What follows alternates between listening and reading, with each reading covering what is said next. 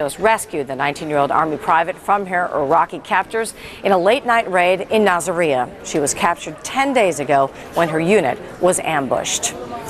Coming up this hour, the view of the war from the White House. We're moments away from Ari Fleischer's daily briefing. We'll, of course, have live coverage of that. And the view from the front lines. We'll check in with our reporters embedded with the U.S. forces in central Iraq. Plus, what's next in the battle for Baghdad? We'll speak with an expert about upcoming military moves as American troops close in on the Iraqi capital. Now, CNN's coverage of war in Iraq continues.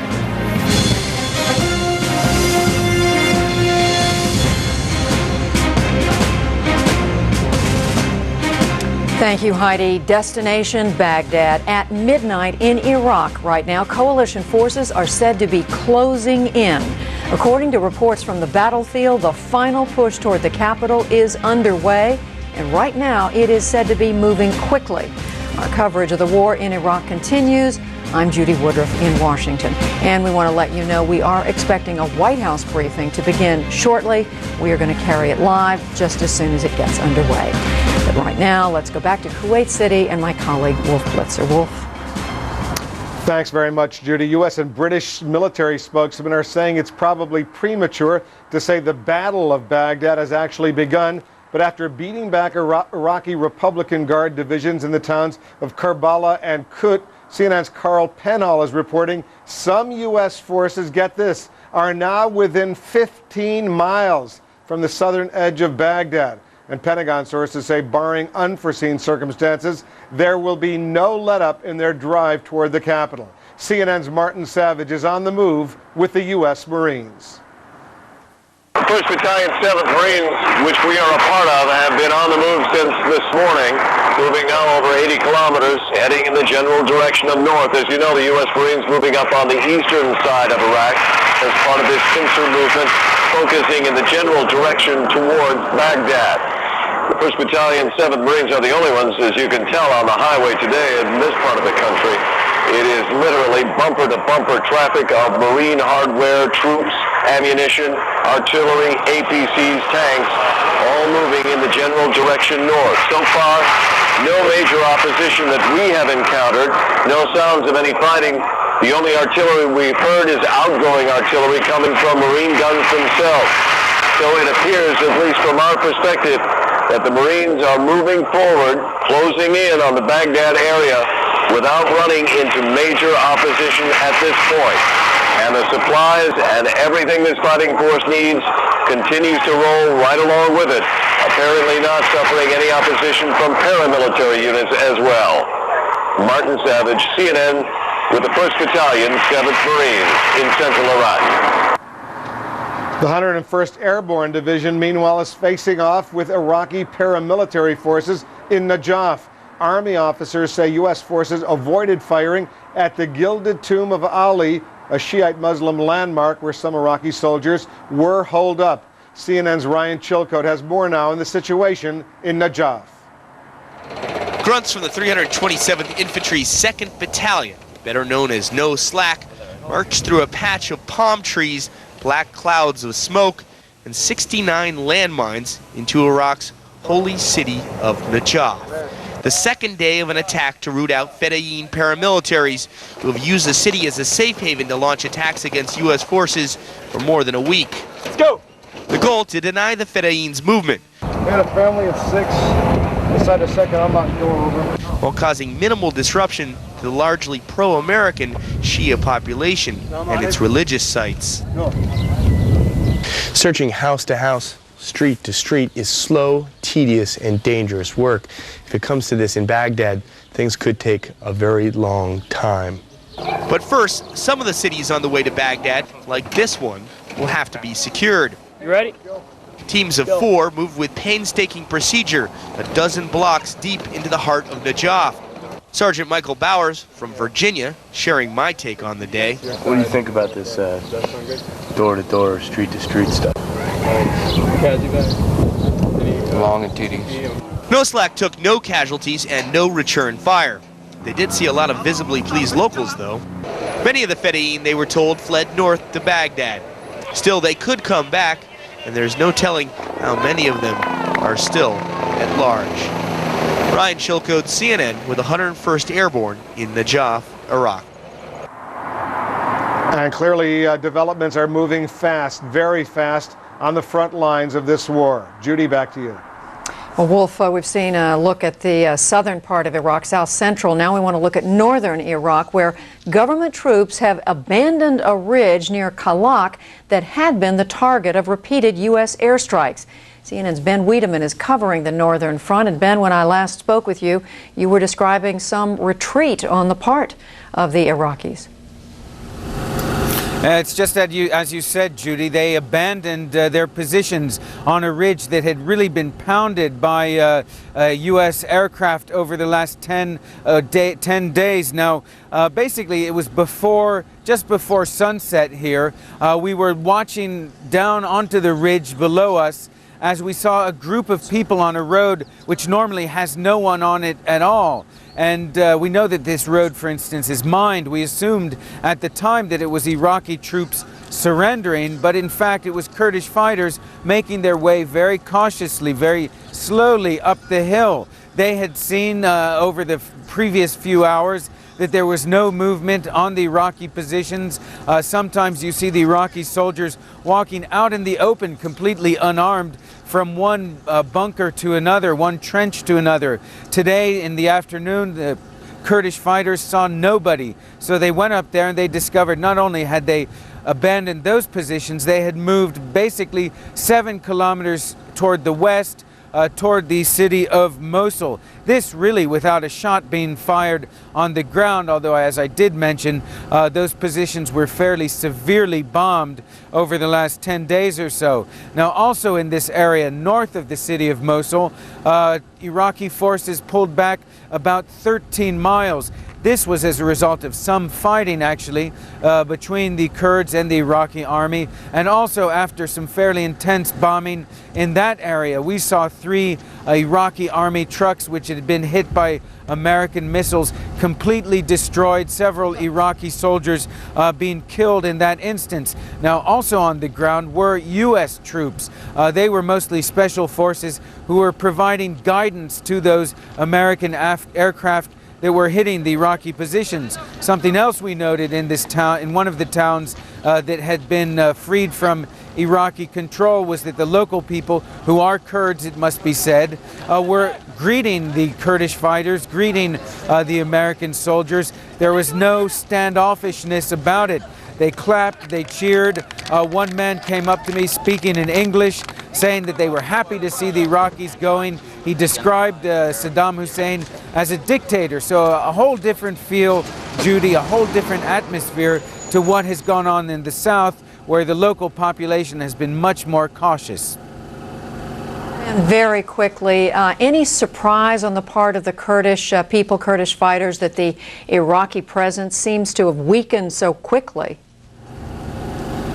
Well, we have been seeing, as our viewers probably have as well, how hard the American planes have been bombing those Iraqi positions. That really obviously weakened the Iraqis, shattered their morale, according to the deserters we spoke to. But we also know, we must realize at the same time, that the Iraqi forces are pulling back to more defensible positions. We know from Kurdish intelligence officials that the Iraqi forces in the north of the country, which number around 120,000, are gradually being brought around the 2 main cities of Kirkuk and Mosul, being built up in those cities, where obviously they have a much greater advantage in that urban environment than they do out in the open, where they're exposed to American aircraft. Judy?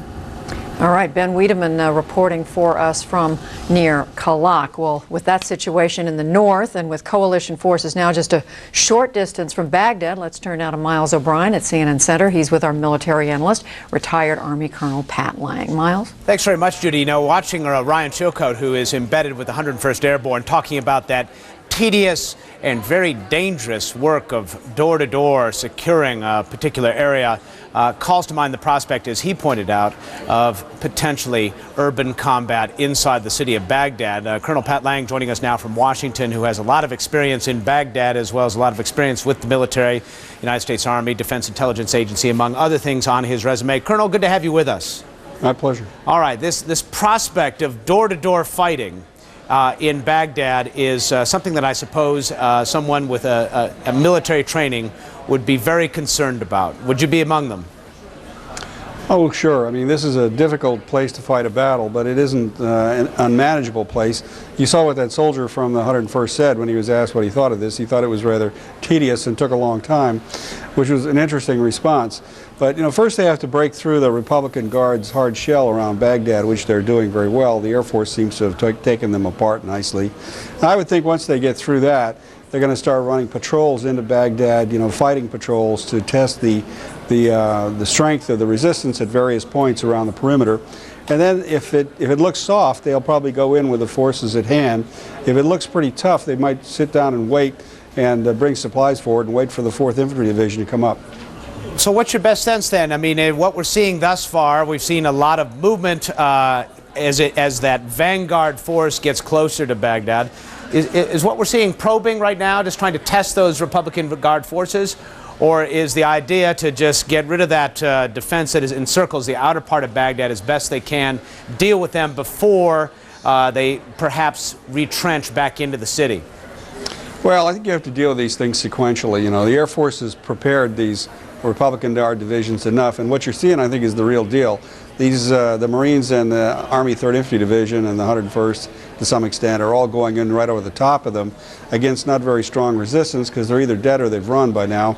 And they're going to keep going in across that until they come up against the city and then make the kind of decision I was talking about before. Now, as I'm talking to you right now, Colonel, we're looking at some very long, wide avenues there in Baghdad, and that is very typical of this city. Who does that favor? Of course, you mentioned earlier that the defense always has an advantage. How does the layout of this city perhaps help the defense?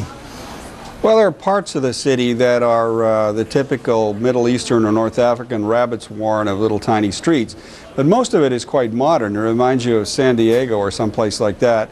And especially in the western half of the city and the southeastern part of the city, there are lots of long straight boulevards, often 4-lane, scattered 14, 20-story buildings with parks in between them and communities of things that look like ranch houses. And so, as you said, the defensive is inherently the stronger form of combat, although the offensive is the more decisive. And so all these buildings make good places to fight from, and the open places make good things for long fields of fire. So those are advantages to the defense. On the other hand, we've got all this air power which we would use in point of attack of buildings, both with fixed wing and helicopters. We've got a lot of artillery, a lot of tanks going in with the infantry, and in the end there would be no doubt whatever what the outcome would be. It's just a question of how long it took and what it would cost. Colonel, we have just not too much time, but if I could get a quick sense from you as to how good our human intelligence assets, the U.S. human intelligence assets, are inside Baghdad right now. Do you have any sense of it? Well, one can only guess. I'm willing to bet you with all the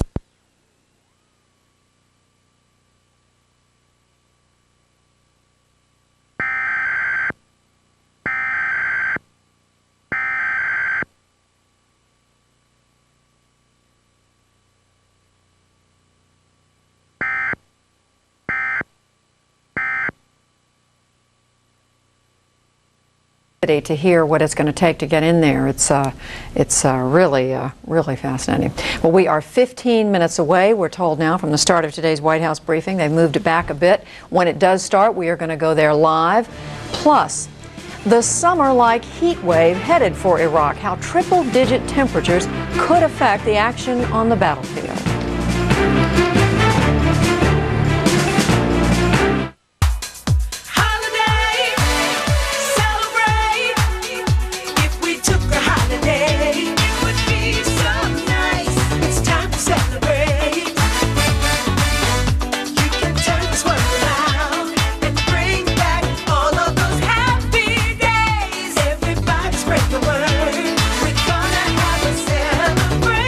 Now save 30%. Call your travel agent or 1-800-BEACHES. Tired of playing the mortgage rate game? You know, when you hear one of those ads that promise you the moon and you call up only to find out that the points are too high and there are hidden fees attached? Well, at ditech.com, there are no games. Right now, we're offering a second mortgage with a no closing cost option. You can be pre-qualified over the telephone or online. Use the money to pay off credit cards or for home improvements, whatever you want. Do it now before the rates go up. ditech.com. Call 1-800-71-FIXED. CNN Tonight. Health and Human Services Secretary Tommy Thompson's first interview on the SARS outbreak. With over 60 cases in the U.S. and more than 1,000 worldwide, what is being done to control its spread? On Lou Dobbs Moneyline, CNN Tonight, 6 Eastern. A stifling heat wave is expected in Iraq by this weekend. For more on the hot forecast for the days and weeks to come, let's join meteorologist Jackie Jarris. She's in the CNN Center in Atlanta. Jackie? Well, Wolf, temperatures are going to be gradually bumping up over the next couple of days and topping out likely by Saturday across Iraq. There's a huge ridge of high pressure which is in place across Saudi Arabia, and that's going to be driving the wind up and over Iraq. It's going to be blocking out any storm systems from moving in, and very stagnant type air mass will be in place. In high pressure systems, the air compresses, and as it compresses, it tends to heat up. So the heat will be building, and temperatures are going to be hotter by about 10 degrees as we head into the weekend. Baghdad specifically will be extremely hot with a high temperature right near 100 degrees. A little farther down to the south and west, temperatures even hotter than that, likely around 110. So that's going to be very unbearable for the troops on the ground over the next several days. We'll spell out some of the specifics for you. Starting out to the south into Kuwait City, high temperature for Thursday will be 92 degrees, high temperature of about 96 by Friday. Farther up to the north into Basra, high temperature will be 90 degrees on Thursday. The ultraviolet index too, by the way, will be very high, about 9, and that means you can get a sunburn in only about 15 minutes to exposed skin. And as we head up to Baghdad, the high temperatures today were only into the lower 80s, 81 degrees for tomorrow, high temperature 96 degrees by Friday, and again Saturday it's going to be pushing the triple digits. Judy, back to you. Thanks, Jackie. We've been telling you about the rescued American prisoner of war, Jessica Lynch. Well, she is on her way at this hour. She should be arriving within the hour at Ramstein Air Base in Germany. Jessica Lynch was rescued in a daring raid by American troops on the Sadaam Hospital in Nasiriyah. This Nightscope video from U.S. Central Command shows troops carrying the 19-year-old Army private to a Black Hawk helicopter. Now, 11 bodies were also recovered in the operation, and military officials are working now, they say, to identify them. In Germany, Miss Lynch will be treated for bullet wounds and for broken bones. She's reported to be in stable condition. This is a picture of her that was released after the rescue. Lynch and more than a dozen other members of her Army maintenance unit were ambushed near Nasiriyah more than a week ago. At least one of them, we know, was killed by enemy forces. 5 of them are thought to be prisoners of war. 7 are listed as missing. Meanwhile, in Palestine, West Virginia, neighbors and friends of Jessica Lynch are gathering at her family home to rejoice over what has happened. Her father, Greg, said he first thought the news of his daughter's rescue was an April Fool's joke. But his doubts, he said, quickly turned to relief. He and other family members say they never gave up hope. That's about all we've got to hold on to is faith and hope. If we lose faith and hope and quit praying to the Lord, there's no hope. So you got to keep us soaring high. The family's response just overwhelming. They received the call last night a little after 6, and of course Mom was ear to ear with Dad trying to figure out good or bad news, and you know, of course good news came through, and the roof got a little higher and the door got a little looser. When asked what he would say to his daughter right now, Mr. Lynch says that he would tell her, quote, that we love her, and the little brat caused a big stir. We now hear that Private Lynch will be arriving in Germany at 5:15 Eastern. We wanted to clarify that time. That's moved a little bit later, and we, of course, will have live coverage of the arrival. Also celebrating their freedom, 4 journalists who were detained for a week by Iraqi officials in Baghdad. Newsday reporter Matt McAllister and photographer Moises Salmon were joined at a news conference today by freelance photographers Molly Bingham and Johan Spanner. The 4 were removed from their Baghdad hotel on March the 25th, along with an American peace activist. The journalists said that they were interrogated repeatedly by Iraqi officials, but that they were never physically harmed. Bingham said that she constantly feared for her safety. We didn't know what they were going to do with us, and as I said, they took us away individually, blindfolded. I mean, you have no idea where they're taking you or what they're going to do to you. And so, absolutely, every other moment of every day, it was like, are they gonna kill me, or are they just gonna ask me more questions? And are the questions gonna be something I can answer, or how is this gonna come out? And I basically started to tell myself that there were parts of this I couldn't control, and there were parts of it that I could, and that I just had to focus on the things that I could do to keep myself sort of centered, basically. Freelance photographer Molly Bingham. All the journalists said that they were never told why they were taken into custody or why they were released. And Wolf, we know that a lot of people back here in the United States were working hard to get them released. A lot of very, very relieved people indeed. Just a reminder to our viewers out there, Judy, we're standing by next few moments to go live to the White House for that press briefing. The White House Press Secretary Ari Fleischer will be answering reporters' questions. CNN, of course, will have live coverage. In the meantime, Iraqi state television sent the message once again today that Sadaam Hussein is alive and in control, including videotape that appeared to show the Iraqi president laughing with members of his cabinet. CNN's Nick Robertson is following the latest developments from his post in Jordan, that's right along the border with Iraq. Nick, talk to us about this latest videotape. Well, Wolf, this videotape shows the president of Iraq meeting with his top ministers, Deputy Prime Minister Tariq Aziz, Vice President Taha Yassin Ramadan. It's not clear exactly when it was shot, but President Sadaam Hussein was in his military uniform, and that's something he's only started wearing, it appears, since the war began. Perhaps one of the key people missing from that meeting, Qusay Sadaam Hussein, the president's younger son, who is in charge not only of the military forces in the center of Iraq, but also of those Republican Guard units that are at this moment positioned between coalition forces and Baghdad at this time. We've also heard for the second straight day an announcement, a statement from President Sadaam Hussein delivered again by his information minister, this time directed towards the people in the north of Iraq, towards the Kurds, towards Jalal Talibani, one of the Kurdish leaders, warning him not to back the coalition forces. It may have been a warning to Mr. Talibani not to back the coalition, or it may also have been a warning to those forces in the north of Iraq who were opposed, the Iraqi forces who were opposed to Talibani, calling him unpatriotic for not backing Iraq, but certainly a warning to him not to support the coalition.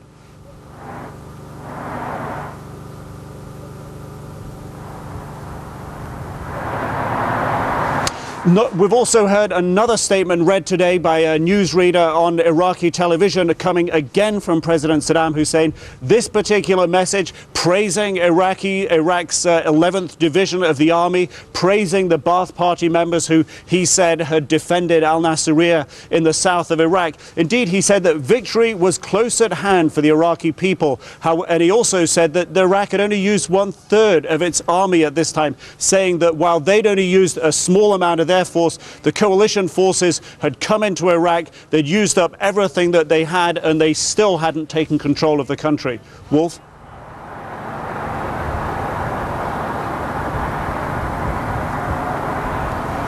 Okay, Nick Robertson, thanks very much for that report. Nick covering the story from his listening post along the border between Iraq and Jordan. Back to you, Judy. Of course, Wolf, every time the face of Saddam Hussein pops up on Iraqi television, we pay attention to see if it's a live picture. So far, there hasn't been one since the war got underway. Well, reporters from CNN and other Western television networks are bringing the war in Iraq into the living rooms of millions of viewers around the world. But Arab news networks also have reporters embedded with the troops. The story in our Arab Voices segment when we return. CNN's continuing coverage of the war in Iraq. The latest on the war from the Pentagon. U.S. forces in the desert could soon call home for free. Yeah, man, I'm out, man. We're going to leave right now. An update on the daring rescue of Army Private Jessica Lynch. Her journey home begins. Live coverage during our 4 o'clock hour. Stay with CNN, the most trusted name in news. Are you ready to save $200? Gateway announces $200 off our fully featured 300S home desktop, featuring an Intel 2.2 gigahertz processor, plus a CDRW DVD combo, a 17-inch monitor, and of course, shipping's always included. Are you ready? Call, click, or come in today for Ready Tech Go savings, only from Gateway, featuring the Intel Celeron processor. You decided. Once again, CNN is #1. For trust and experience, Americans choose CNN as the most credible news source.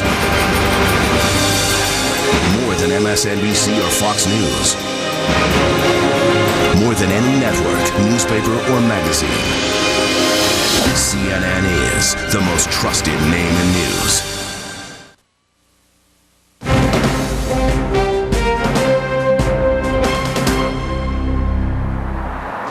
Embedded reporters are showing people around the world the realities of war in Iraq. Those embedded reporters are working not only for the Western networks, but also for some of the Arab news channels as well. Here's CNN's Octavia Nasser with today's Arab Voices. Now, here are the latest developments. Much is made about how the Western media differ from their Arab counterparts when it comes to covering the war in Iraq. But truth be told, there are as many similarities as differences, similarities such as embedding. Like CNN's many journalists now embedded with various coalition forces, so too are Arab reporters. Networks such as Al Arabiya and Abu Dhabi TV provide viewers with numerous accounts from the front lines, reports of U.S. paratroopers and Kurds operating in northern Iraq, of fierce air and ground battles around Nasiriyah. That said, however, the presentation of embedded Arab reporters can vary substantially. Case in point, Al Jazeera, the most widely known Arab network. When Al Jazeera introduces its embedded journalist Amr al-Kahki, the anchor couches al-Kahki's report by noting, on air, I would like to tell the viewers this report was censored by the American military. By contrast, most Western networks don't agree that the rules of embedding amount to censorship. Many, like CNN, however, do readily acknowledge there are restrictions, often reminding viewers that certain field correspondents cannot give exact locations or troop movements. A difference of style, perhaps, or maybe just interpretation. With Arab Voices, I'm Octavia Nasser. Hello, everyone. I'm Heidi Collins in the CNN newsroom at this hour. You are looking live at Baghdad, where the coalition forces expect to face some of their toughest fighting in a defining battle. The Pentagon says 2 columns of U.S. troops are advancing on the Iraqi capital. CNN's Carl Penhall reports some elements are within 15 miles of the southern edge of Baghdad. The White House is giving a proposed airline bailout the thumbs down. The administration says the $3 billion plan passed by House and Senate committees yesterday is, quote, excessive. White House spokesman Ari Fleischer says the airline should only get help for problems resulting from the war. As a precaution against the mystery illness known as SARS, the World Health Organization has advised travelers not to visit Hong Kong or the southern Chinese province of Guangdong. At least 78 people have died of the disease worldwide. Yesterday's scare on board an airliner in California turned out to be a false alarm. The military march toward Baghdad appears to be giving stocks a boost, that is, about 30 minutes before the closing bell. The Dow is up more than 200 points. NASDAQ is also showing strong gains. The markets closed higher yesterday as well after 4 straight losing sessions. Coming up next here on CNN, is second guessing of the Pentagon's battle plan a sign of a fatal flaw or just a lot of loose talk? We'll take a look at that. And it's front page news across the globe. But what are newspapers around the world saying about the war in Iraq? We'll turn some pages. Plus, the war and the economy. It seems the markets like today's headlines out of Iraq. We'll go live to Wall Street for an eye on your money. That is a quick update of the headlines. Now back to Judy Woodruff in Washington.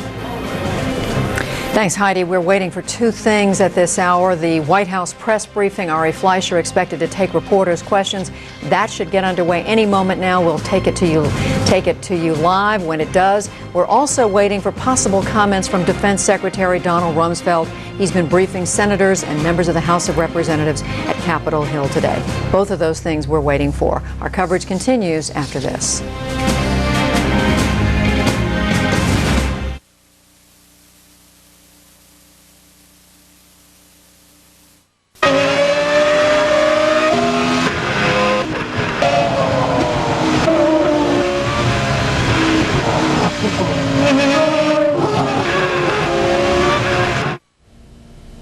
And to the White House we go. Here's Ari Fleischer talking to reporters.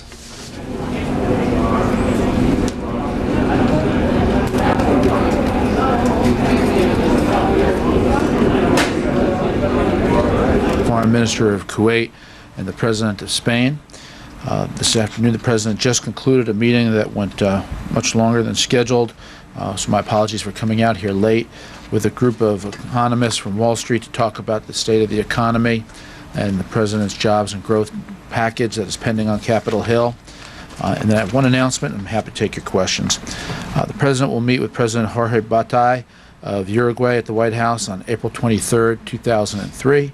This visit provides the opportunity to deepen United States cooperation with Uruguay, a strong ally in the war on terrorism and promoting democracy and economic growth in the hemisphere. With that, I'm happy to take your questions. Ron?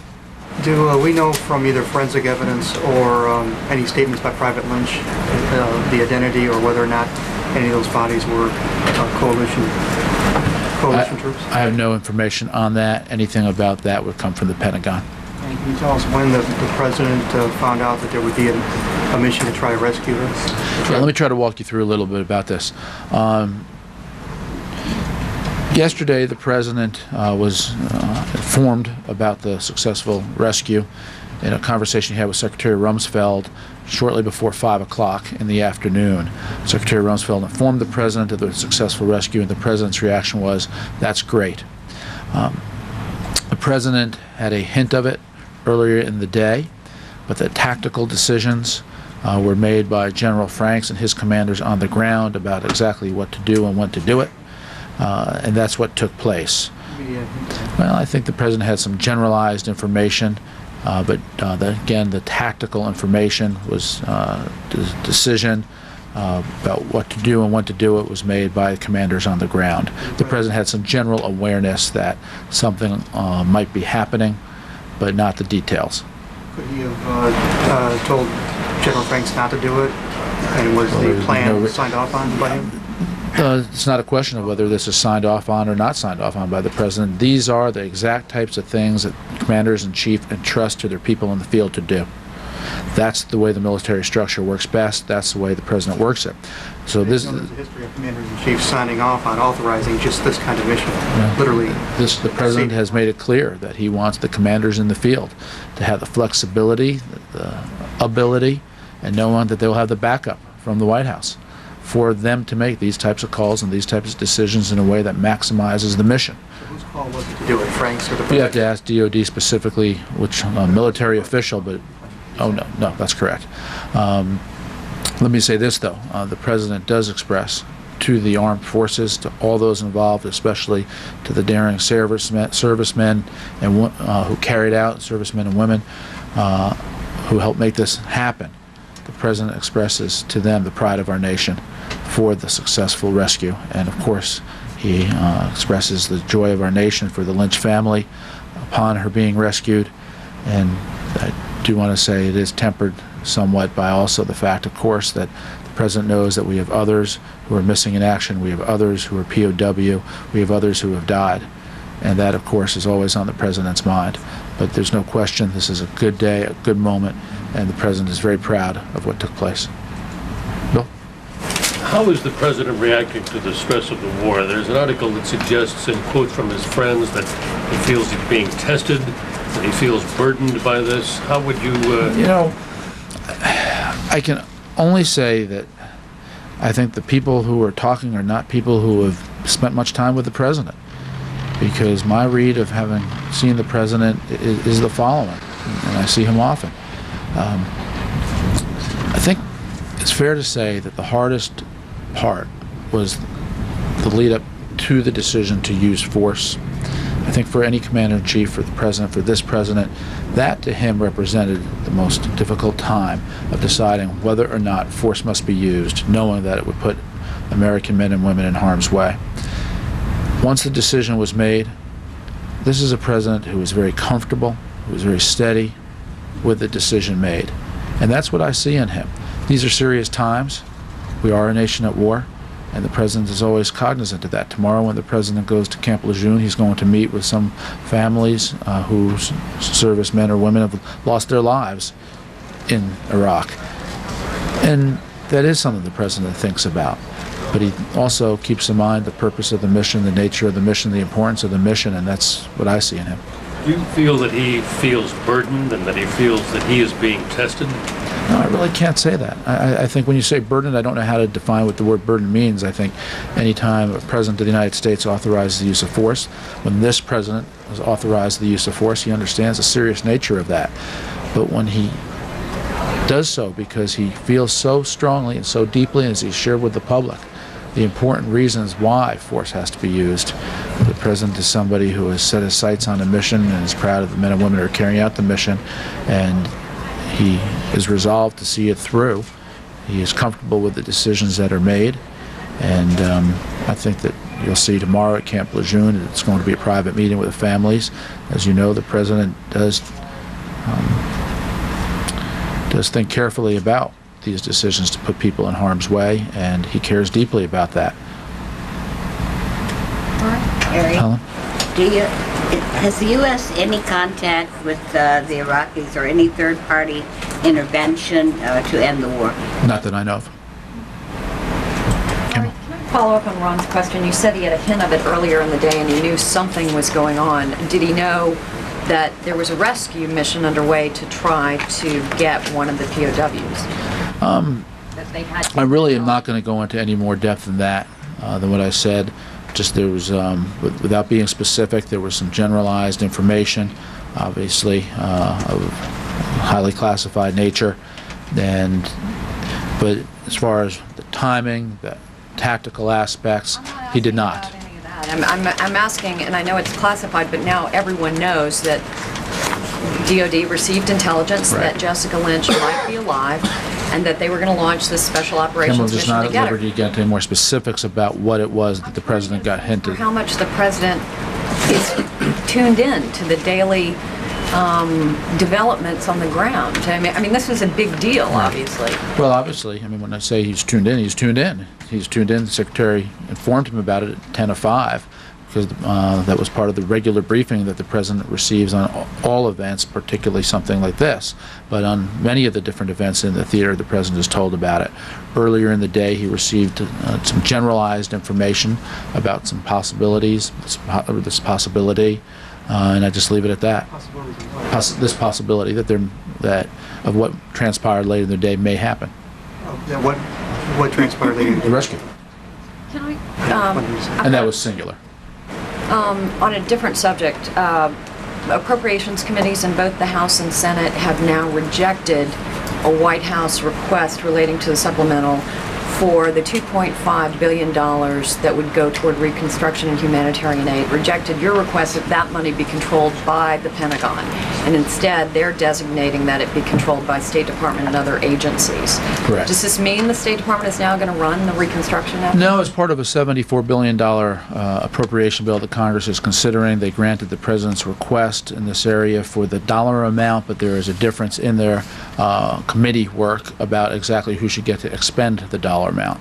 So the President is pleased with the focus on the correct dollar amount in this case. We disagree with the committees about whether it should be the State Department or the Defense Department that should be authorized to expend the funds, and that is an issue that we'll take up with the House and the Senate when it comes to the floor. But given that both committees, I mean, this is not just a partisan issue, Republicans agreed that the money should go to State Department too. How do you readjust? Does Jay Gardner, retired General Gardner, who's supposed to be running the operation, does he work for the State Department now? By working the issue when it comes to the full House and the full Senate.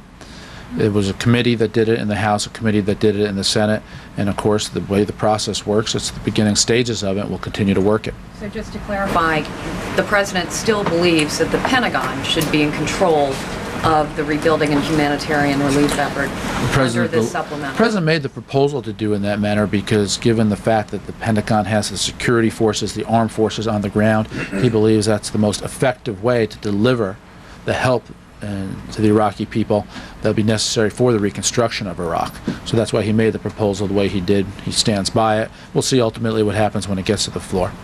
So is it... Iraq has a debt, an external debt of about $100 billion. It's a huge burden, obviously, even with its oil reserves, run up by Sadaam Hussein, unelected dictator, building palaces and weapons.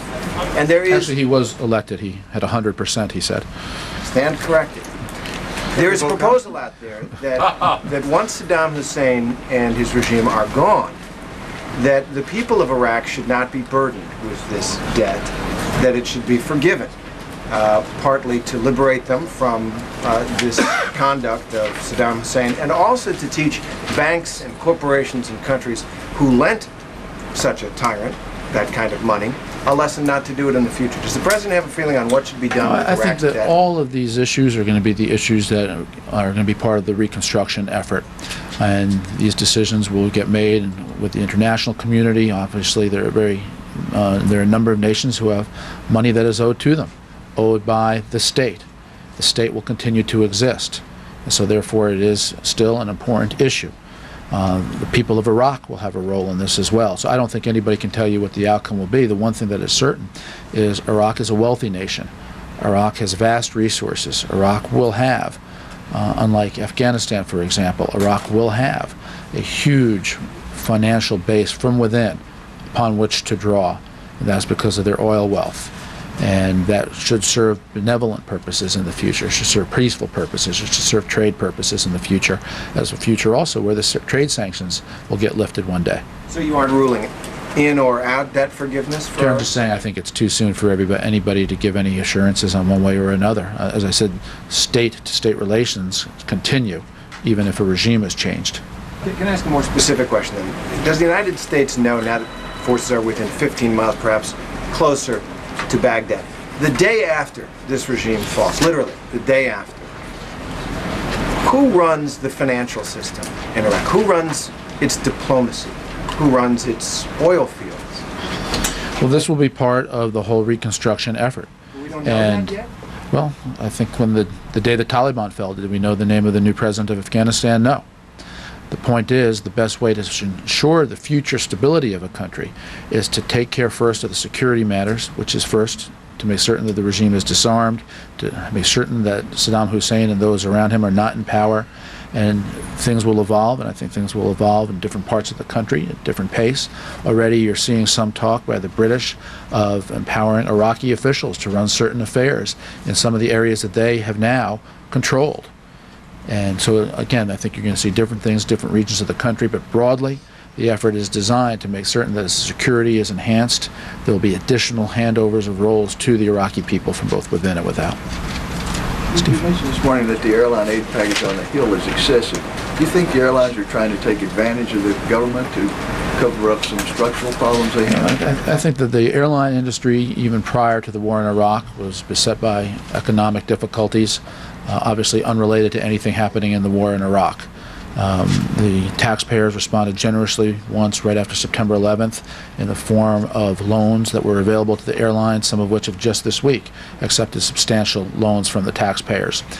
So the airline industry has to be looked at in terms of, is there something specific that was caused as a result of this war that merits additional help from the taxpayers, or were there other conditions that existed in the marketplace that need to be considered separate and apart from the war? Some of the issues that the airline industry brought to the attention of policymakers were their fear that a war would lead to a spike up in the price of fuel oil, which is a large component of the cost that our airlines incur. Jet fuel costs have actually fallen, not risen, as was predicted. Fuel costs have fallen from $1.20 a gallon in February to just 80 cents last week. And if also in terms of passenger ridership, the airlines anticipated a 15% decline in ridership. There's indeed been a decline of 10%, not the anticipated 15%. And that's also a factor that needs to be considered. The level at which the ridership now is very similar to the level of just 1 year ago. Therefore, when the administration takes a look at the congressional committee's action to add some $3 billion to the appropriations for the airlines, the White House believes that that is excessive. What is it? Something less than that. The administration does not oppose assistance for the airlines. But clearly, given the factors that have affected the airlines, such as fuel oil, and the limited impact the war has had, the administration believes that the amount that the Congress is considering now is excessive. Elizabeth? A lot of stories that there's saying the White House is signaling it wants to compromise on the tax cut. What is your reaction to that? Is $550 billion acceptable to you? Yeah, thank you for bringing that up. Obviously, the House has passed a figure at the level that the President sought. The Senate has passed a different figure, and we believe that the President believes very strongly that the higher the number, the more jobs will be created for the American people, and therefore the President continues to think it's very important that the $726 billion figure that the President sought is the figure that is arrived at. He will continue to push for that figure. We understand that there will be a give and take process in the Congress between the House and the Senate, but the President is going to continue to push for that figure. That isn't exactly a resounding no, we're not going to compromise. Well, again, we understand that the President proposes, Congress disposes, but the President is continuing to push for the figure that he proposed. John? I think the point people are trying to get at when it comes to the rescue operation is you say the President had a hint of it. Without getting into any of the classified information or operational details, that seems to suggest that the President was told in the morning at one of his earlier meetings with the National Security Team that there was some intelligence and the possibility of a rescue operation being launched. Was he also given the option to say no? I don't think people view the President as looking at it in that way. When the President receives his briefings in the morning about here are the different possibilities of things that may take place down the road. And then later in the afternoon, down the road is traveled, and the President gets an update on the things that he talked about earlier in the day. The President has made it very clear to the commanders and to Tommy Franks that Tommy Franks makes the calls about the tactics and the timing of the operations. That is how the President thinks wars are won. The President has said repeatedly the White House will not micromanage the war. That is exactly why you have generals and admirals and experts to guide the war and run the war in the way that they believe is the best way to run it. He'll stay deeply involved. He monitors it. He asks questions about what is happening to enforce accountability, to make certain that people are doing the things that they said they were going to do. But when it comes to running the war, the President believes that it's best left in the hands of the people who are expert at running the war. Question now on the financial issues. In the supplemental, there are a number of Republicans who are saying there is majority support for striking out the money for Turkey because of anger on the Hill about how the Turkey situation. What is the administration doing to try to keep that money in there? And to follow on Elizabeth's question, not as the White House press secretary, but as the former spokesman for the Senate Budget Committee chairman and the former spokesman for the House Ways and Means Committee chairman, how likely is it that the President will get his $700 billion? Are you asking me as an AP writer? Sure. The land of the formers.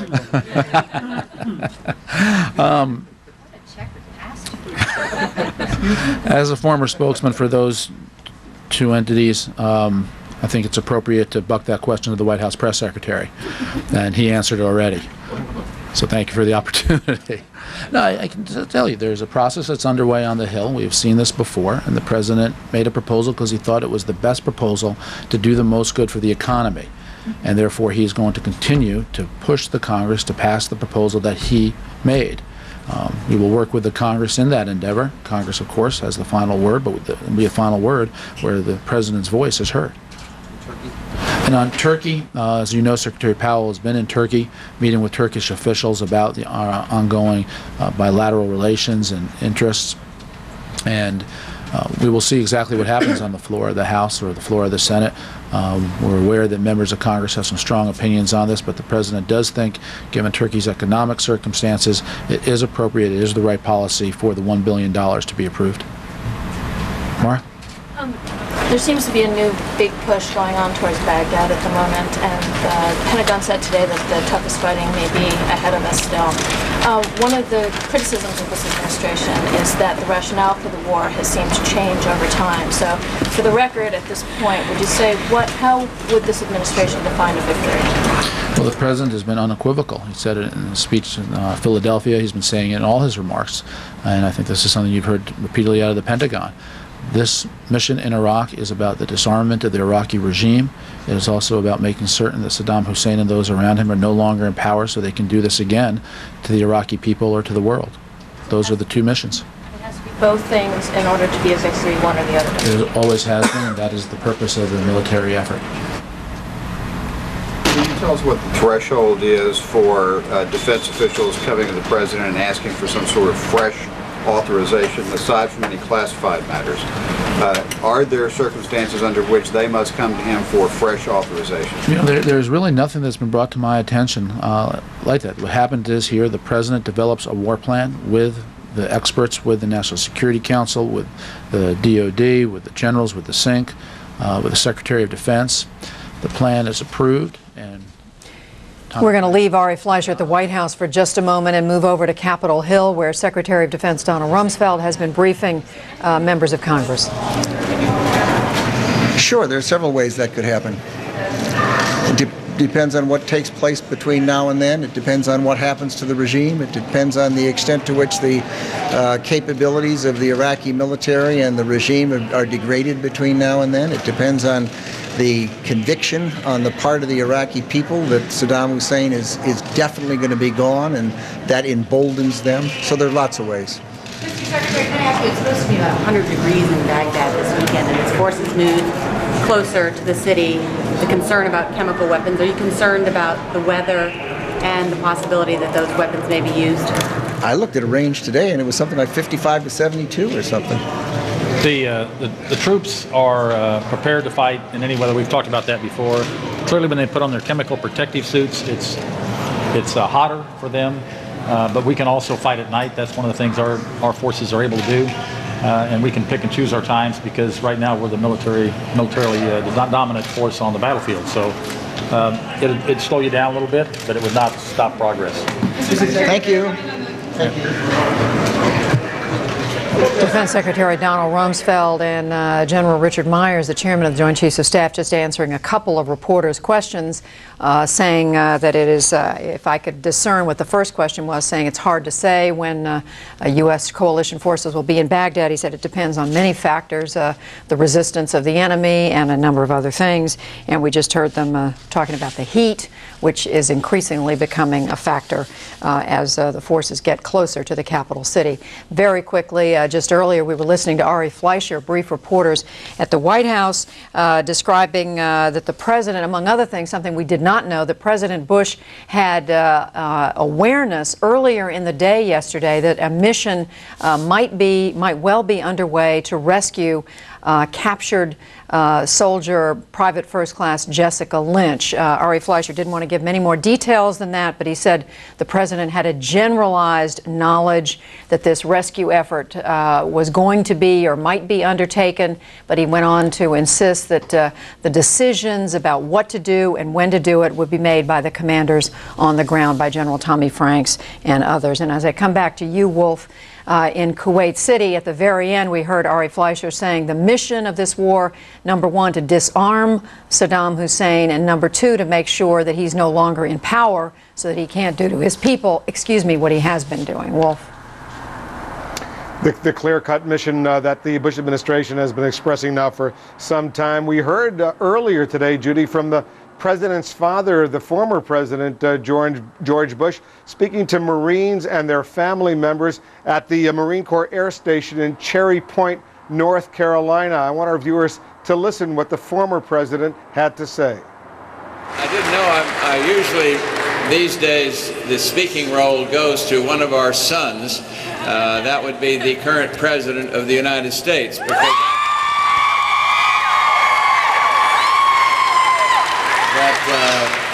I can tell you that he is staying the course. He is not going to back down in terms of his responsibilities, and he's going to see this through to victory. And is he ever proud of the Marines? I'll tell you, I talk to him all the time, and he mentions the pride he has in this service, the pride he has in all of our forces serving abroad. And so you ought to know that, and you never ought to worry about the Commander-in-Chief kind of leaving you out to lurch there or not following through on his responsibilities, just as every Marine will follow through on his or her responsibilities now, as they have always in the past. The former president speaking earlier today in North Carolina at the Marine Corps Air Station in Cherry Point. By the way, Judy, the current president will be in North Carolina tomorrow at Camp Lejeune. He'll be speaking to Marines as well. He'll no doubt have a very receptive audience when President Bush goes there tomorrow. A lot of visitors heading to North Carolina. Judy?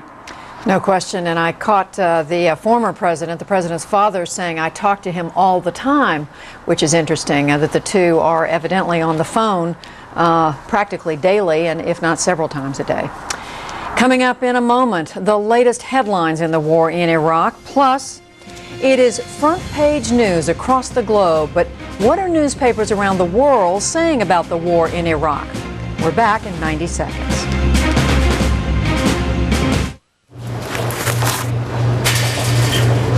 Florida's natural premium orange juice is made just from our fresh oranges, not from concentrate. We own the land, the trees, and the company. Florida's natural. It's as close to the grove as you can get. CNN Tonight as troops gear up for the push to Baghdad, former Secretary of State Alexander Haig and more. Only on Larry King Live, CNN Tonight, 9 Eastern. People in your life make all the difference. The best of times are the times with your friends. In my life, all my friends are with me to the end. Life is good when you've got your friends. Business is about connecting with people. That's why Cox Business Services provides the latest communications technology and the promise that we'll be there to back it up. Life is good when you've got your friends.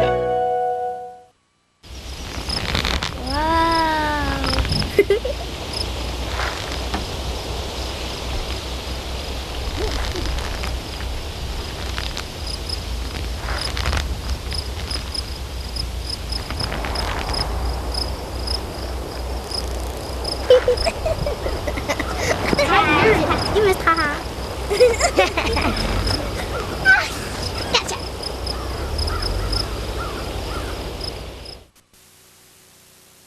CNN, the most trusted name in news.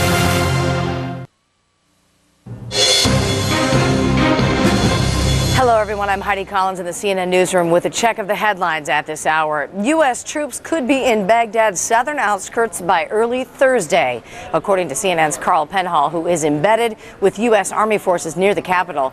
Military officials tell Penhall U.S. forces are now about 15 miles south of Baghdad's southern edge.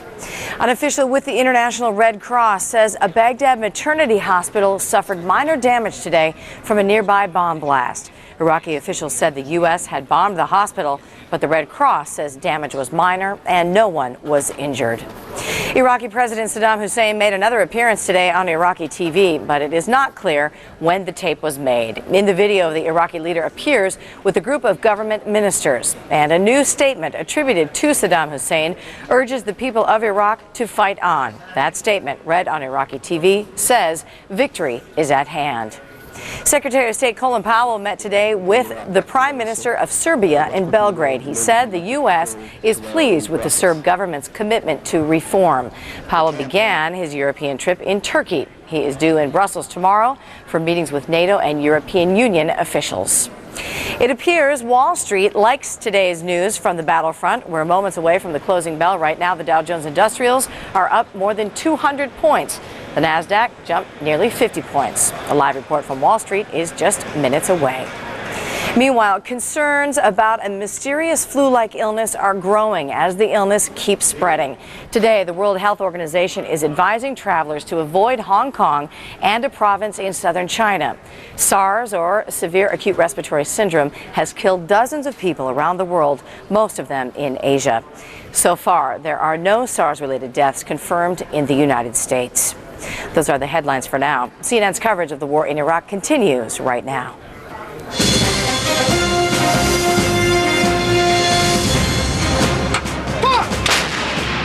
Target Baghdad. The push to the capital is on.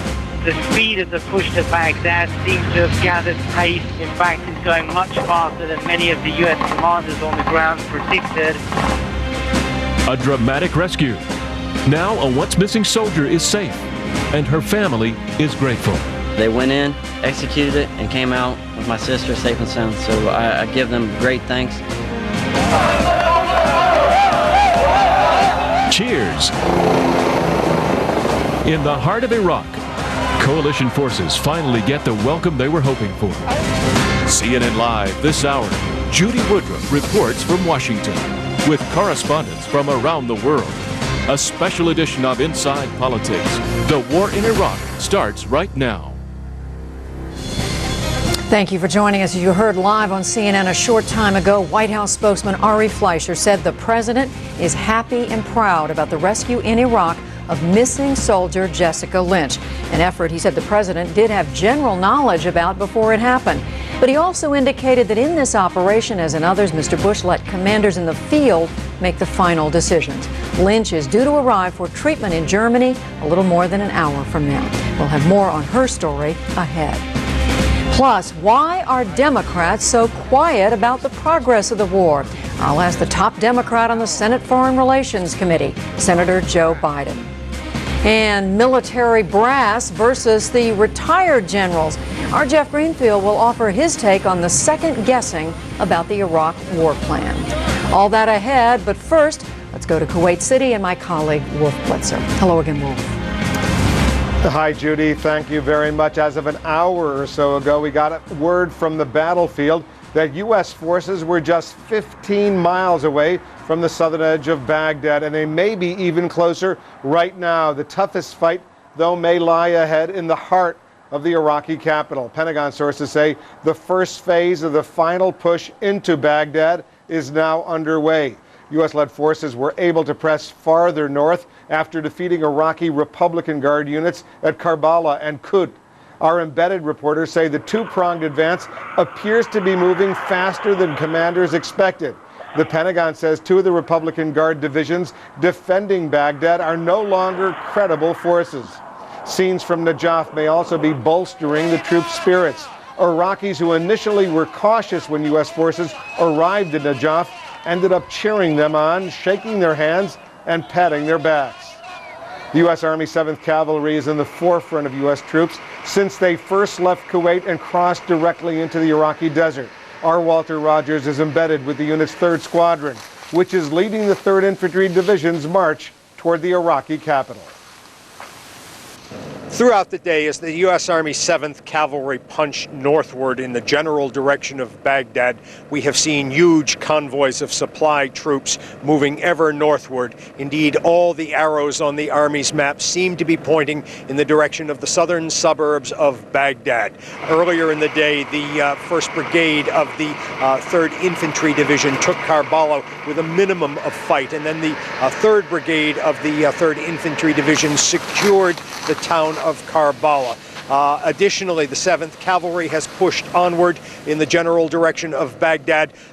Yesterday, we were about 50 miles from the southern suburbs of Baghdad. We have perhaps halved that distance. Throughout the day, we have watched the 3rd Infantry Division bring in prisoners of war, Iraqi soldiers glad the war is over for them, perhaps 100 at a time. There were times when the 7th Cavalry itself got into some skirmishes as it pushed forward again in the direction of Baghdad. There was a bit of a firefight when the 7th Cavalry came upon 3 Soviet vintage 20mm anti-aircraft guns, ACAC guns. The Iraqi unit in possession possession of those guns, fired mortars in the direction of the 7th Cavalry, the Apache troop. The Apache troop opened its tank guns, opened its own mortars, decimated that unit, put it out of existence, and probably killed some 20 Iraqis in the process. This as it continues to push ever closer towards the southern suburbs of Baghdad. Walter Rogers, CNN, with the U.S. 7th Cavalry in the Iraqi desert. And it's a similar story from CNN's Carl Penhall, who's now just miles from the southern outskirts of the Iraqi capital. He's embedded with the U.S. Army's 11th Attack Helicopter Regiment. Here's his report, just filed a few minutes ago. The speed of the push to Baghdad seems to have gathered pace overnight and in the course of this morning. In fact, it's going much faster than many of the U.S. commanders on the ground predicted. The intensity is a very quick moving, very fluid battle. The armor and mechanized infantry and artillery pieces and personnel on the ground are moving at rapid speeds. Overnight and early this morning, the tanks and Bradley fighting vehicles of the 3rd Infantry Division, backed by the Apache attack helicopters of the 11th Aviation Regiment, punched through the Republican Guard defenses in and around Karbala. They were then able to advance far north of that city, and as we speak, U.S. commanders tell me that elements of the 3rd Infantry Division are now literally just a few miles from Baghdad. That's CNN's Carl Penhall with the very latest from the battlefront. Let's get an update now on casualties in Operation Iraqi Freedom. Military officials say 39 Americans have been killed in combat, 9 more by friendly fire or in accidents.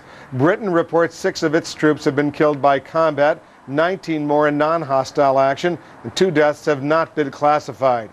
Iraq does not report on its military casualties, but Iraqi officials say 420 civilians have been killed and about 4,000 injured. U.S. Central Command says 4,500 Iraqis have been taken prisoner. 7 Americans remain prisoners of war in Iraq, and 15 Americans are listed as missing in action, 1 less than yesterday after that dramatic rescue of Private First Class Jessica Lynch. Judy, in the next hour, on our special Wolf Blitzer reports, I'm going to be speaking live to her older brother who's in the Army, her younger sister who wants to be in the Army, just around the same time as Jessica is going to be arriving at Ramstein, the air base in Germany, for some serious medical treatment. That's all coming up on our special edition of Wolf Blitzer Reports at the top of the hour. Judy, back to you.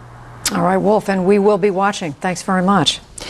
Well, at the Pentagon briefing this afternoon, officials describing several units of the Republican Guard as effectively no longer being a credible fighting force. Let's get the very latest from the Pentagon for the overall war picture as they see it. Our Jamie McIntyre, our senior military affairs correspondent, is with us now. Hello again, Jamie. Well, Judy, the Pentagon is beginning to see some positive signs that it hadn't seen for a while. First of all, as we saw just a few moments ago on CNN, the pictures of some of the actual happy Iraqi citizens welcoming U.S. troops, that taking place in Najaf.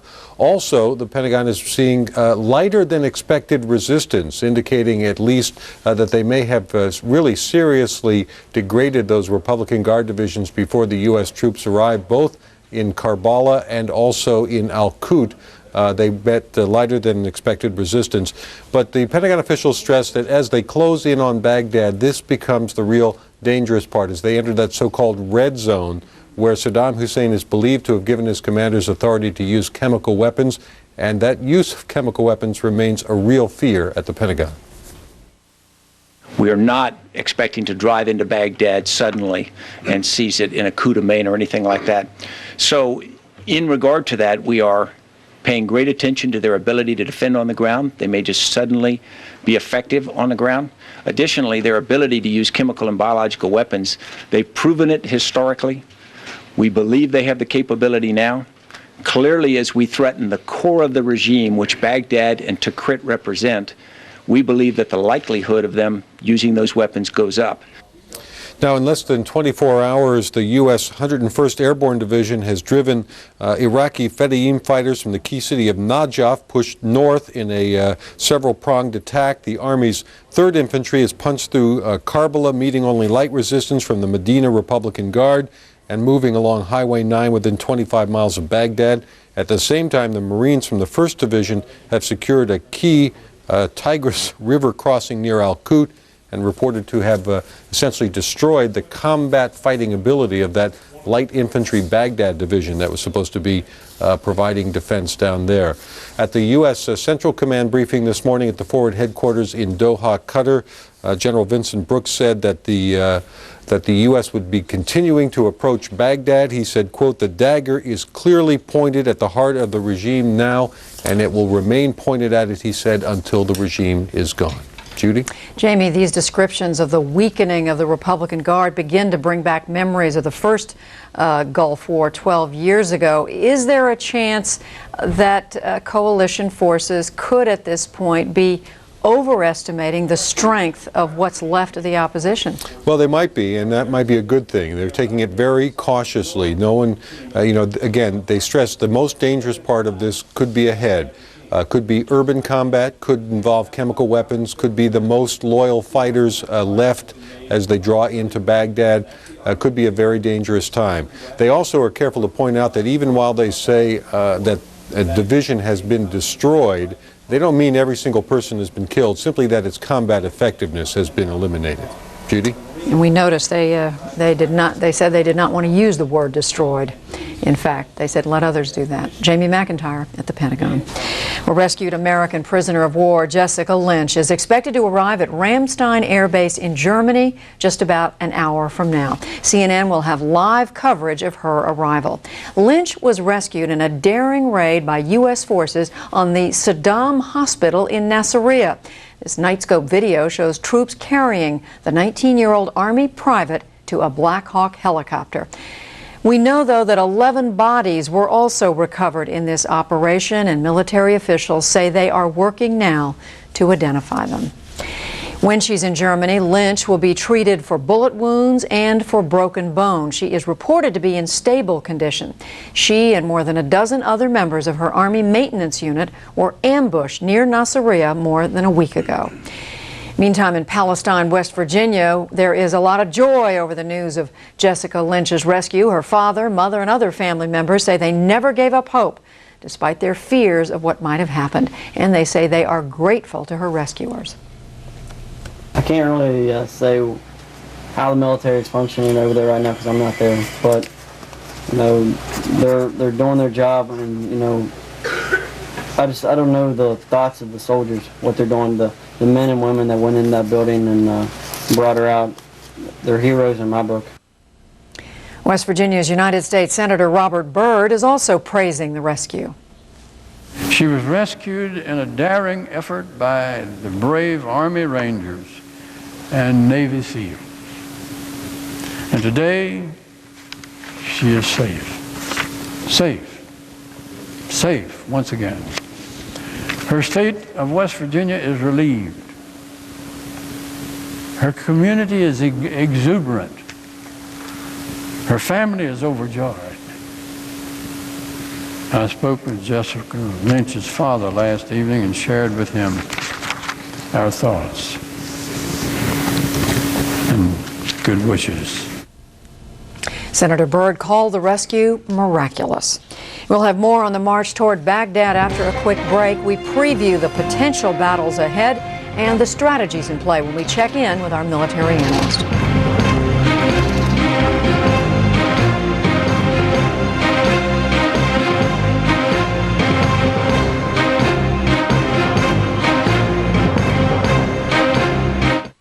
Moving freely makes my spirits soar.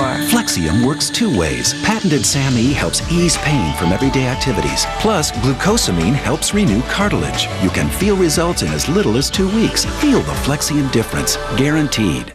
Where do you get your pet's flea, tick, and heartworm medications? Oh, what a hassle. I take the dog, drive to the vet's office, then sit and wait. I just call 1-800-PET-MEDS, and my pet's medications are delivered right to my door. Wow, I paid a lot at the vet's office. And I paid a lot less. 1-800-PET-MEDS guarantees the lowest price on all your pet's medications. Order now and receive free shipping. You decided. Once again, CNN is #1 for trust and experience. Americans choose CNN as the most credible news source. CNN is the most trusted name in news.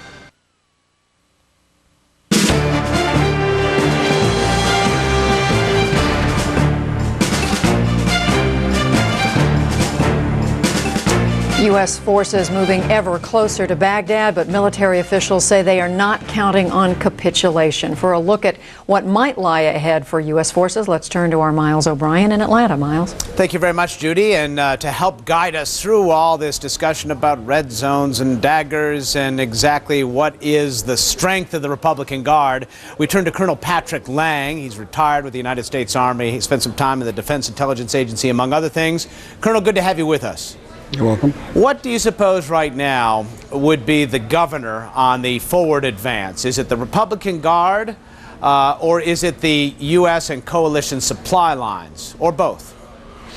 Well, they're close enough up to Baghdad now so that the supply line issue is probably not a big one, since they had time to restock fuel and food and ammunition. So probably the main thing is combing through the rubble that the Air Force has left of these Republican Guard divisions to make sure there are no strong points that you leave behind that could threaten your lines of supply once you get past. Once they're satisfied they're through all that, I would imagine there'll be a pause while they start to reconnoiter into Baghdad, probing hard to see how much resistance there really is. All right. And well, let me ask you that. First of all, I wanted to just tell viewers where we just took our satellite imagery. This is that Karbala area, which is about 50 miles from Baghdad. Baghdad is roughly in that direction from there.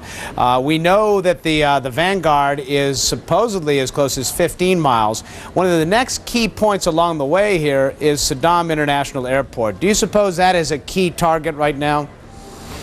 oh, I'm sure it is. I mean, a feature of that importance would always be something you'd want to hold, and besides, as soon as you get control of it, you'll be able to start using it for air operations. They'll put a survey team in there as soon as it's secure, and then start using it for helicopter operations, haul forward some big bladders of fuel to refuel helicopters and rearm them and things like that. And if the front stabilizes between there and the downtown Baghdad, they'll start using it for fixed-wing aircraft as well. Now, as you go from Sadaam International Airport into town, you see there's some big, wide, divided highways there. Control of these highways will be crucial, won't it?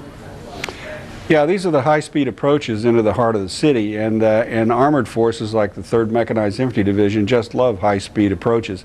They will try to go down those things, cutting the city up into sectors as best they can, and then work on the specific sectors of the city that they think are key terrain.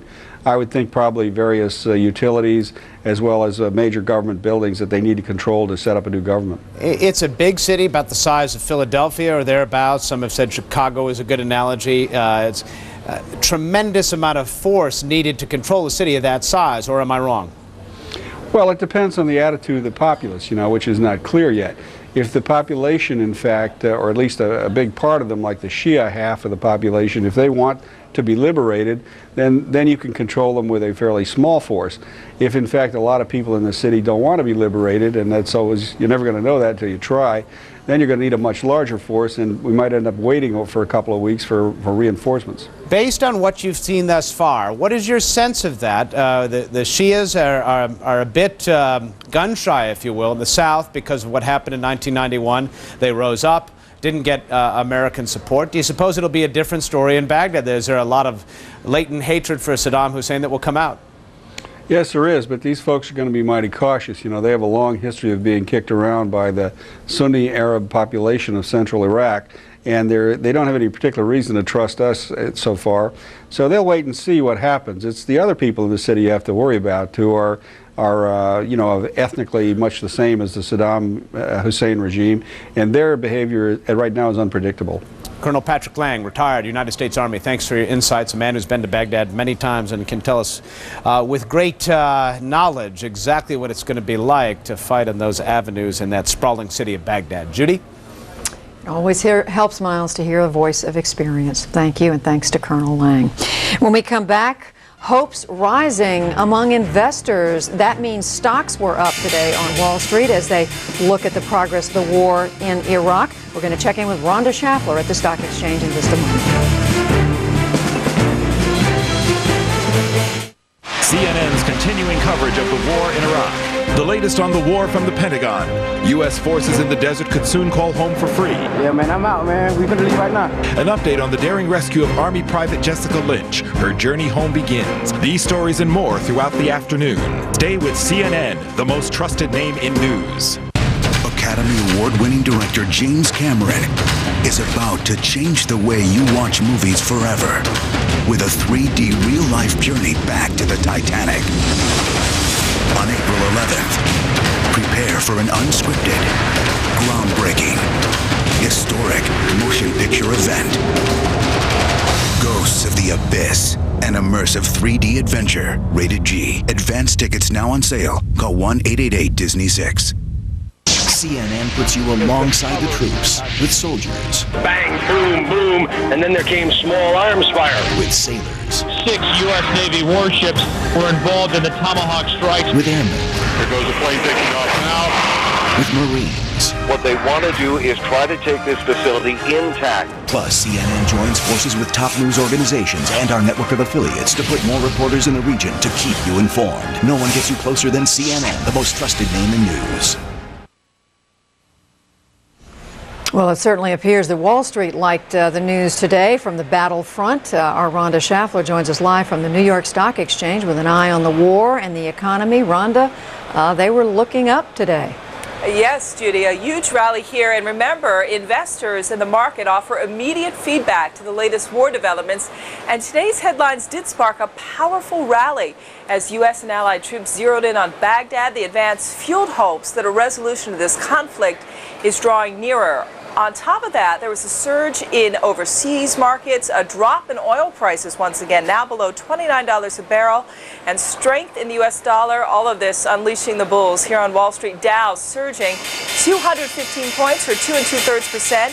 The Dow is now back above its level when the war began, and the NASDAQ rallied 3.5%.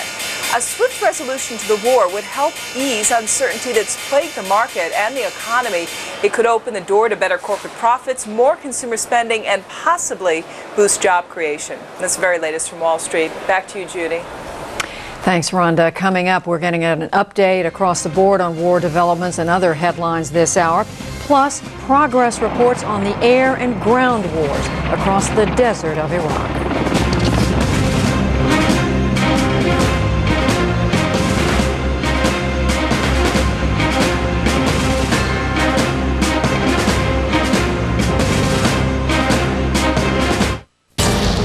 Most entertaining movie. You ain't seen nothing yet.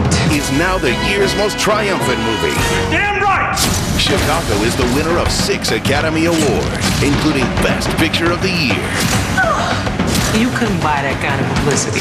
Critics cheer. It's brilliant. Yes! Exhilarating. An absolute sensation. Oh! You can watch it over and over.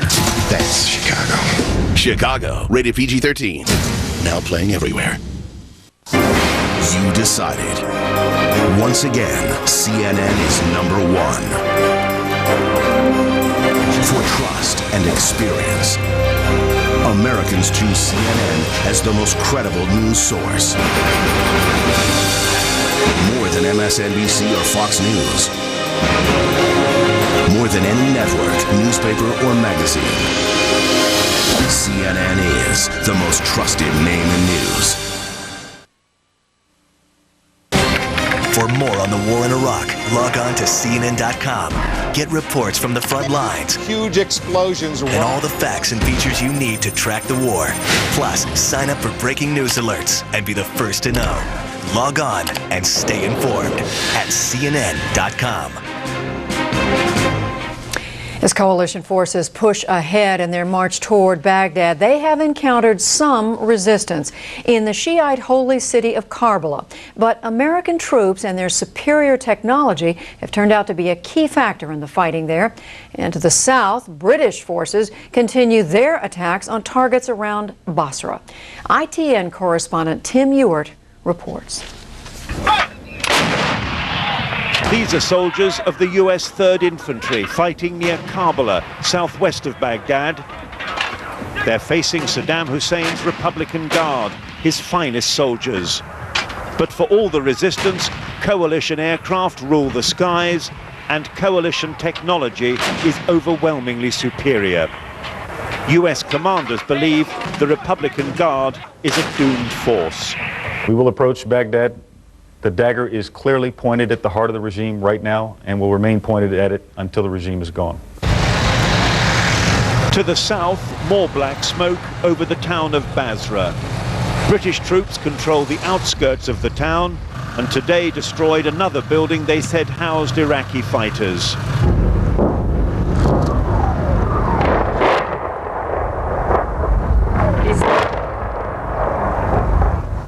There is much fear here of the Saddam loyalists who still hold sway in Basra and of the invading troops waiting at the gates.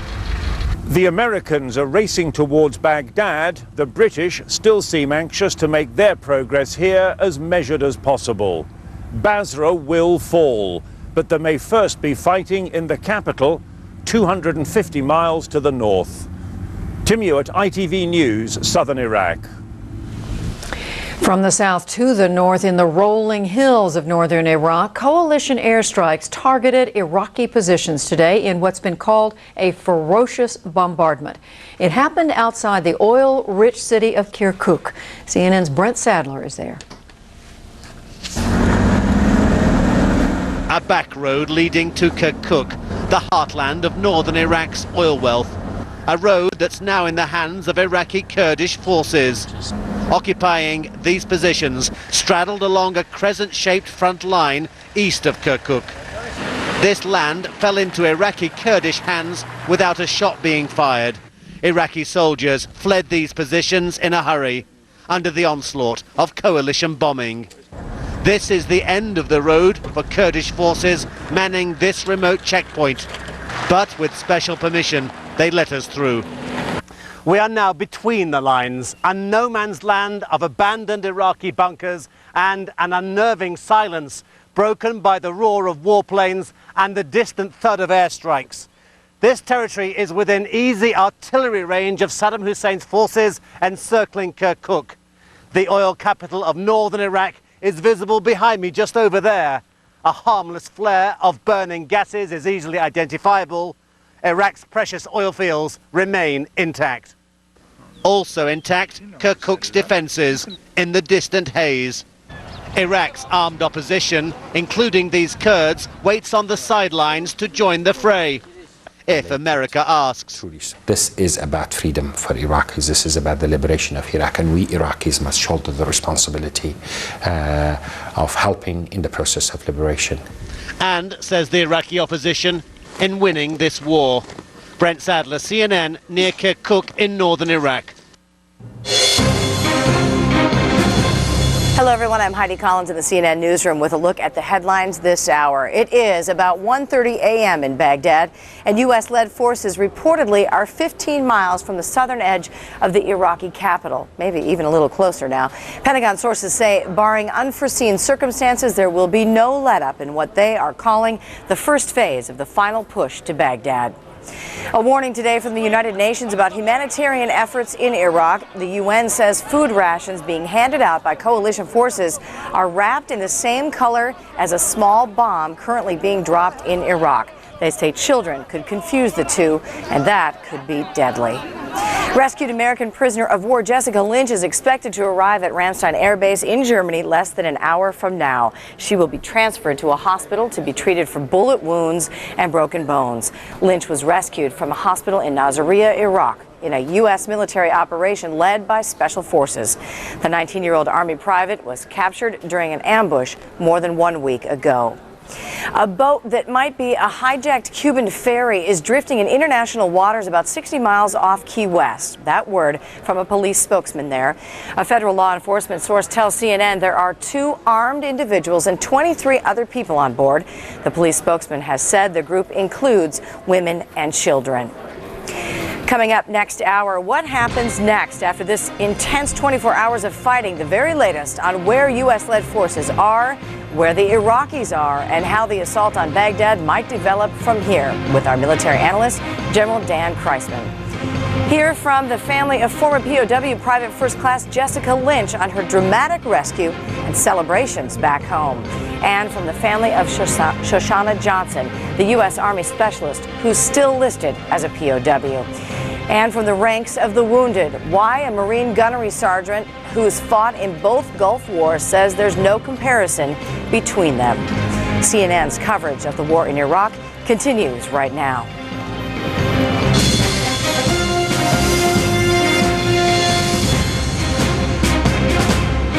With U.S. forces rolling closer and closer to Baghdad, the military seems to be zeroing in on the ground war. But as it has from the beginning, air power remains an important part of the battle. Let's check in with CNN's Gary Tuckman at an air base near Iraq. Gary, you've seen it firsthand from the first moments. Well, that's right, Judy. And 2 weeks after the air war began, there is no let-up and no effective response from the Iraqis. According to the Air Force, at any given time, there are more than 200 coalition aircraft either over Iraq, flying to Iraq, or flying from Iraq. We come to you from a base near the Iraqi border. Many of the pilots are flying these A-10 attack planes behind me. They also fly F-16s. There are also Marine F-A-18s and Marine Harriers at this base. We can tell you that a lot of the pilots at this base are not flying to another base in Iraq. It's a base that was taken over by the coalition last week, and we spent part of the day at that base, and when you arrive there, you're greeted, in a sense, by Sadaam Hussein. This is Talil, Iraq, the Talil Air Base, but there are no more Iraqis here. The coalition took over this base last week. It's now a major staging point, and you know you're in Iraq when you drive down the road coming into the base and you see the portrait of Sadaam Hussein. What's happened is the military personnel who've arrived here have taken out their markers and are writing messages on Sadaam Hussein's portrait. You can see the main one here on the bottom, and also here messages like, "We won, April 1st, 2003. I want to give you a look. There's a lot of security personnel here. You can look over there and you can see the military vehicles. These are Air Force security forces with their rifles patrolling the entrance. There is a lot of fighting in this area. We're near the town of Nasiriyah, but this base now is considered secure enough to make it a major staging point for the coalition. Now, a short time ago, we talked to a pilot at this base who's been to that Iraqi base, and he too says he has signed that mural right on Sadaam Hussein's sash. After he told us that, we asked him during his missions, and he's flown about 30 in the last 2 weeks, we've asked him, does he still have any artillery being fired at him? And yesterday I was up just south of Baghdad by 30 miles, and we were fighting SA-2s and SA-6s and AAA on the ground, so it's still out there. But the air power and the air package that we take to the fight, we continue to be very effective, and we attrit the Medina forces down to less than 50%. And when we put our power punch to them and then the Army and the Marines move forward, it's a very effective, coordinated effort. Lieutenant Colonel Webb is telling us he has a mission this very evening. We want to tell you the Air Force has just informed us that between this morning and tomorrow morning, it will fly 1,900 sorties into Iraq, a total over the last 2 weeks now of close to 24,000 sorties. Before we go, one more thing we want to tell you about superstitions. Military people are very superstitious, like many of us are. Here at this particular base, they get their MREs. Their MREs are their meals ready to eat. They come in a bag, and when you get an MRE, you get your meal, and you get a little treat with it. What a lot of people here at this base do, when their treat happens to be this one, and this is the candy called Charms, many of the people here refuse to eat their Charms. They consider it a good luck charm to keep their Charms in their clothes and not eat them. So, one little superstitious tale for you, Judy. Back to you. Well, I'm one of those who thinks that we need to pay attention to our superstitions. Gary, one other quick question for you. That air base that coalition forces have now taken control of near Nasiriyah, are you able to say, are they actually using it or getting much use out of it? What they are doing, Judy, some of these A-10s behind me go there to refuel, to stage operations further north. They also fly these HH-60 helicopters. They're the search and rescue helicopters that are used in case they have to search and find somebody on the ground, and they stage there and refuel there. But right now, none of them are permanently based there, although the plan is for that to eventually happen. All right, Gary Tuckman with some Charms. You saw him holding it. I will be talking with the ranking member of the Senate Foreign Relations Committee, Senator Joe Biden, just ahead for his take on how the war is going. Also, could Tony Blair be in line for a gold medal? Details on how some in Congress want to honor the British Prime Minister.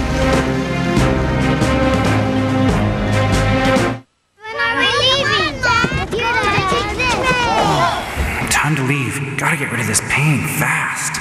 The moment of choice, Tylenol or Advil. Which will work better on muscle aches? Truth is, with Advil liquid gels, you can feel better, faster. Only Advil liquid gels give you advanced, liquid-filled capsules that work faster, stronger, better than Tylenol on tough pain. Advil liquid gels rush relief where you need it. Gentle on your stomach, too.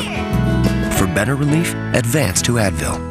CNN Tonight, released after a weekend in Iraqi prison, Newsday reporter Matthew McAllister describes his ordeal. Only on Larry King Live, CNN Tonight, 9 Eastern. Last season, Tiger Woods joined Jack Nicklaus and Nick Faldo as the only back-to-back Masters champions. This year, Tiger will attempt to make history again by becoming the first ever to three-peat at Augusta National. Experience it on the Golf Channel, the only network to turn on before, during, and after this year's Masters. From news, scores, and highlights to pre- and post-game shows, it's all a part of Masters Week. Homeowners, thinking about refinancing? Don't go back to square one with another 30-year program. Get ahead of the game. HMS Capital can remove years of payments from your existing mortgage with a 25, 20, 15, even 10-year loan program. No points, no fees. It costs nothing to apply. Hi, my name is Mark Tice, president of HMS Capital. My offer is simple. Refinance your existing home loan and not $1 will come out of your pocket or be added to your existing loan balance.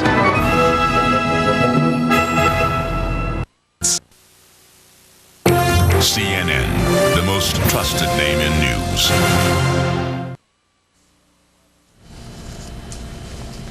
A little while ago, as we look at these pictures, Nightscope pictures from last night, we heard from the White House a little more detail about the rescue of Private First Class Jessica Lynch, who'd been missing after her convoy was ambushed about a week ago. Ari Fleischer saying President Bush had general knowledge yesterday, before the rescue took place, that it might happen. With me now, our chief White House correspondent, John King. John, it was interesting, I think, to many of us that the president would have had foreknowledge that this was coming. Well, Judy, Ari Fleischer saying the president had a hint it was coming. Other sources telling us here at the White House that the president was told in some of his military briefings yesterday that there was a possibility this operation would be launched if the intelligence held up and if General Tommy Franks thought the operation would prove successful. We also are told the follow-up reports were one of the items discussed this morning when the president met with his national security team. The White House a short time ago releasing a photo of that meeting.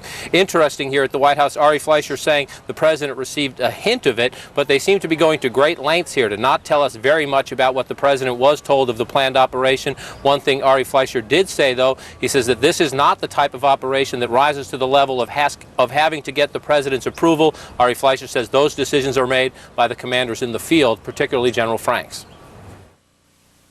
The president has made it very clear to the commanders and to Tommy Franks that Tommy Franks makes the calls about the tactics and the timing of the operations. That is how the president thinks wars are won. The president has said repeatedly the White House will not micromanage the war. That is exactly why you have generals and admirals and experts to guide the war and run the war in the way that they believe is the best way to run it.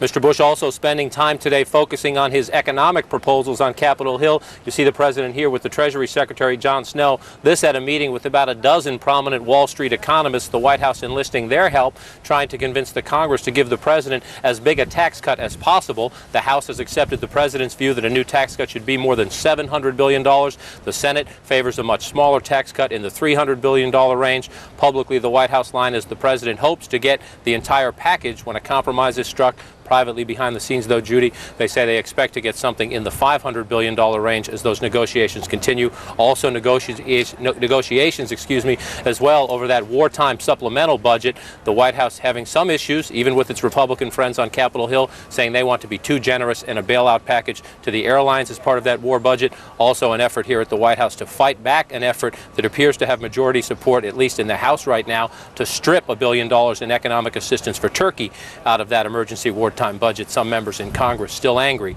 that Turkey did not allow U.S. troops to open a northern front by staging ground forces from Turkey into Iraq. Judy. And John, we heard you at the briefing trying to get Ari Fleischer to give you a former Capitol Hill press secretary perspective on that budget.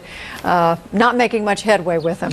No, I remembered his former jobs. He remembered my former job, but he wouldn't answer the question. With the Associated Press, distinguished reporter at both places, John King. Thanks very much. Well, with me now to talk more about the war in Iraq and U.S. relations with its allies is Democratic Senator Joe Biden of Delaware. He is the ranking member of the Senate Foreign Relations Committee. Senator Biden, from your perspective, how is the war going? I think it's going very well, Judy. You know, I'll leave it to the historians to argue whether or not we had enough troops in place and when and how. I mean, that's a tactical decision for presidents to make and commanders-in-chief. But I think it's remarkable, Judy. We secured those oil fields very quickly in the south. You know, there was all kinds of concern among many of us who were briefed earlier that they would be in flames. We have moved within 20 miles of Iraq. We've decimated a significant portion of the Republican Guard. The hard part comes now. But what about, you mentioned you'll leave it to future historians, but what about these generals, colonels, other military commanders on the ground in Iraq questioning whether there were enough troops sent over, questioning whether the administration, Tommy Franks and others underestimated the resilience of the resistance? Let me quickly quote what retired General Barry McCaffrey, who was of course involved in the first Gulf War, said, "The rolling start concept of the attack dictated by Defense Secretary Rumsfeld has put us in a temporarily risky position." Judy, as I say, that's above my pay grade. I'm not going to get into that while the war is going on. I think that history may prove that McCaffrey was right, but right now, look, the ultimate objective we set out to accomplish, which is to get rid of those weapons of mass destruction, still lies ahead of us. We have to take down Saddam to get to that. I think we're on the verge of doing that. And again, whether it could have been done better, quicker, I'll leave that to history. The bottom line is our fighting men and women who are there have performed brilliantly, and I'm not just being, it's not just, you know, our fighting men and women, I'm an American senator, therefore I'm for them. It goes beyond that. I mean, they really have performed brilliantly. But Senator, let me just interrupt you, because after Tom Daschle, Senator Daschle, just before the war broke out, was critical of President Bush, saying that his unwillingness to go a step further with diplomacy could put the lives of young men and women at risk. He was criticized across the board for saying that. Has that made Democrats gun shy here, if you will, and unwilling to speak up? No, I don't think so. And by the way, at the time Tom said that, I pointed out he's a very good friend of mine, but I disagree with him. Look, Judy, the way the Constitution works is we voted to give the president the authority to go to war. It's our decision whether or not we go from a state of peace to a state of war. We gave him that authority. You can second guess whether we should have or not. Once we've done that, then it is his decision to prosecute the war. I wish he had been more successful and more earnest in his diplomacy. And my prayer now is, Judy, that he will be more successful in the diplomacy of how to win the peace. But as the conduct of the war goes, that's his call. Very quickly, the disagreement we read about between the State Department and the Pentagon over who ought to control post-war Iraq. Which side are you on? I'm on clearly on the State Department side. I think the Pentagon prescription is a prescription for disaster. It will move us from liberators to occupiers, and it will deprive any new government of the legitimacy that it's going to need in order to have any fighting chance to be able to establish itself. Senator Joe Biden, the ranking Democrat on the Senate Foreign Relations Committee. Thank you so much for talking. Thank you, Judy. We appreciate it. I'm happy to be with you. Well, along with the regular daily duties on Capitol Hill, the war in Iraq remains a top issue for members of Congress. The Senate has approved a measure sponsored by Republican Senators John McCain and George Allen that would offer phone cards to troops in Iraq and Afghanistan so that they could call home for free. In the House, meanwhile, Congresswoman Ginny Brown Waite of Florida has introduced a bill to award the Congressional Gold Medal to British Prime Minister Tony Blair. This medal is the highest honor that can be awarded by the United States Congress. Kentucky Republican Senator Jim Bunning, meanwhile, remains angry over the recent comments that cost broadcast journalist Peter Arnett his jobs with National Geographic and NBC News. Senator Bunning said, quote, "If this was 200 years ago, I'm pretty sure Peter Arnett would be hanging in the village square," end quote. Coming up next, the Pentagon chiefs and their war plan. Our Jeff Greenfield will look at the armchair analysis and the fallout.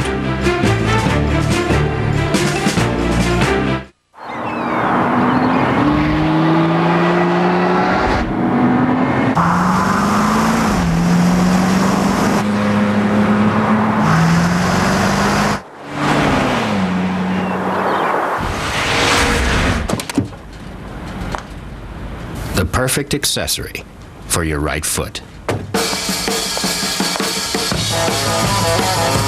Cadillac CTS. Breakthrough. There are some who live for caring with all they have to give. There are some who will always be there. They dare to care. They dare to cry. They dare to feel. They dare to try. There are some who have the courage to care. There are some. Be a nurse. Who dare to care. A message of caring from Johnson & Johnson. Tired of playing the mortgage rate game? You know, when you hear one of those ads that promise you the moon and you call up only to find out that the points are too high and there are hidden fees attached? Well, at ditech.com, there are no games. Right now, we're offering a second mortgage with a no closing cost option. You can be pre-qualified over the telephone or online. Use the money to pay off credit cards or for home improvements, whatever you want. Do it now before the rates go up. ditech.com. Call 1-800-71-FIXED. Well, the sight today of tanks pressing ever closer to Baghdad may be the ultimate weapon for quieting critics of the U.S. war plan, something that the Joint Chiefs Chairman tried to do yesterday during his Pentagon briefing. Our senior analyst Jeff Greenfield has been listening to all the second guessing. It is not helpful to have those kind of comments come out when we got troops in combat. You can understand the frustration of Defense Secretary Rumsfeld and Top General Myers yesterday. Nobody likes to be second-guessed. We are 12 days into the war. And 2 weeks does seem to be on the early side. But for those of us trying to make sense of the strategy, there is something even more frustrating. Sometimes it seems as if the military experts are arguing not with the Pentagon or with each other, but with themselves. Here's Barry McCaffrey, a commanding general in the first Gulf War who was one of the first to challenge the Pentagon. Their assumptions were wrong, he told the New York Times on April 1st. But here is the same General McCaffrey on the same day in an op-ed piece for the Wall Street Journal. Here he says the initial success of the attack has been impressive. Early criticisms of the Pentagon have been overheated. And while he says the rolling start of the war was risky, he concludes by saying, "We will be in great peril if we do not support the president in this time of national crisis." Last week, Colin Oman, one of the authors of the shock and awe doctrine, said the Pentagon's shock and awe campaign this time sunk without a trace. The campaign was more slogan than operational strategy. This Tuesday, he was accentuating the positive, arguing that the critics have got it wrong. The troops, he said, are doing a magnificent job. Or consider this story from the Army Times, way back last August. A retired general, Paul Van Riper, was asked by the Pentagon to play the bad guys in a war game. By using guerrilla tactics, he was able to foil the Pentagon strategy, whereupon the game was halted, and Van Riper was told to stop deploying those tactics. He quit, arguing the planners were locking themselves into rigid assumptions. So when the Iraqis began employing unconventional, asymmetrical, guerrilla, and terrorist-type tactics, did the general say, "I told you so"? No, he said in the Washington Post, look at the big picture. 300 miles, relatively few casualties, and almost no armored vehicles lost. Now, the ability of the military men to change the emphasis from pessimism to optimism can lead to a fair amount of head-scratching. But there's one more point. The most talked about piece this week was Cy Hirsch's article in the New Yorker magazine. Why? Because the voices that assailed Rumsfeld's planning came not from retired generals, but from active duty majors and colonels in the Pentagon. They say the secretary kept lowering the strength of the forces to be sent to Iraq. Now, is this evidence that the plan is flawed, or another example of the bureaucratic wars among the armed services that's a more or less permanent fact of Washington life? Talk about the fog of war. Jeff Greenfield, CNN, New York. A fog that extends all the way to Washington.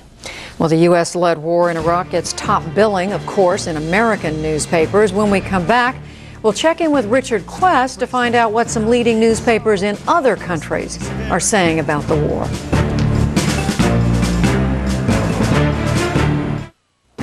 CNN's continuing coverage of the war in Iraq. Walt Rogers with the 7th Cavalry as they close in on Iraq's capital. Could this be the beginning of the battle for Baghdad? And another statement from Sadaam Hussein, but no sign of the man himself. Nick Robertson investigates on Wolf Blitzer Reports at 5 Eastern. For complete coverage of the war in Iraq, stay with CNN, the most trusted name in news. Okay, the charges. Bubba's Biker Bar, $471. Tattoo Town, $355. Leather Rama, $822. And the Motorcycle Pit, $720. Okay, that comes to $2,368. Perfect.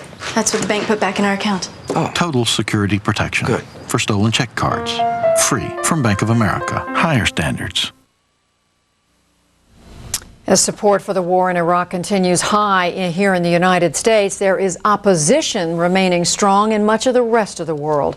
CNN's Richard Quest has been checking out how the story is playing out in some of the world's major newspapers. The mainstream British papers go with the main story. Big push for Baghdad begins, is how the Daily Telegraph puts it, and bid to crush Republican Guard, with full coverage of the battles taking place in Iraq.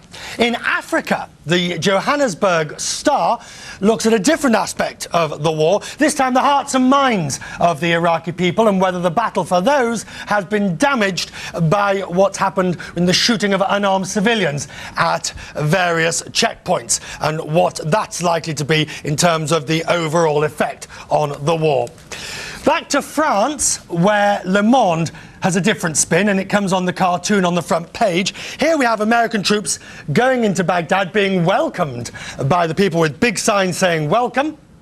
The sting, of course, is in the cartoon. Right at the end, there's somebody holding a sign saying 1st of April, April Fool. There's one part of the world where the war isn't on the front page, and that's in Asia. The South China Morning Post, for instance, has the SARS virus, the severe acute respiratory syndrome, and the Post talks about the disease, its effect, the quarantine, the economic implications, and the number of people who have been killed by the SARS virus and travel restrictions. So even as the war continues, a different perspective on world events from the world's newspapers. Richard Quest for Inside Politics, London. Views different around the world. We're going to be checking in with newspapers around the world in the days to come. 2 combat veterans, 2 parallel lives. Up next, the story of 2 men whose experiences in war and careers in politics traced similar paths.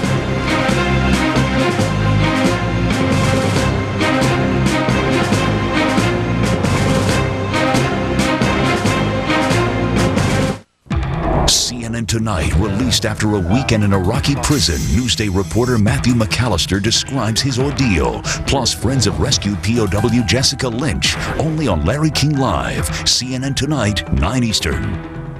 The war in Iraq continues, and no one takes you closer than CNN, live throughout the day. Stay with CNN, the most trusted name in news.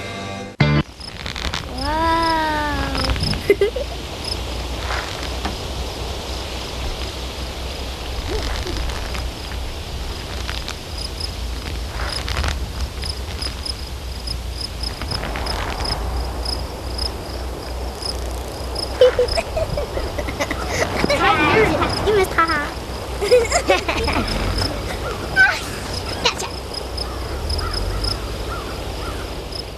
Homeowners, thinking about refinancing? Don't go back to square one with another 30-year program.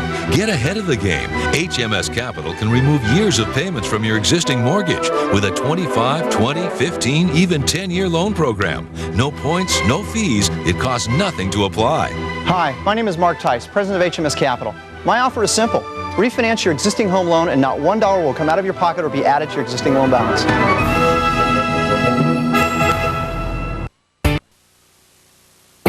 CNN, the most trusted name in news. Hawaii's United States Senator Daniel Inouye and former Kansas Senator Bob Dole spent years on opposite sides of the aisle here in Washington. What many people may not know is because of their experiences in World War II, they were friends long before either of them decided to run for office. Our Candy Crowley has their story. This is a story about a young man from Hawaii and another from Kansas who both dreamt of becoming doctors and then went to war. He was wounded a hill apart from me and a week apart. A week later, on a hill that I could see from where I was. It was the spring of 1945 in Italy's Po Valley, weeks before VE Day, when something exploded Bob Dole's shoulder, shattering his spinal cord. He lay on the battlefield paralyzed near death. All I knew is that something hurt up here, my right area shoulder, and I see my little dog, my little white dog. I remember the girl I first had a date with me, and all these things sort of. You remember your mother and your father and freezing ice cream, hand cranking ice cream? Daniel Inouye had enlisted in the 442nd, the Go for Broke Regiment. Assaulting a heavily defended hill, he was shot in the leg, the stomach, and a third shot blew off his arm. Inouye won the nation's highest military award for valor for what came next. I don't remember charging up to a machine gun nest with blood splattering all over and tossing grenades just like from here to you, and then picking up my gun and like Rambo himself, you know, with one arm. It looks ridiculous. I can't picture myself doing that. But they all swear that's the way it happened. Inouye's arm could not be saved. He spent 3 months in and out of surgery and headed for rehab. We were given a choice. They would say, there are 4 orthopedic hospitals, one in Utah, one in California, one in Michigan, and one in the South somewhere. I said, let me go to Michigan. And that's where I met Bob Dole. The next battle had begun. If you're pretty badly hurt, then you've got a long, long period of hospitalization and rehabilitation, and you know, it's like anything else. The cameras are gone, the lights are off, and there you are. War is about enemies, death, and destruction. War's aftermath is about friends, healing, and choices. I used to watch him play bridge. He was the best bridge player in the hospital. You know, we sat around and talked about what are we going to do the rest of our life. Their injuries meant neither could ever be a doctor. I said, Bob, what are you going to be doing? And one thing about Bob Dole, he had his life mapped out, really mapped out. He says, well, when I get back, I'll be a county attorney. Then I'll be in the legislature. The first opening in the Congress, that's where I'll go. I said, gee, that's a good idea. It was not the path either had originally chosen, but sometimes you pick the journey, and sometimes life does. You know, 3 more weeks, the war was over. We could have been there for the victory party. Instead, we were both flat in our bed, our backs in a hospital somewhere. And, but as it turned out, I guess we did all right for a couple of guys. 2 men, 2 worlds, and quite a journey. I went to law school. I became an assistant prosecutor.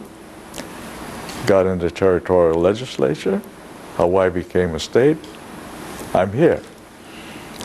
When I got here, I sent a note to Bob. Bob, I'm here. Where are you?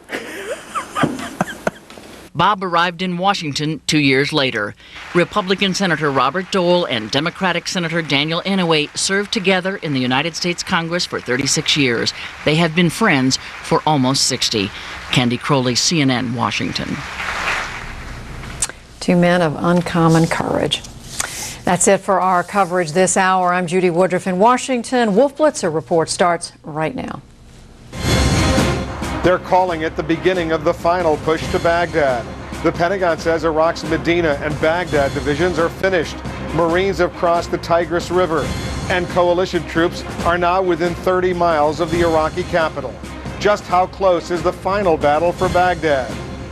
A smiling Sadaam Hussein turns up on Iraqi television. They say pictures don't lie, but do they? And her family didn't know if she was dead or alive. But after a daring rescue from an Iraqi-held hospital, Private First Class Jessica Lynch is out of danger and out of the Gulf. CNN Live this hour. Wolf Blitzer reports from Kuwait City. With correspondents from around the world. Wolf Blitzer Reports starts now. Hello, I'm Wolf Blitzer reporting tonight live from Kuwait City. I want to immediately go to Capitol Hill. That's where the Defense Secretary Donald Rumsfeld has been answering reporters' questions. The Nebuchadnezzar division came down from the north and has been portions of it and have been trying to fill in. They are also bringing in some regular Army folks and trying to fill in the gaps. But the progress has been good. The forces have been pressuring them on the ground and from the air. My guess is, however, that the Republican Guard that pretty much ring Baghdad at the present time will probably represent some difficult days ahead and dangerous days ahead in terms of fighting. Let's take one more here and then we'll let the Secretary go. Now that the troops are closer to Baghdad, are there any fresh indications that the Iraqis are preparing to use chemical or biological weapons? And if so, what would the U.S. response be? We keep seeing chatter in the intelligence channels about the possibility. We've discovered caches of chemical protective gear that the Iraqis have stored. And of course they know we don't have chemical weapons and don't use chemical weapons. So it's hard to believe they've been stored for any other purpose but to protect their people in the event they decide to use those weapons. General Franks has thoughts about a way to dissuade and deter further use of chemical weapons, but we'll leave that for the future. Thank you very much. Let me just make one statement about the Secretary also. He's made an excellent case for the operation so far. The mood of the Congress is to support him very strongly. One thing that we realize now is that by this rapid armored drive up through the throat of Iraq, we were able to take bridges and take other key positions before the Iraqi defenders could blow them. That was partly a result of the rapidity of this march and also the surprise element. As you notice, there aren't monster oil fires going on in Iraq like this time as there were in 1991. Key places like dams and bridges have been secured before they could be blown. And this, in our estimation, is evidence of a very effective operation. So the mood of the Congress in this briefing and earlier has been to be very supportive of the Secretary General Franks and the plan. Thank you, Mr. Secretary. Thank you. Appreciate it. Okay. See you soon. Thank you.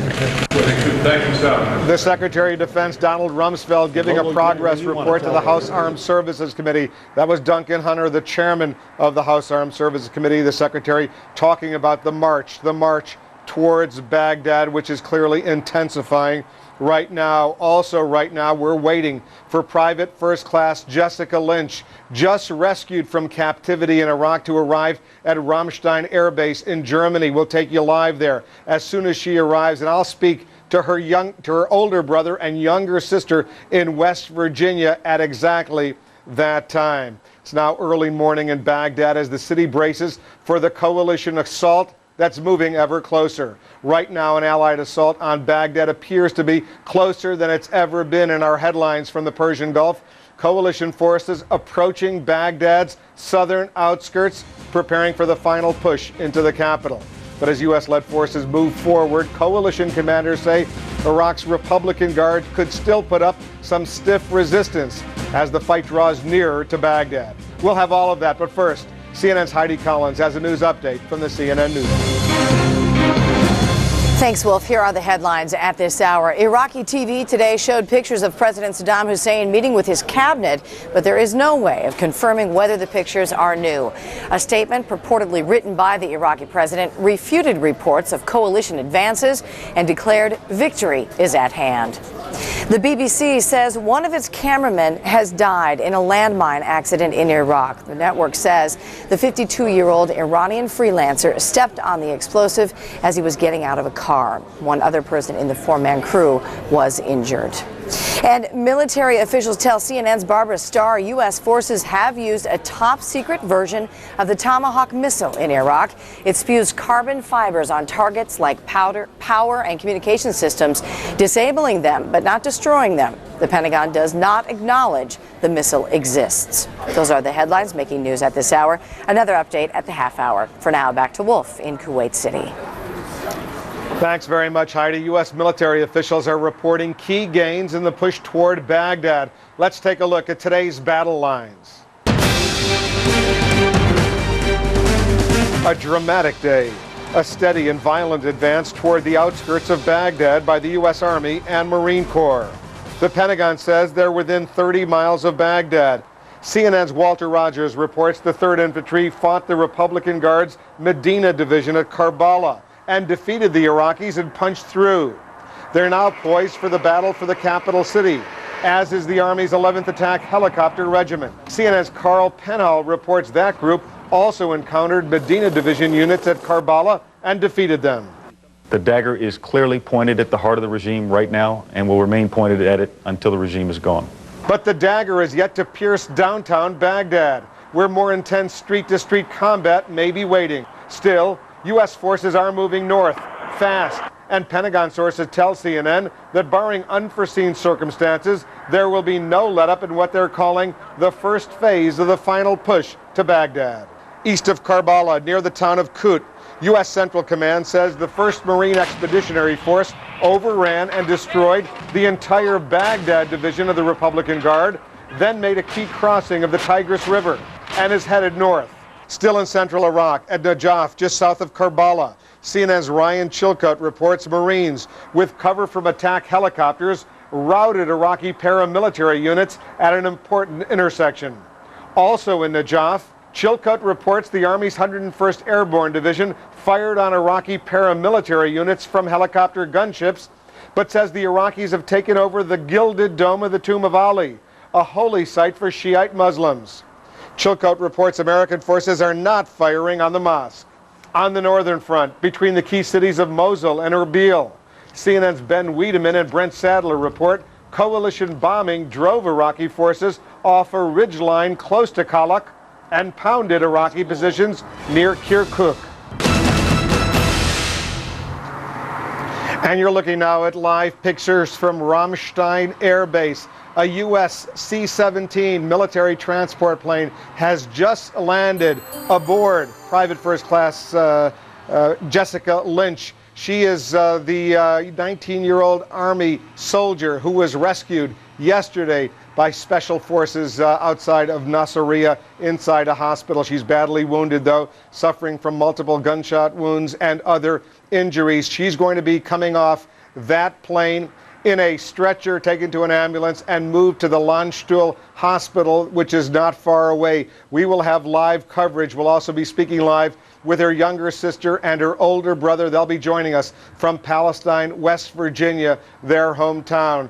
There you see the Ramstein Air Base, a U.S. C-17 behind that DHL plane, a U.S. C-17 flown over from Kuwait. There it is, all the way to Ramstein. Once that plane stops taxiing right now, we'll have live coverage. Let's bring in fact, right now, Private First Class Gregory Lynch Jr., the older brother of Jessica. Gregory, I don't know if you can see these pictures right now, but if you can, what's going through your mind and your heart?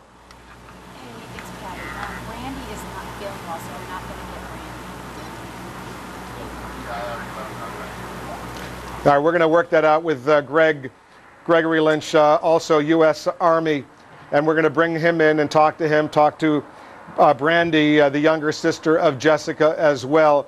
As soon as that plane stops, we're going to get their thoughts. This was a dramatic rescue by U.S. Special Forces who went in there, including Navy SEALs and Rangers. Greg, if you can hear me, what's going through your mind right now as you look at these pictures? I assume you can see these pictures on CNN. I can't really see no pictures right now. We're just talking to you through the camera right now, Wolf. All right, so basically what you're seeing is a C-17 that has just landed at Ramstein, and it's taxiing. Pretty soon we're going to be seeing your sister taken off this plane and taken by an ambulance to a hospital for treatment. Have you spoken? You had a chance to speak with her yet, or are you still waiting for that? We're still waiting right now. We have got no. We knew that she was on a plane to Germany to the hospital, but you are telling me the first right now that she is landing. So that is good news. That she's landed after a long flight from Kuwait, a journey that began in Nasiriyah at a hospital where she was rescued by U.S. military personnel. This has been a hectic almost 24 hours for you. You've gone through a lot of emotions. Talk to our viewers a little bit about how you're feeling. It's a relief right now. The whole family is just emotionally overwhelmed with the gratitude. They want me to thank everybody for all the support. The special forces that went in there to rescue my sister. It's just great. Everybody is doing their job and doing it well. Are you planning on, they told you whether she's going to be treated extensively at the Landstuhl Hospital near Ramstein, or will she just be treated there briefly and then taken to a U.S. hospital, perhaps the Walter Reed Medical Center in Washington, D.C.? Have they given you any indication of what they're planning on doing? Well, right now they haven't contacted us and told us anything about how she's going to be treated or where exactly she is. All we know that she was on that plane to Germany to be the hospital there. And what are they saying to you? Have they given you some more details about how she was rescued? No details are being released to us right now. Just what we're catching from CNN live coverage. That is what we're getting. Just showing the takedown of how it went down and how she was pulled out on a stretcher, and then the plane taking off. We did see some of that. What kind of injuries has she suffered from? Did they give you some specifics about that? We were told multiple wounds, possible broken bones in both legs. They assumed from the gunshot wounds to her legs is what we were told, Wolf. But her spirits are, I'm sure, very good, and I'm sure she's going to make a complete recovery. She's going to get some excellent medical treatment. Yes. She in part decided to join the Army because of you. You were almost like a role model, an example for her. Talk to us a little bit about that. I tell you what, she looks up to me a lot, and I took it for granted as a younger age, and now that I see that she does respect me for not only who I am as a brother, but as a fellow soldier as well, and it just makes me proud to see that she's trying to follow in my footsteps, and more or less I think I should follow in her footsteps, Wolf. Well, she's a remarkable young woman, and your younger sister, Brandy, I don't know if is she there with you now? No, she is not feeling good right now, Wolf, and the governor from West Virginia is right now at my house talking, so it's a chaotic mess right now. I can only imagine how excited everyone must be in your small town. Brandy wants to join the Army too when she finishes high school, is that right? That's what she's been saying. Whether or not she proceeds onto it, I hope that she does something with herself, and whether it be the Army or college, it's up to her right now. And she hasn't said anything about what her sister has had to endure over the past week is going to force her to, or convince her to rethink her own goals, her own plans? She's just like her older sister there. She's strong-headed as well, and the path that she takes is yet to be determined. The whole experience for your father, the rest of your family, talk to us a little bit about what it's been like this past week before you learned that your sister had been successfully rescued.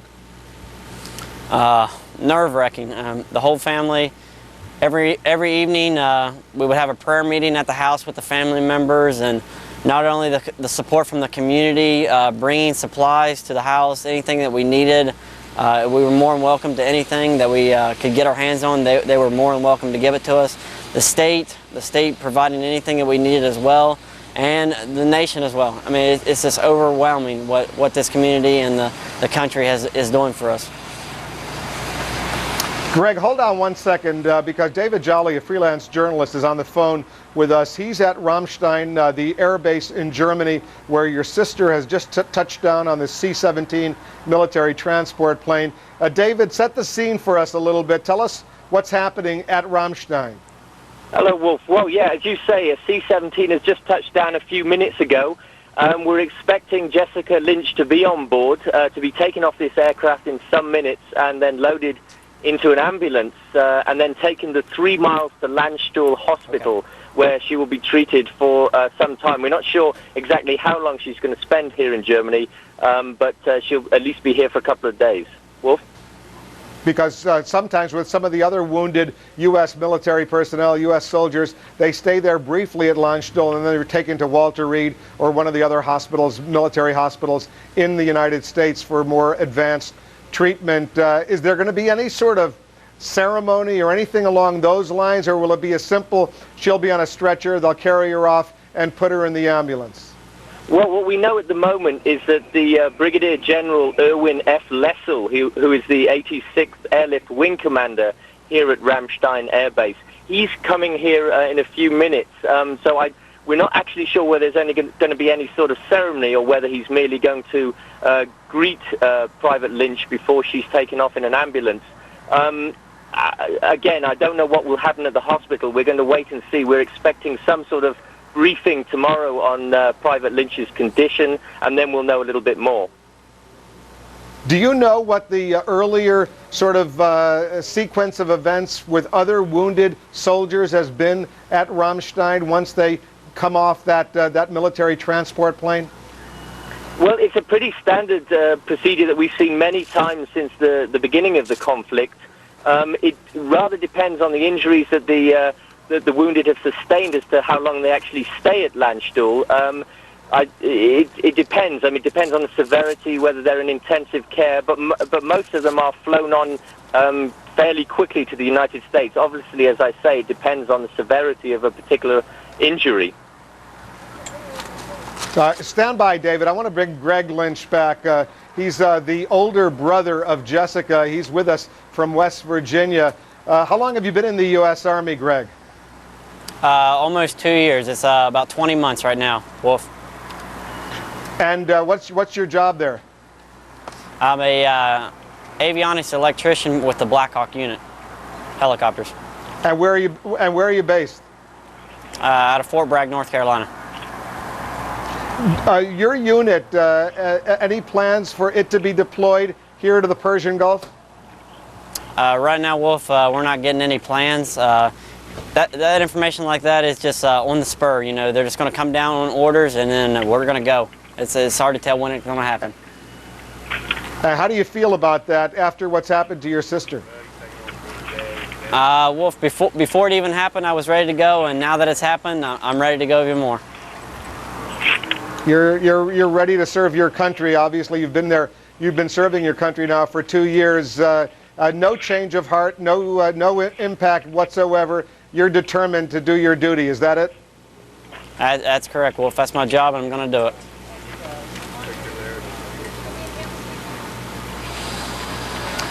David Jolly, as we see the plane, the door has now opened of that C-17. Who is expected to go ahead and receive Jessica on the scene, on the tarmac there? Well, as I say, the Brigadier General Erwin F. Lessel, who is the 86th Airlift Wing Commander here, is expected to greet Private Lynch when she comes off the aircraft. At the moment, from my vantage point, I can't actually see whether he's arrived or not. Obviously, the people you can see in the battle fatigues are the aircraft's crew that have come out first. We can now see from where you won't be able to see yet, but there's an ambulance, medical bus coming in from the left. Will pass in front of the camera in some seconds. Presumably, this is the vehicle that will take Private Lynch Landstuhl, some 3 miles away from here. Landstuhl is the hospital. How good of a hospital, how sophisticated of a hospital is Landstuhl, David? It's a very, very good hospital. During the last Gulf War in 1991, it took some 4,000 U.S. personnel. So it's a hospital that's very much geared up to taking battle injuries. It's the largest U.S. hospital outside the U.S. It has NBC specialists, nuclear, biological, chemical specialists to deal with any use of weapons of mass destruction. It has burn specialists from Brooks Army Medical Center in Texas. It's a hospital that's certainly geared up to deal with this, and it is the hospital that's taken some 3/4 of those injured in the conflict so far. Greg, when you hear that, that must be music to your ears when you hear how sophisticated and how solid that Landstuhl hospital is, Greg. My ears. Not only to mine, but the family and anybody that's supported my family. It's just great news. because she's going to get the finest medical treatment in the world to make sure she makes a complete recovery. Talk about the rest of your family. How have they reacted to this incredible news? Wolf, I tell you, it's unbelievable what's going on at my house. When my dad received the call last night, my mom literally about tore the door off the hinges. It was just through the roof when the news spread so fast. And I tell you what, it's just good news to hear, not only for my family, but other family that may have a missing person. It just gives them hope as well that their family members will come home as well. Can you look down and see the TV screen and see what our viewers are seeing right now as this ambulance is there at the plane? I see that right now, Wolf. I see the screen with the people walking on the ramp as we speak. All right, I want you to look at that screen, and as soon as you see your sister, obviously you're going to be very excited. It's going to bring a smile, I'm sure, to your face, to your family's face. Are they all inside? They're watching TV right now? Yes, they're inside right now, Wolf, watching TV with the governor as we speak. And your parents, talk a little bit about your mom and dad. How are they holding up with all the excitement? They're holding up a lot better now. Here she comes. Here she comes on the stretcher. You can see this, right, Greg? Yes. Yeah, I can see it, Wolf. I can see. Well, tell us, how do you feel about that? It's outstanding. It just brings tears to my eyes and a smile to my face. It's good news that she's on her way home. This is an important stopover on her way back to the United States. She'll be taken in this ambulance to the Landstuhl Hospital, get some more treatment. Excellent doctors there, excellent nurses there, the finest medical care, and then eventually she'll be brought back to the United States. You've been on leave over the past week or so since your sister was declared MIA, missing in action. Is that right, Greg? That's correct, Wolf. I'm on emergency leave till the April 11th. And then you head back to North Carolina? Yes, that's correct, Wolf. And then I'll be heading back to North Carolina. Well, this has been quite an exciting day. Gregory Lynch, congratulations to you. Congratulations to your parents, your younger sister, Brandy, the whole family, all your friends and relatives in Palestine, West Virginia, and indeed to the entire nation as you watched your sister. Any final thoughts you'd like to share with our viewers? I tell you, Wolf, I just want to thank everybody in the nation for the support of the family. I want to give other families the hope that their soldiers will come home as well. And I want to give thanks to all the soldiers over there serving the country in Iraq right now that they're doing an outstanding job, and it's just truly amazing. All right. Well, look, congratulations, Gregory Lynch, to you, Private First Class, U.S. Army. Congratulations to your entire family. We're glad that we could share this moment with you and with all of our viewers. David Jolly, thanks to you as well for joining us from on the scene at Ramstein.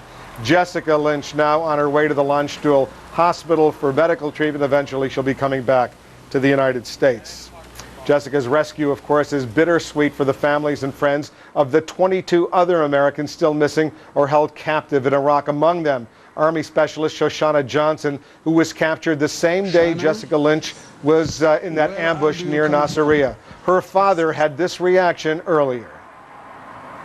I'm very, very, very glad that Jessica has been returned and that she is safe. As I have said previously, it's not just about Shoshana, it's about all of the prisoners that are over there. And I hope and pray that each and every one of them could come home safe just like Jessica did.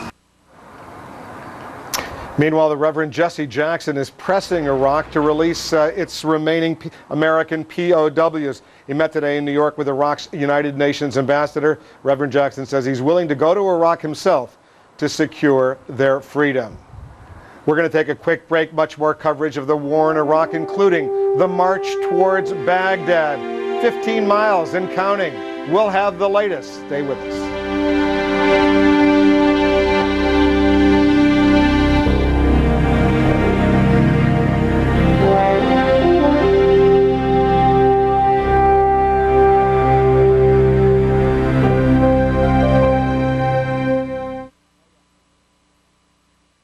For years, people have been telling us that a long-distance call is so different from a local call.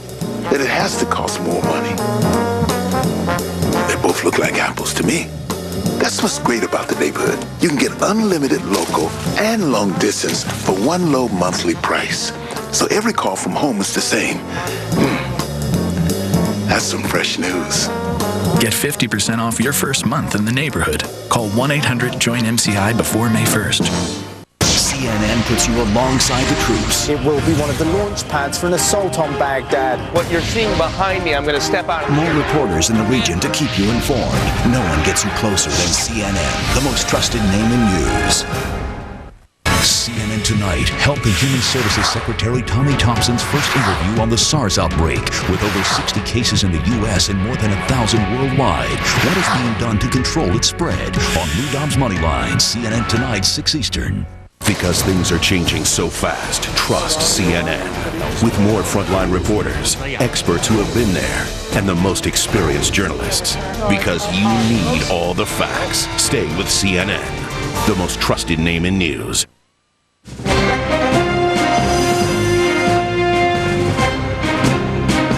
Looking at live pictures of Baghdad, explosions earlier in the night. The night is still young here in this part of the world. We're watching what's happening in the Iraqi capital as well as elsewhere in Iraq. Despite reports that coalition troops may soon reach the outskirts of Baghdad, the Iraqi government continues to insist it has things completely under control. Our senior international correspondent Nick Robertson is joining us now from his listening post in Ruwayshed in Jordan. That's right on the border with Iraq. First of all, Nick, there's word tonight, late word just now, that Al Jazeera is being expelled, the Arabic language satellite channel, from Iraq, from all parts of Iraq. What, if anything, do you know about that?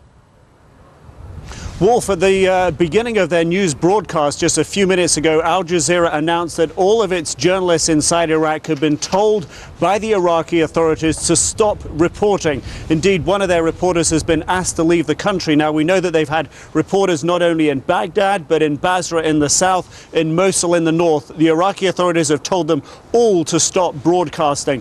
What the Iraqi authorities have told Al Jazeera they can continue to do is that they can continue to send out pictures of those television announcements by Iraqi leaders, Iraqi officials.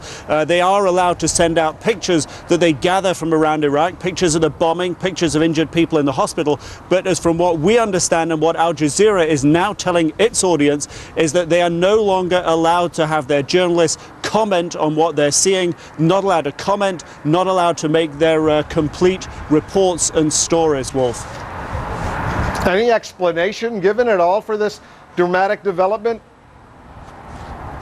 Al Jazeera at this time isn't offering any sort of explanation. It announced it at the beginning of its news broadcast. It appears that perhaps they've only just been given this information by Iraqi authorities. So at this time it's not clear why they're being put in this position or whether or not they have any leeway, whether or not they can change their position. But certainly Al Jazeera has been one of the broadcasters within Iraq that's had perhaps the greatest and widest access, the largest number of reporters, the largest number of camera crews. They've had access to go to Basra in the south, even when coalition forces have been firing into areas of Republican Guard and Fedayeen forces in and around Basra. They've been able to go to the north, to Mosul, when that city has been under coalition bombing on Iraqi military positions there. And they've had access in Baghdad. They've been able to operate from their own offices independently of Iraq's Ministry of Information for a large part. This is something Western broadcasters have not been able to do. So going from a position of good access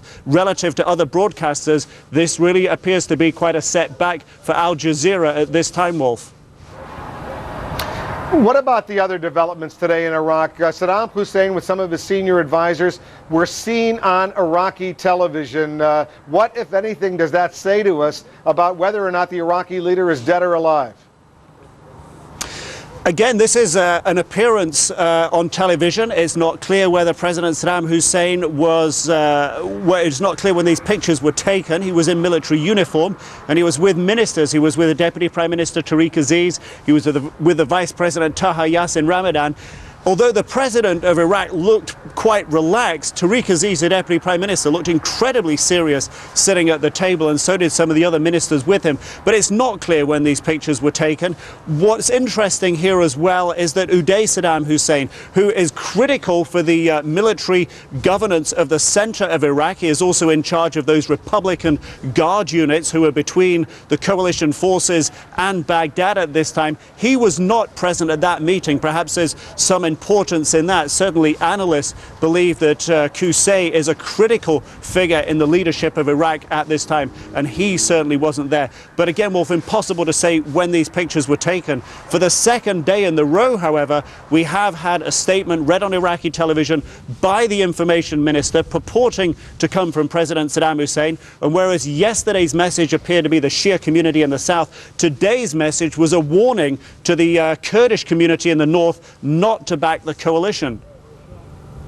It is my duty and my moral duty and my constitutional duty is to warn you how dangerous is this game. If you surrender and continue this path, regardless how the problems and differences between our two peoples, we have one history and one country. President Saddam Hussein also had another statement read out on Iraqi television saying that victory would soon be at hand for the Iraqis. Wolf? Nick Robertson with the latest from the situation inside Iraq. Nick joining us from the border between Jordan and Iraq. Thanks very much, Nick.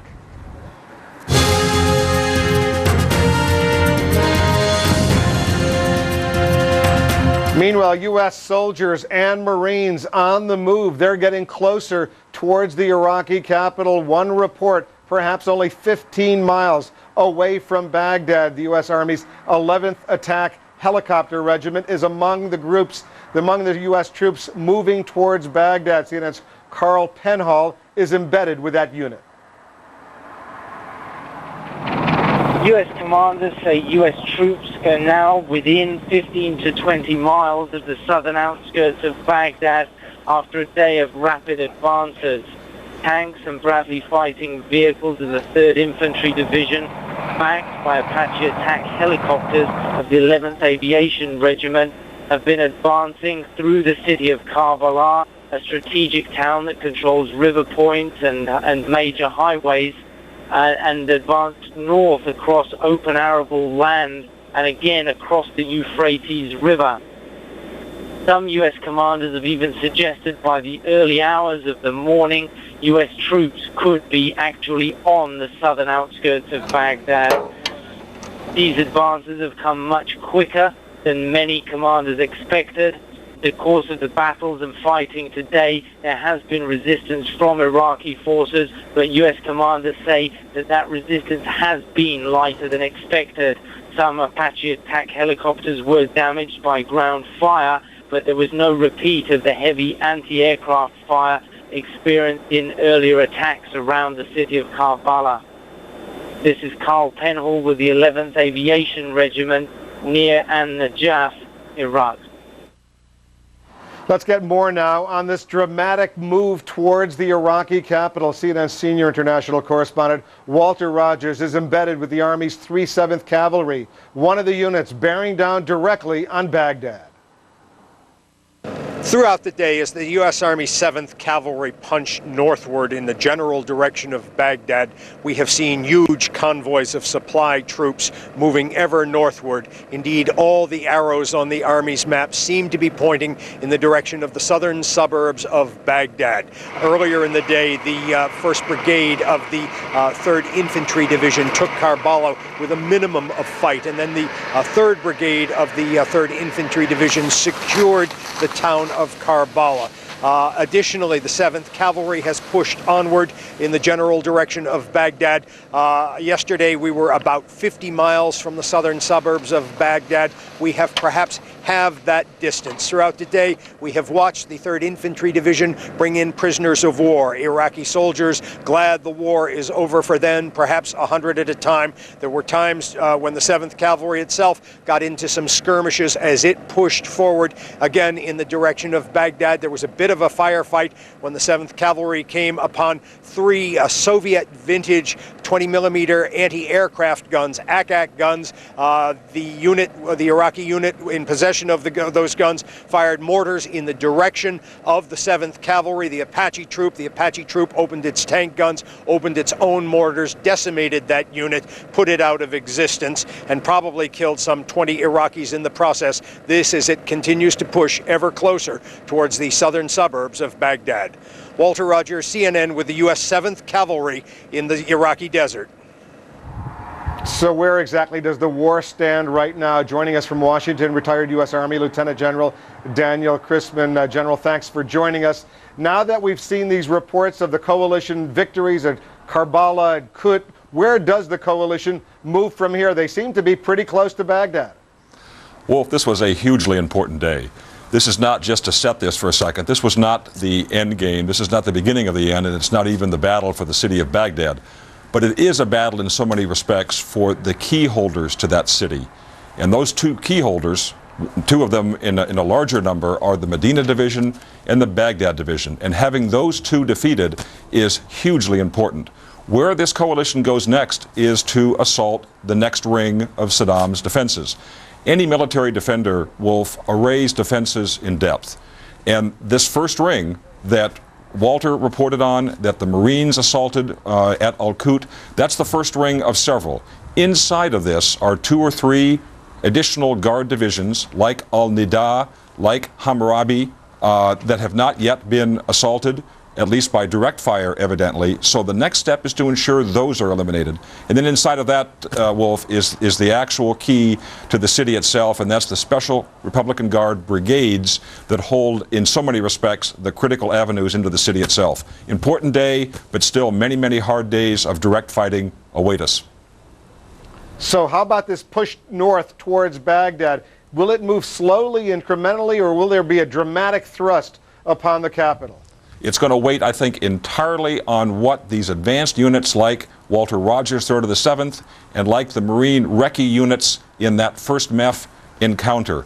If they have found that the coalition airstrikes have so depleted those divisions which I outlined, Hammurabi, Al-Nida, and the remnants of Nebuchadnezzar, if they find that those are gone, then I suspect in this next 24 to 48 hours, indeed, the coalition will be on the doorstep of the city of Baghdad itself. So it has to await the results of those combat assessments, both air and ground, before these final miles are closed. All right, General Christman, thanks very much for your insight.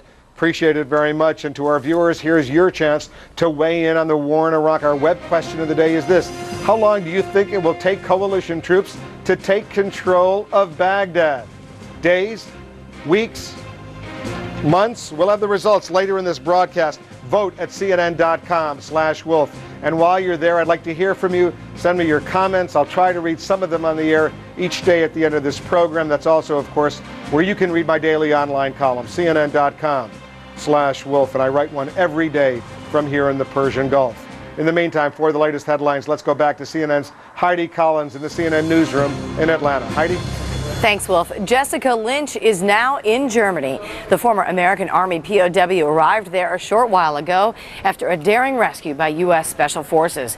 Officials say she'll be treated at a military hospital for gunshot wounds and broken bones. They say she is in stable condition. The coalition's steady advance on Baghdad raised hopes on Wall Street of a speedy end to the war, and that gave a major boost to the major indices. The Dow was up 215 points, the Nasdaq gained 48, and the S&P 500 up 22.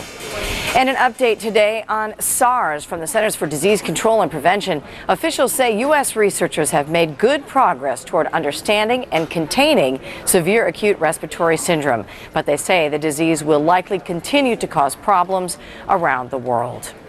Those are the headlines making news at this hour. Now back to our coverage of the war in Iraq and Wolf Blitzer. Wolf? Thanks very much, Heidi. U.S. troops poised on the edge of Baghdad. Are they more in even more danger?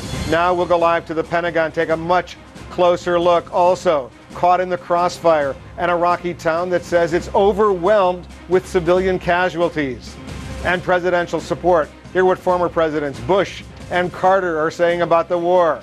But first, these images from the front lines.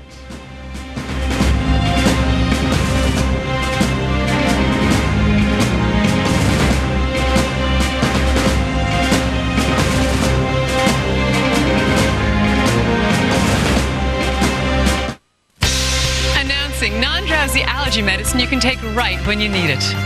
It's Alavert. New Alavert starts dissolving the instant it touches your tongue, without water. So Alavert is non-drowsy relief you can take inside, outside, in your car, wherever you are. Get prescription-strength, non-drowsy, 24-hour relief. Even Claritin can't beat. New quick-dissolving Alavert. Allergy medicine you can take right when you need it, wherever you are. It's all about efficiency. It's your thing. Do what you want to do. We're going to the fair. I can't tell you who to sock you to. It's my other set of wheels. Gets me to class. I'm going to see my boyfriend. We went to the fair, all right. It's your thing. Public transportation, wherever life takes you. CNN Live this hour. Wolf Blitzer reports from Kuwait City. Reports describe today's developments in Iraq as quick-moving and fluid as coalition troops get ever closer to Baghdad. CNN's Martin Savage is embedded with the 1st Battalion of the 7th Marines in central Iraq. The 1st Battalion, 7th Marines got their orders to pull out after several days of working security along the vital supply lines. Now, no longer taking that job, but taking obviously other objectives. They have been rolling forward north in the general direction of Baghdad. As you can tell, though, by the traffic, we are not alone. There is a lot of equipment, all of it marine hardware, all of it moving in the general direction. The Marines moving up on the eastern side of Iraq. The Army is off to the west on the flank side. And as you would know, this is all part of the drive in a pincer-like movement to get up into the region of Baghdad itself. No indications here that there has been any opposition that has been faced, at least not significant resistance on the part of Iraqi troops. There has been no sniping at the supply lines that we have witnessed. The only gunfire, artillery that we have heard, all from the U.S. Marines themselves, outbound, not incoming. So it would appear that for the Marines, at least at this point, at this juncture, they're moving full speed ahead, or at least as fast as the traffic jams going north will allow. Wolf? CNN's Martin Savage, he's with the U.S. Marines. Thanks, Marty, very much. Despite today's key gains in the march toward Baghdad, military officials say U.S. forces may still encounter some stiff resistance. Our senior Pentagon correspondent Jamie McIntyre has the story. As U.S. forces close in on Baghdad, they're beginning to see more signs of success. Iraqi citizens have cheered them, and battle-weary Republican Guard divisions have offered lighter than expected resistance as the U.S. forces approach the capital. We have indications that elements of the regular Army have been brought in to reinforce Republican Guard organizations. Interestingly enough, we think that's a sign of weakness on their part. They would not normally match those formations. In less than 24 hours, the U.S. 101st Airborne Division drove Iraqi Fedayeen fighters from the key city of Najaf, while other forces pushed north in a two-pronged attack. The Army's 3rd Infantry Division punched through Karbala, meeting only light resistance from the Medina Republican Guard Division, and moving along Highway 9 to within 25 miles of Baghdad. At the same time, Marines from the 1st Division secured a key Tigris River crossing near Al-Qut, and are reported to have destroyed the combat ability of the Light Infantry Baghdad Division. The Marines are now on Highway 7 headed north. We will approach Baghdad. The dagger is clearly pointed at the heart of the regime right now and will remain pointed at it until the regime is gone. The U.S. troops have now also entered the so-called red zone around Baghdad, where it's believed Sadaam Hussein has authorized his troops to use chemical weapons. as much as we are making good progress, and we are, the toughest fighting could lie ahead. The likelihood that they might use chemical weapons is in front of us now. The U.S. continues to use its high-tech advantage to maximum effect. In another combat first, the Pentagon says new sensor-fused cluster bombs like these were used to stop an Iraqi tank column in its tracks. And Monday night, the U.S. seized a key dam in Iraq that, if sabotaged, could have flooded the Euphrates and slowed the advance of U.S. troops through Karbala. And even as the ground war presses forward, the air war continues as well. Word from the U.S. Central Command is that the Air Force and Navy have dropped more than 40 satellite-guided bombs on a single target in Baghdad, a secure facility believed used by the Special Republican Guard. Wolf? Jamie McIntyre with the latest from the Pentagon. Thanks, Jamie, very much. A hospital in southern Iraq. The Red Cross says it's overwhelmed with civilian casualties. We'll tell you what happened and what the coalition is saying about it. All of that just ahead.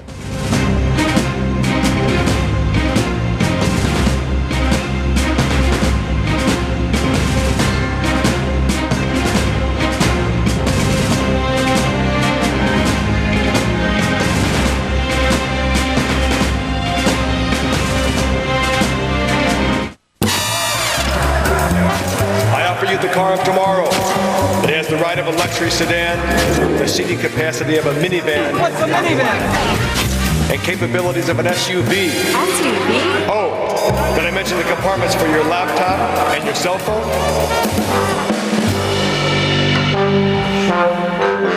They just weren't ready for it. Are you?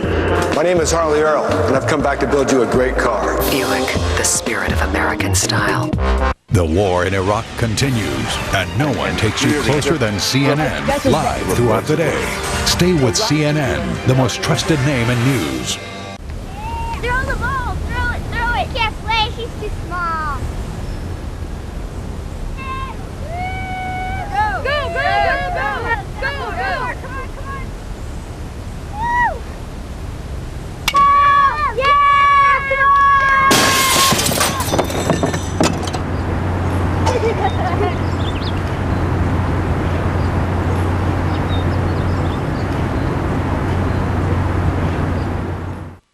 When looking for new windows or doors, you owe it to yourself to visit Dial 1, Orange County's #1 window and door replacement company. At our huge 5,500 square foot showroom, you can see and test it all. From bay and bow windows to garden windows, entry doors to French doors, patio sliders to plantation shutters. Dial 1 will walk you through all your options. Visit Dial 1 and discover the difference with showrooms in Santa Ana and Laguna Hills. Celebrate with us during our 19th anniversary sale. Visit our showroom or website for this month's Dial 1 savings.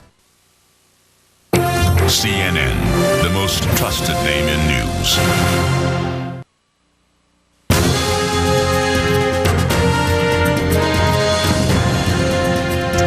As we've been reporting at this very hour, coalition forces are closing in on Baghdad, with some units now just 15 miles away.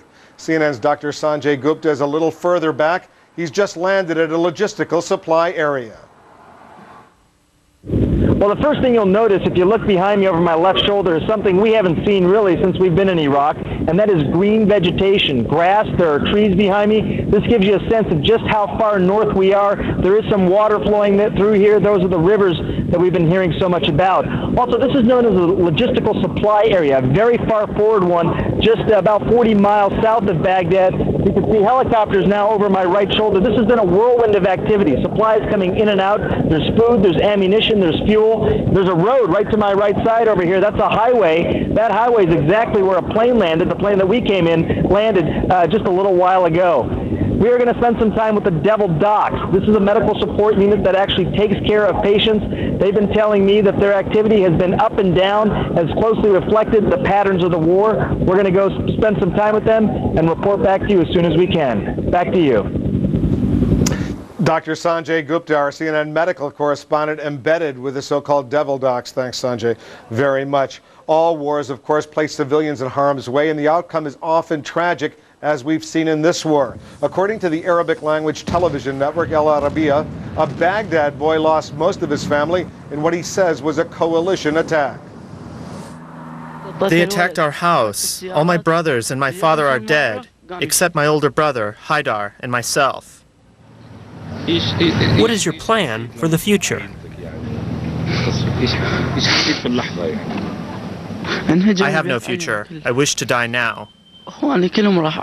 As we mentioned, the information on this boy came from the Arabic language television network El Arabiya. We cannot confirm what was the cause of that attack, of course.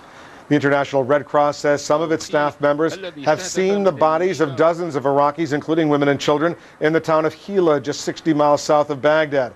A Red Cross official says the hospital is overwhelmed by casualties. Iraqi officials said yesterday U.S. Apache attack helicopters attacked a neighborhood there, killing 33 people and wounding more than 300. The U.S. Central Command says it's investigating, adding that coalition forces strike only legitimate military targets.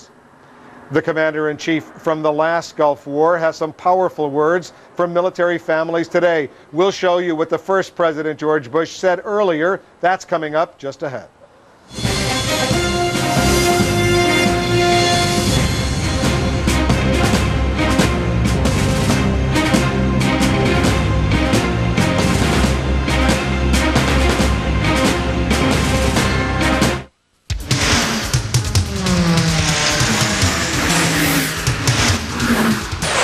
Other mortgage companies are still filling out the paperwork. Ditech.com is busy processing your loan. Right now, you can apply for a second mortgage with a no closing cost option. It's a whole new way to get a mortgage. Just log on or call 1-800-71-FIXED. Ditech.com, your mortgage solution delivered. I think the spirit of service comes from the people, from the heart of the people who work for Quest. Quest people are committed to being there, proudly doing whatever it takes to serve their customers. The spirit of service is ingrained in everything I do. That's our goal. That's what we do. If there's anything I can do for the customer above and beyond, I'll do it. To make our communities a little stronger, volunteering at Habitat for Humanity, donating blood, and encouraging people with special needs. There's always something you can do. There's always something you can do. Nos complace poder ayudarles. And serving our country, taking our commitment to the spirit of service one step further. Commitment and loyalty, it carries across whether you're in uniform or out.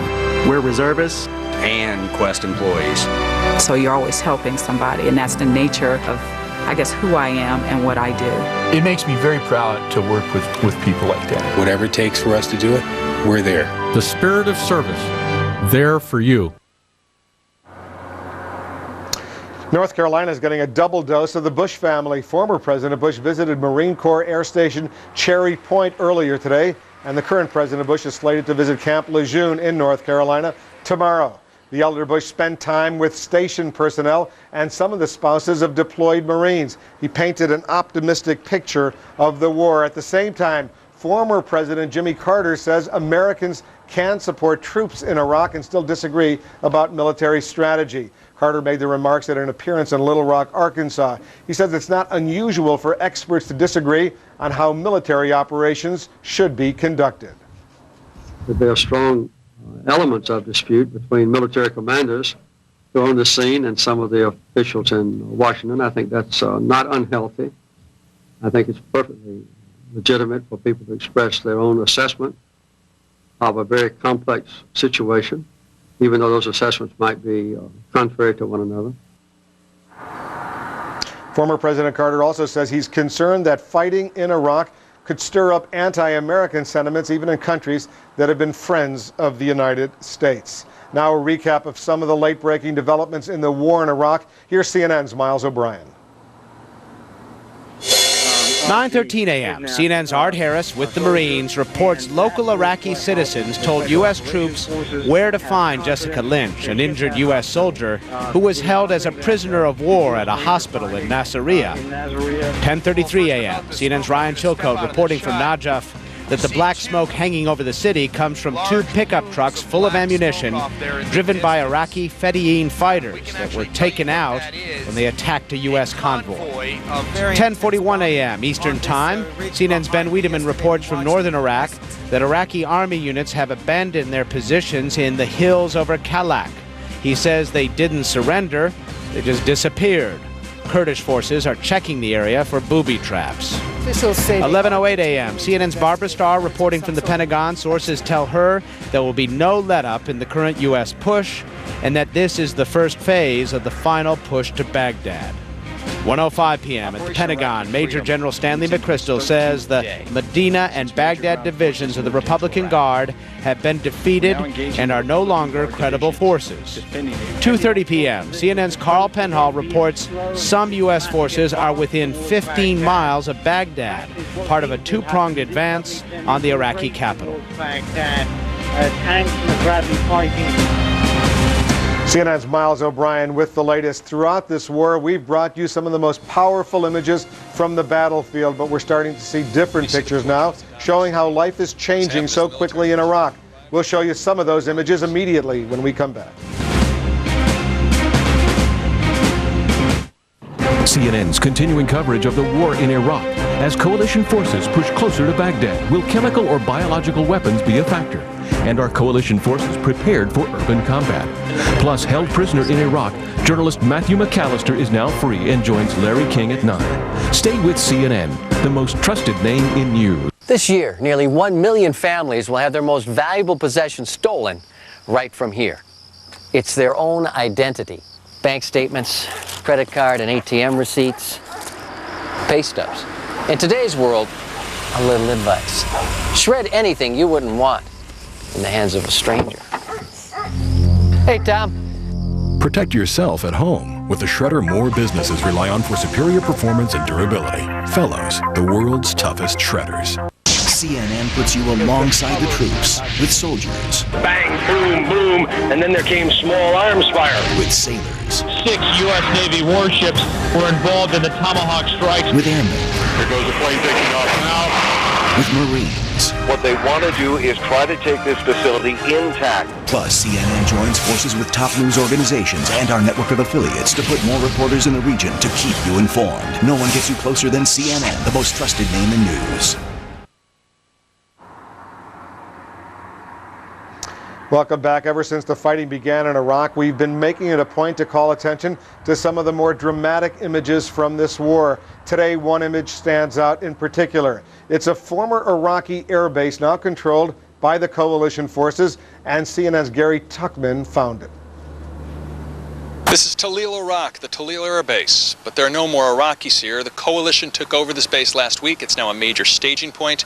And you know you're in Iraq when you drive down the road coming into the base and you see the portrait of Sadaam Hussein. What's happened is the military personnel who've arrived here have taken out their markers and are writing messages on Sadaam Hussein's portrait. You can see the main one here on the bottom, and also here messages like, "We won, April 1st, 2003. I want to give you a look. There's a lot of security personnel here. You can look over there and you can see the military vehicles. These are Air Force security forces with their rifles patrolling the entrance. There is a lot of fighting in this area. We're near the town of Nasiriyah, but this base now is considered secure enough to make it a major staging point for the coalition. Gary Tuckman reporting from an air base that used to be an Iraqi air base, now controlled by the coalition. How long do you think it will take coalition troops to take control of Baghdad? You can still vote. Go to our webpage, cnn.com/Wolf. We'll have the results of our web question when we come back.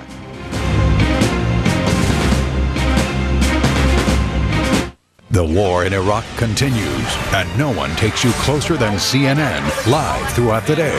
Stay with CNN, the most trusted name in news. Cox Digital Telephone and TV Land present these classic bat phone moments. Does your phone bill surprise you? Shocking news, Batman. What do you mean? What? What? What? What? What? Good grief. Don't miss Batman on TV Land. Brought to you by Cox Communications, providing simplicity and up to 30% savings. Switching to Cox Digital Telephone is easy, and you can keep your current phone number. Call 888-333-9411. Homeowners, thinking about refinancing? Don't go back to square one with another 30-year program. Get ahead of the game. HMS Capital can remove years of payments from your existing mortgage with a 25, 20, 15, even 10-year loan program. No points, no fees. It costs nothing to apply. Hi, my name is Mark Tice, president of HMS Capital. My offer is simple. Refinance your existing home loan and not $1 will come out of your pocket or be added to your existing loan balance.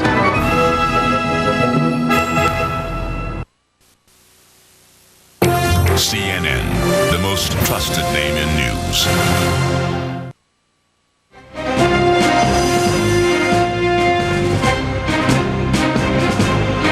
Here's how you're weighing in on our web question of the day. Remember, we've been asking you this. How long do you think it will take coalition troops to take control of Baghdad? 19% of you said days, 44% weeks, 37% said months. You can find the exact vote tally. Continue to vote, by the way. Go to my webpage, cnn.com/Wolf. Remember, this is not a scientific poll.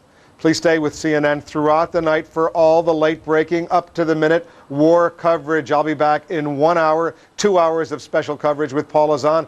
Till then, thanks very much for watching. I'm Wolf Blitzer in Kuwait City. For the latest now, we hand it over to Lou Dobbs. He's standing by in New York. Lou?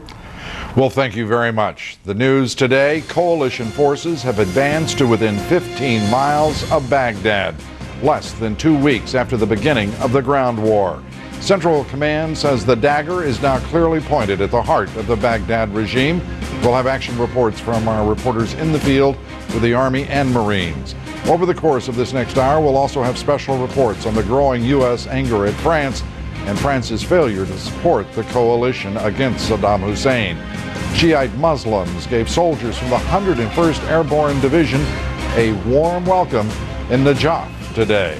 The city's residents were at first cautious, but they soon began shaking soldiers' hands and chanting slogans against Sadaam Hussein. Ryan Chilcote with the 101st Airborne Division will report from Najaf. Two powerful columns of coalition troops tonight are advancing toward the outskirts of Baghdad. The U.S. attack has already destroyed two full Republican Guard divisions, the Medina and the Baghdad divisions. We'll have a report from Carl Penhall with the 11th Attack Helicopter Regiment. Marines are advancing toward Baghdad up the Tigris Valley, supported by heavy artillery barrages. One Marine Infantry battalion killed 100 Iraqi soldiers as they captured a bridge. Martin Savage with the 1st Battalion, 7th Marines will report on the latest on that advance. Private Jessica Lynch has arrived in Germany for medical treatment after she was rescued dramatically by Special Operations Forces in Iraq. She arrived at Ramstein Air Base less than an hour ago. Private Lynch will be treated for gunshot wounds and broken limbs before she can return home to West Virginia. Now, the latest developments at this hour.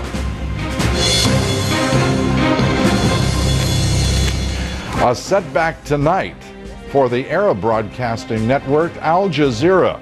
Al Jazeera, the Arabic network, has been banned from reporting anywhere in Iraq. The Iraqi government gave no reason for its order. Al Jazeera has had reporters in Baghdad, Basra, and Mosul and has been highly controversial in its coverage. It, too, now ordered out of Iraq. Teams of engineers are preparing to extinguish the last two burning oil well fires in Iraq. Iraqi soldiers set fire to several wells as they retreated from the Ramallah oil fields in southern Iraq. The U.S. and Kuwaiti teams say those fires will be out within a few days. Radical Islamists are being blamed for a Filipino bombing that killed at least 16 people. This is the second bombing in the city of Davao in less than a month.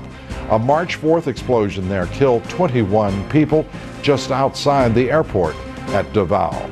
A big advance on Wall Street. The Dow Jones Industrials rallying, jumping 213 points. The Nasdaq up with a gain of 45 points on the day.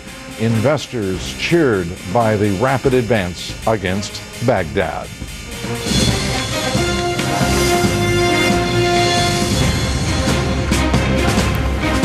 Good evening. The spearhead of the coalition force advancing to Baghdad tonight is about 15 miles from the city. The Army and Marines destroyed two full Republican Guard divisions in fierce fighting last night. The 3rd Infantry Division received massive air and artillery support as it advanced through the Karbala Gap south of Baghdad. Carl Penhall with the 11th Attack Helicopter Regiment has the report. U.S. commanders say U.S. troops are now within 15 to 20 miles of the southern outskirts of Baghdad after a day of rapid advances. Tanks and Bradley fighting vehicles of the 3rd Infantry Division, backed by Apache attack helicopters of the 11th Aviation Regiment, have been advancing through the city of Karbala a strategic town that controls river points and major highways, and advanced north across open arable land and again across the Euphrates River. Some U.S. commanders have even suggested by the early hours of the morning, U.S. troops could be actually on the southern outskirts of Baghdad. These advances have come much quicker than many commanders expected. In the course of the battles and fighting today, there has been resistance from Iraqi forces, but U.S. commanders say that that resistance has been lighter than expected. Some Apache attack helicopters were damaged by ground fire, but there was no repeat of the heavy anti-aircraft fire experienced in earlier attacks around the city of Karbala. This is Carl Penhall with the 11th Aviation Regiment near An-Najaf, Iraq. The Pentagon today said coalition forces advancing to Baghdad are meeting only sporadic and somewhat lighter resistance than had been expected. The Pentagon obviously pleased with the advance of those coalition forces, but those same officials repeating their view that the toughest fighting may well lie ahead. Senior Pentagon correspondent Jamie McIntyre has the report. As U.S. forces close in on Baghdad, they're beginning to see more signs of success. Iraqi citizens have cheered them, and battle-weary Republican Guard divisions have offered lighter than expected resistance as the U.S. forces approach the capital. We have indications that elements of the regular army have been brought in to reinforce Republican Guard organizations. Interestingly enough, we think that's a sign of weakness on their part. They would not normally match those formations. In less than 24 hours, the U.S. 101st Airborne Division drove Iraqi Fedayeen fighters from the key city of Najaf, while other forces pushed north in a two-pronged attack. The Army's 3rd Infantry Division punched through Karbala, meeting only light resistance from the Medina Republican Guard Division, and moving along Highway 9 to within 25 miles of Baghdad. At the same time, Marines from the 1st Division secured a key Tigris River crossing near Al-Qut, and are reported to have destroyed the combat ability of the Light Infantry Baghdad Division. The Marines are now on Highway 7 headed north. We will approach Baghdad. The dagger is clearly pointed at the heart of the regime right now and will remain pointed at it until the regime is gone. The U.S. troops have now also entered the so-called red zone around Baghdad, where it's believed Sadaam Hussein has authorized his troops to use chemical weapons. As much as we are making good progress, and we are, the toughest fighting could lie ahead. The likelihood that they might use chemical weapons is in front of us now. The U.S. continues to use its high-tech advantage to maximum effect. In another combat first, the Pentagon says new sensor-fused cluster bombs like these were used to stop an Iraqi tank column in its tracks. And Monday night, the U.S. seized a key dam in Iraq that, if sabotaged, could have flooded the Euphrates and slowed the advance of U.S. troops through Karbala. And even as U.S. ground troops push forward, the air war continues as well, unabated. In fact, today, the Pentagon says in one target in Baghdad was hit with 40 satellite-guided bombs, a single target. It apparently is a very highly secure facility used by the Special Republican Guard, attacked by 40 of those satellite-guided JDAMs. Lou? Jamie, just how pleased are the senior commanders there at the Pentagon with this advance over the course of the past 24 hours? Well, I think there is a feeling of some vindication of the war plan, but everybody here says it's just as it was premature to start talking about problems, it's way premature to say that this war is going smoothly. They do think that the hardest part could be to come, and they really do believe there's a real threat of the use of chemical or biological weapons. And the divisions there approaching Baghdad are approaching, the infantry divisions in particular, are approaching in full chemical gear, are they not? They have been, as they've been getting closer and that threat has become real, they have been putting on some chemical gear as they move forward, although I'm not sure which units are doing that and under which conditions. Jamie McIntyre, our senior Pentagon correspondent, thank you very much. 2 brigades of the 101st Airborne Division are now mopping up Iraqi resistance in the city of Najaf, just south of Baghdad. Some of the surviving Iraqi forces are hiding in Muslim holy sites. Ryan Chilcote, who is with the 101st Airborne, reports now from Najaf. Grunts from the 327th Infantry 2nd Battalion, better known as No Slack, marched through a patch of palm trees, black clouds of smoke, and 69 landmines into Iraq's holy city of Najaf. The second day of an attack to root out Fedayeen paramilitaries who have used the city as a safe haven to launch attacks against U.S. forces for more than a week. Let's go! The goal, to deny the Fedayeen's movement. We had a family of 6. Decide a second, I'm not going over. While causing minimal disruption to the largely pro-American Shia population and its religious sites. Searching house to house, street to street is slow, tedious, and dangerous work. If it comes to this in Baghdad, things could take a very long time. But first, some of the cities on the way to Baghdad, like this one, will have to be secured. You ready? Teams of 4 move with painstaking procedure a dozen blocks deep into the heart of Najaf. Sergeant Michael Bowers from Virginia sharing my take on the day. What do you think about this door-to-door, street-to-street stuff? Long and tedious. Noslak took no casualties and no return fire. They did see a lot of visibly pleased locals, though. Many of the Fedayeen, they were told, fled north to Baghdad. Still, they could come back, and there's no telling how many of them are still at large.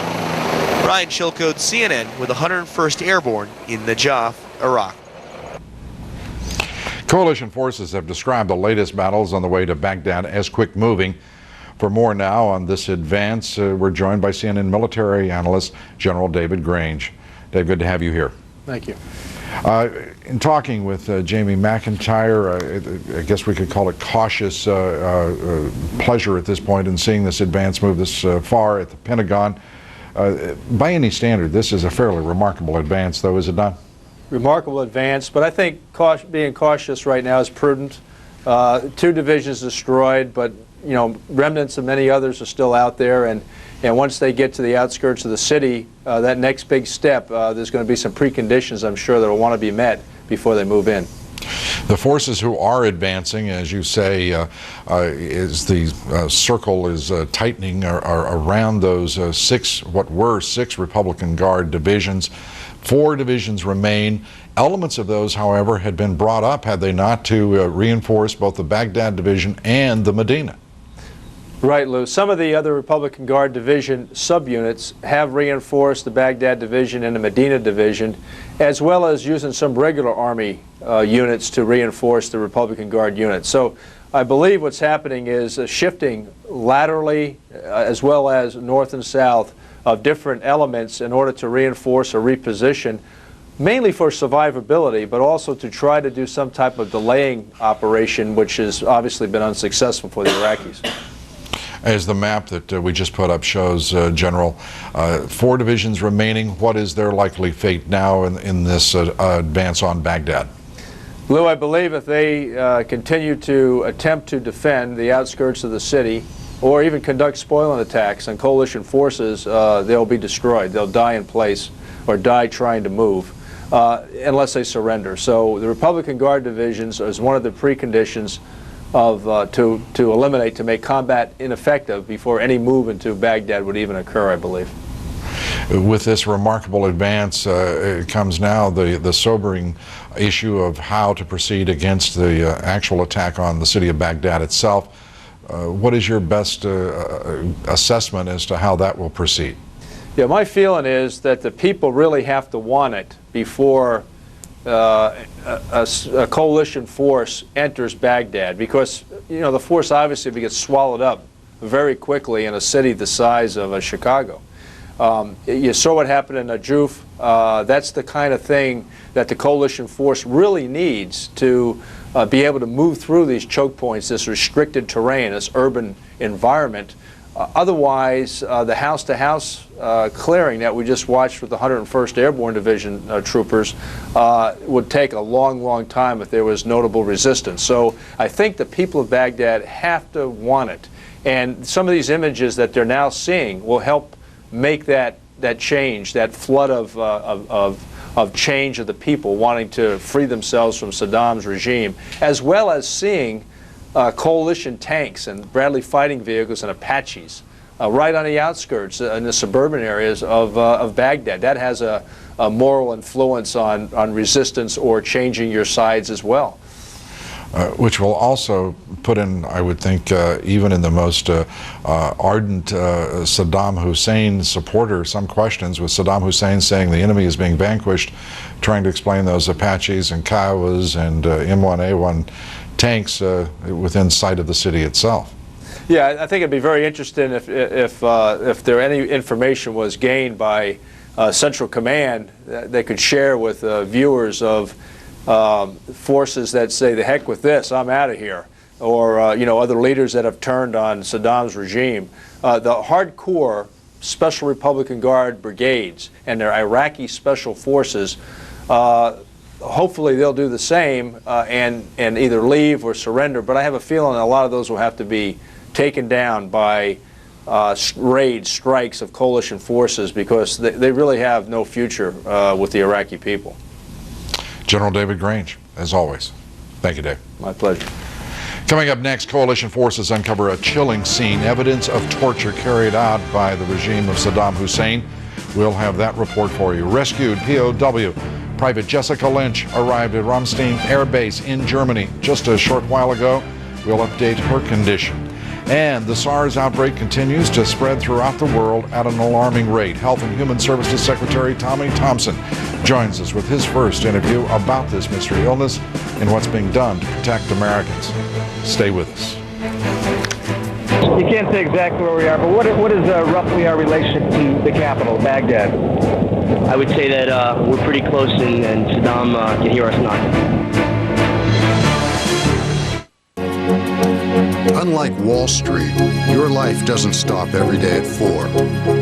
Your hopes and dreams go beyond stocks and bonds. At Merrill Lynch, our financial advisors know your financial life goes beyond Wall Street. So their advice goes further too. Introducing Total Merrill.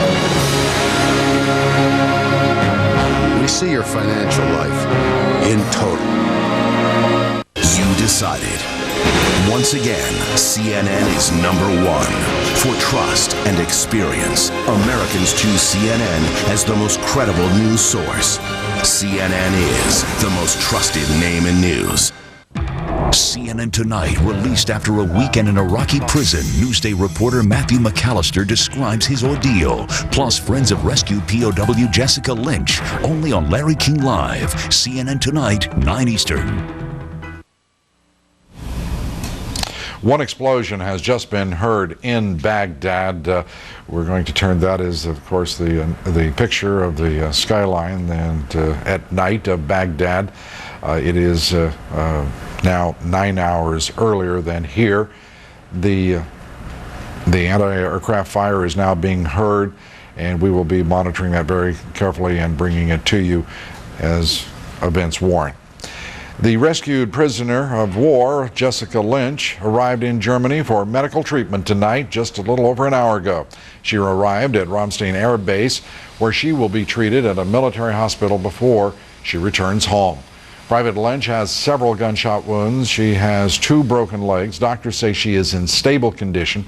She was rescued, and it was just a remarkable rescue by Special Operations Forces in the Iraqi town of Nasiriyah last night, 10 days after she was reported missing. British Marines near Basra today found a torture chamber that was abandoned by Saddam Hussein's secret police. The Marines found electric cables, meat hooks, and dozens of identity cards thought to belong to people who were tortured to death. British reporter Clive Myree has the report. Outside a police station in southern Iraq stands a mural of this country's leader. Saddam Hussein's dreaded internal security police were based here. This cabinet is locked. Saddam's portrait adorned every room. Not anymore. And downstairs, cells. This one barely 4 feet by 8 with no windows and a filthy pillow and mattress. In other rooms, hooks hang from the ceiling. This room is bare but for 2 old tires and an electricity cable. We are later told a torturer might use the tires to stand on while water is poured on the floor and the prisoner electrocuted. And in this room are the identity cards of scores of Iraqi men, aged between 20 and 40. It's a crime here not to have your ID card with you at all times.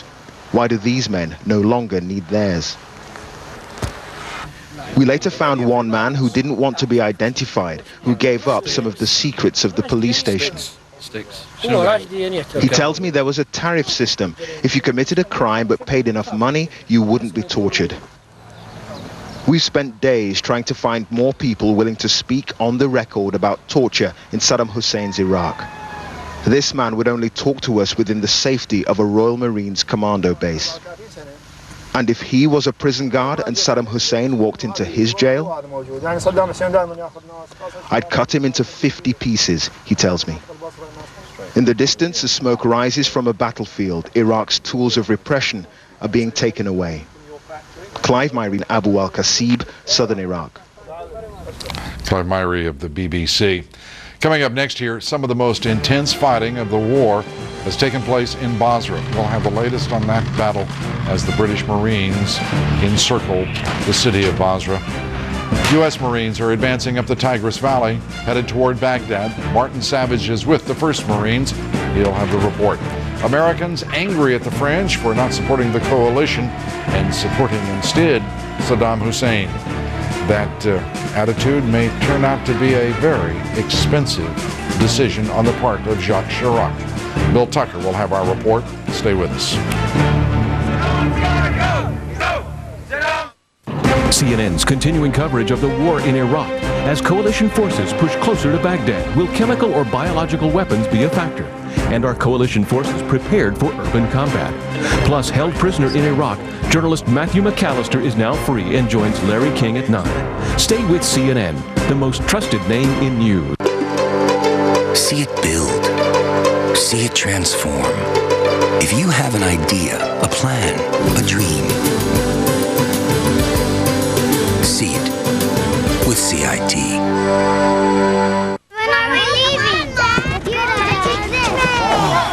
Time to leave. Gotta get rid of this pain fast. The moment of choice, Tylenol or Advil? Which will work better on muscle aches? Truth is, with Advil liquid gels, you can feel better, faster. Only Advil liquid gels give you advanced, liquid-filled capsules that work faster, stronger, better than Tylenol on tough pain. Advil liquid gels rush relief where you need it. Gentle on your stomach, too. For better relief, advance to Advil. Because things are changing so fast, trust CNN. With more frontline reporters, experts who have been there, and the most experienced journalists.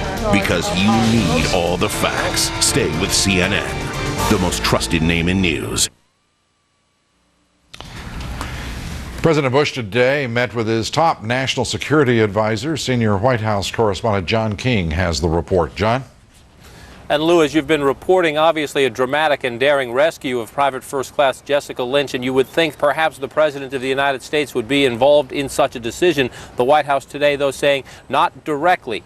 We have a photograph released by the White House of the conversations with the President and his national security team this morning. We are told he received an update on the rescue operation at this meeting. It was in similar conversations yesterday that we are told the President, as his press secretary put it, received a hint that such an operation was in the works. Other senior officials telling us the President was told the military was preparing a rescue operation if the moment was right, in the view of the commanding generals in the field. But Ari Fleischer, the White House press secretary, saying, yes, the President was informed generally of this upcoming mission, but he says it was not something that required or received direct presidential approval.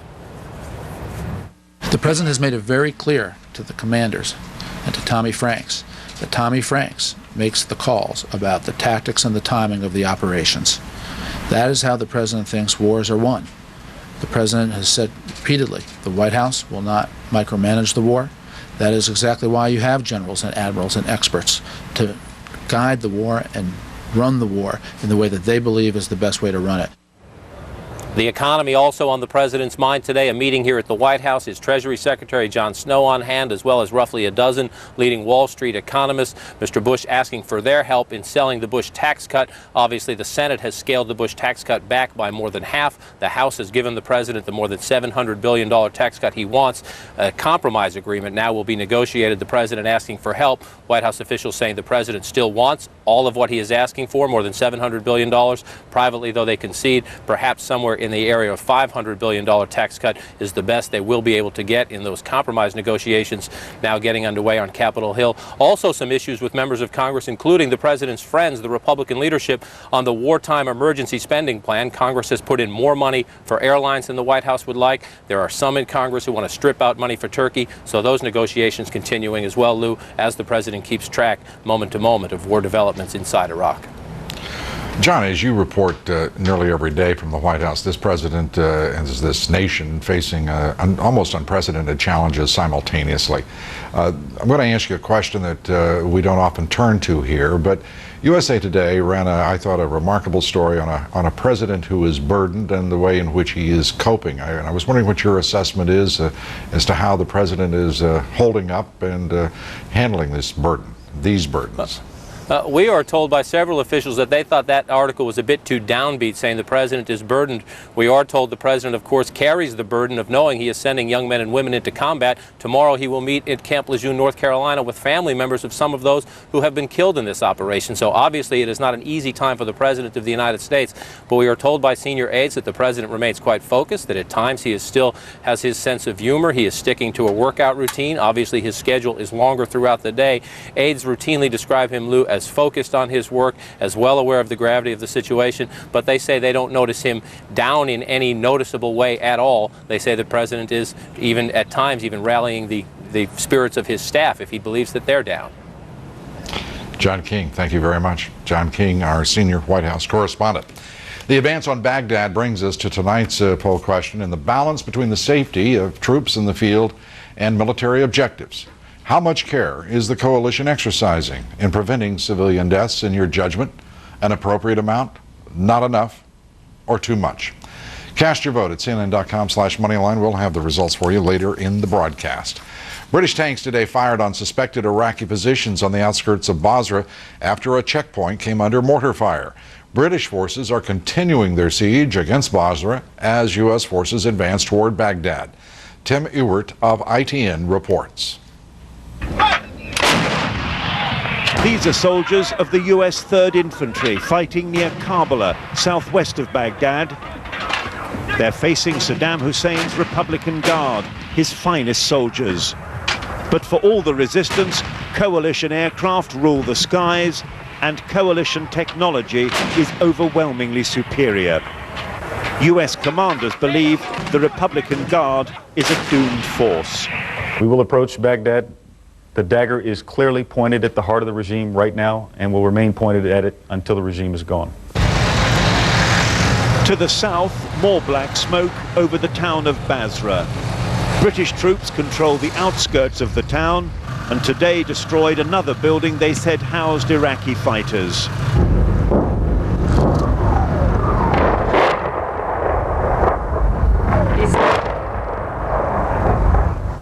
There is much fear here of the Saddam loyalists who still hold sway in Basra and of the invading troops waiting at the gates.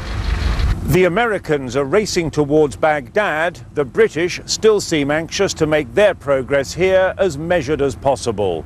Basra will fall, but there may first be fighting in the capital, 250 miles to the north.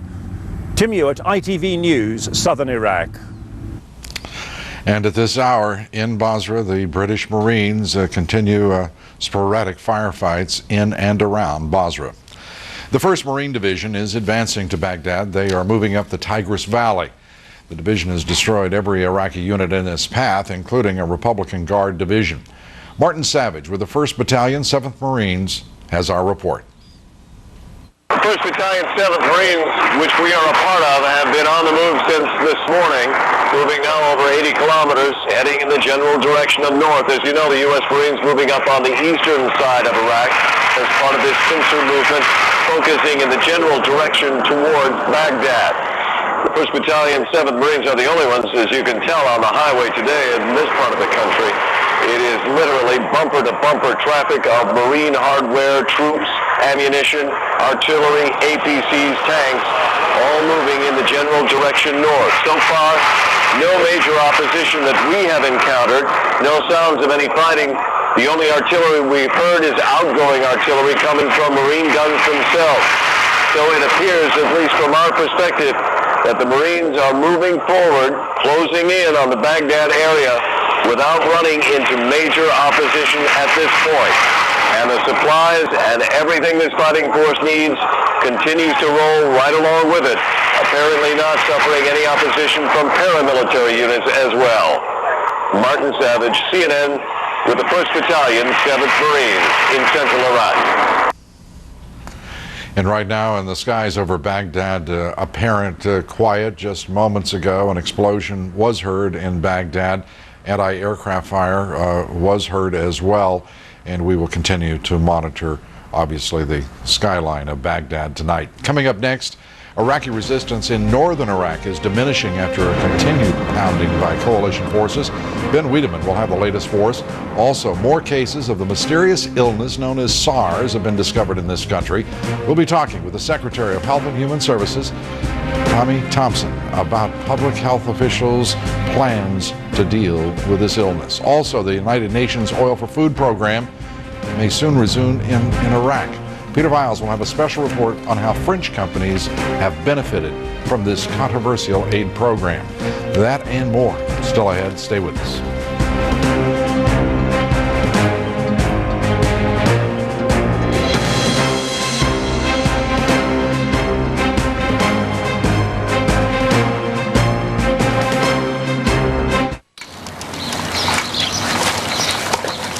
How'd you get the new bike?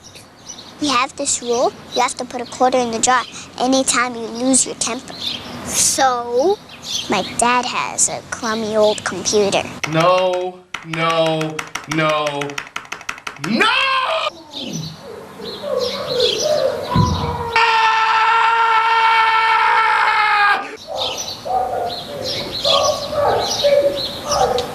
Cha-ching.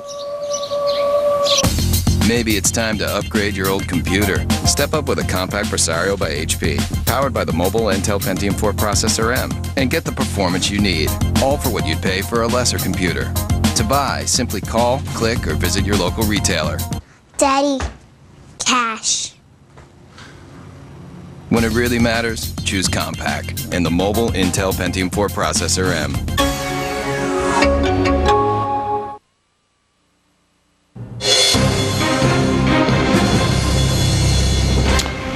U.S. troops continue to advance on Baghdad tonight. Some U.S. forces could be on Baghdad's southern outskirts by early tomorrow. As forces move forward, they're encountering less than expected resistance, but the Pentagon is warning that the toughest battles certainly lie ahead. In this country, a victory for patients in the Supreme Court today. The court ruled that states can force managed care health providers and plans to open up their networks of doctors. This ruling allows patients to choose a doctor from outside a health plan's network. HMOs argue that having doctors under exclusive contracts save them money. As U.S. troops advance on Baghdad, stocks advanced on Wall Street. Investors cheered by progress in the war, sending the Dow Jones Industrials 213 points higher. The Nasdaq gained 45.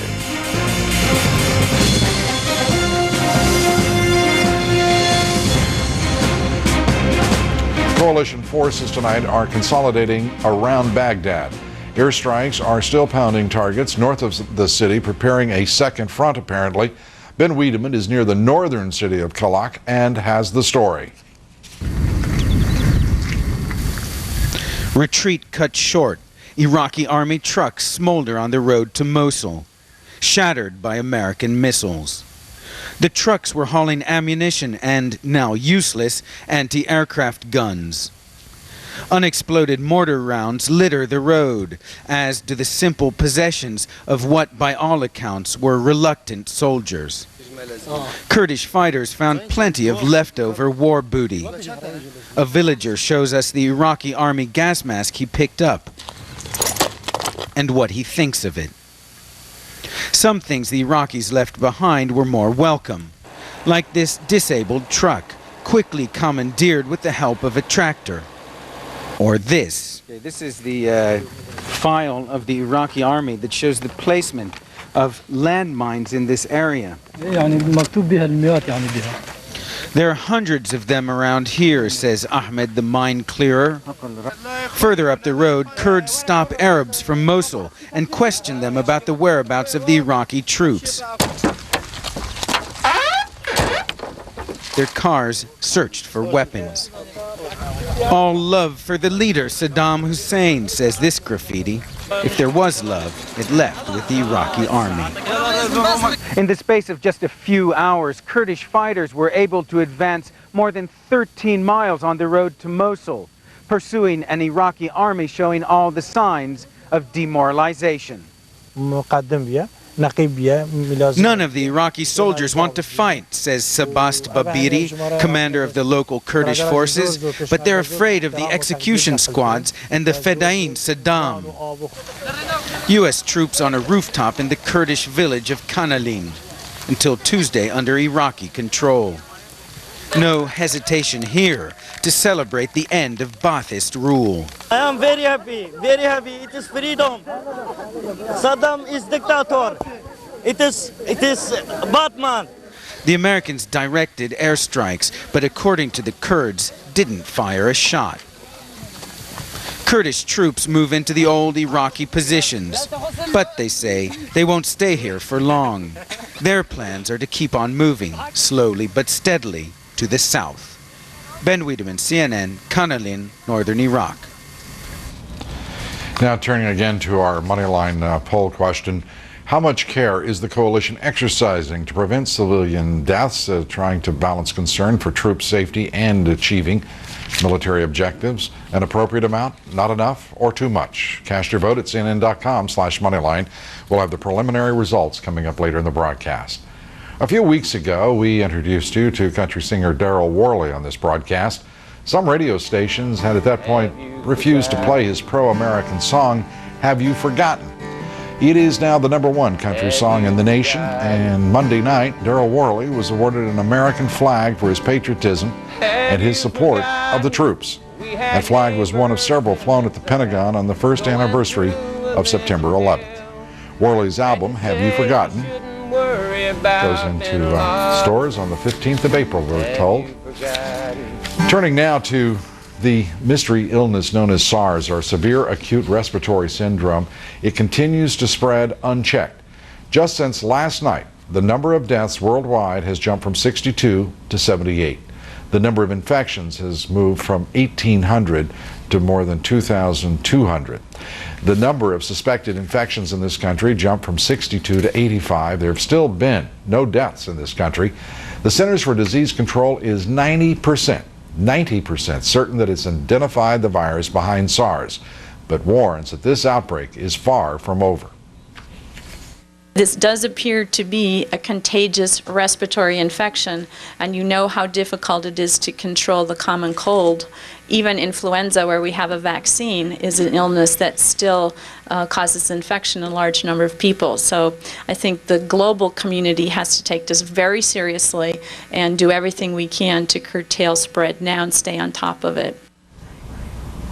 Joining me now to discuss the SARS outbreak in this country and around the world is the Secretary of the Department of Health and Human Services, Tommy Thompson. Mr. Secretary, good to have you here.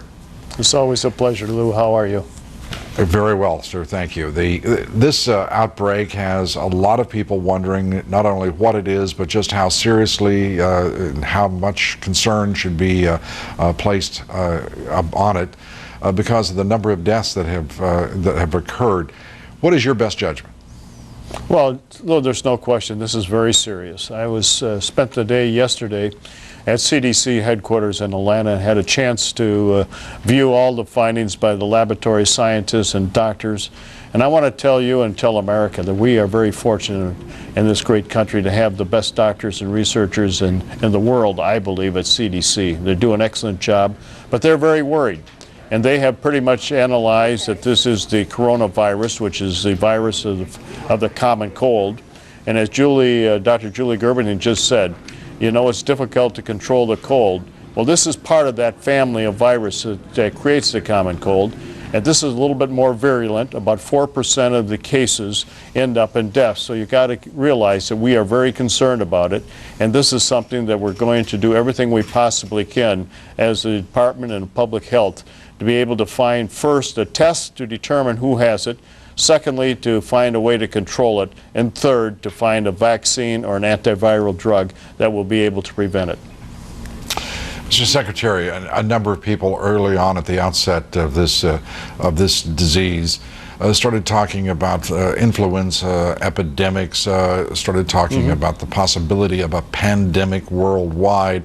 The World Health Organization has reacted quickly, the CDC, your department. Is there a prospect here, a realistic prospect of a pandemic? Well, we certainly don't want to alarm the world or the country or anybody at this point in time. It's too early to tell. It's something that we're very concerned about. It's a brand new strain we haven't seen before, and we have to find out how contagious it is and how we're going to control it and treat it. Hopefully this is something that's going to have a very short livelihood and be able to be controlled very quickly. And if we can do that, then of course we won't have a pandemic at all. We won't even have an epidemic or even a very serious illness. But right now we're treating this as very serious, very contagious, and something that we have to do everything we possibly can to find a way to control and treat it. And we're doing everything we possibly can to do that, Lou. This coronal virus, Mr. Secretary, the outbreak apparently began last year in a province of China and then migrated to Hong Kong.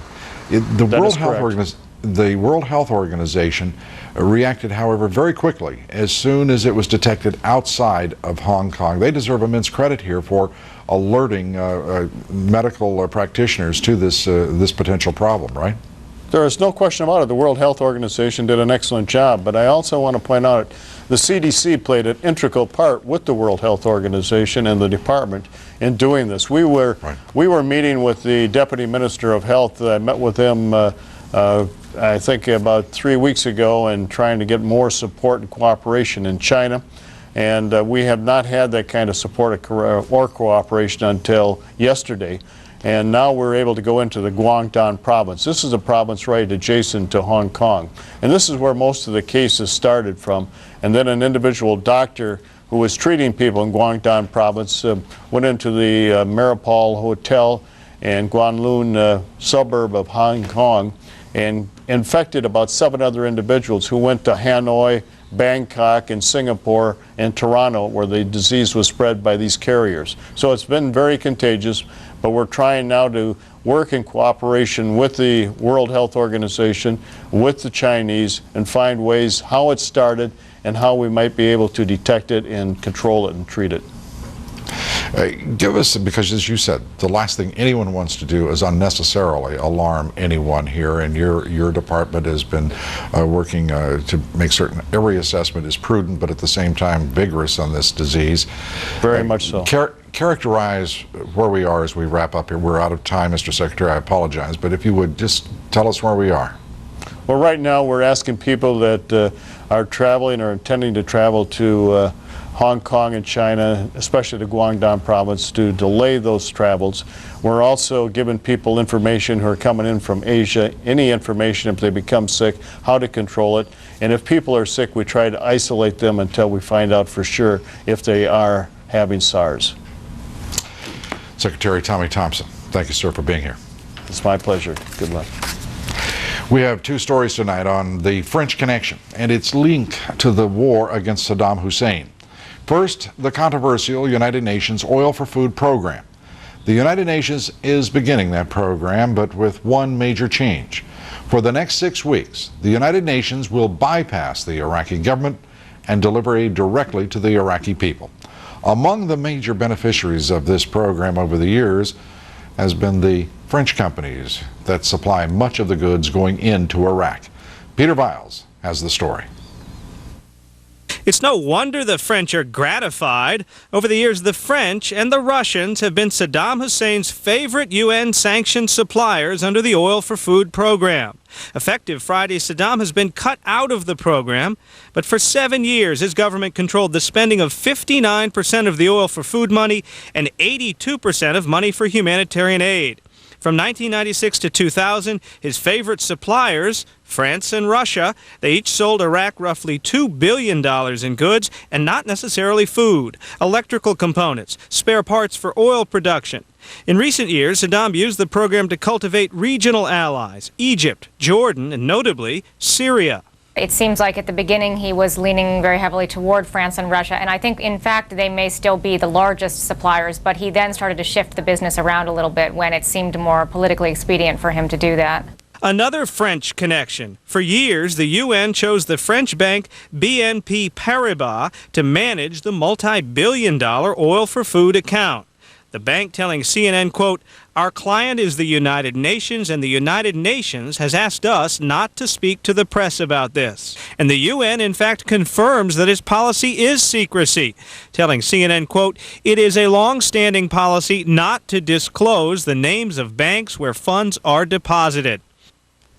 Now, the UN will tell you that these programs are regularly audited by an outside auditor. There's a very big catch here. The outside auditor is the UN's own board of auditors. It's a 3-member panel, and it is chaired this year, Lou, by a French auditing official.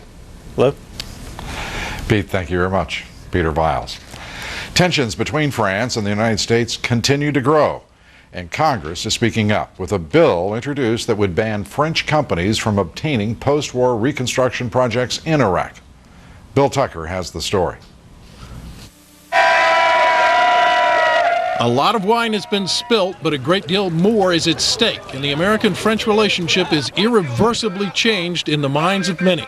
Things have been so alienated between the United States and France, they're so estranged, that the idea that the United States is going to let the UN run Iraq in such a way that France will have a veto over American actions in a post-war Iraq is frankly laughable. The French don't have to wait for a post-war Iraq to see the repercussions of their actions. In Congress, legislation is shaping up in the House of Representatives to forbid French companies from winning any reconstruction contracts in a post-war Iraq. And at least one congressman wants to cancel an 8-year contract signed with the French company Sodexo last October worth $881 million to feed U.S. Marines. France has made a national sport about bashing America for the last 4 months, and what we're saying is, probably should be some consequences, particularly when they're not doing anything that's unique, that you can't find American companies that are able to do the same thing.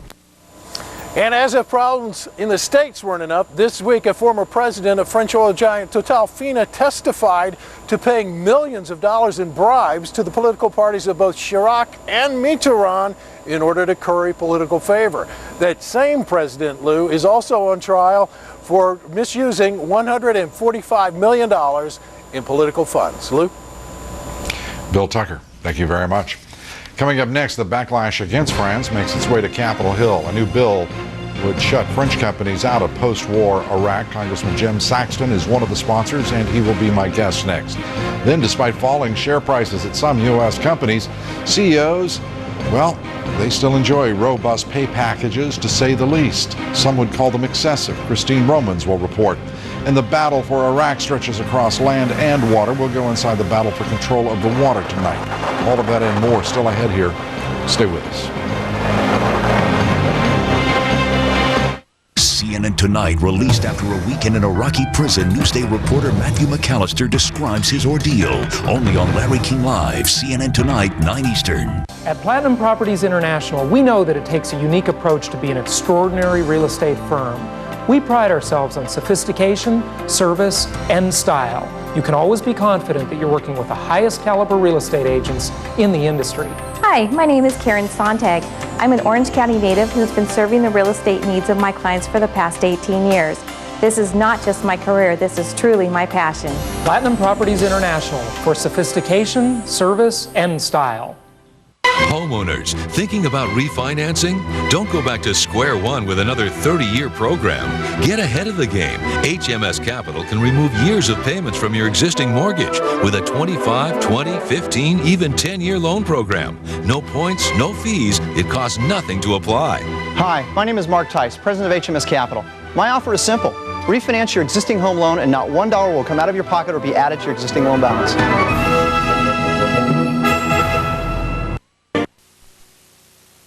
CNN, the most trusted name in news. Our next guest is the congressman who introduced the bill that would ban French companies from winning reconstruction contracts in Iraq. Congressman Jim Saxton joins us now from Capitol Hill. Congressman, good to have you here. Thank you, Lou. This bill designed purely to punish the French government for its opposition to the U.S. government and the coalition? It wasn't originally designed as a punishment, no. It was originally designed during the time we were so-called negotiating with the French and others in the United Nations to try to let the French government know that we were serious, that there could be repercussions, and that they should cooperate back during that time. However, it has taken on a new life here in recent weeks, and I have been joined by Congressman Nethercutt and Congressman Kingston, who I believe you just had on your previous segment, in moving forward tomorrow an amendment which embodies the language of my bill as an amendment to the appropriations bill that will pass tomorrow or Friday. Congressman Saxton, there are those who would say that this is dangerous stuff, punishing countries and governments for their political judgments. What do you say to those critics? The French attitude has been more than bad judgment. The French have gone out of their way to try to make life difficult for us after having been attacked on September 11th, knowing that Sadaam Hussein was one of the leader of a country that supported the very people who attacked our country. And as time has gone on, they have continued the process of advancing that message, and in fact went out of their way to try to spread their influence over other countries. The most harmful example may be Turkey and their decision not to cooperate, which of course has the results of which have been seen on television almost every day since the war began. I understand you received a letter from the French ambassador. Can you share that with us? I can share the general content of it. It was a 3-page letter. He said that they were that the French government was a friendly government to the United States, that they wanted to continue to work with the United States, but the evidence is obviously otherwise. As a matter of fact, Lou, I was visited by a French friend of mine just this week who brought me a stack of literature.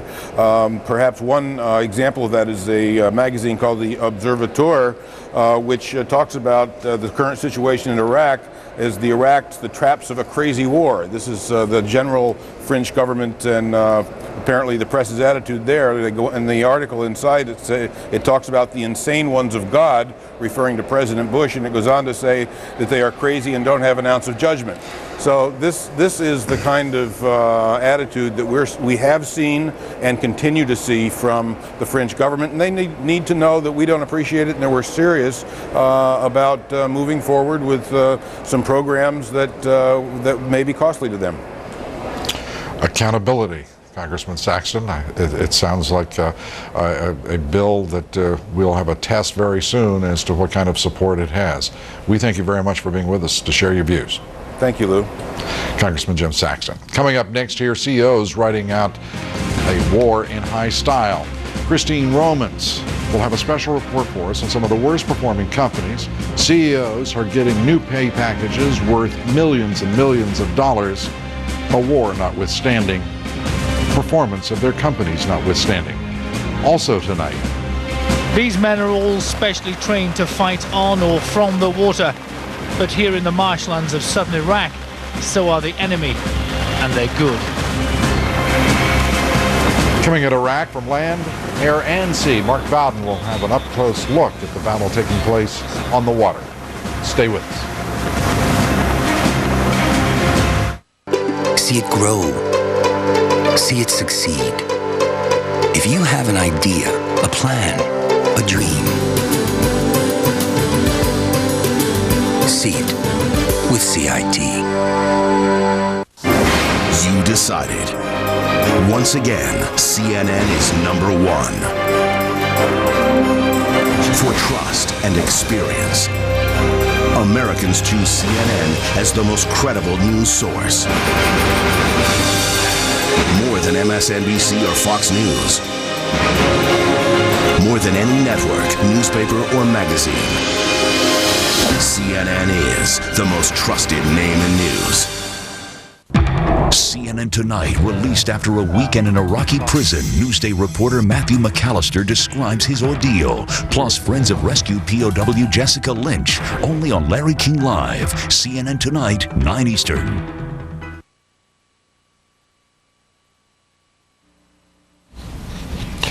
Let's take a look at the night skies over Baghdad. Just about an hour ago, anti-aircraft fire, one explosion. It remains, however, quiet at this hour over Baghdad, and we will continue to watch the skies over Baghdad for you and bring that to you as developments warrant. Airlines and other U.S. companies didn't do well last year, but it was anything but a bad year for the CEOs. Christine Romans has the report on executive compensation. Some would call it excessive. Run the richest country in the world, earn $400,000. Run a war, just about $140,000. Run a company into the ground, that's worth millions.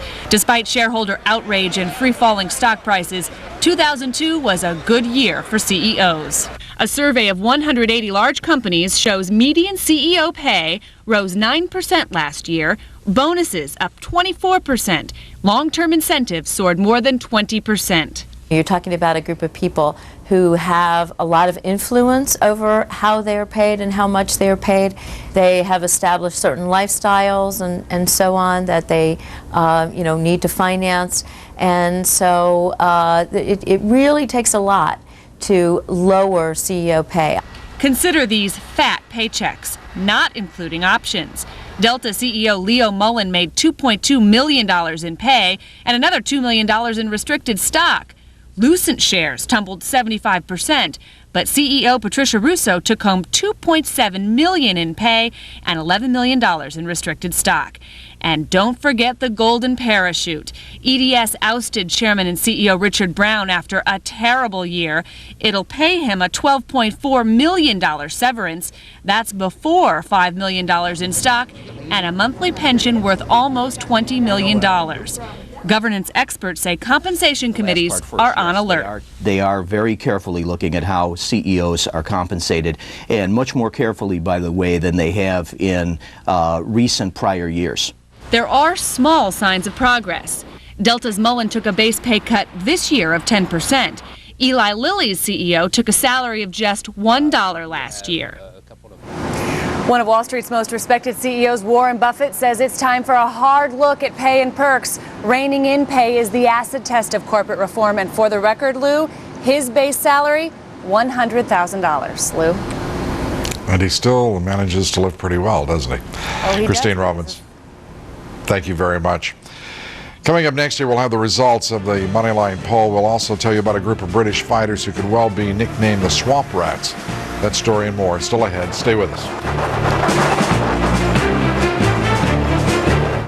The war in Iraq continues, and no one takes you closer than CNN, live throughout the day. Stay with CNN, the most trusted name in news.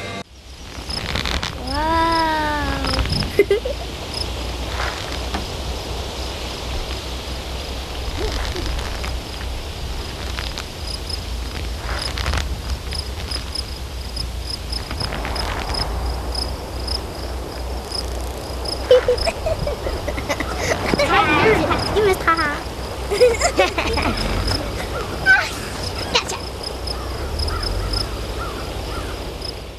Homeowners thinking about refinancing? Don't go back to square one with another 30-year program. Get ahead of the game. HMS Capital can remove years of payments from your existing mortgage with a 25, 20, 15, even 10-year loan program. No points, no fees. It costs nothing to apply. Hi, my name is Mark Tice, president of HMS Capital. My offer is simple. Refinance your existing home loan and not $1 will come out of your pocket or be added to your existing loan balance.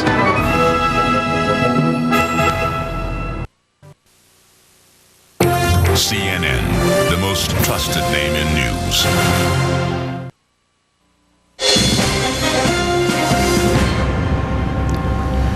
The preliminary results of our poll tonight, the question, how much care is the coalition exercising in preventing civilian deaths, balancing troop security and military objectives? 46% of you said an appropriate amount. 11% of you said not enough. 43% said too much. We'll have the final results on that poll for you tomorrow evening. In southeastern Iraq, Royal Marines from 539 Squadron are engaged in a battle that's starkly different from the Desert War just a few miles away. David Bowden of Britain's Sky News has the report. So far, the focus of the war in Iraq has been on the land and air battle for strategic towns and cities. But here in the south, much of the fighting occurs on or around the thousands of tiny waterways which dissect the landscape. And for the Royal Marines, that means work for 539 Squadron. These men are all specially trained to fight on or from the water. But here in the marshlands of southern Iraq, so are the enemy, and they're good. Although it looks muddy here, 10 to 20 feet in, negative anything around the corner waiting for you. Intelligence reports indicate Iraqi special forces may be operating in the reed beds in the region to the southeast of Basra. Much of the time for the boats of 539, it's a deadly game of cat and mouse. The waterways, thick with the stench of oil, are strewn with derelict and aging Iraqi vessels. Some are crewed, others are abandoned. All raise suspicion for the British troops who patrol here. The dangers these men face in these reeds have already been tragically demonstrated. One man was killed and 3 others injured when their boat was attacked by Iraqi militia in the waterway near Al-Zubayr. All the men of 539 know their war is against an elusive enemy which can strike and disappear almost at will. But all know too their war must be won if the south of Iraq is ever to be safe.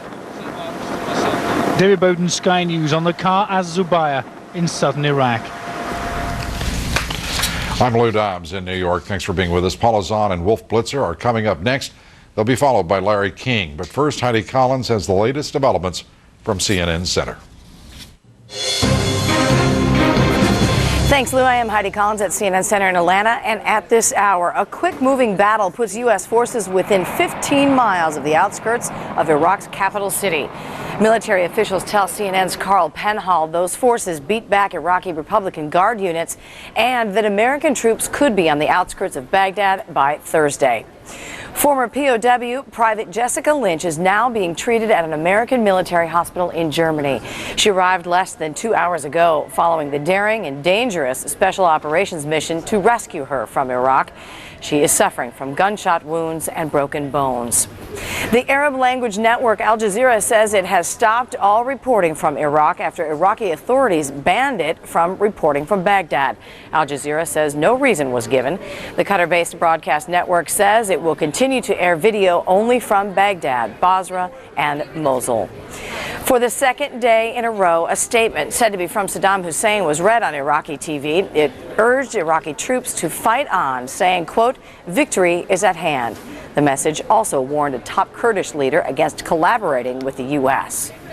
Secretary of State Colin Powell, on a visit to Serbia, said he is, quote, "absolutely delighted that the country is continuing the reforms started by Prime Minister Zoran Đinđić, who was assassinated last month."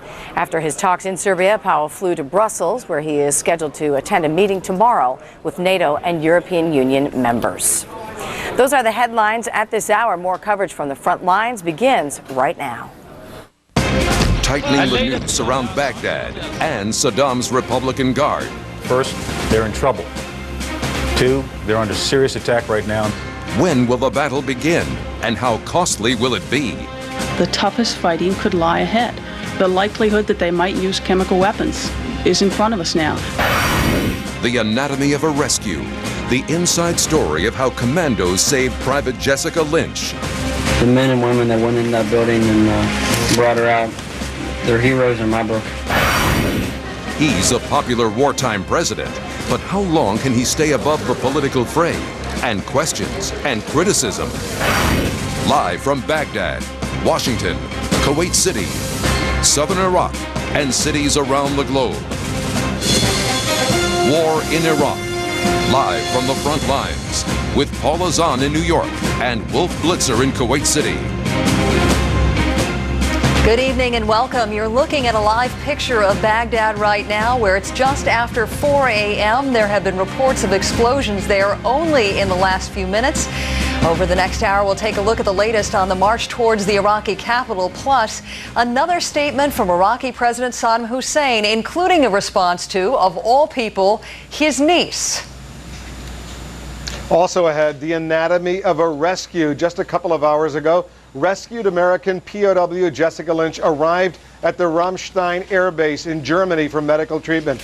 A little later, we'll speak with her family and take a closer look at the daring operation that produced her safe recovery. But first, the push into Baghdad. Coalition field commanders say U.S. troops are now within 15 miles of the Iraqi capital. They say their forces today beat back Iraqi Republican Guard units as part of the two-pronged advance on the city. Army commanders tell CNN's Carl Penhall U.S. troops could be on Baghdad's southern outskirts by early Thursday. However, the Pentagon is downplaying the idea that an invasion of Baghdad is imminent. For the second straight day, Iraqi television, meanwhile, has broadcast a statement from the Iraqi President Sadaam Hussein. However, despite the appearance of Sadaam Hussein in what was said to be new footage, the statement itself was read by an Iraqi news anchor wearing a military uniform. U.S. officials say they aren't sure whether the Iraqi president is still alive. Regardless, the statement praised Iraqis who have fought coalition forces. It was said to be Sadaam Hussein's response to a letter from his niece. God blessed us with people who will fight for their belief, including my daughter Thuraya and Ahlam. May the enemy be defeated, and there will be thousands of fighters who, defending belief, defending the land of the prophets and Holy Land. And for the latest news out of Baghdad, including more on that new statement said to be from Sadaam Hussein, let's turn to senior international correspondent Nick Robertson. He joins us live from Ruwayshat, Jordan, where he's been following the day's events. Good evening, Nick.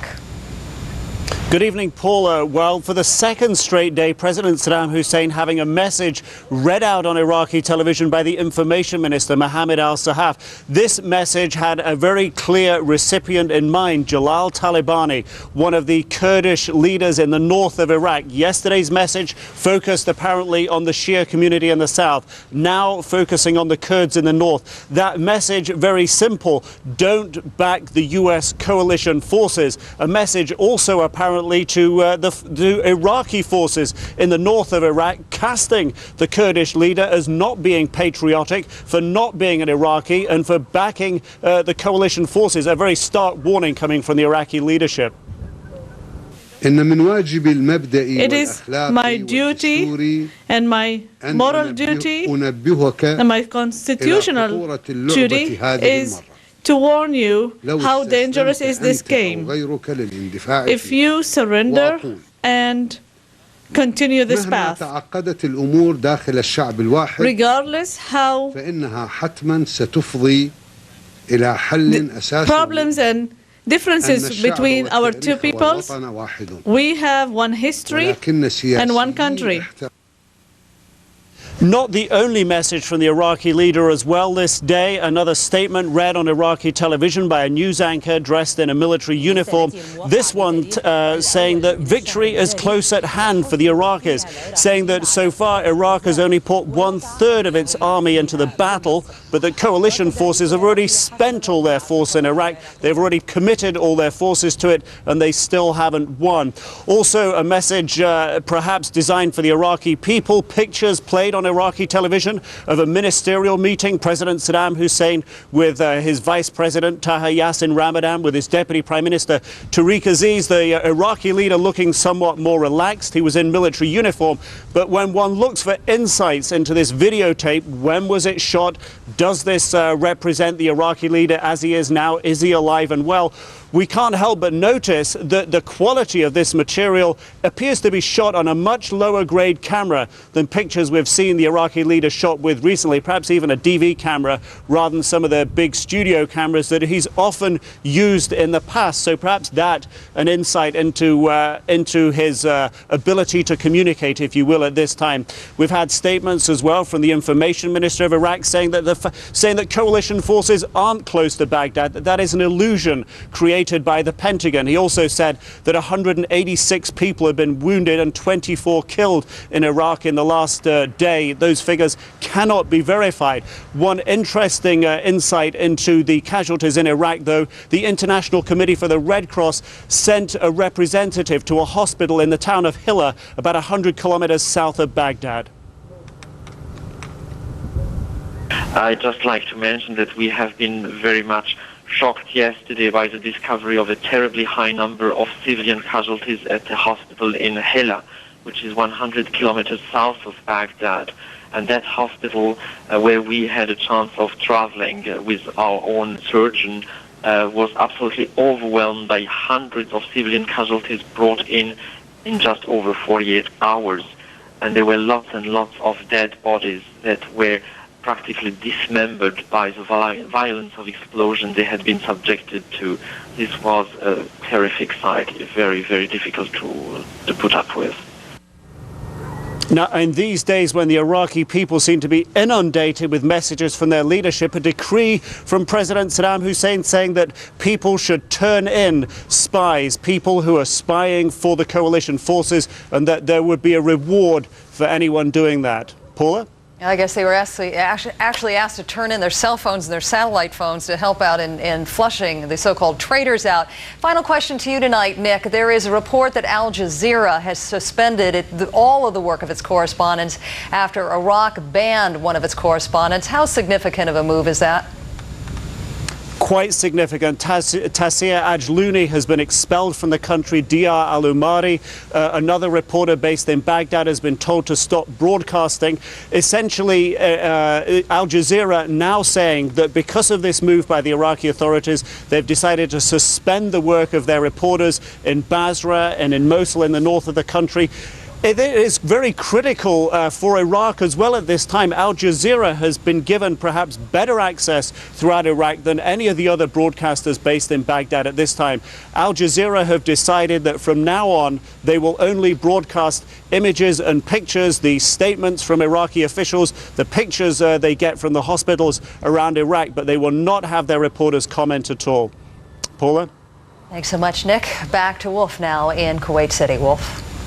Thanks very much, Paula. You have to watch this story every moment because it keeps on changing. The Pentagon now says two of the strongest units of Iraq's elite Republican Guard, the Medina and Baghdad divisions, are no longer credible forces. Army sources tell CNN soldiers from the 3rd Infantry Division fought and defeated troops from the Medina Division at Karbala, which is about 50 miles south of Baghdad. Meanwhile, to the east of Karbala, U.S. Central Command says U.S. Marines destroyed the Baghdad Division in a battle at Kut.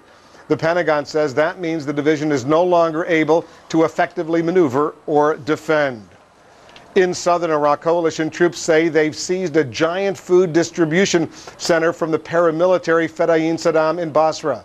The center had been used by the UN Oil for Food program. Troops found several hundred tons of food inside the facility, as well as cash, weapons, and documents relating to the food distribution system. Coalition forces say they hope the material will help alleviate the food shortage problems in Basra if and when they take control of the city. Let's go back to Baghdad now. Allied bombing continuing today in and around the Iraqi capital. U.S. officials say the emphasis was on what they call leadership and command and control targets. CNN's Bob Franken is embedded with the U.S. Air Force. He's joining us now live from an airbase not far from the Iraqi border. Bob. And Wolf, your discussion just a moment ago about the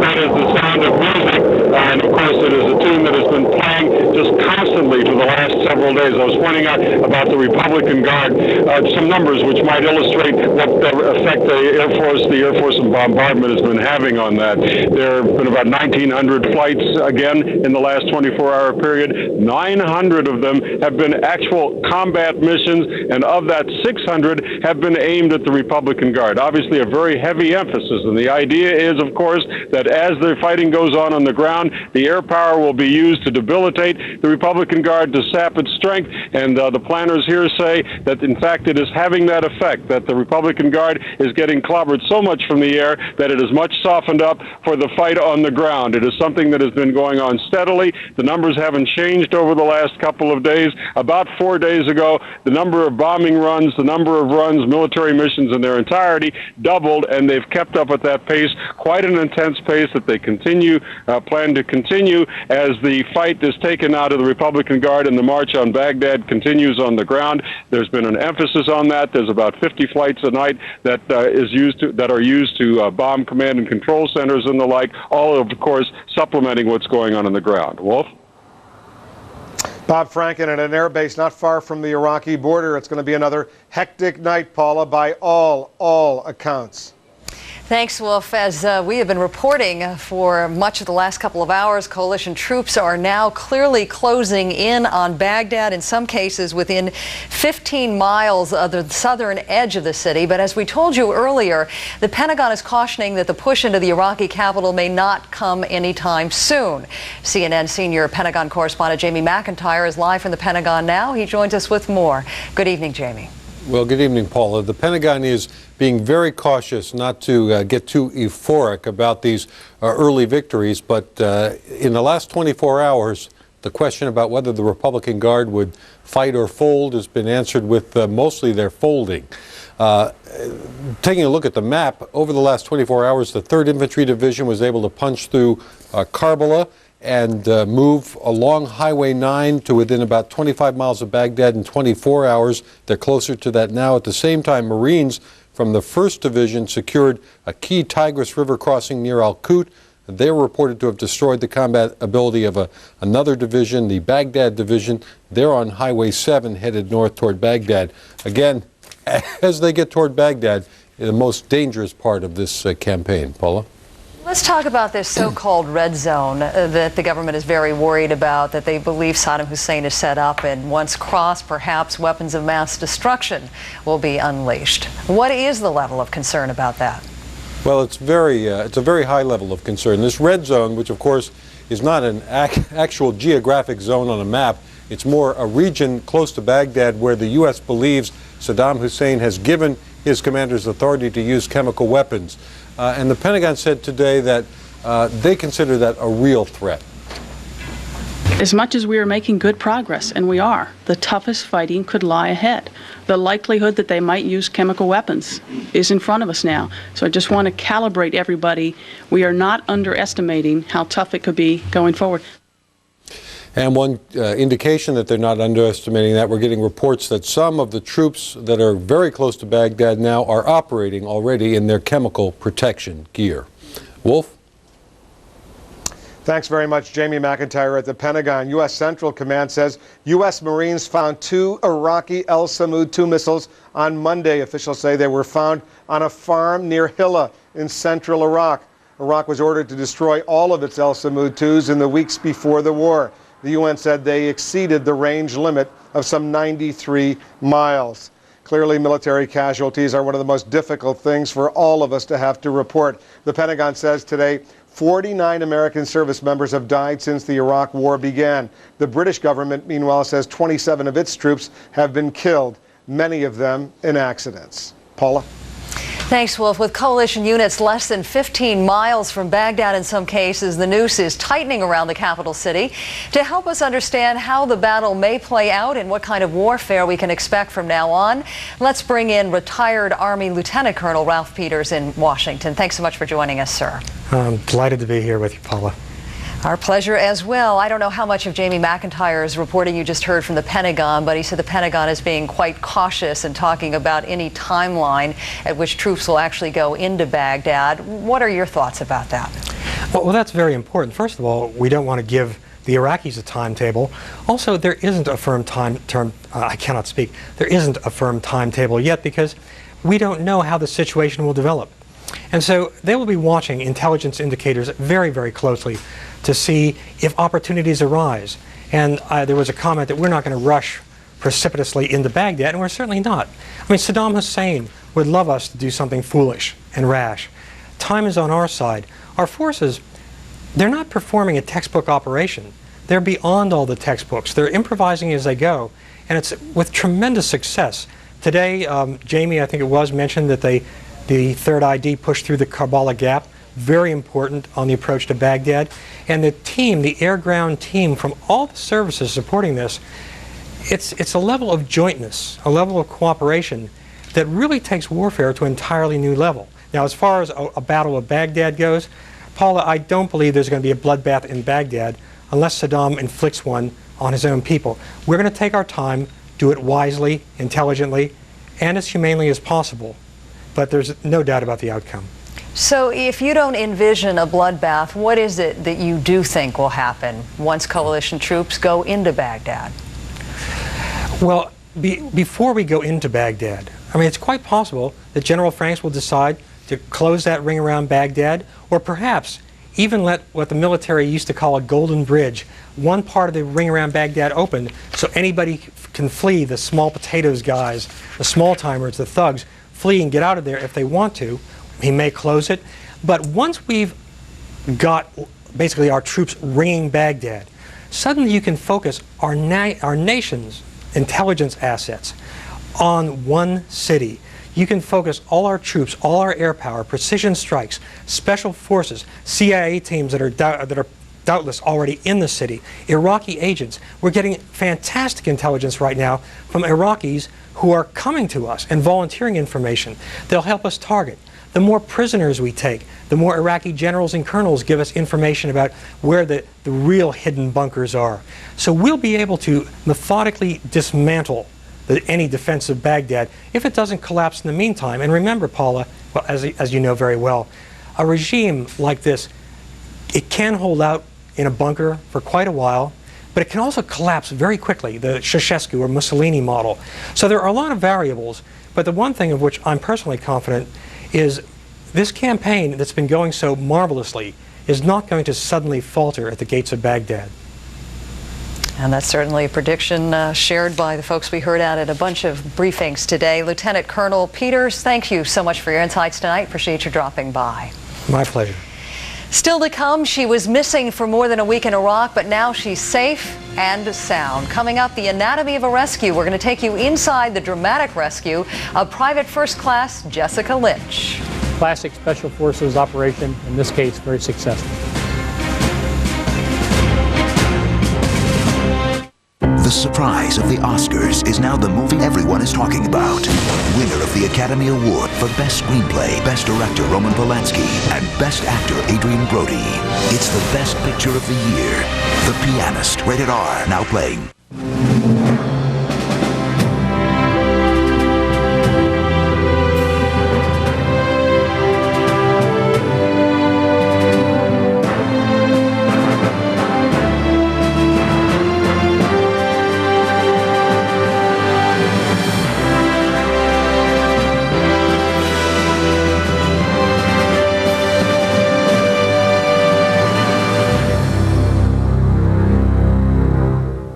Because things are changing so fast, trust CNN.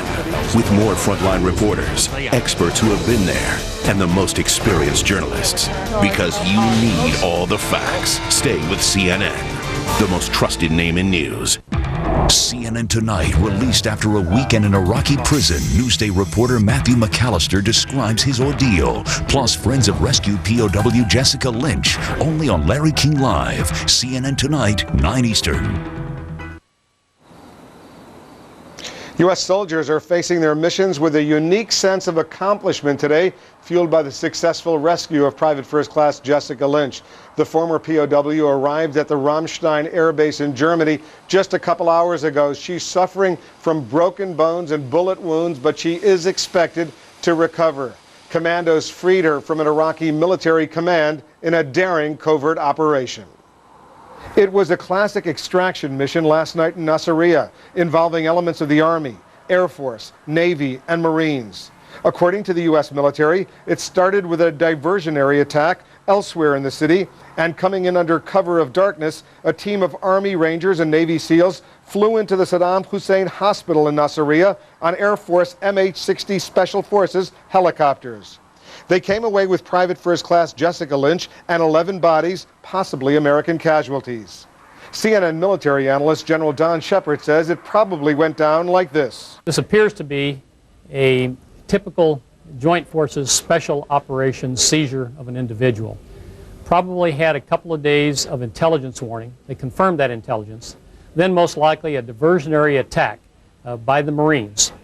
Insertion by Air Force Special Operations helicopters, security of the facility, in this case a hospital, by Rangers, then rescue of the individual by Navy SEALs, also supported by close air support by AC-130 gunships and probably fixed-wing aviation standing by.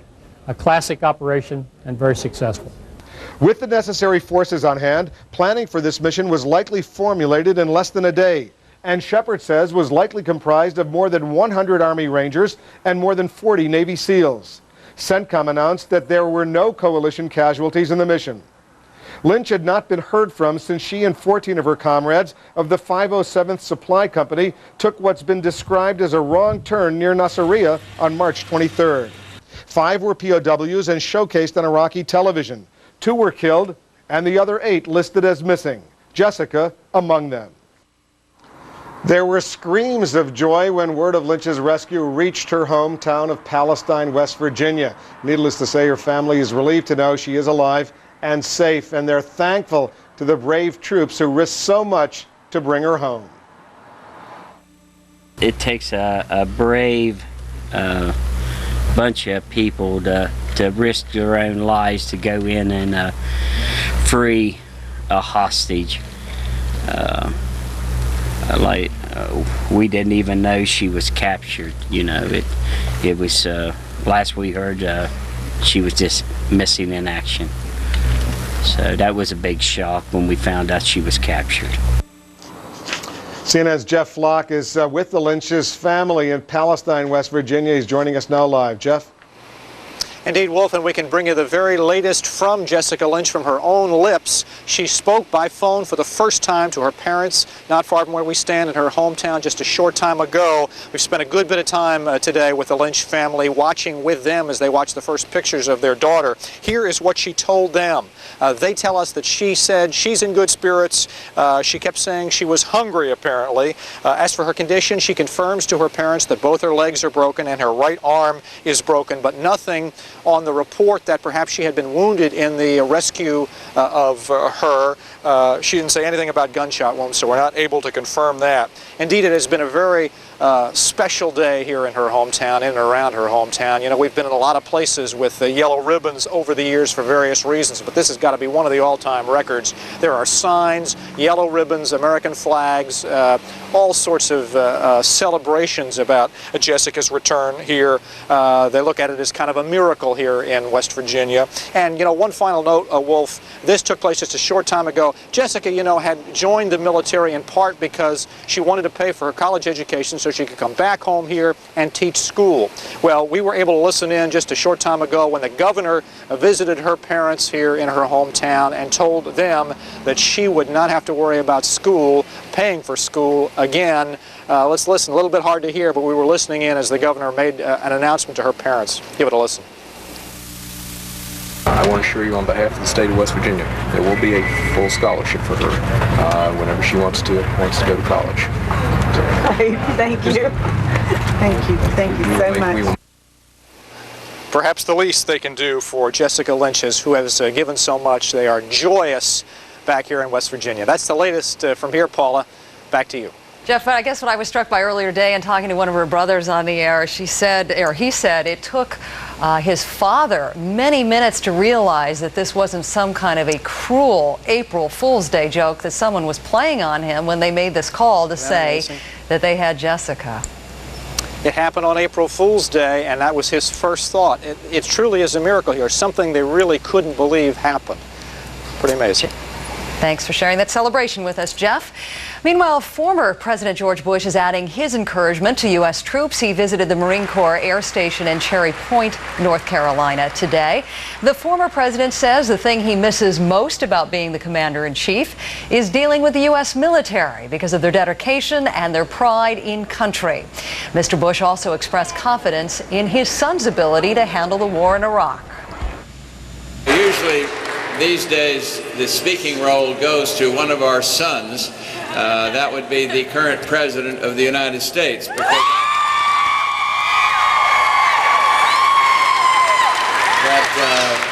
I can tell you that he is staying the course. He is not going to back down in terms of his responsibilities, and he's going to see this through to victory. And now the current President Bush is expected to head to North Carolina tomorrow himself to visit U.S. troops at Camp Lejeune. A little bit later on, criticizing a wartime president. Is there a point when it becomes unpatriotic?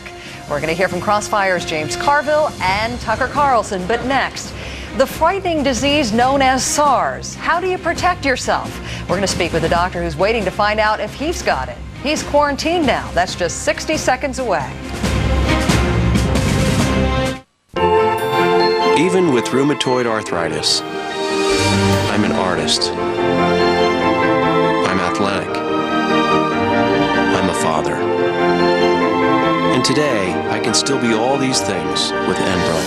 Enbrel may reduce the pain, stiffness, and fatigue of moderate to severe RA and inhibit the progression of joint damage. I'm Eric Lindbergh, and even with RA, I was able to fly solo to Paris, just like my grandfather.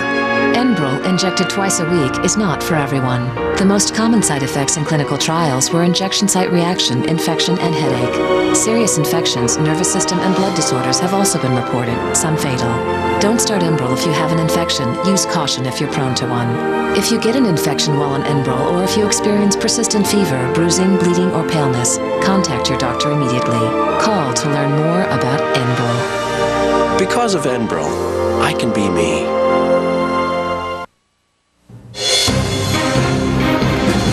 Hello, everyone. I'm Heidi Collins at CNN Center, and here now are the latest developments. U.S. forces are within 15 miles of the edge of Baghdad after facing Republican Guard forces.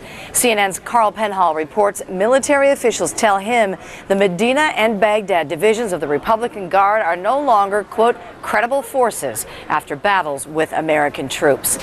Fighting continued in Basra, and U.S. and British troops seized a giant food distribution center from Iraqi paramilitary units in Basra. And U.S. troops are facing paramilitary units in Najaf. U.S. Army officers say Iraqi soldiers have taken over the landmark tomb of Ali with its gilded dome. British Royal Marines say they found a torture chamber used by Sadaam Hussein's internal security police. A BBC reporter with the Marines says the chamber is in a police station in southern Iraq and is equipped with hooks hanging from ceilings. An electrocution room was also discovered. The United Nations is warning food rations being distributed by coalition forces in Iraq look dangerously like small bombs being used in fighting. Both are bright yellow, and the UN says children could confuse the two, risking injury or death. In other news at this hour, Secretary of State Colin Powell was in Belgrade today, where he met with the new Serbian Prime Minister Zoran Živković. The previous Prime Minister was assassinated last month. Powell praised Mr.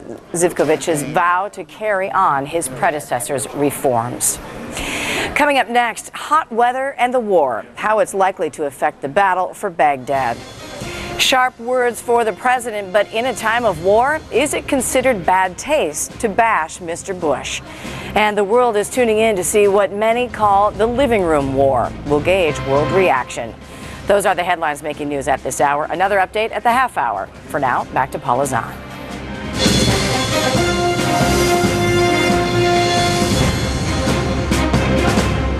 Welcome back. At 31 minutes after the hour, a big push is on for the CDC to understand that mysterious flu-like disease that's been spreading all over the world.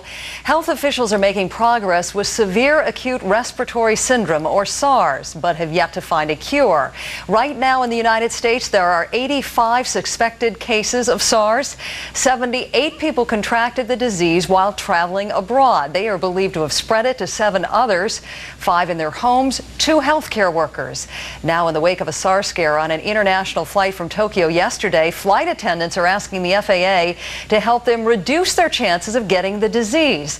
They want to be issued masks and latex gloves. By the way, the passengers on that flight from Tokyo were checked out. Apparently, none of them had SARS. Joining me on the telephone tonight, Dr. Donald Lowe with Mount Sinai Hospital in Toronto. He is Canada's leading expert on infectious diseases. Lowe treated a patient believed to have SARS and is now in isolation himself at home. But he is working the phones for us tonight. Dr. Lowe, thanks so much for being with us. Do you know for sure if you have SARS? No, I mean, we're taking the caution, and the decision was made that I had a significant exposure, and the medical officer of health felt that, and I listened to her decision, that I should be home in isolation for 10 days in order that I don't put anyone else at risk. So when will you get symptoms, if you end up getting them at all? Well, typically the patients that I've seen, and I've seen about 25 patients with this disease, is that after exposure, symptoms come on about 4 to 7 days afterwards. And I'm about 4 days right now. I feel fine, have no temperature, no muscle aches, so keeping my fingers crossed. And when you treated this particular patient, did you have a pretty good idea what was wrong with the patient? Well, actually, no. This was the problem, was exposure to somebody who was actually incubating the disease and wasn't recognized at the time. And that's been the real challenge for us, is it's not the patient that we know about. We know how to protect ourselves and protect other healthcare workers and patients. It's the patient you don't know, and that's where the break occurred, and that's where the exposure occurred. So if you end up having it, how are you going to be treated? Oh, a lot of prayer. There's not much really that we have to offer patients. We've treated most of our patients with a drug called ribavirin, which is an antiviral drug used to treat hepatitis C. In those patients with pneumonia, I'm not really convinced it's making any difference, so we need new drugs. We need better drugs and need them pretty quickly. So are you saying it is going to be fatal in most of these cases? I hope. Or if you have a strong immune system, you can ride it out? Yeah, what we've seen is that most of the deaths that we've experienced here in Toronto have been older patients with underlying disease. They're at greater risk for dying, but this is clearly a very important new emerging pathogen that is causing a disease in not only patients that travel to China, but also people coming back in healthcare workers, and the healthcare workers are at greatest risk right now. So just a final word of advice to any Americans and Canadians worried about possibly having been exposed to SARS. Well, I think that what we have to be vigilant. We really have to, it's a wake-up call on how we manage patients in hospital. I think our initial case, it was clear, a patient with pneumonia that was thought to have just a regular community-acquired pneumonia, and we didn't recognize it, and that was unfortunately the mistake that occurred. And as a result, we've got over at least 129 cases in the Toronto area. Well, we are pulling for you and hope if we check in with you this time next week, you will be just fine. Thank you for sharing your story with us tonight. Thanks, Paul. Bye. Dr. Lowe, good luck. Back to Wolf now in Kuwait City. Wolf? Thanks very much, Paula. That's a pretty scary story. We'll continue to monitor it. Meanwhile, here in the Persian Gulf, the mercury is beginning to rise pretty quickly right now, especially in Iraq. A heat wave is bearing down on the region and could produce triple temperatures this weekend in some places. Changing forecasts could make conditions even more difficult and reduce visibility for coalition forces. For more on the hot forecast for the days ahead, let's join our meteorologist Jackie Jarris at the CNN Center in Atlanta. Jackie? Well, Wolf, the temperatures are going to be rising rather dramatically over the next 3 days or so. The heat has been building across Saudi Arabia with this area of high pressure, and you can basically think about it as a big dome of hot air, and that's been building up, and now it's going to be pushing up to the north, heading into southern and central parts of Iraq. Temperatures will incrementally increase over the next couple of days and become about 10 degrees hotter by the weekend. region compared to the high temperatures that we're going to be seeing tomorrow into the upper 80s. So the high temperature by Saturday in Baghdad will be near 100 degrees. And this is very significant because this is very early in the year already to start seeing temperatures this warm. Average highs in Baghdad for early April are about 79 degrees. We move up to about 85 by mid-April, early May 91, and then as you head into June, high temperature of 103 degrees. So temperatures are expected to be about 20 degrees above where they should be. And NOAA has kept records in Baghdad from 1973 to 1993, and the hottest temperature they recorded in April was 100. So we are going to be rivaling that, if not beating it, this weekend. Paula?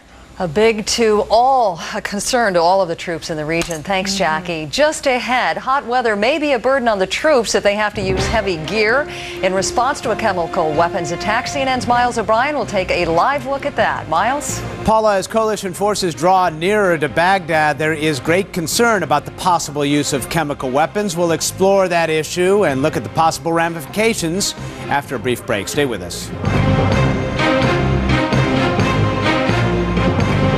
CNN Tonight, released after a week in an Iraqi prison, Newsday reporter Matthew McAllister describes his ordeal. Only on Larry King Live, CNN Tonight, 9 Eastern. Showtime presents the true story of a JFK mistress when she fell in love with John Kennedy. I don't belong here. You belong with me. She never thought she'd be in bed with the mob.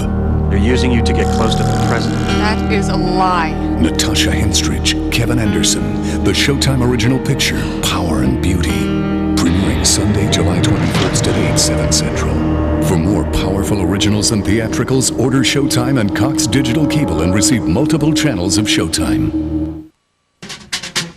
If you're looking for a new car in the $25,000 range, check out a new Mercedes-Benz from Fletcher Jones Motor Cars. With our exclusive First Mercedes Purchase Program, you could be driving a new 2003 C230 compressor sport coupe starting at just $24,950 for a new Mercedes-Benz.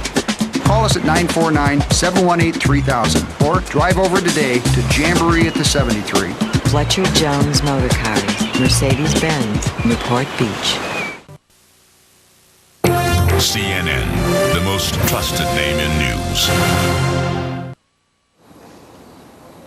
The heat could make things tough for U.S. and British troops, especially if they're wearing protective suits as they approach Baghdad. They're already well within the so-called red zone around the city. That's the area military officials are concerned could trigger the Iraqis to launch chemical or biological weapons. We turn now to CNN's Miles O'Brien in the CNN newsroom and our military analyst Kelly McCann to get a bit of a perspective on this dangerous possibility. Miles? Thanks very much, Wolf. Kelly, good to have you with us. First, I want to ask you about this red zone. I think people have this sense that there's almost like a red ring around Baghdad, and I think that might be a little bit misleading. The point is, as the coalition draws near to Baghdad, first of all, they're going to be gathering together in one place more. That's one thing. Secondly, the defenses of the Republican Guard are diminished. And does that raise a possible chemical weapon scenario more likely? Absolutely does. As we have caused attrition on their side and they have less combat effectiveness, as we approach on a wide frontage, them not knowing exactly where the axis of advance is going to come from, then the bottom line is they have no choice to strong point and perhaps contaminate an area, thereby thinking they've taken it off the board as a possibility. All right, now we've already seen some pictures. 101st Airborne today, they were testing out their gear, and this gear, it's bulky, it's hot, the temperatures are rising, and yet it is obviously something that these troops have to keep nearby. How ready can a force be to fight and to wage a fight when you're wearing all that heavy protective gear? As a force, very effective. However, at the rifleman level, your peripheral vision is cut down about 40 to 50%. Meaning that now the rifleman has to conduct head sweeps to be able to see to his left and right and maintain that situational awareness that he's taught is so important in combat. And then throw the heat in there and you've got all kinds of factors to consider. Let's take a look at an animation. This is a scenario that our folks have put together. This is a scenario, a Baghdad scene. We put a couple of pieces of artillery there. Is artillery the likely thing that would be firing off a chemical warhead of some kind? It is, and also it would be a battery in depth. In other words, instead of one tube as we've demonstrated here, here, it might be 6 tubes, it might be 8, so that when downrange dispersal area is much wider and much deeper. You want to go for a wide dispersal range. All right, let's continue this animation. Off goes a chemical weapon. We depict this, and what happens is these things, these warheads, they explode just a bit above the ground, right? Above ground, because it has to be controlled how high because of the dispersal of the agent as it comes down. All right, down it comes. Presumably these people in the Humvee have got their gear on. The dispersing occurs, and with the gear on, they're safe and sound, right? Yes. In theory. They have to be decontaminated, as does all their equipment, but they are safe, yes. All right, now, we put in a reprisal scenario here. You got an F-18 Hornet out in the fight there. Despite the smoke, they're using some help from a scout helicopter there, laser-designated target, because they would be able to identify it after it being, after the firing. And off goes the missile to take care of that. Now, what my point is here is as you take out a chemical weapons battery there, artillery or whatever, do you, in and of itself, do you create a chemical cloud there? Some contamination will occur, but a lot of it will be incinerated with the detonation because a lot of these agents are fairly volatile. And the one thing that we didn't show here is the early warning system. They would have warning, hopefully, minutes maybe before it's fired, and counter battery fire. In other words, U.S. artillery that might be able to engage that battery as soon as they open up, Miles. All right, Kelly McCann, appreciate that. Hopefully that's a scenario we'll never see in person. It's just, we'll leave it in the realm of animation. Wolf? So. Thanks very much, Miles and Kelly. Voices critical of the war in Iraq seem to have been growing louder in recent days. Just ahead, we'll be joined by the hosts of CNN's Crossfire, James Carville and Tucker Carlson. They'll take a closer look. Also ahead, this isn't the first time a president has heard criticism during a war. We'll have some historical perspective. Critics are sometimes right, of course. Most would now agree the U.S. blundered in Vietnam. They are sometimes right, but they are almost always early. And wars are unpredictable, of course. Announcing non-drowsy allergy medicine you can take right when you need it. It's Alavert. New Alavert starts dissolving the instant it touches your tongue, without water. So Alavert is non-drowsy relief you can take inside, Outside, in your car, wherever you are. Get prescription-strength, non-drowsy, 24-hour relief. Even Claritin can't beat. New quick-dissolving Alavert. Allergy medicine you can take right when you need it, wherever you are. Hey, you're going to love this new quick rent at National Car Rental. When you get to the airport, they let you choose your own car. Whatever make and model you want.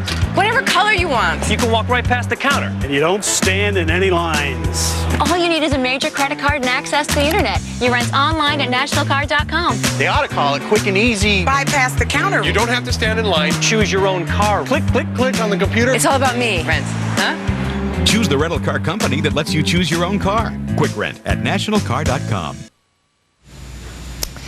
Welcome back. President Bush met with his top national security advisors today. He is keeping a low public profile right now. The White House says Mr. Bush has no intention of giving military commanders advice on tactics or the timing of operations in Iraq. Senior White House correspondent John King has the very latest from the White House tonight. Good evening, John. Good evening to you, Paula. Constant questions, we are told, from the president, but no micromanaging. That is the message the White House trying to portray. One key example of this, of course, the dramatic developments in the past 24 hours, that rescue operation that brought Private First Class Jessica Lynch out of Iraq. White House officials say the president was updated on that rescue operation this morning. The White House provided us a photo of one of the president's sessions with his national security team. It was at a similar conversation yesterday that we were told the president was given what his press secretary calls a hint of what was to come. Other senior officials telling us the president received a general briefing that there was a possibility of a rescue operation. Ari Fleischer, the press secretary, though, saying today that that is not the type of decision that Mr. Bush grants authority for. He says the field commanders have broad authority to conduct missions, including dramatic rescue missions and risky rescue missions like this, if the commanders in the field see fit. I think the president had some generalized information, but again, the tactical information was the decision about what to do and when to do it was made by commanders on the ground. The president had some general awareness that something might be happening, but not the details. 2 days now since the president has held the public event, but we will see him tomorrow. Mr. Bush leaving Washington early in the morning to go to Camp Lejeune, North Carolina, a key Marine training base there. Mr. Bush, we are told, will give quite an optimistic assessment of the war effort, but he will, as troops get closer and closer to Baghdad, make the case that the most dramatic battles still lie just ahead. Mr. Bush also will take some time in private to meet with family members of U.S. servicemen killed during Operation Iraqi Freedom. Meetings like that, one of the reasons the White House, for all the celebration of the release and the rescue of this one American prisoner of war today, the White House says the joy is tempered by the fact that some families are losing their sons and daughters in this conflict. Paula? A troubling contrast. John King, thanks so much. Back to Wolf now in Kuwait City. Thanks very much, Paula. There's, of course, a history of American presidents being criticized during times of war. Here's CNN's Bruce Morton. War goes on, and so does the arguing. Is the plan working? Is it the right plan? Its defenders resent its critics. It's one thing to have an opinion. It's another thing to express such dissatisfaction with, quote, the plan, that it's just not very helpful. And when you have troops in combat, as most senior military would know, that's not the time to start putting different opinions, especially from senior people, on the table. They've criticized the bombing. The bombing raids have dropped too many bombs and too few. Air raids have managed to kill enough civilians to stoke fires of protest throughout the Muslim world, but failed to take out the regime. The Kansas City Star from November 4th, 2001. They were criticizing the bombing about 2 weeks into the Afghanistan campaign, not this one. The regime, they said the bombing hadn't changed, was the Taliban. Tommy Franks, the chief planner. The question is whether he is the wrong man in the wrong place at the wrong time. Army specialists in unconventional warfare think he is. But wait again. Columnist and CNN commentator Robert Novak wrote that about Franks' command role in the Afghanistan war, November 12, 2001. A retired officer, Rear Admiral John Stufflebeam. I am a bit surprised at how doggedly they're hanging on. Not Saddam's men, but the Taliban. He was quoted in November 2001. All the elements of the opposition are not yet identified, let alone united. The Washington Post, writing not about Kurds and Shiites, but about anti-Taliban guerrillas, October 21st, 2001. A couple of weeks into that war, remember, Kabul hadn't fallen, even Mazar al-Sharif hadn't. The criticism then as now started early. Critics are sometimes right, of course. Most would now agree the U.S. blundered in Vietnam. They are sometimes right, but they are almost always early. And wars are unpredictable, of course. Dwight Eisenhower, who commanded the Allied invasion of Normandy during World War II, may have had it right. War plans are fine, he said, until the fighting starts. Bruce Morton, CNN, Washington. So the question is, at what point will it become politically correct to criticize President Bush? Who better to bat that one around than the hosts of CNN's Crossfire? Joining us from Washington, James Carville and Tucker Carlson. We're keeping them separated tonight. Good evening, gentlemen. Evening, Paul. Let me start off with you, Tucker, tonight. When you have the commander of the ground forces in the Persian Gulf raising questions about the possibility of having underestimated the strength of these paramilitary forces and even questioning the timetable, do you have a problem with any of the pointed questions that followed from the press and retired members of the military?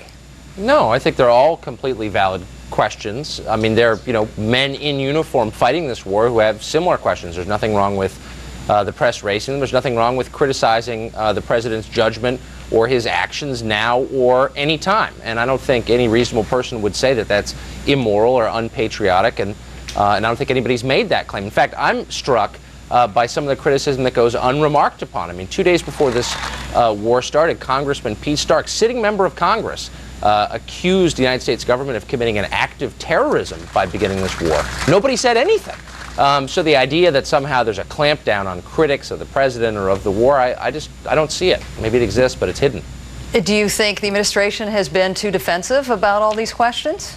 Well, no, I'm not sure too defensive. You can understand. I mean, look, the point that General Myers was making, that it's not helpful, is obviously true. It's not helpful, but that doesn't mean it's illegitimate. I mean, I think both sides have a good point. I mean, there's nothing wrong with literally armchair generals critiquing a war. That's their right. And there's, again, nothing wrong with the administration being uncomfortable with it or pointing out that it's not helpful. James, what kind of job do you think the administration has done in managing expectations here? I see that got a chuckle out of you, what Tucker just had to say. Some people have done a better job, other people have not done so good a job. I go back to I think Rumsfeld was just thin-skinned. I mean, he was all way out front criticizing the Kosovo War. Right in the middle of the war, he said it was a mistake to rule out ground troops. Well, he happened to be wrong. Maybe some of these generals who are being critical now might be wrong. We'll have to wait and see till the war's over. But, if you're scared of criticism or you got thin skin, being Secretary of Defense at the time of war is not a place to be. I don't know how good a secretary he is. I guess history will judge that. But he is the thinnest skinned cabinet member I've seen in a long time. And my advice to him is just toughen up, fella. People are, that's if everybody gets second guessed. Wait a second. I mean, if the Secretary of Defense is so thin-skinned, one wonders why the Pentagon allowed members of the press to travel with troops into battle. I mean, I'm not sure, and good for them, he was, by the way, but Donald Rumsfeld, of course, signed off on that. That was the idea of this administration, so if it was so thin-skinned, I don't think they'd allow CNN to tackle. You must have missed his press conference yesterday. But at any rate, he was big enough, and I don't care if he was critical of the government during the time of war. Well, he shouldn't be surprised if people are going to come out and say something. I actually think that we're going to win this war. I don't think it from the beginning. I never thought it was going to be a particularly difficult war to win. The peace I'm a little more skeptical about, but I'm not. Hey, I'm a corporal. I'm not an armchair general, so I'm really not qualified to second guess anybody on this. Now, Tucker, finally tonight, this may be a tough one for you to put your shoes in put yourself in the shoes of the Democrats. But if you were the Democrats, what would you be talking about right now? I would probably be saying as little as possible. I guess I'd probably be denouncing Pete Stark for accusing American forces of committing acts of terrorism. That would probably be high on my list. I'd also ask probably Congressman Charlie Rangel to take back his claim that American forces were, quote, killing women and children indiscriminately. But for the most part, I think Democrats have been doing what they should do. They've been broadly supportive of troops in the field. Good for them. I'd probably continue doing that and hope the war ends soon so the campaign can begin. Yeah, I think it's in everybody's interest for this war to end as soon as quickly and as successfully as possible. I said that before it started. I certainly believe that now, and I hope the next time I'm on this network it'll be after it's over. Well, a lot of people would be clapping if that were the case. James Carville, Tucker Carlson, thank you both. Nice to see you, even though we don't have the two of you sitting side by side tonight. Just ahead, you will probably know by now that by flipping through the channels, you're likely to get a very different view of the war. But what about folks in other countries? Bruce Burkhart will take a look. Like so many other international TV outlets, Russian war coverage is heavy on the civilian casualties, including some images that are simply too graphic to show here.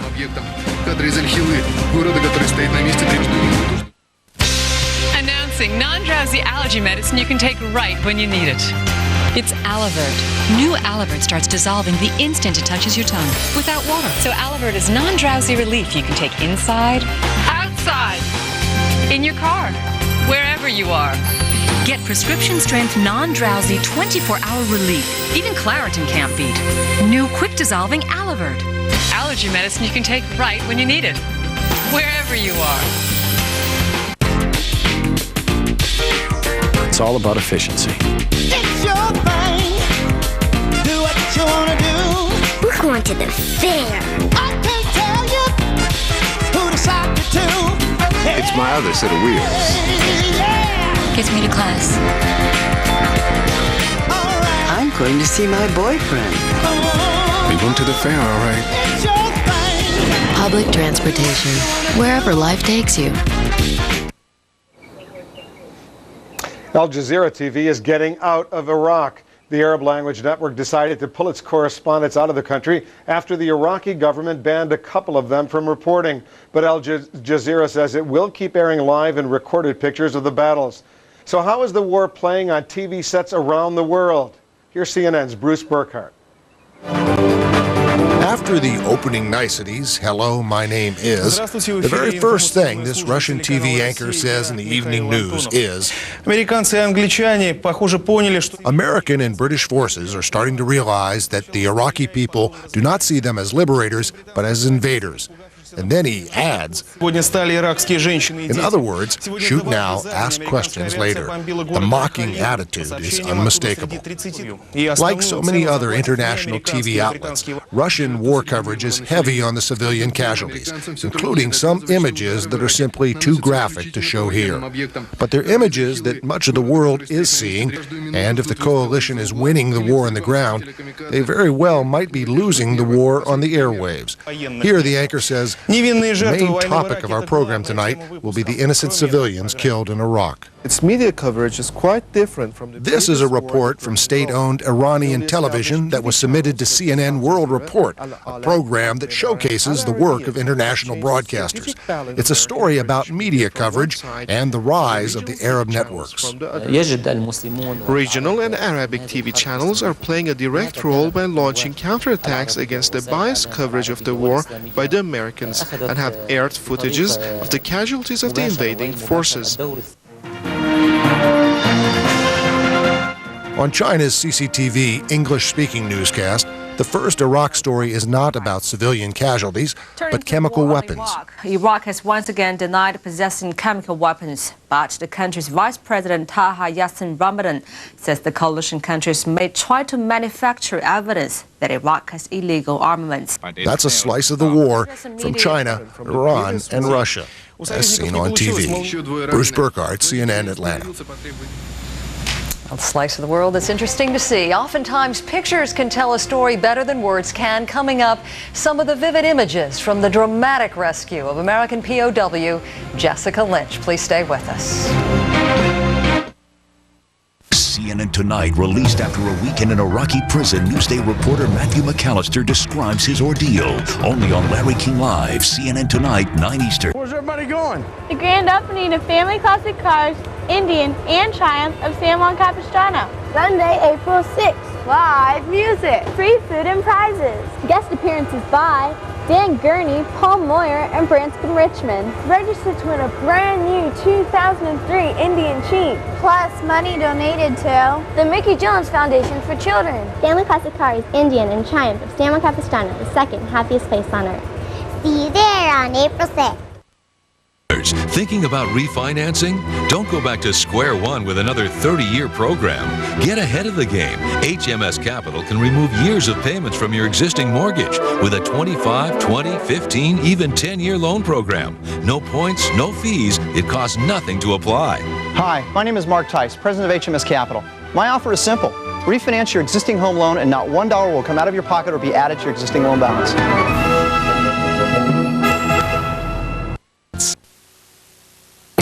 CNN, the most trusted name in news. Welcome back. Pictures don't have to move to tell compelling stories, especially the ones you're about to see. They're not about the battles or bloodshed in Iraq, but about courage and honor. They're about finding a wounded comrade and bringing her home.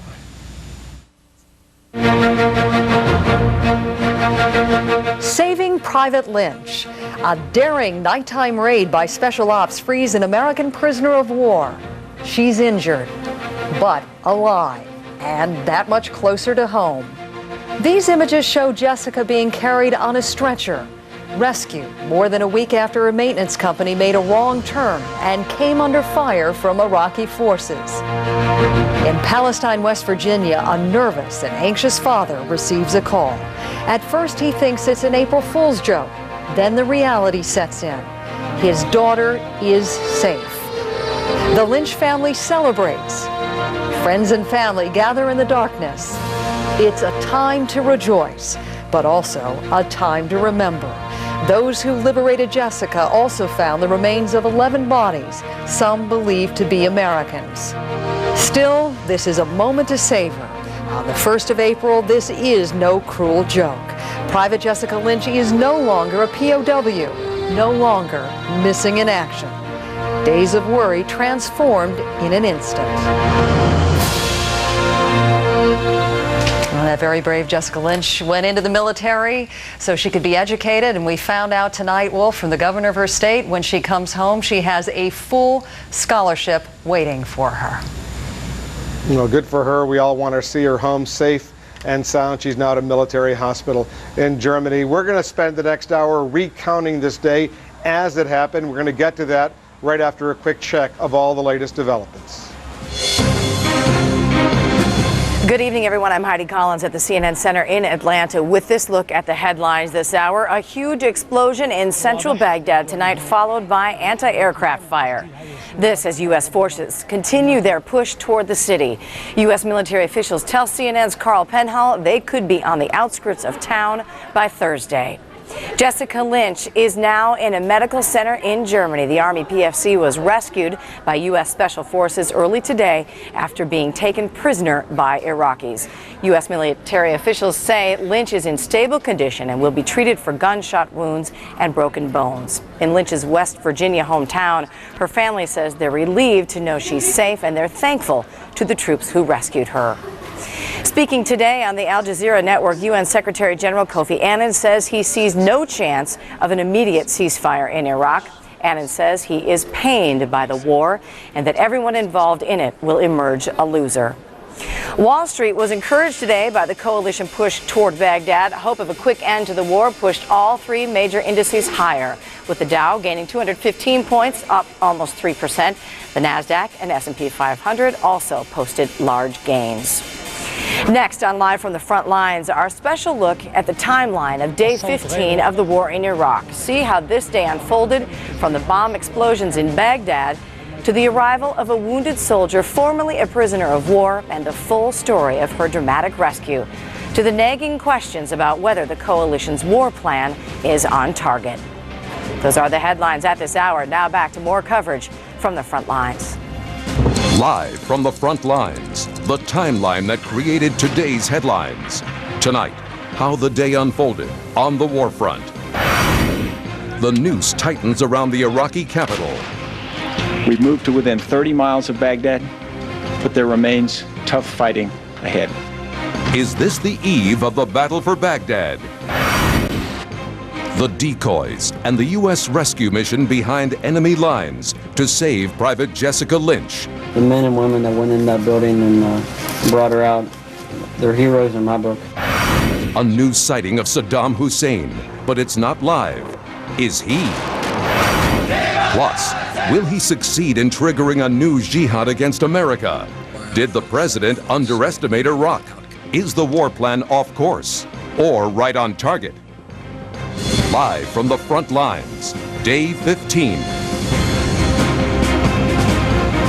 And welcome. You're looking at a live picture of Baghdad in the pre-dawn hours there. As usual, there have been reports of new explosions overnight, but today is different. Today, the front line of the war is just a half-hour drive away, some 15 miles down the road. Good evening. I'm Paula Zana, New York. My colleague Wolf Blitzer joins me from Kuwait City. Wolf?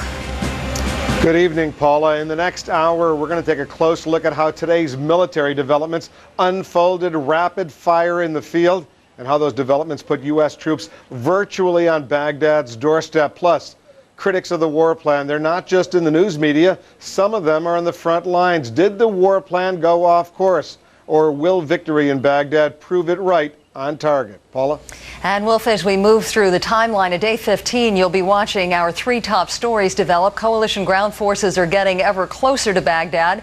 U.S. troops now within 15 miles of the southern edge of Baghdad. And there are some new pictures of Sadaam Hussein, but the same old question, is he really alive? And will Muslims heed his call for a holy war? And there are also questions back at the Pentagon and in Washington. How sound is the coalition battle plan? And are there enough forces to do the job? Those are all important questions. Let's move on and get to the early hours of the morning. We learned from our embedded correspondents that the pace to Baghdad had indeed quickened. U.S. Army troops from the 3rd Infantry pushed through the town of Karbala, while some 100 miles to the east, U.S. Marines took a bridge across the Tigris River near the town of Al-Qut. Karbala is roughly 40 miles from Baghdad, Al-Qut roughly 100. We begin in the 7 o'clock hour with our Walter Rogers in the red zone. Throughout the day, as the U.S. Army 7th Cavalry punched northward in the general direction of Baghdad, we have seen huge convoys of supply troops moving ever northward. Indeed, all the arrows on the Army's map seem to be pointing in the direction of the southern suburbs of Baghdad. Earlier in the day, the 1st Brigade of the 3rd Infantry Division took Karbala with a minimum of fight, and then the 3rd Brigade of the 3rd Infantry Division secured the town of Karbala. Additionally, the 7th Cavalry has pushed onward in the general direction of Baghdad. Yesterday, we were about 50 miles from the southern suburbs of Baghdad. We have perhaps halved that distance. Also during the 7 o'clock hour, a traffic report, news of a major traffic jam. What's new about that? Just this, the traffic jam was on the road to Baghdad. And as CNN's Martin Savage reported, it was all coalition military. All day long we have been on the move, pushing about 80 kilometers from our last position in central Iraq. It's not hard to guess that we are moving north, pushing north with not just the 1st Battalion, 7th Marines. We take a look at the roadway in the distance there. The reason the progress has been so slow is the fact that the roadway is utterly jam-packed with military hardware. Well, the traffic jam was impressive, but the highlight of the 7 o'clock hour came during the Central Command briefing in Doha, Qatar. Military officials released a short videotape of the daring rescue of prisoner of war Jessica Lynch. The green, grainy nightscope video showed Private First Class Lynch being carried on a stretcher to a waiting Black Hawk helicopter. Lynch had suffered several gunshot wounds and broken bones when she and members of her company were ambushed and captured back on March 23rd. U.S. Special Forces rescued her last night after discovering she was in a Nasiriyah hospital. It didn't take much time to get reaction from her family. They, of course, are thrilled. And here is some of what Private Lynch's brother Greg told me during our 8 o'clock hour earlier today. We were just so outstanded by the news. Everybody was in shock, Paula. Everybody was in shock, but you know, we really want to think that just because my sister made it home safely and she's on her way, hopefully, but we still have others missing, and you know, lives are being lost, and we're astounded by the news, but yet we're still looking forward to hear of good news for the other families as well. And they're certainly waiting for it. Greg Lynch Jr. mentioned the other POW families. As you've just heard, many of them are at Fort Bliss, Texas, and that's where we find Ed Lavandera tonight. Hi, Ed. Paul, it's a windy West Texas evening, and as many of the families here and the family community here at Fort Bliss has been celebrating the recovery of Jessica Lynch, there are still many families here holding out for news of their own family members, and it is a difficult wait. Hope and war are an emotionally dangerous mixture. For Jessica Lynch's family, hope turned out to be a powerfully rewarding force. That's about all we've got to hold on to is faith and hope. If we lose faith and hope and quit praying to the Lord, there's no hope. So you got to keep us soaring high. Families of the other soldiers in the 507th Maintenance Company are finding momentary comfort in the excitement of Lynch's rescue. It reinforces the possibility that dreams can come true. And I think it is great that she is back, and that gives everybody hope. Claude Johnson can't stop thinking of holding his daughter again. A banner awaits Shoshana Johnson in the family's front yard in El Paso. Hopeful preparations for a hero's homecoming. As I have said previously, it's not just about Shoshana, it's about all of the prisoners that are over there. And I hope and pray that each and every one of them could come home safe, just like Jessica did. Some families have seen their loved ones on television. That has helped. But the families of those soldiers still missing in action have little to hold on to at this point. Army counselors know this is a grueling test of emotional strength, especially for young family members. That a lot of the children are having difficulty in school, they're having difficulty sleeping. Some of them are having problems with their own siblings, fighting and lashing out. Some of them have shown signs of depression, and those are all being addressed. Now, Fort Bliss officials say that there is a team of counselors that have been helping all of these family members through any kind of a need that they might have at this point. They do say that they have been in contact. And one interesting note to pass along, one of the members of the Family Readiness Group here at Fort Bliss was talking to the Jessica Lynch family yesterday, just moments after they had found out the news that she had been recovered safely. And the Family Readiness counselor here was saying that all that she could hear in the background was celebrations and laughter and a lot of joyous occasion in the background. So a sense of that a lot of these other families here associated with the 507th Maintenance Company would like to experience as well.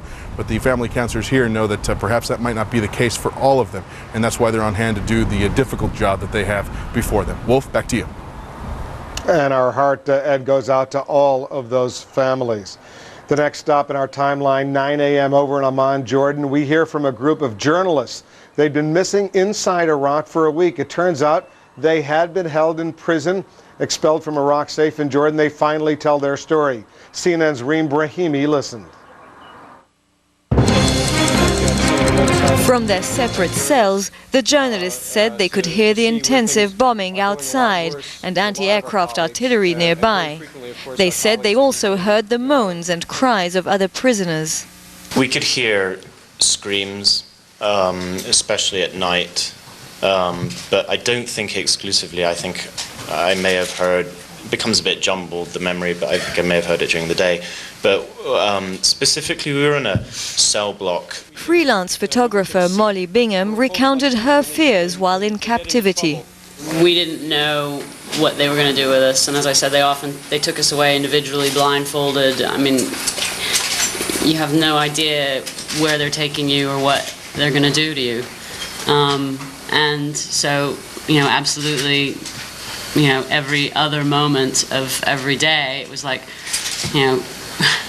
are they gonna kill me, or are they just gonna ask me more questions? And are the questions gonna be something I can answer, or, how is this gonna come out? They say they were never formally charged with anything. They were frequently interrogated, at times even blindfolded. But Newsday correspondent Matthew McAllister acknowledged they may have stretched Iraqi reporting rules at times. Did we push the envelope sometimes? Yeah. And why? Because this was a story that Moises and I had thought about, discussed for hours, days. We discussed it with our editors, and we felt that it's a personal choice. Scores of journalists remain in Baghdad, trying under increasingly difficult circumstances to report the war. 4 of them at least will never forget their last week in the Iraqi capital.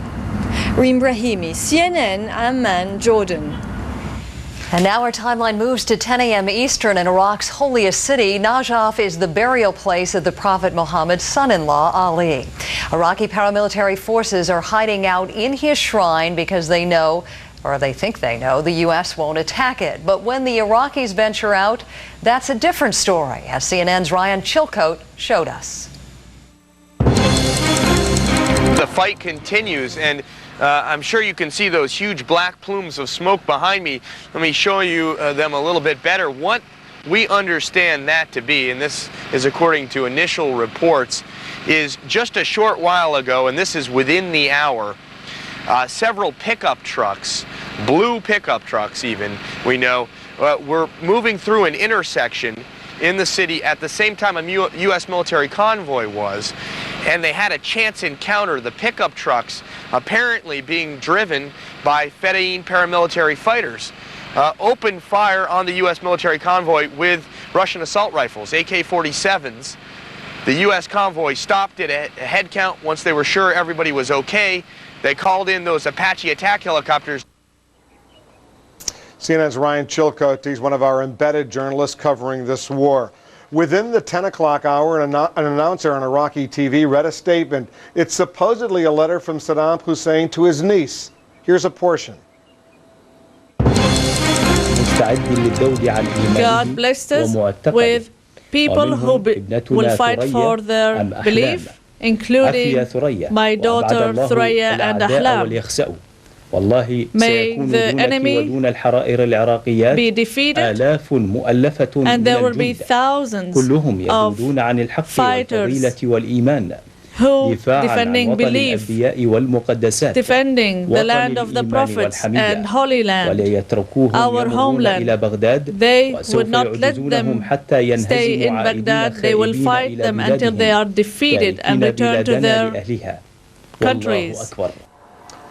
And in an earlier statement, an announcer proclaimed victory is at hand. The statement singled out an Iraqi unit at Nasiriyah that has, quote, exhausted the enemy invaders. This is the second statement in 2 days that Iraqi state TV says is from Sadaam Hussein. On neither occasion did the Iraqi leader himself appear. That's raising new speculation. Sadaam Hussein is either dead or severely wounded. He was targeted by a coalition airstrike on the first night of the war 2 weeks ago. CNN senior international correspondent Nick Robertson is keeping up with all of these latest developments, including the debate over Sadaam Hussein. He's as close to Baghdad as the Iraqis will let him get right now along the border between Jordan and Iraq. Nick's joining us now live. Nick? Wolf, it would be easy, one would think, for President Sadaam Hussein to appear on television and put down the rumors that he may be injured, incapacitated, or even dead. However, maybe he's playing a psychological game of his own with the coalition forces while they continue to speculate about whether or not he is still around and on the scene and in control. He can stay behind the scenes and send his messages out, and that's what's been happening today. We've seen a meeting, again, President Sadaam Hussein at that meeting with his top ministers, Tariq Aziz, the Deputy Prime Minister, the Vice President Taha Yassin Ramadan, even President Sadaam Hussein looking somewhat more relaxed than normal. Again, no indication when these particular pictures were taken. What is interesting, the quality lower grade than what we've seen recently, grainy, maybe even shot with a sort of a home camera, a DV camera maybe. Certainly not the quality we've seen in past days and weeks even, where it's shot with a much more, a better quality camera, a broadcast quality camera. Again, limited insights into exactly when this was shot. Also, a message being read out by President Sadaam Hussein's information minister, Mohammed al-Sahaf, that today to the north, to the Kurds in the north. There was a message yesterday which seemed to be addressed to the Shias in the south. Today, the information minister warning one of the Kurdish leaders, Jalal Talabani, not to side with the coalition forces, warning him that that was a bad path to follow. This may, in fact, be a warning too to Iraqi forces in the north of Iraq not to defect, not to join the Kurdish forces. And this statement set out to say that Jalal Talabani was not being patriotic by supporting the coalition forces. He was not being an Iraqi, not thinking of Iraqi nationalism at this time. Again, another message from the Iraqi leader, this time stating that the coalition forces are not doing well, that Iraq has only deployed 1/3 of its army so far. The Iraqi leader, through a spokesman, praised the country's 11th Brigade and the 11th Division in the army, praised the Ba'ath Party fighters fighting around al-Nasiriyah in the south, and said that the coalition forces were a spent force. But all these messages coming from other people, one would think it would be easy for the Iraqi leader, Wolf, just to appear on TV. Nick Robertson, he's monitoring what's happening in Baghdad, very busy along the border between Jordan and Iraq. Nick, thanks very much. Paula? Thanks. When we come back, we will pick up our timeline at 11 a.m. with some Iraqi forces that did not get away. Retreat cut short. The war's northern front, when Live from the Front Lines continues. We'll be right back. For years, people have been telling us that a long-distance call is so different from a local call that it has to cost more money. They both look like apples to me. That's what's great about the neighborhood. You can get unlimited local and long distance for one low monthly price. So every call from home is the same. That's some fresh news. Get 50% off your first month in the neighborhood. Call 1-800-JOIN-MCI before May 1st.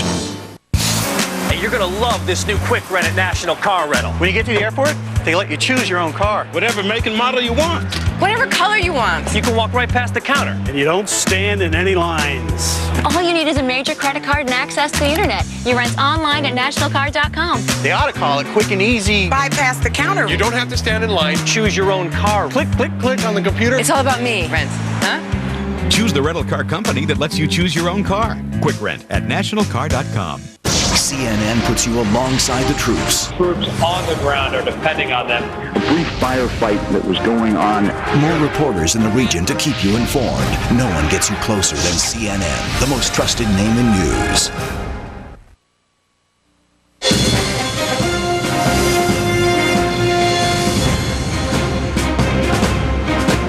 We've been showing you how the day unfolded, but the southern front was not the only front line shifting today. In the 1 o'clock hour came word from CNN's Ben Wiedemann in northern Iraq that Iraqi government troops had abandoned a ridge near Kalak, east of Mosul.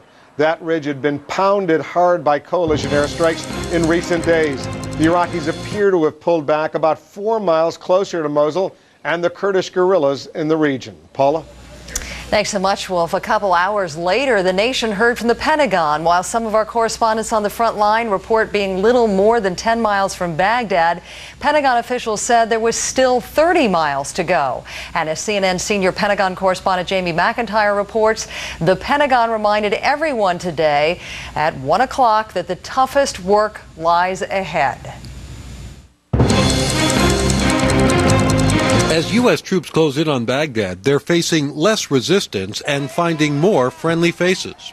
But our soldiers were applauded, cheered, and chanted very positively this morning as they patrolled in the city.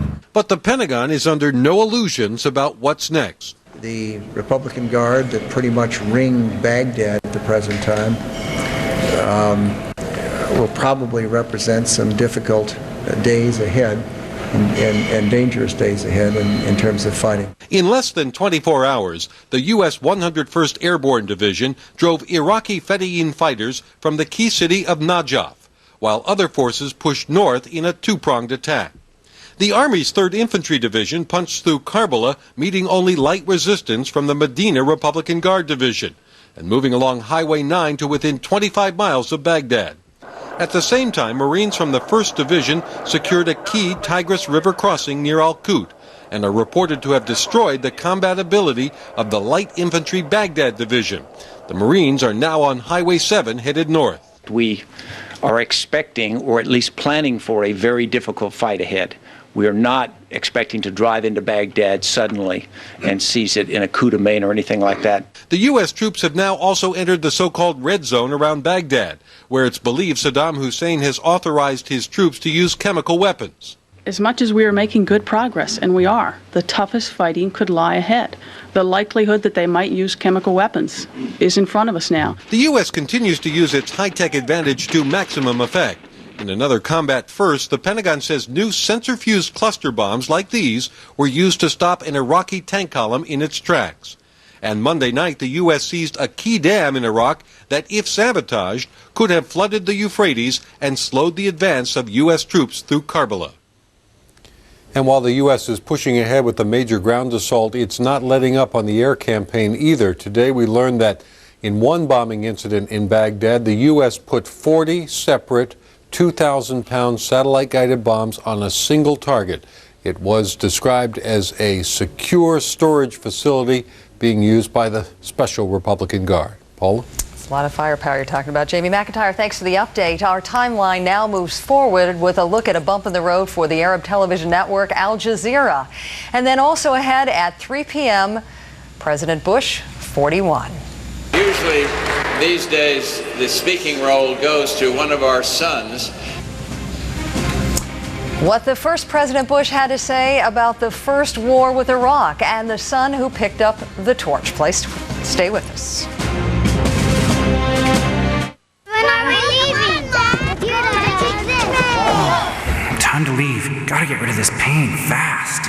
The moment of choice, Tylenol or Advil. Which will work better on muscle aches? Truth is, with Advil liquid gels, you can feel better, faster. Only Advil liquid gels give you advanced, liquid-filled capsules that work faster, stronger, better than Tylenol on tough pain. Advil liquid gels rush relief where you need it. Gentle on your stomach, too. For better relief, advance to Advil. In a sea of sameness, how do you pick a financial advisor who's right for you? Do you want one who works for the biggest company or the smallest? Do you want one with the most impressive office or the most elaborate website?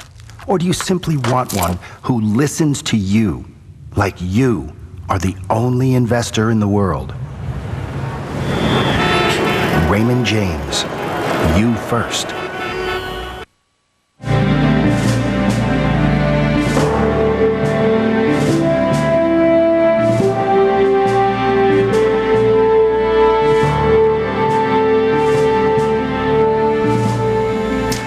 Powerful images of war. 25 minutes past the hour here. Our timeline continues with a lighthearted moment today, courtesy of a familiar face from the first war with Iraq, the commander-in-chief during that war. And at 3 o'clock hour, President Bush spoke to a crowd of military families in Cherry Point, North Carolina today. He said he didn't miss the politics or the press, but he does miss dealing with America's military men and women. He cheered on the efforts of the current commander-in-chief.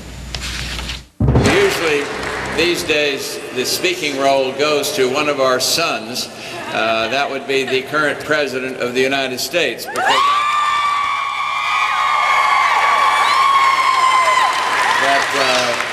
I can tell you that he is staying the course. He is not going to back down in terms of his responsibilities, and he's going to see this through to victory. And then 2 hours later, an important step on rescued POW Jessica Lynch's road home. It was 5 p.m. Eastern Time. That's when Private Lynch arrived at the air base in Ramstein, Germany. She was loaded onto an ambulance, taken to a nearby medical center. The 19-year-old supply clerk will be treated for multiple gunshot wounds, 2 broken legs, a broken arm. She is said to be in stable condition after a week-long ordeal that began when her convoy took a wrong turn into an Iraqi ambush and ended when Special Operations led yesterday's successful, daring rescue mission. The White House says President Bush shares in the hometown elation we told you about earlier, while he is still mindful of those killed, captured, and still missing after that ambush. Wolf. At 5:30 p.m., Paula, surprising news from Baghdad about the news about Baghdad. The Al Jazeera network announced it's suspending the work of all its correspondents in Iraq. The reason, the Baghdad government expelled Al Jazeera's Baghdad correspondent without cause. Iraq has also expelled CNN's journalists from Baghdad, and the Pentagon has bounced some embedded correspondents from other news organizations. If you thought Al Jazeera was biased against the United States, you may wonder why Iraq would expel its Baghdad correspondent. We wondered the same thing. So we have Al Jazeera's Washington bureau chief with us now to help us understand what's going on, Hafez El-Mirazi. Hafez, thanks for joining us once again. What is going on? Why is Al Jazeera closing up its operation inside Iraq? Thank you, Wolf. Actually, we're not closing it down for now. We are suspending any kind of coverage or reporting taken from our reporters in Baghdad, southern city of Basra, and the northern city of Mosul. All reporters who are accredited by the Iraqi government, we are not taking any reports from them until the Iraqi government and the information ministry rescind and reconsider their decision to suspend the accreditation of our chief correspondent in Baghdad, Diyar Al-Omari, and also to reconsider expelling one of our reporters that we sent recently to Baghdad, Taysir Al-Louni. This is not the first time we had problems with the government of Iraq in regard to the coverage and our reporters. The same one who is our chief reporter over there, Diyar, has been suspended before about 8 months ago for 1 week, and at that time Al Jazeera decided not to take any work from Baghdad until all the reporters are allowed to report freely. So they rescinded the decision or reconsidered it 2 days, and in this case we resumed. So we don't allow, we don't want any government to interfere in our work, whether an Arab government or a Western one. Hafez, what excuse did the Iraqi government give you in telling you your Baghdad correspondent couldn't report anymore? Well, nothing official, but what some of us were told, that they are not happy with the coverage, they are not happy with the questioning of our chief reporter, that he is using, that was the excuse, at least in the previous time, 8 months ago, that he was using the language of the Western media and the propaganda, like the Iraqi regime, like the Iraqi president, without saying his name. The kind of question that he files during press briefing, especially for the information minister, they were not happy with that. And also for our reporter Taysir, who was sent recently to Baghdad, that he was trying to report freely and talk to Iraqi families without the escorting of the Iraqi information ministers. Hafez, one final question before I let you go. Your stationary cameras that we've been using ourselves on CNN and other international news organizations, are they going to remain and show us those pictures? We announced that we will keep carrying from our live cameras all over Iraq, and also any press briefing over there from their officials that we can carry live. We will continue to do that. Also, we will continue from our headquarters to carry the Baghdad and the Iraqi government point of view as fair as we could, because this is the same case with us in Kuwait, for example. We are not allowed to work in Kuwait, and even I think the Western media in Kuwait, they have restrictions on them not to report in Kuwaiti politics and only on Iraq. And we refused this kind of restriction before and preferred to stay out of Kuwait. Hafez El-Mirazi, the Washington Bureau Chief of Al Jazeera, thanks for joining us. Hafez and Paula, we're getting a bulletin in from the Reuters news agency. Reuters reporting that Republican Guard units are going south from Baghdad to block U.S. military moves towards the Iraqi capital. We're watching what's happening, but once again, Reuters reporting that Republican Guard units, there are still 4, according to the Pentagon, that are operational, moving from Baghdad to the south to try to block advancing U.S. forces. We're watching what's happening on the battlefield. Paula? And of course, Wolf, what is a little confused this evening are the various accounts we've heard how close in U.S. troops are to the southern edge of the city. Our own Embed saying 15 miles away. The Pentagon at this hour saying as much as 30 miles away. Thanks, Wolf. Our timeline now takes us up to the president, and when we come back, we'll turn to the war plan. Was the president overconfident, or did the rapid advance of a stunning invasion get lost in the fog of war? We're going to ask a former presidential advisor. We'll also look at it from the military end. Is the war plan off course or on target? That's in our next half hour when Live from the Front Lines returns. Next on CNN, released after a week in an Iraqi prison, Newsday reporter Matthew McAllister describes his ordeal. Only on Larry King Live, coming up next on CNN. Come on down to Tompkins Flooring, Orange County's leader. Come on down to Tompkins Flooring, where you're gonna save.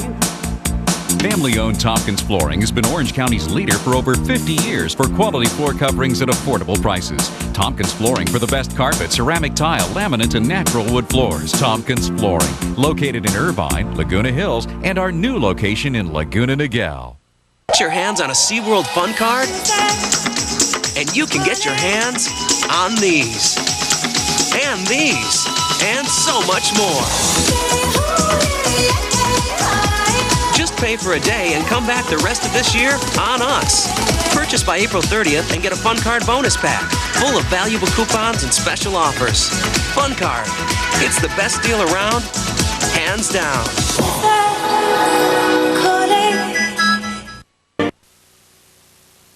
CNN, the most trusted name in news. Good evening, everyone. I'm Heidi Collins in Atlanta at the CNN Center. Here's what's going on at this hour. Central Baghdad was rocked by explosions today, including what a witness called a very big explosion this evening. Anti-aircraft fire and planes also heard as U.S. forces push toward the city. Military officials tell CNN U.S. forces are now just 15 miles south of the Iraqi capital.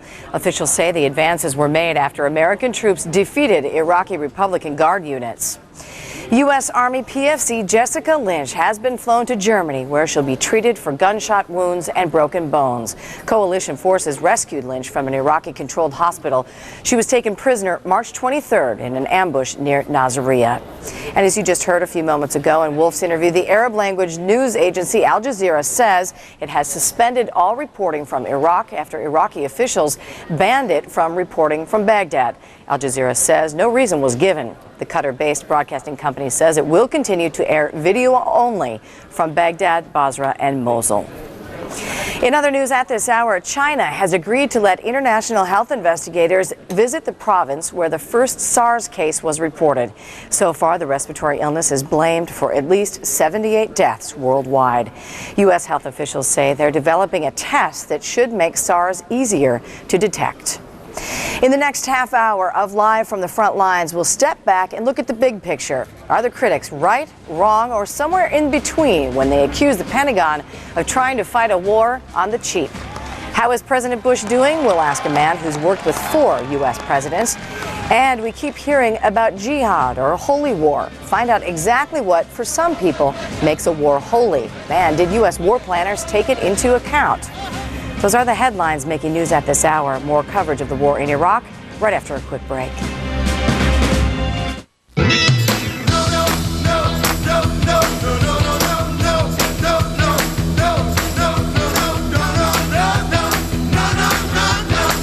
Nobody delivers expert Motorcraft brake service in 2 hours or less like your participating Ford, Lincoln, or Mercury dealership. Or we'll give you a free oil change. Plus, enter to win trips to the Caribbean or to the world premiere of the hot new movie Pirates of the Caribbean, The Curse of the Black Pearl. Nobody can do auto service like we do. When are we leaving, Dad? You're gonna take this. Time to leave. Gotta get rid of this pain fast. The moment of choice, Tylenol or Advil. Which will work better on muscle aches? Truth is, with Advil liquid gels, you can feel better, faster. Only Advil liquid gels give you advanced, liquid-filled capsules that work faster, stronger, better than Tylenol on tough pain. Advil liquid gels rush relief where you need it. Gentle on your stomach, too. For better relief, advance to Advil.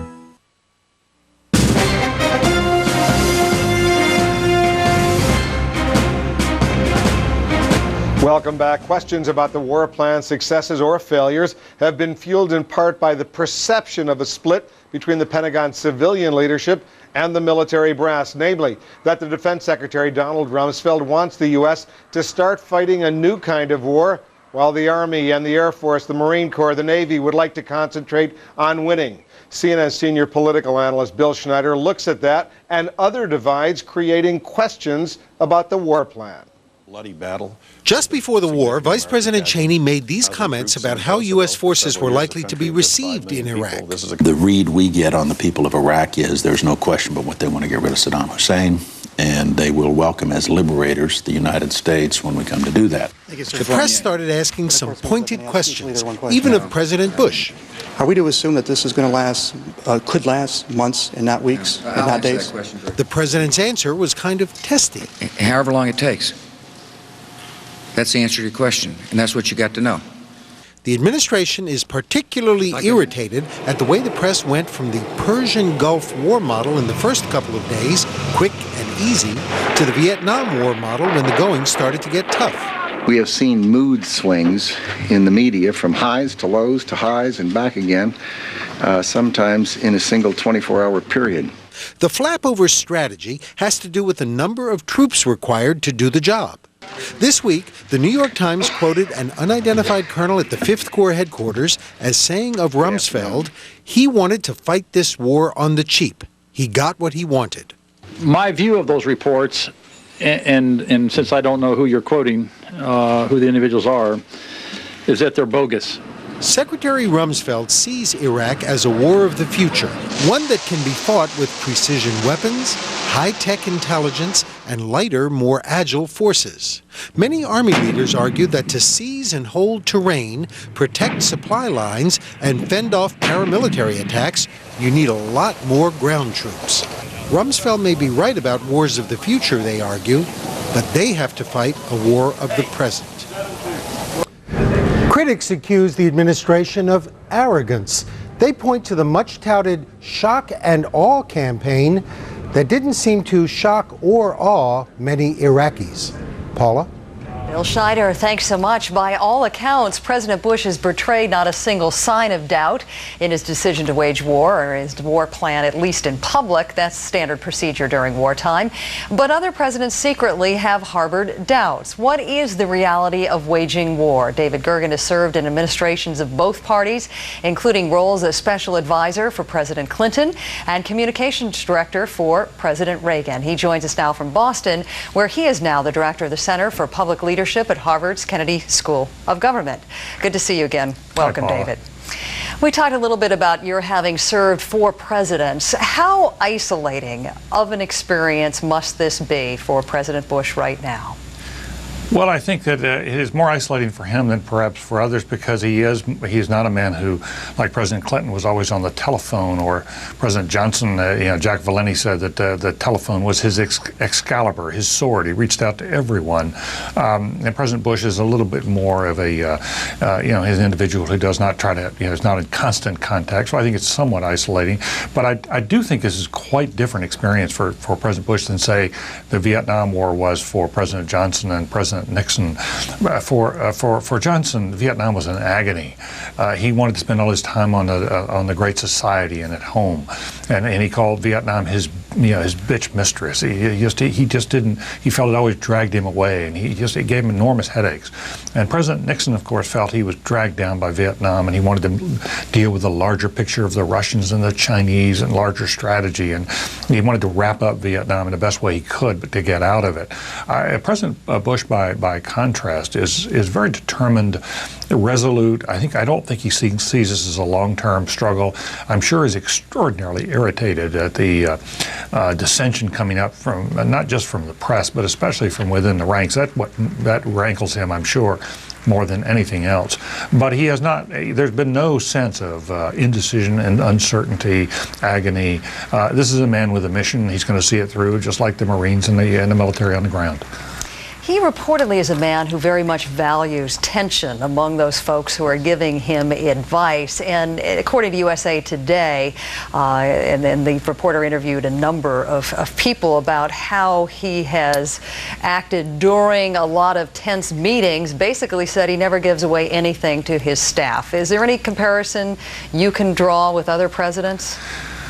Well, a number of presidents have been reserved during times of war. George Washington, as our first, commander-in-chief, was extremely reserved and kept his own counsel, listened to his advisors, then made basically his own decisions. President Lincoln confided in very, very few. I think President Bush probably confides to some friends. That's what some of the friends have told me, that occasionally he'll confide in them, but he doesn't. He holds his own counsel. I do not think it's correct to say that he values tension and division within his own ranks. This is an administration that has prided itself on unity, speaking with one voice, and there's been some cracks, of course, in that front here in the last months.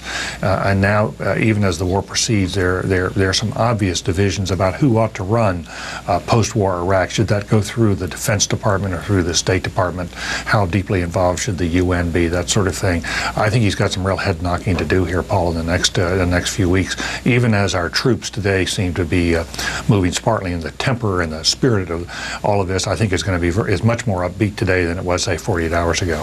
I guess the characterization of his valuing tension comes from a Washington Post piece where they talk about the president actually liking to keep members of his staff off guard? Well, I think that there's a difference between keeping people off guard about what you're going to do next versus wanting to have a unified front once you proceed, or not liking to have. Neither he nor his father. This is very much a Bush trait, if you will. They don't like a confusion or disunity spilling out into the public press. They like order. They like to proceed with calm and dignity.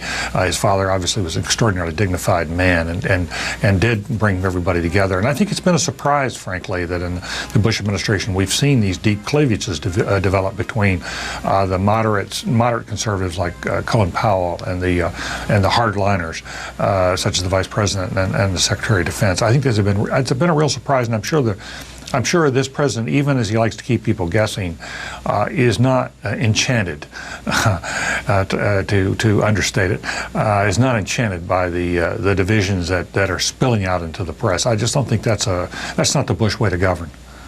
David Gergen, we always appreciate your perspective. Thanks so much for spending a little time with us this evening. Thank you, Paula. Our pleasure. Back to Wolf now. Always good to get David Gergen's insight, Paula. Thanks very much to you and to David. Joining us now to help us get a little bit more focus on the war plan itself, we have Lieutenant General Dan Benton, retired U.S. Army. In fact, he spent 33 years in the U.S. Army, including a stint as Assistant Division Commander here in Kuwait in 1991. He retired as Chief of Staff of the U.S. European Command. General, thanks very much for joining us. Perhaps the most stinging criticism came from an Army general out here in the field in Iraq himself, General William Wallace, who says this really wasn't the war that the U.S. had war planned for. What do you make of that kind of criticism from a commander inside Iraq right now? Well, Wolf, I don't like it. And let me say, I have not seen this war plan. I haven't read it, nor do I doubt that any of my colleagues that are commenting the war plan have seen it either. But let me say, the war plan they're talking about is the strategic level war plan, which essentially is designed to identify the types of forces you need and the flow of those forces into the theater. What we have going on right now are tactical operations. These are tactical battle plans. We're spending entirely too much time talking about something in the past. Those things will be debated for years, probably at our nation's war colleges. We ought to wait at that time and debate them then. Right now, we need to focus our commanders on fighting battles. Now, these battles they're fighting, I think they're doing the right thing. You know, they come up with a situation, they react to it. If they have problems in securing the supply lines, they bring in forces, they secure those supply lines. So tactical battles are meant for military units to react. And I think we're doing that. I think they're doing a superb job of reacting to those. Well, do you get the sense that in this particular war plan, they're calling a lot of, to use a football analogy, audibles at the line of scrimmage because there have been surprises, as opposed to the Gulf War 12 years ago, where you fought in where there was a plan and was basically followed according to the original game plan? Well, as I said before, we do have a lot of armchair quarterbacks. I don't want to be one of them, not at this time. We can do that maybe a year from now. But I think, as I said before, what we've got to do is focus our corps commanders, focus the colonels that work for corps commanders on fighting the battles of today and tonight.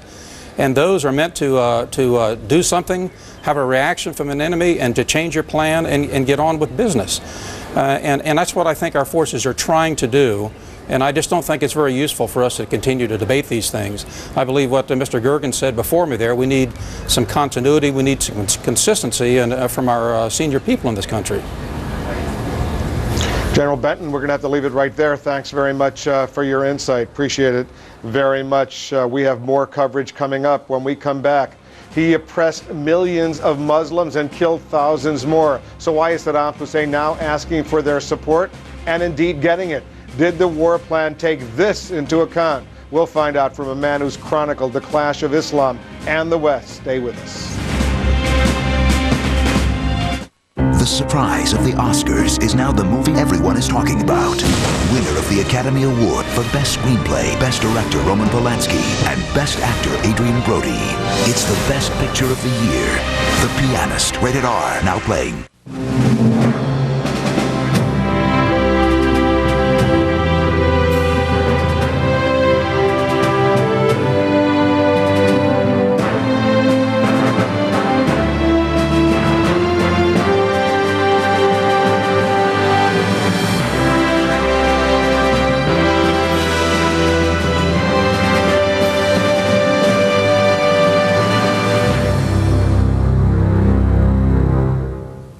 Because things are changing so fast, trust CNN. With more frontline reporters, experts who have been there, and the most experienced journalists.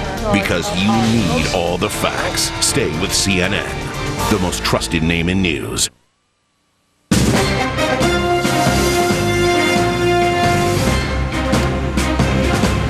Welcome back. We're focusing on the U.S. war plan, which might well have anticipated President Sadaam Hussein asking Muslims to defend him.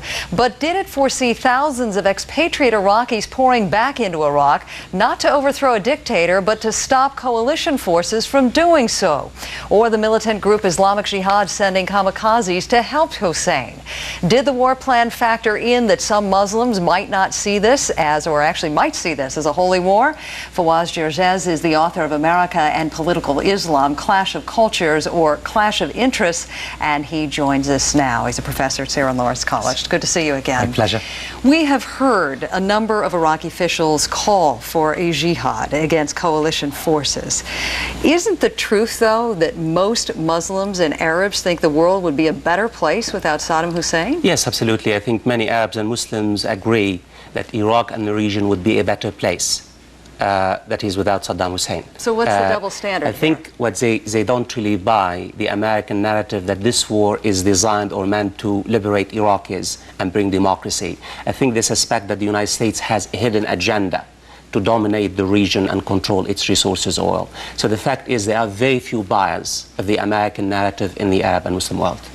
How effective do you think this call for jihad will really be at the end of the day? Well, I think... Will these folks who were so oppressed in Iraq, who are coming back into the country, really fight? Or really die for Saddam Hussein? Well, I mean, let me make one point very clear. This is more of a nationalist and geostrategic struggle than a religious one. I think the new calls for jihad serve, Paula, as a rallying point to really recruit young men in order to assist their Iraqi counterparts in resisting the American invasion. But I think we should not exaggerate the operational value of the new calls for jihad. It means at the end of the day, I think young Arab men are outraged by the images, shocking images of this destruction and death they watch on Arab television stations. And also they're responding to calls by moderate clerics to assist their Iraqi counterparts in resisting the American invasions. I don't think they care about Saddam Hussein. I think they care very little about Saddam Hussein. I think at the end of the day, they are motivated by nationalist or religious sentiments or a combination of both. And I think, unfortunately, they perceive this American invasion as an attack on the Arab nation and Islam itself. So as you see it, is there anything that could be done in the reconstruction of post-war Iraq that would change any of these young men's minds? Well, Paula, at this stage, really, the challenge is how to limit the damage and minimize the costs. Civilian casualties must be avoided at all costs. You have no doubts that that is the case, do you? Well, even though that Arabs and Muslims are seeing hundreds of civilian casualties on Arab televisions in the last few days in particular. The challenge is really the longer the war continues, the angrier public response will be. The challenge is for American policymakers to help Iraqis themselves to govern their country and reconstruct their country socially and politically. And as important, American policymakers must double their efforts to help resolve the festering Palestinian-Israeli tragedy. This is still the fundamental, vital issue that resonates in Arab and Muslim political imagination. Is that just convenient to say that, or do these Arab and Muslims really care that fiercely about what's going on? Because it was sort of like Osama bin Laden at the last minute, suddenly caring about the Palestinian question. It's not a gimmick. It's not a justification. It's not an excuse. Everything that we have seen, all there is that the Arab-Israeli conflict remains the most fundamental issue that resonates in Arab and Muslim political imagination. And American policymakers must double their efforts to help resolve the festering Palestinian tragedy. And from what you've heard from the Prime Minister of Great Britain and President Bush during their last series of meetings, do you have faith that that will be the case? Words are not enough, Paula. Deeds speak louder than words. The administration, in particular the Bush administration, must invest considerable political capital in order to nudge the Palestinians and the Israelis back into the negotiating table. And at this stage, actions speak louder than words. We always appreciate your spending time with us to analyze all of this. Professor Fawaz Jerjes, thanks again. Back to you, Wolf.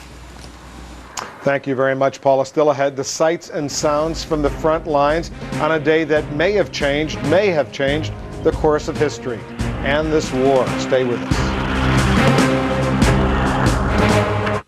Next on CNN, released after a week in an Iraqi prison, Newsday reporter Matthew McAllister describes his ordeal. Only on Larry King Live, coming up next on CNN. Digital Telephone and TV Land present this classic bat phone moment. Does your phone company make it hard for you to communicate? I've been so tempted to have this device disconnected, sir. I well understand, Alfred. Yes, Commissioner. Batman! I won't waste time telling you how glad I am to have finally reached you. Please don't. Don't miss Batman on TV Land. Brought to you by Cox Communications. Cox makes it easy to switch your local and long-distance phone service. Call 888-333-9411. A man was crucified. A miracle arose. A faith was born. A week that changed the course of human history. The glory of Easter at the Crystal Cathedral captures the passion, life, death, and resurrection of Jesus Christ. Live animals, glorious music, flying angels, and special effects will surround you inside the world-renowned Crystal Cathedral. The Glory of Easter, April 4th through 19th. For tickets, call 714-54-GLORY. CNN, the most trusted name in news.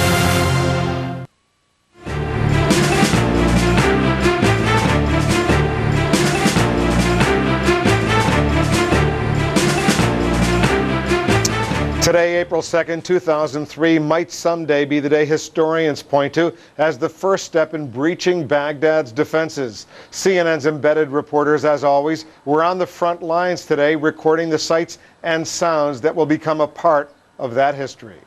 The speed of the push to Baghdad has been gathering pace, and indeed it's been much more rapid than U.S. commanders here seem to have expected. We can't say exactly where we are, but what is roughly our relationship to the capital, Baghdad? I would say that we're pretty close, and Saddam can hear us knocking. Food is power in this particular unconventional war in Basra. So now the coalition controls that 3,000 tons of food. They want to use it to get it to the people inside. We take a look at the roadway in the distance there. The reason the progress has been so slow is the fact that the roadway is utterly jam-packed with military hardware. Coalition took over this base last week. It's now a major staging point. And you know you're in Iraq when you drive down the road coming into the base and you see the portrait of Sadaam Hussein. As combat troops move forward, the support people are right behind them. As one general put it, logistics never won a war, but they sure can lose one. Harris Whitbeck, CNN in southern Iraq. And we're just getting disturbing word in now from the Pentagon about a U.S. Army Black Hawk helicopter going down. We're standing by. Our Pentagon correspondent Jamie McIntyre will be joining us in a moment. What we can tell you, the Associated Press quoting Pentagon officials as saying a U.S. Army Black Hawk helicopter was shot down in southern Iraq just a little while ago. Jamie McIntyre is with us right now. Jamie, provide us the details. This is an important story, obviously. Well, we don't have a lot of details, but we have confirmed that a U.S. Army Black Hawk helicopter was apparently brought down by small arms fire near Karbala. According to a Pentagon official, 7 U.S. Army soldiers were killed, 4 were rescued. We did have word of this earlier today, but we're waiting to see whether anyone would be rescued from this helicopter crashing before we reported anything on it. At this point, the rescue mission has been completed. The Black Hawk helicopter can hold up to 12 troops, and it is used by all branches of the service in various configurations. But again, this is an area where there had been some heavy fighting at some points yesterday. You know, a helicopter can be brought down even sometimes by a stray round if it's a lucky shot that hits in the right spot.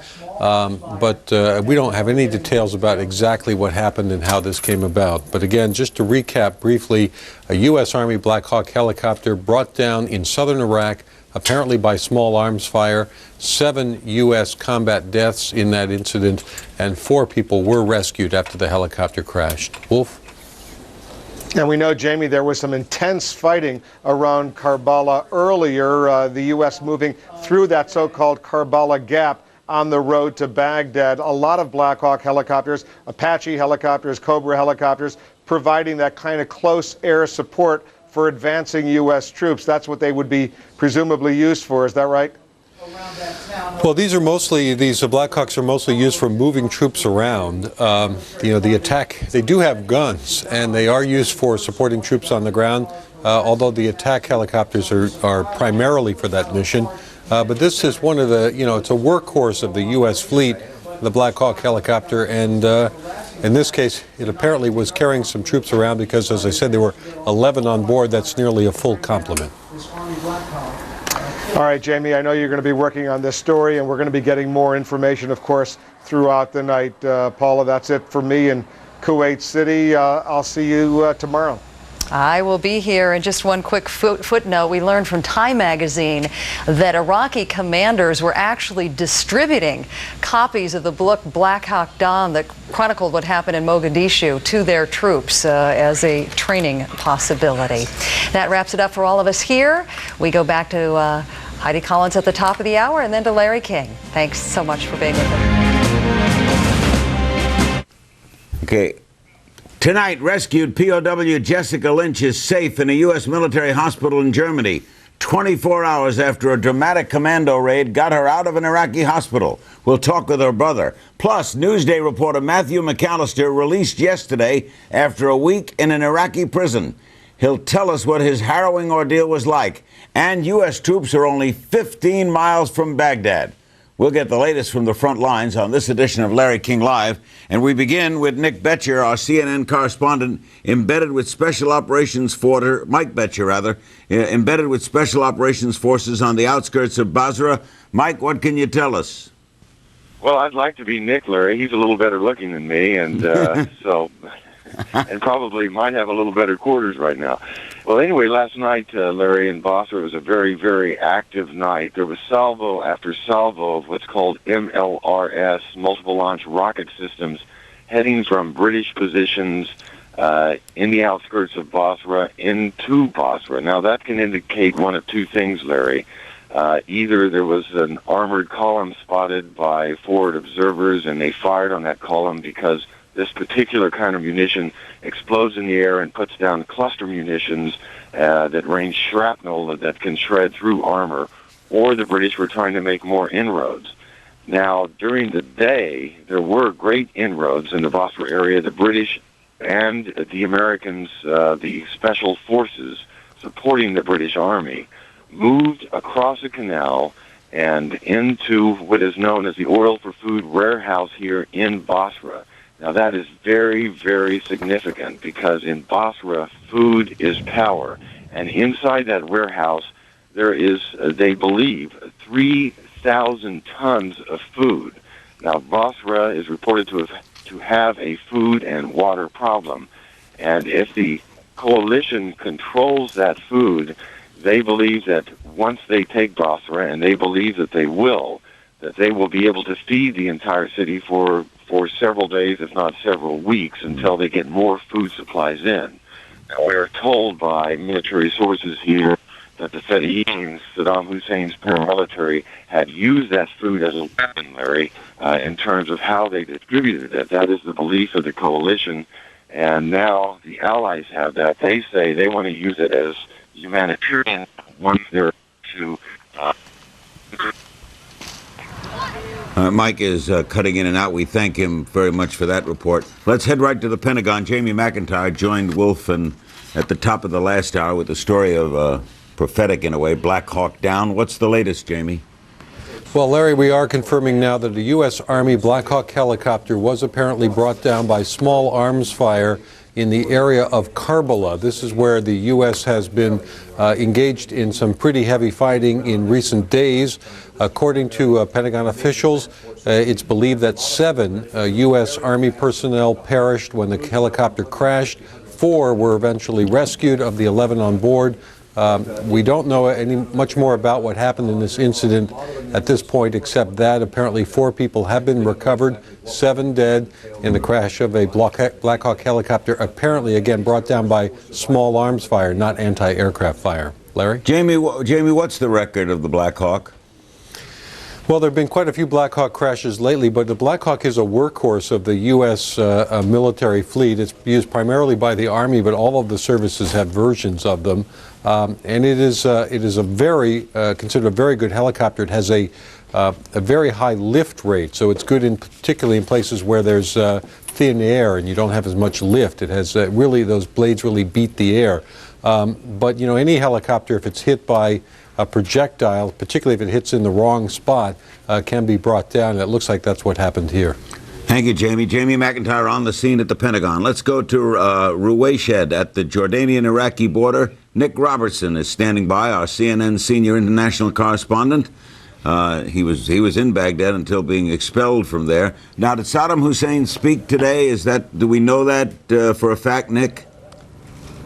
Well, he spoke, if you will, through his spokesman. He had a message for a Kurdish leader in the north of Iraq, and that was a message delivered by his Minister of Information, Mohammed al-Sahaf, basically telling this Kurdish leader in the north, Jalal Talibani, don't side with the coalition forces. If you do that, then you're a traitor to your country, you're not a patriot, and you're not thinking about greater Iraq, and there will be problems for you in the future. I think that's a warning as well for those Iraqi fighters in the north to not think about defecting and joining Talibani at this time. And we had another message from the Iraqi leader, this time read again by an announcer on Iraqi television, saying that, or praising, if you will, the Iraqi forces in the south, particularly Iraq's 11th Division and the Ba'ath Party fighters. President Sadaam Hussein saying that they'd done particularly well in An-Nasiriyah. He also said that victory was at hand for the Iraqis and that Iraq had only committed 1/3 of its troops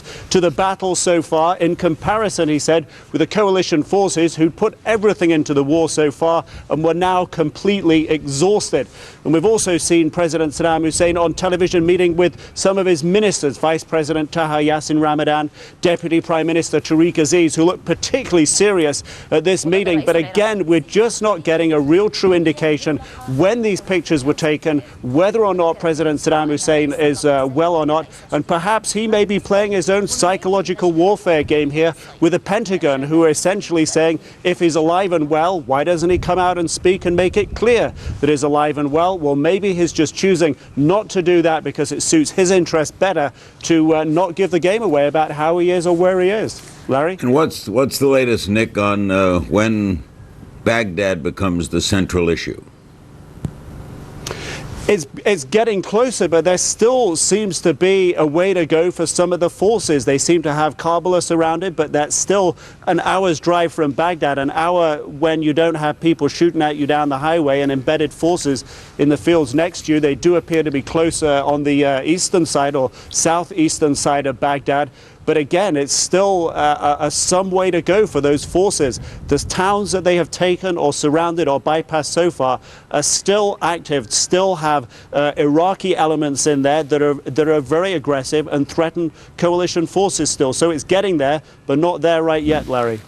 Thank you, Nick Robertson, on the scene at the Jordanian-Iraqi border. Let's go to Kuwait City. Sir Trevor McDonald is joining us. He's going to be with us later in the show as well. He's ITN's lead anchor. He's been their host of News at 10 for years. He was in Iraq in January of this year, and then 13 years ago interviewed Saddam Hussein.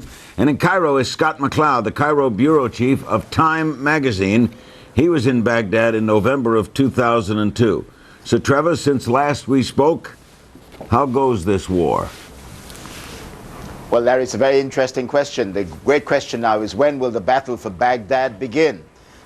Some military strategists had the view that what the coalition forces will do is that they'll advance towards Baghdad and then surround it, encircle the city, and wait for the moment to try to get in. The feeling is that once they do get in, there'll be pretty fierce urban warfare type fighting, almost sort of hand-to-hand street fighting.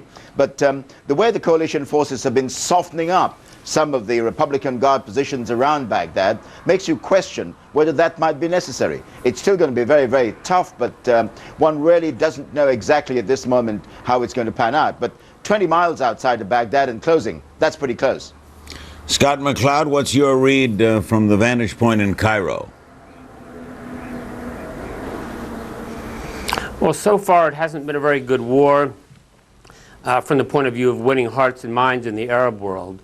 We're seeing a lot of angry opposition, to some extent predictable, but I think that because the Iraqi regime didn't prove to be a house of cards, and there was actually there has been resistance, this has brought a lot of sympathy, much more sympathy to the Iraqi people from the Arab street than a lot of people were expecting.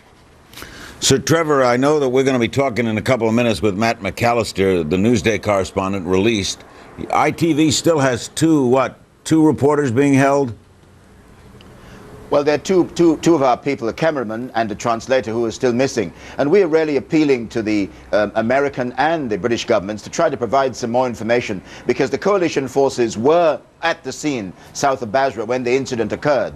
It now appears that their cars were hit by coalition forces from very, very close range, and also by Iraqi forces. The Iraqi vehicles had flanked the cars by our colleagues, and they came under attack from coalition forces. But what these families, Larry, really want to know is precisely what happened. There was a situation report, there always is in these cases, but for some reason it's not been released. And this is causing great, great anguish to the families, and we'd really like both the American government, the Defense Department, and the British government to try to put out this report to give us some idea of what happened to our people who have not been seen since, for 13 days now.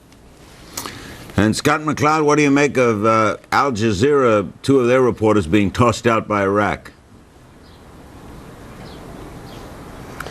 Well, Al Jazeera was performing a role that was beneficial to the Iraqi government by showing all of the pictures from the hospitals, and this has had actually a tremendous impact, I think, on Arab public opinion.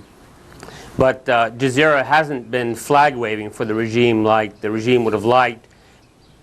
I think that as the coalition forces get closer and encircle Baghdad, we're going to see a lot more of this kind of panic reaction by the regime there. Let's check in now. You stay right with us, Scott and Sir Trevor, because we'll be coming back to you. Let's go to Ben Wiedemann, our CNN correspondent, covering the retreat of Iraqi soldiers from the front lines of Kalak. He's a visit to a nearby town liberated from control of the Sadaam regime. He's in Kalak. What can you tell us, Ben? What's the latest? Yeah, Larry, what I can tell you is that just before sunset here in Kalak, we saw a group of people on the road above that Kurdish town, the road that leads from that Kurdish town to the Iraqi front lines. At first we thought it might be Iraqi soldiers surrendering because there's been a fair number of deserters in this area. We rushed down there and we discovered it was Peshmerga, Kurdish fighters, who were going up, walking in the direction of the Iraqi lines. They discovered that there was nobody up there, that the Iraqi soldiers had simply disappeared. Now we've heard from Kurdish commanders in this area that they have pulled back about 7 kilometers in the direction of the Iraqi city of Mosul. Now, interestingly enough, we've also heard airstrikes in that area this evening and actually throughout the night. Now, in addition to the Iraqi forces pulling back from Kalak, we were in an area north of Mosul where they also have pulled back about 20 kilometers. There, after something of a fight between the Kurdish soldiers and the Iraqis. Also present there in that area north of Mosul were U.S. Special Forces who were directing airstrikes on the Iraqis in that area. We saw 3 Iraqi army trucks which were completely smashed and blown up by those U.S. missiles. Now, one other thing we saw there, Larry, was that the local population, who are Kurds, not Arabs, it must be said, celebrated the arrival of the Kurdish forces and the Americans in that area. We saw U.S. Special Forces on the roof of a building, and they were clearly not at all concerned about the locals, as we have seen in the south. The local people, they cheered, they clapped when the Kurds were there, and one man came up to me and said that he was happy to see Sadaam Hussein, the dictator, as he described him, leave their town. Larry? Thank you. Ben Wiedemann, as per usual, right on top of the scene. We've heard from Nick Robertson, Ben Wiedemann, Mike Betcher, and Jamie McIntyre on the Pentagon, a breaking story of a Black Hawk shot down. When we come back, we shall talk with Matt McAllister. Matt McAllister of Newsday, one of the 4 journalists released after a week's detention in Iraq's most notorious prison. Matt McAllister is next, right after these words.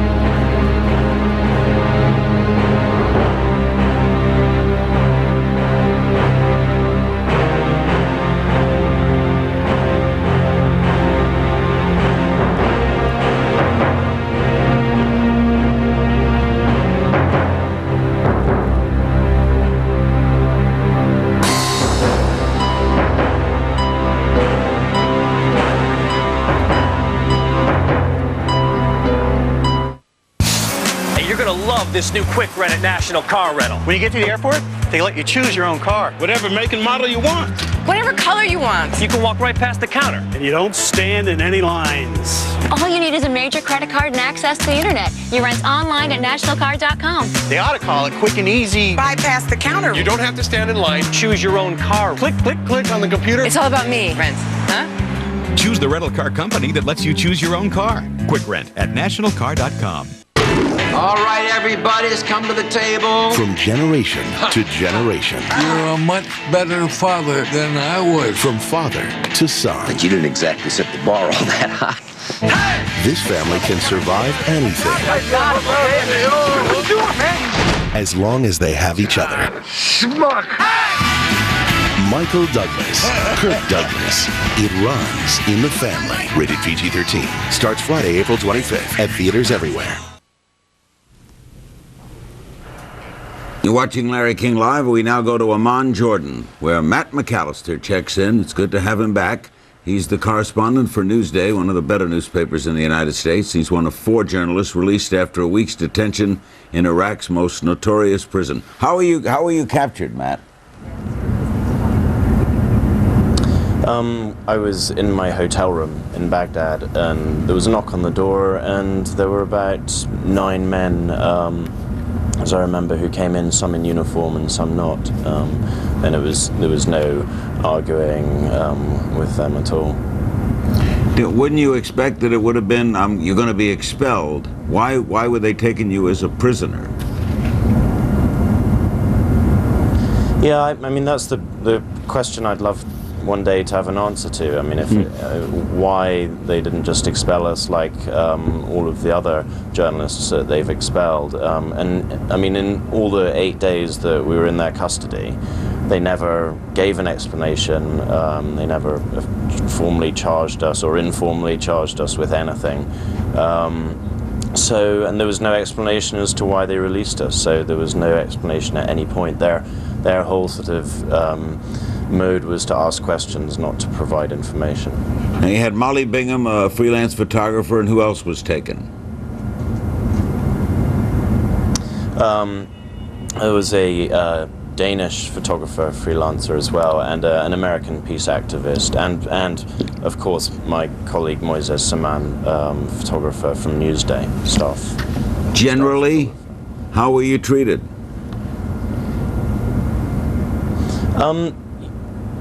It's hard to say in a short sentence, because we had our freedom denied. We were in solitary confinement. We weren't allowed out of our cells.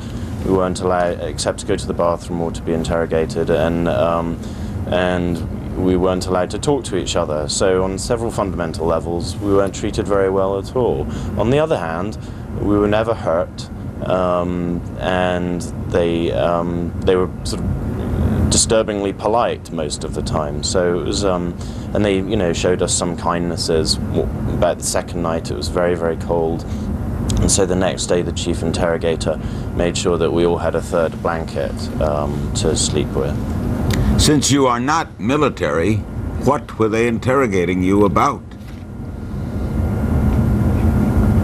They were asking me where I'd been, who I'd met, what stories I'd been doing.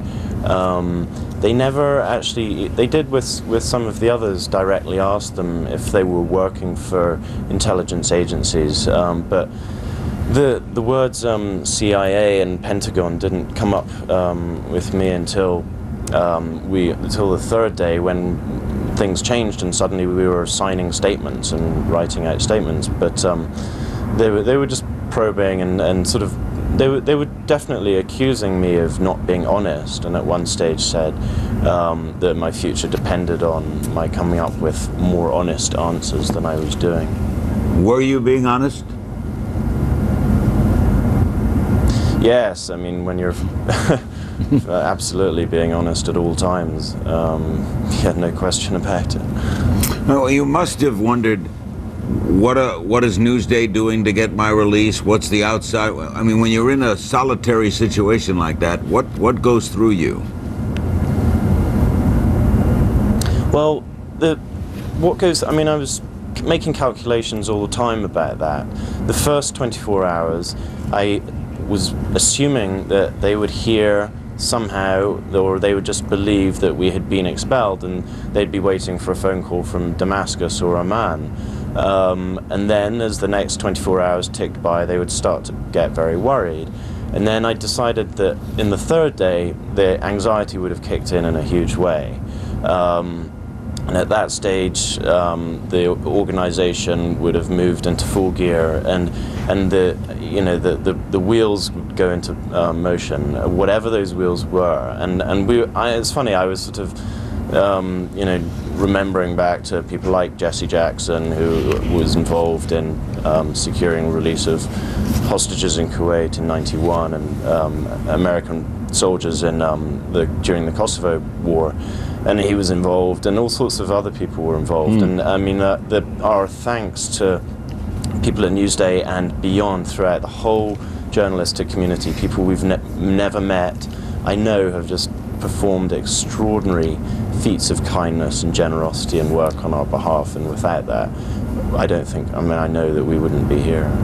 And Matt, you weren't able to see the other people who were captured, so in essence, did they tell you they were treated the same? We were in 5 cells alongside each other, so we couldn't speak during it, but on the 6th or 7th night, we were sort of shifted in a rather bizarre sort of scenario to another part. And that was the first time that we could talk, and so it was a godsend to be able to actually communicate, and so then we could share information about different kinds of things that we'd been going through, but we could actually see each other. And Molly and I were in we had a wall between us, and we somehow started just tapping 3 times on the wall, and that meant, how are you okay, are you there, a variety of things, and it was pretty reassuring for both of us at times. How were you told you were released? Give us the situation, what occurred? It was about 10:30, 11 o'clock in the morning on Monday, April Fool's Day, so we were a little suspicious, I think, no, to be honest, that hadn't really entered our mind, but a guard came along and told Moises, and you could hear those conversations in the corridor, that pretty soon he said, you go home soon, maybe, maybe today.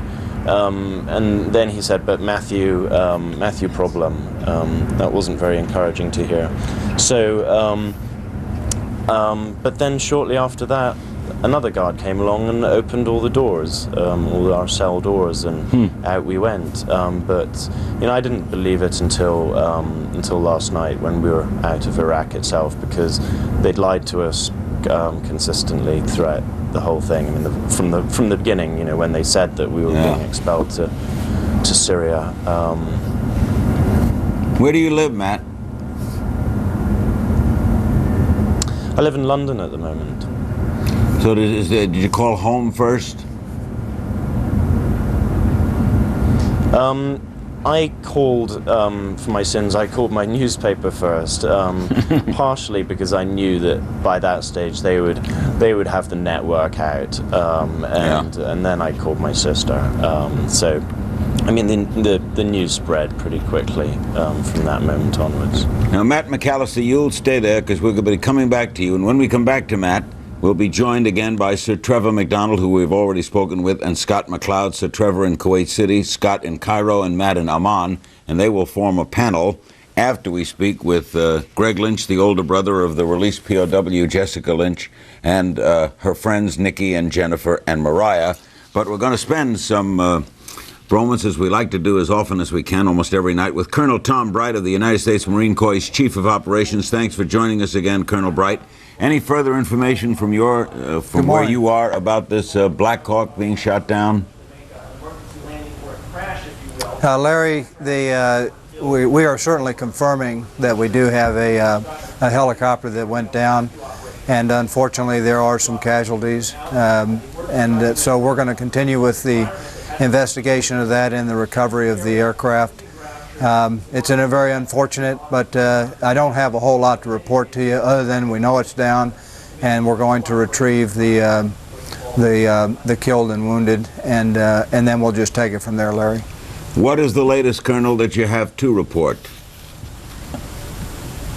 Well, I think the last time I spoke with you, Larry, there was we were tightening up our rear area, our supply lines, and getting the Bath Party under control down in the south. And while we were still maintaining contact with the enemy from over the top, using our air power principally, even though we were maintaining contact on the front lines as well. But since that time, we've made tremendous progress. Before, in our last conversation, we were still south of the Tigris River and the Euphrates. And as you know, it's been reported that we're now north of both those rivers and making tremendous progress. We've continued to destroy the enemy that he puts in front of us at one division at a time as we confront them from the south. From the west, we have made unbelievable good progress in that area. The west it really is, Larry, completely isolated from the regime. He has no way of communicating with the west. The west is completely dismantled in their ability to do anything as a consolidated front against us. So we really do have made tremendous progress in that area. From the north, as you know, we've continued to put more and more combat power from the north. We are attacking his lines of communications, and we have increased our level of effort up in that area as well. So he's certainly feeling the noose being tightened around him. We are close to Baghdad, and before you know it, we're going to be there. Interestingly, we had one of my majors that works there on the JOC floor, the Joint Operations Center floor, offered a cigar to one of his buddies that's in charge of one of the tank battalions, and he said, take this cigar with you, but don't smoke it until you get to Baghdad. My guess is he's probably going to get that opportunity here pretty quick. Pretty quick meaning like how soon, Colonel, do you think?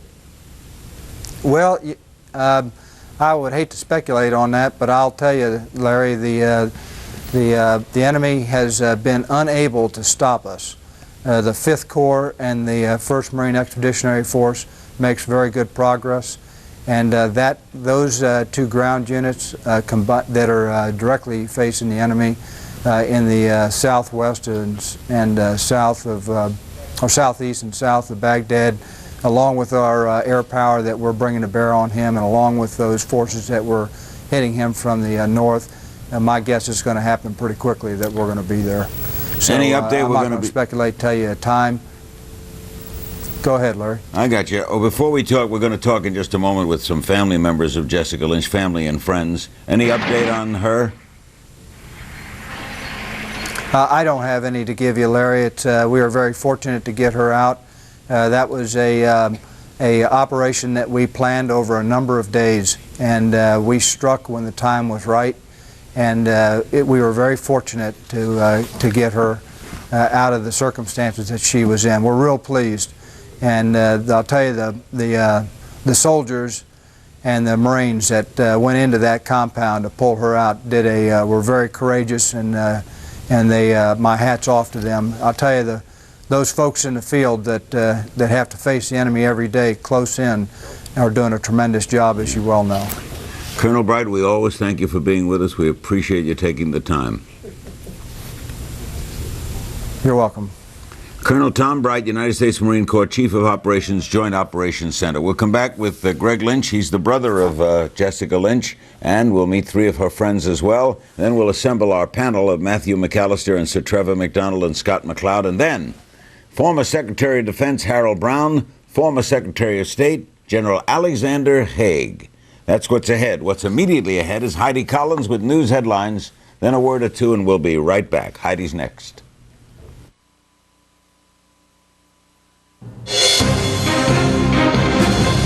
Hello, everyone. I'm Heidi Collins at the CNN Center in Atlanta. At this hour, a U.S. Army Black Hawk helicopter was shot down near the southern Iraq city of Karbala tonight. Pentagon officials say 7 people on board were killed, 4 were rescued. CNN's Jamie McIntyre reports the Black Hawk was brought down by small arms fire. More explosions heard and seen in Baghdad today, but a Reuters reporter in the Iraqi capital also says he could hear anti-aircraft fire and planes overhead. U.S. military sources say the U.S. troops are within 15 miles of Baghdad's southern outskirts.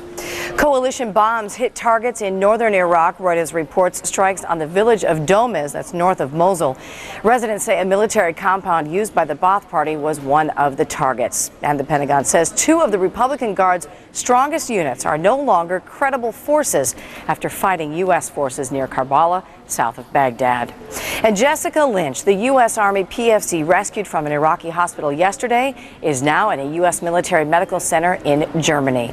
Lynch is being treated for her injuries, which her family says includes 2 broken legs, both apparently from gunshot wounds.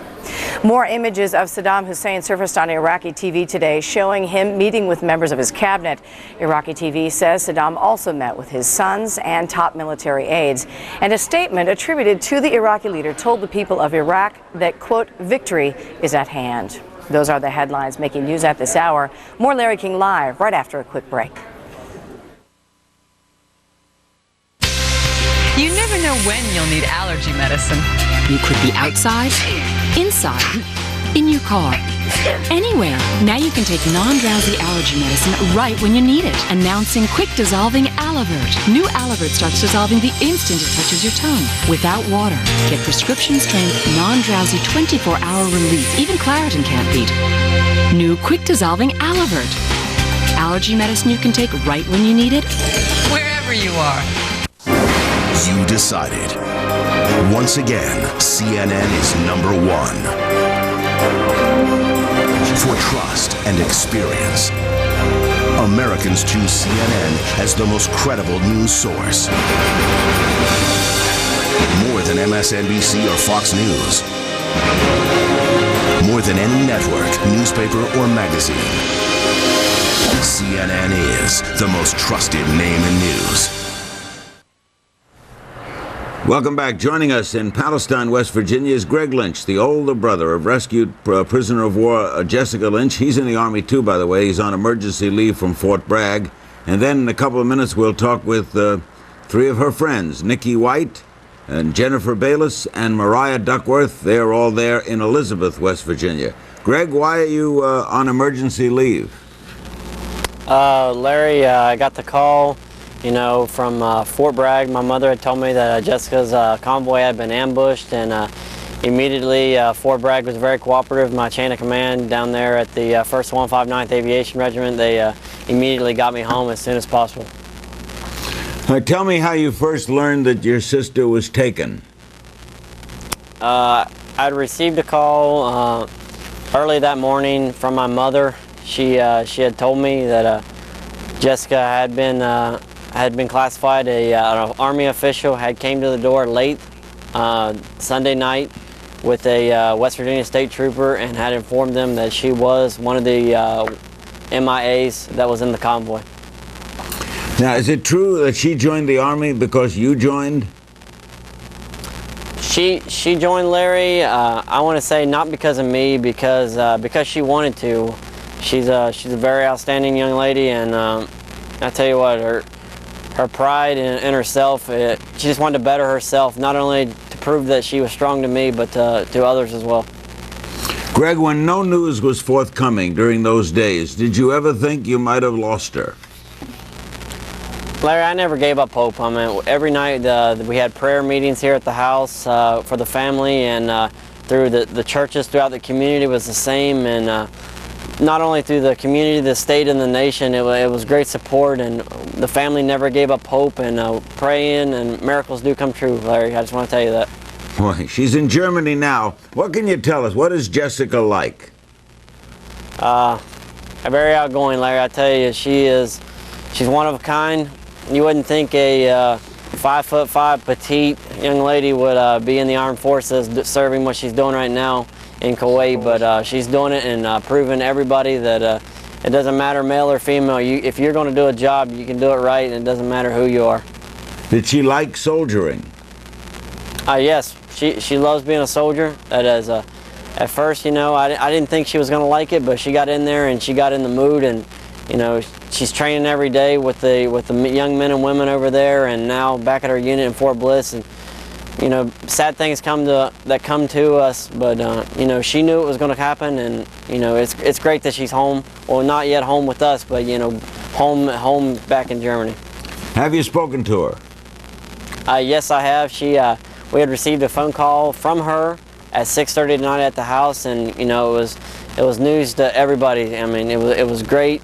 My mother, you know, she got to talk to her first, and then father, and then I did, and you know, it's just one of them things that you just can't believe. And she was very tired, and she was hungry, and she wanted to get some rest, but you know, she also wanted to let the family know that she was doing all right, and it's great news to hear from her.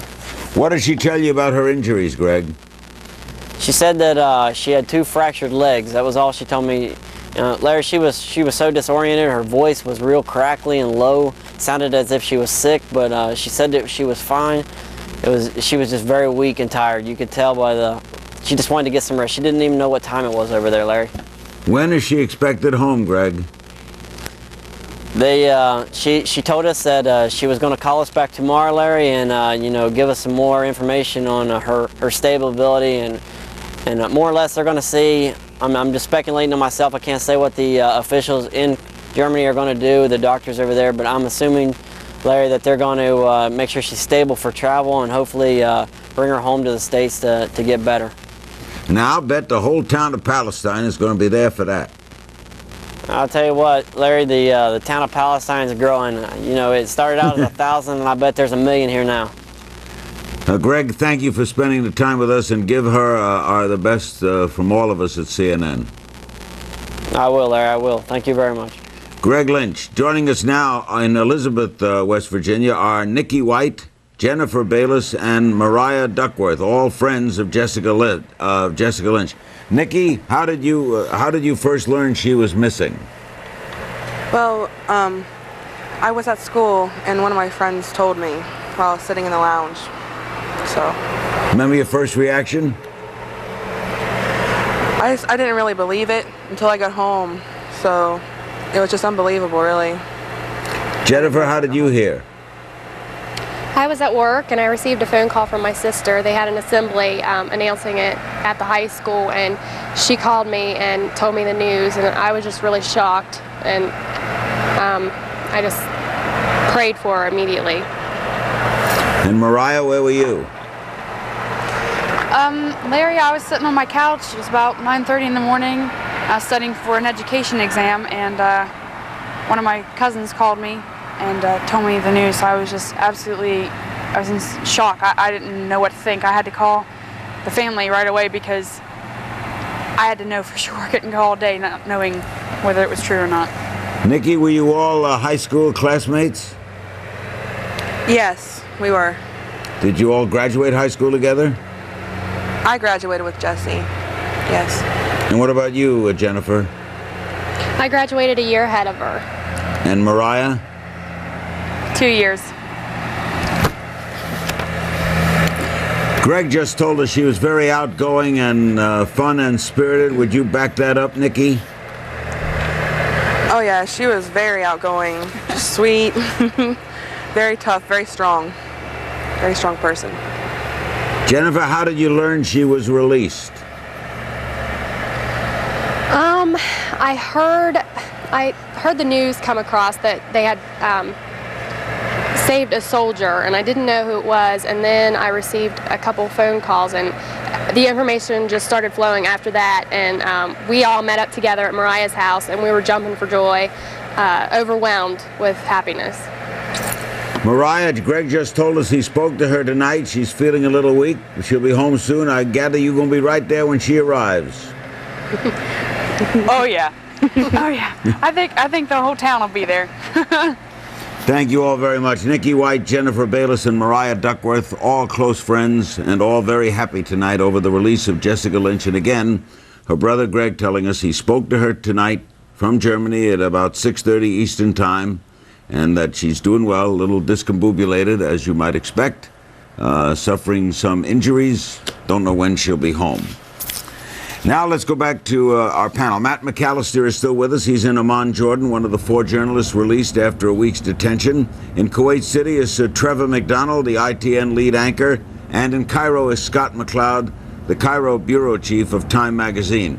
Matt, while you were incarcerated, did you learn anything from your people holding you about the war?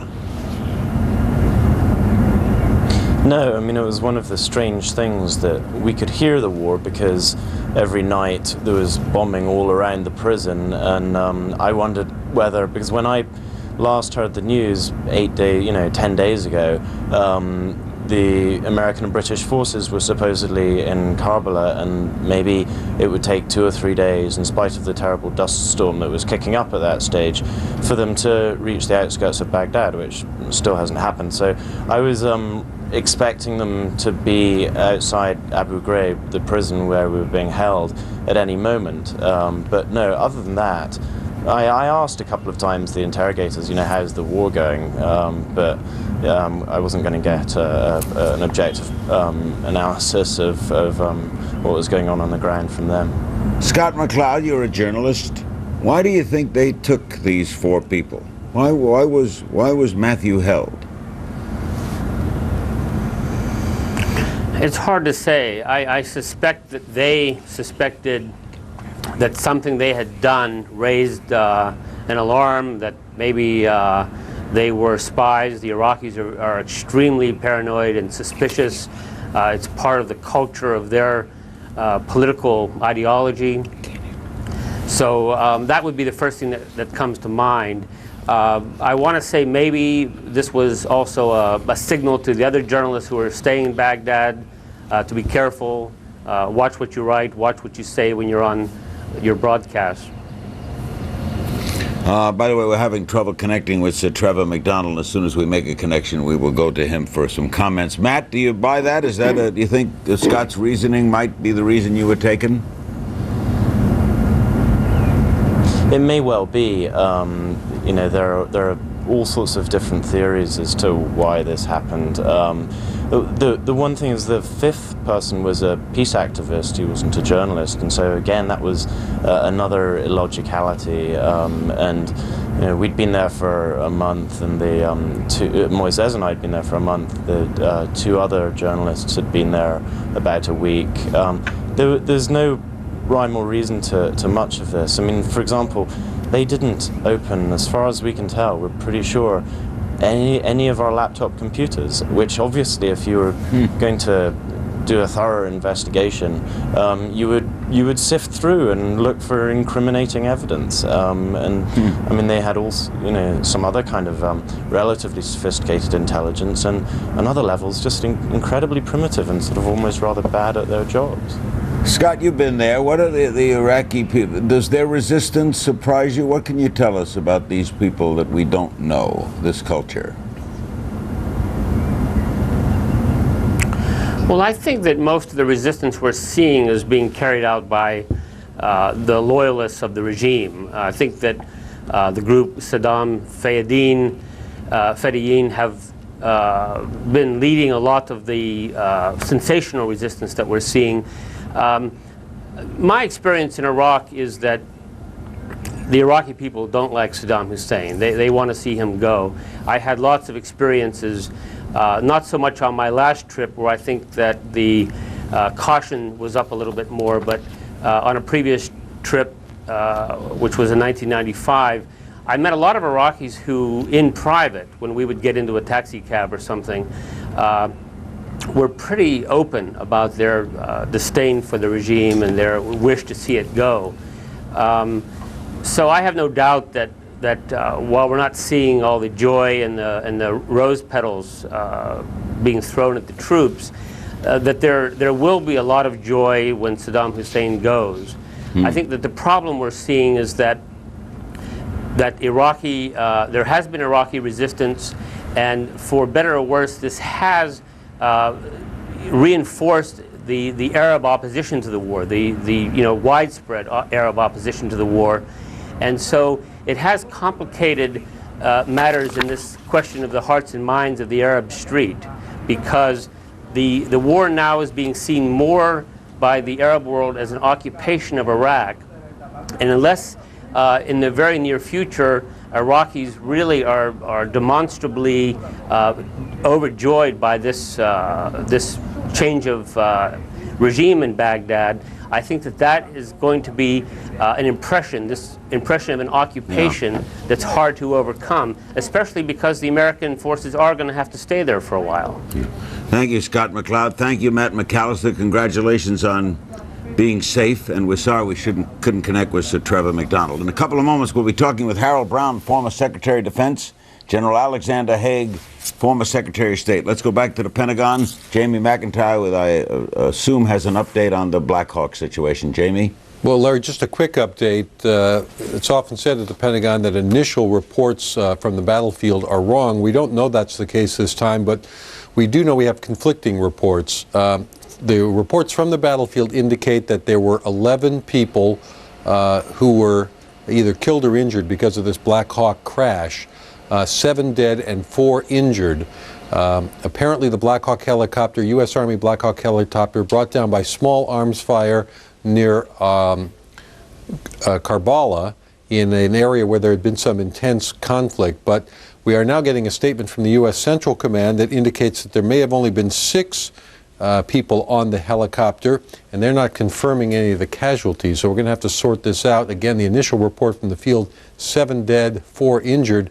It may be that some of the dead or injured were on the ground when the helicopter landed. We just don't know. So we'll get back to you as soon as we have more clarity. And you stay with CNN, the most trusted name in news, and you'll be getting reports from Jamie all night long. We'll take a break and come back with Harold Brown and General Haig. Don't go away.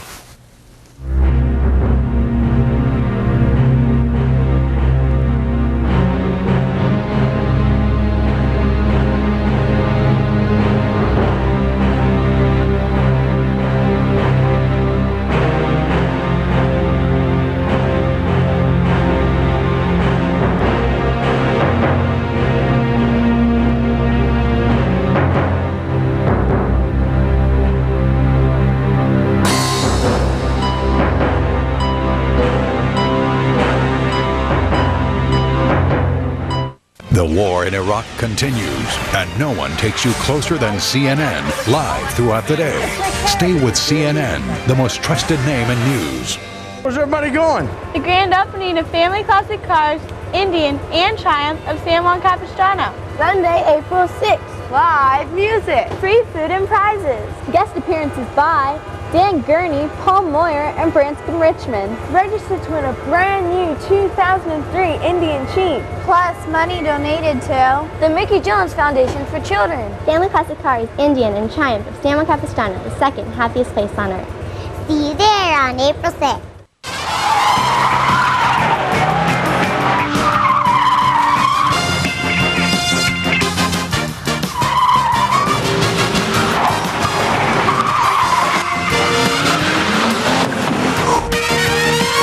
Here, things aren't always what you'd expect, like the Mercedes-Benz C240 with a 2.6-liter V6 engine and an electronic stability program. Thank you. Thank you. Drive safely. Starting at only $30,620. CNN, the most trusted name in news. We now welcome 2 familiar figures on the American scene. In New York, Dr. Harold Brown, former Secretary of Defense in the Carter administration, currently a counselor for the Center for Strategic and International Studies. And the very familiar General Alexander Haig, United States Army retired, former Secretary of State in the Reagan administration, and former Supreme Allied Commander of NATO forces in Europe. All right, Dr. Brown, we haven't spoken in a while. What's your overview of all of this? How goes it?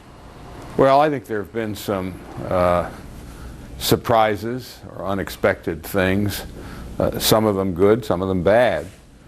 Certainly the resistance in the south of Baghdad from the Fedayeen Saddam and the harassment of the supply lines has been a problem. The population has not risen to oppose Saddam, understandable, because last time they did it they were left to wither on the vine. So those are some problems. On the other hand, there are some rather good things. The oil fields are not on fire. Saddam has not been able to launch a major missile attack on other countries. He's fired a few at Kuwait, but there the Patriot missiles have intercepted them pretty well, which is better than last time. So General Haig, let me get General Haig's thoughts. How goes it, Larry? Good seeing you again. Larry, I'm very optimistic about the way things have been going. There have always been glitches in warfare. Harold knows that. He ran the Defense Department, and I was there for a good part of that, and I'm a great friend and admirer of Harold's. War is never an easy or what I call difficult, free operation, and there are always surprises, but overall this has been a magnificently done operation, and I think we're beginning to see the beginnings of the crumbling that I anticipate will move more rapidly rather than more slowly. I think that's right. I think that you know, to have moved 200 miles in 5 days and now to be 50 miles or less from Baghdad, that's a rolling start. It rolled pretty fast. Now they still have to smash the Republican Guard divisions. They're in process of doing that.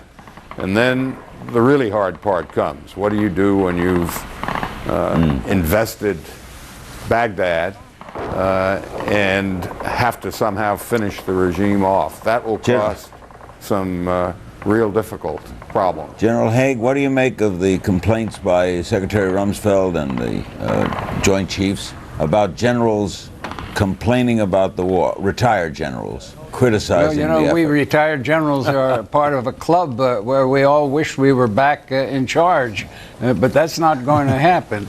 I think one of the big problems is that while there may be some fire behind all this smoke, and some people were left with their feelings hurt, I do think that it's wrong-headed in time of conflict to be critical of your commander-in-chief, your president, your vice president, and your Secretary of Defense, all three of whom were the really moving factors in the administration on standing up to this animal in Baghdad. And so, you know, there's more to this than just disgruntled Army, ex-Army guys. There's some political gamesmanship going on, and there's always a press interest in keeping that stuff alive because it sells more newspapers. But I do wish that we had rallied behind our commander-in-chief, and if we've got problems, let's go at them after the conflict has been won, which won't be too long. How do you assess, Harold Brown, the job done by Secretary Rumsfeld? I think that he clearly has participated strongly in the formulation of what bids fair to be a successful campaign. I think you can't make the final judgment until that campaign is over. I'm also quite sure that there were some strong arguments about just what the plan should be. The so-called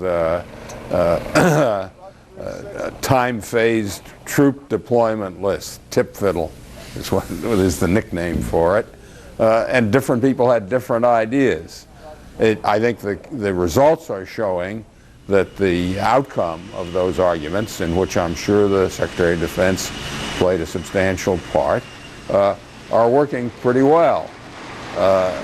Now, there are always within the Defense Department and within the government different views. There are bureaucratic and institutional arguments. Clearly, there's an argument about how much you should depend on air power and how much you need, how big a ground force you need. But the answer to that will be seen when the campaign is over.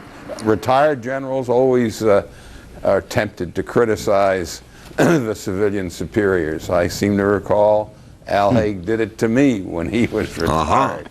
But he may even have been right some of the time. Harold, you weren't listening. It wasn't you. It was your leader.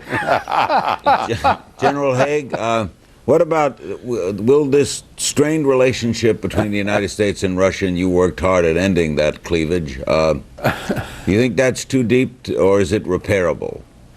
Well, everything is repairable, but I do think we've been on the verge of being somewhat naive about the former Soviet Union and its leadership. I'm not sure Mr. Putin has ever shown his soul. He may not even have one. I think that we may have an easier time getting together with the Russians again than getting together with some of our Western European allies. That's the rift that really bothers me.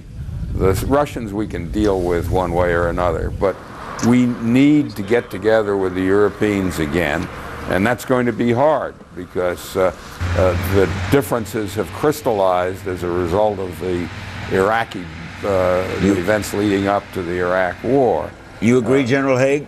Well, first place, I don't think these troubles develop overnight. That's our tendency to look at everything as a snapshot in time. Our current lack of credibility in the Middle East, for example, has been 30 years in the making, and it began with a whole series of misjudgments by the leaders of both parties, I'm sorry to say, and I was there for most of them. Now, having said that, we have a situation in which a French leader who is really the centerpiece of the problem. The fellow in Germany is not going to be around long. He doesn't represent the German people as a successful political leader, whereas Mr. Chirac views Europe as something different than the former partnership between North America and Western Europe. And of course, you've added to that the complication of the new Eastern members, Eastern European members. So I agree with Harold. This is not an easy problem. It's been years in the making. It was primarily triggered by the collapse of the former Soviet Union. But I think we've got to be anything but naive about the Soviet Union. After all, they are the power with the large inventory of nuclear weapons. And they're not getting rid of them at the pace that I would like to have seen, nor are they cooperating in the way that we were all led to believe by the rhetoric of Mr. Putin that they would be cooperating. Well, Harold Brown, we only have a minute left, Harold, so if you could comment on what he said in about 30 seconds. We expect to have both of you back.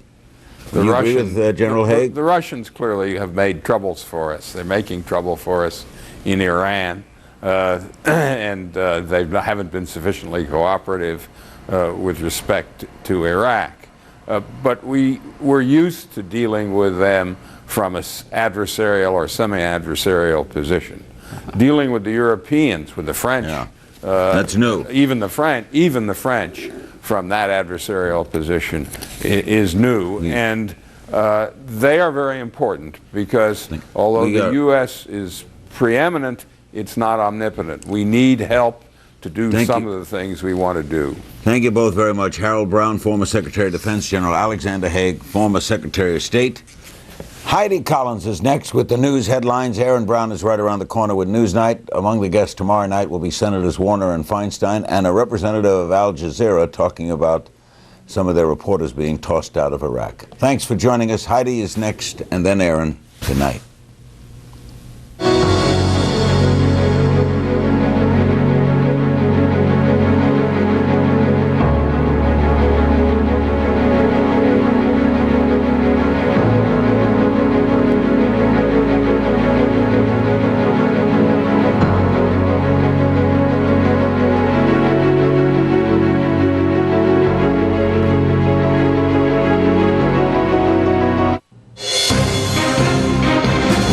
Good evening, everyone. I'm Heidi Collins in the CNN newsroom. Here now are the latest developments. There are conflicting reports about the number of people killed in the shooting down of a U.S. Army Black Hawk helicopter. The Pentagon reported the Black Hawk was shot down by small arms fire in south-central Iraq earlier today.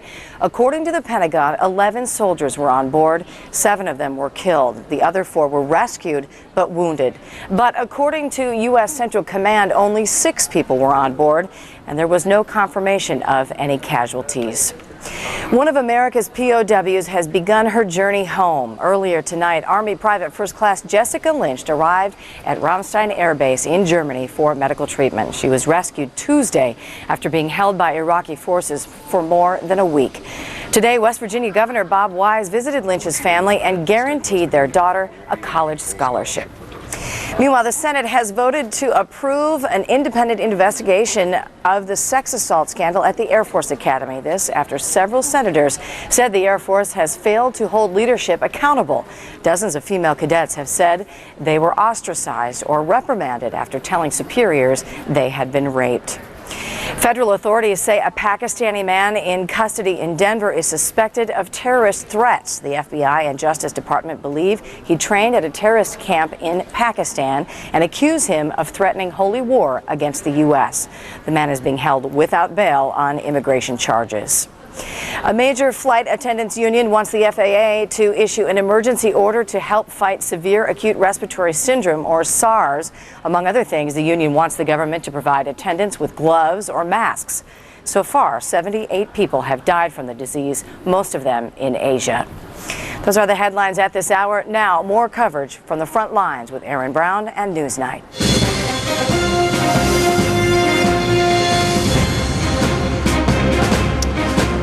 Baghdad, Thursday morning there, 7 o'clock, and the smoke covers the city. And just outside the city, the end game is on. The beginning of the end. There's no guarantee that the end will come quickly, and certainly the end is filled with uncertainty and great risk. But the beginning of the end seems to be where we are. Good evening again, everyone. We begin, as we do each night, with the broad strokes of this day. A chopper down in central Iraq. That is the late headline. The other headlines are drawn from points on a map, each one closer to Baghdad than the one next to it. This is raising spirits and hopes, but also brings a measure of concern about what comes next. As American artillery pounded away, week 2 of the war in Iraq began with reports of unqualified success. Some elements of the Army and the Marines had pushed to within only a few dozen miles of Baghdad and had effectively destroyed 2 divisions of the Iraqi Republican Guard. Significant progress for U.S. forces, to be sure, but the Pentagon was quick to raise a cautionary flag. As much as we are making good progress, and we are, the toughest fighting could lie ahead. The likelihood that they might use chemical weapons is in front of us now. So I just want to calibrate everybody. We are not underestimating how tough it could be going forward. The battlefield news is important because Karbala is only 50 miles from Baghdad and was thought to have been a major confrontation. It was not. As a result, 3 large American forces were close to encircling the Iraqi capital, facing far fewer Iraqi soldiers. From all the approaches to Baghdad, there were signs that American military units were converging. CNN's Walter Rogers is with the 3rd Division of the Army's 7th Cavalry. We have seen huge convoys of supply troops moving ever northward. Indeed, all the arrows on the Army's map seem to be pointing in the direction of the southern suburbs of Baghdad. Evidence of last night's battle was clear. This Apache helicopter practically disappeared from view as it landed in the desert not far from Karbala, but you could still see bullet holes in its skin and in the window glass. Then, very late in the day, word of a Black Hawk crash. The helicopter brought down near Karbala by small arms fire. It's a very quick moving, very fluid battle. The armor and mechanized infantry and artillery pieces and personnel on the ground are moving at rapid speeds. Members of the 101st Airborne were on patrol in the central Iraqi city of Najaf, where there's an important Shiite mosque, a mosque that reportedly has been used as a headquarters for some Iraqi fighters. For the time being, undamaged by the battle. الأول من الشهر الجاري. In the Iraqi capital itself, 2 new statements on behalf of Sadaam Hussein and a taped appearance as well. But once again, there is no indication of when this tape was recorded. An Arab television network broadcast these pictures of what it said were fighters from Yemen coming to the defense of Baghdad. Even as 19-year-old Private First Class Jessica Lynch arrived in Germany for treatment, there emerged more details of her extraordinary rescue. It took place here in Nasiriyah, and according to the Washington Post, it was a combined operation by both the CIA and 4 different Special Forces teams. Those teams also recovered bodies from the same general location, and it seems probable they are the remains of American soldiers. In the old regime, our life was very badly. We can't say anything. And in various parts of Iraq, there were clear signs that the residents were not only welcoming coalition troops, but they were helping them as well.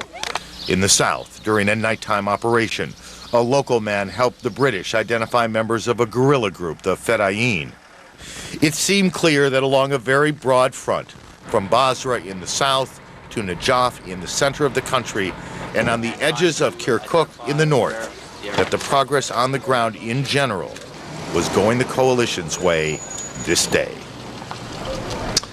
The big picture tonight, and now we'll start to assemble the small pieces of that picture, and we begin with the downing of the Black Hawk helicopter. Our senior Pentagon correspondent, Jamie McIntyre, is following that, so we begin with Jamie. Jamie, good evening. Well, Aaron, this has to begin with the standard Pentagon caveat, which is that initial reports are often incomplete, sometimes wrong. But nevertheless, based on those initial reports from the battlefield, it appears a U.S. Army Black Hawk helicopter was brought down by small arms fire, shot down near Karbala in the southern Iraq. The Black Hawk has a capacity to carry 12 people, and we're told that there were 11 casualties, 7 deaths, and 4 people injured in this incident in which the helicopter was shot down. But shortly after we're told that by Pentagon officials, the U.S. Central Command put out a release saying that they believe there were only 6 people on the helicopter and not confirming any casualties. Now, that could be explained if some of the casualties were on the ground as opposed to actually on the helicopter, but they're being more conservative in what they're saying publicly than what we're hearing from the battlefield reports coming into the Pentagon. Aaron? 2 questions. First on the Black Hawk. Talk for a second or so on how the Black Hawk is used in combat, what it is used for. Well, it's often used as a quick troop transport. It does have a gun on the side of it and can be used for offensive operations, but often it's used in a support role, either to provide command and control, to quickly transport troops from one place to another, and also used in search and rescue and various other operations like that. So it's a very versatile helicopter, and it's probably the workhorse helicopter of the U.S. military fleet. Okay, now on the second subject, Reuters reporting that Republican Guard units moving south from Baghdad to try and block a U.S. advance, reinforced positions. Can you add to that? Well, I've talked to some Pentagon officials here, and they confirm that some elements of Republican Guard units are moving south, but exactly what they're doing is not clear. It's assumed that they're reinforcing units in the south since the U.S. is attacking from the south, but it's not a major movement of like an entire division. There are some elements moving, and at this point, it's unclear exactly whether they're trying to reinforce units in place or whether they're trying to actually move in some offensive manner against the United States forces. And that's where it stands at this point. Okay, I know you're developing this, so walk away from the question if you need to. Is it that, do you know if they are coming from north of Baghdad, through Baghdad and south, or are these part of the ring around Baghdad that were designed to protect the city itself? Well, I think they're north of Baghdad, but how far north I don't know, and they are moving to the south. Again, small elements, pockets of forces, and it's also not clear who's directing them or whether they're getting any central direction. So a lot of unknowns as the U.S. closes in on Baghdad. A lot of unknowns. Jamie, thank you. Jamie McIntyre, senior Pentagon correspondent, reporting off the top tonight. There seems to be almost no limit at all to the punishment Allied air power is inflicting on Iraqi ground forces. It must be truly a terrifying thing to face from the ground. For days now, air operations have been going on around the clock from carriers and bases, such as the one from which CNN's Bob Franken joins us now live on the video phone. Bob, good day to you. Well, and Aaron, the pace has continued for the last 4 days at what had been double what it was before. Close to 2,000 sorties flown. About 900 of those were actual military attacks, and about 2/3 of those were aimed at the Republican Guard. And apparently, the people here are quite delighted. They say that apparently these attacks from the air have really had a lot to do with the softening of the Republican Guard, the debilitation of their forces, which of course has been reflected on the reports on the ground, and of course has meant that the ground troops for the coalition have been able to advance. Now, interestingly, the flights here have been up in the air longer than usual. The flights here are mainly the A-10 flights, the ones who support ground troops. They also support search and rescue missions, and we've been told by some sources out here that that's what they were doing tonight. We cannot report whether they were searching for the Black Hawk helicopter, but the search and rescue missions run out of this airfield and now the one 150 miles to the north, and the A-10s apparently were up much longer than usual in support of that search and rescue mission. Aaron? When you talk about they're up there supporting ground troops, they are attacking artillery positions, attacking tanks. Is that the kind of thing they're going after? Absolutely. The A-10s are just bristling with different weapons. They have bombs, they have missiles. They also have Gatling guns that fire at such a ferocious rate that they can shred a tank with the bullets. And that's exactly what they're doing. They go up, they're slow moving, but they go up and they just dive into their adversaries and just rip them to shreds. And that's what's been going on now for 4 days, is what General Clark the other day talked about as they attack these Republican Guard positions. They do it first from the air to soften them up, try and take the tanks and artillery out, and that's what you've been seeing, right? Well, that's what's been going on. They are not letting up. This is something they say is going to continue. And as I may have pointed out earlier, a full 2/3 of the actual military attacks by the planes in the entire war are aimed at Republican Guard units. Bob, thank you. Bob Franken, who's reporting from an air base there.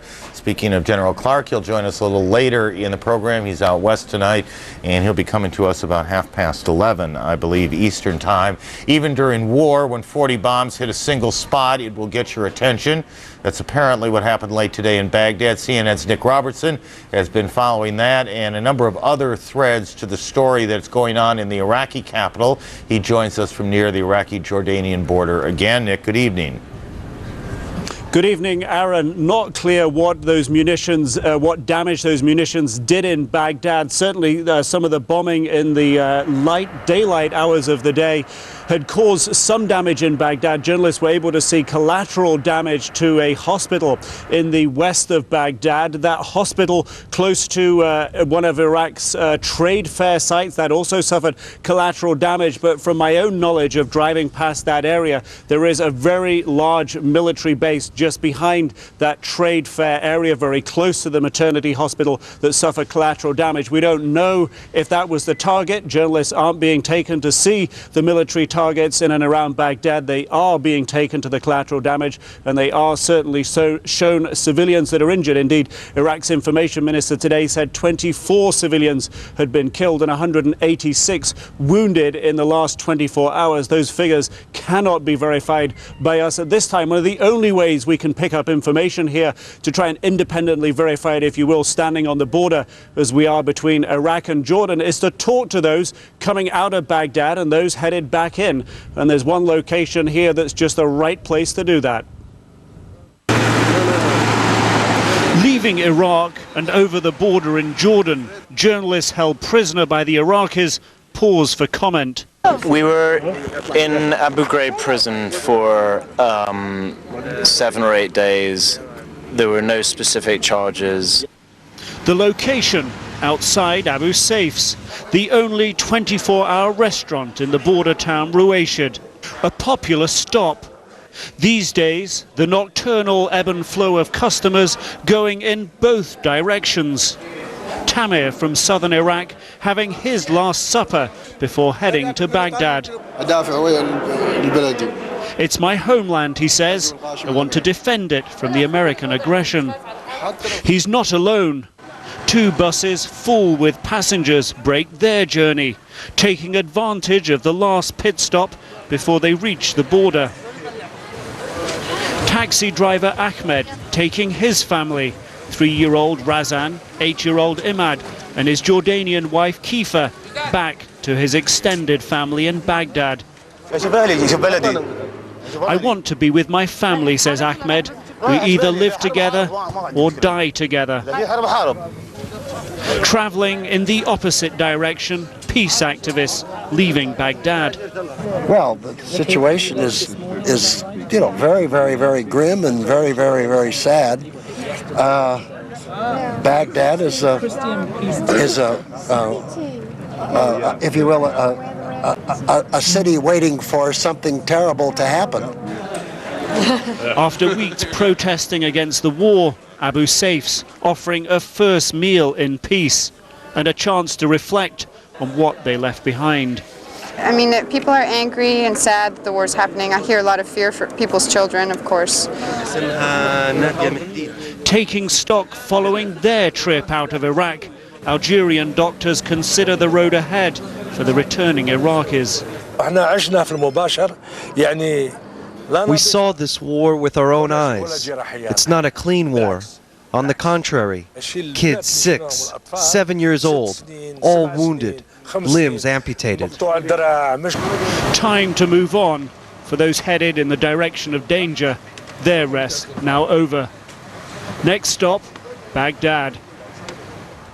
And one of the surprising things here, Aaron, that bus headed just up the road from here over the border to the Iraqi side. When they cross to the Iraqi side, there's one little Iraqi outpost right in the edge of the desert. There's perhaps 2 dozen, 3 dozen, 4 dozen Iraqi officials there processing people. After that, it's a straight run down the highway to Baghdad. The only thing they have to pass is U.S. Special Forces on the highway in the western Iraqi desert. It begs the question, how come this little tiny outpost of a few dozen Iraqis just a few miles up the road from here haven't thrown in the towel, haven't given up? They're cut off from Baghdad already. Aaron? Lots of questions, actually. Do these people who are going back into Iraq, are they expecting to find a Baghdad that is already occupied by the Americans, has already been taken over, and that they'll carry on the fight after that? That's not the impression they're giving us. They're giving us the impression that they think that there's still time to go back, still time to put up some resistance, still time to fight. They're divided between those two camps. Those who say, yes, we want to go back and fight for our country, and those who say, look, we just don't want to be separated from our families. We're Iraqis, that's where we belong, back with our families, and that's why we want to be there. People are not giving us an indication that after the United States, the coalition controls Iraq, that they will continue the fight, but they're definitely saying this is a time to go back. They still have time to put up some resistance. Aaron? And quickly, what do you make of the Iraqi or Al Jazeera's decision to stop working out of there because of restrictions the Iraqis have placed on them? Is that in any sense in your mind a sign of Iraqi desperation that they're fussing with Al Jazeera?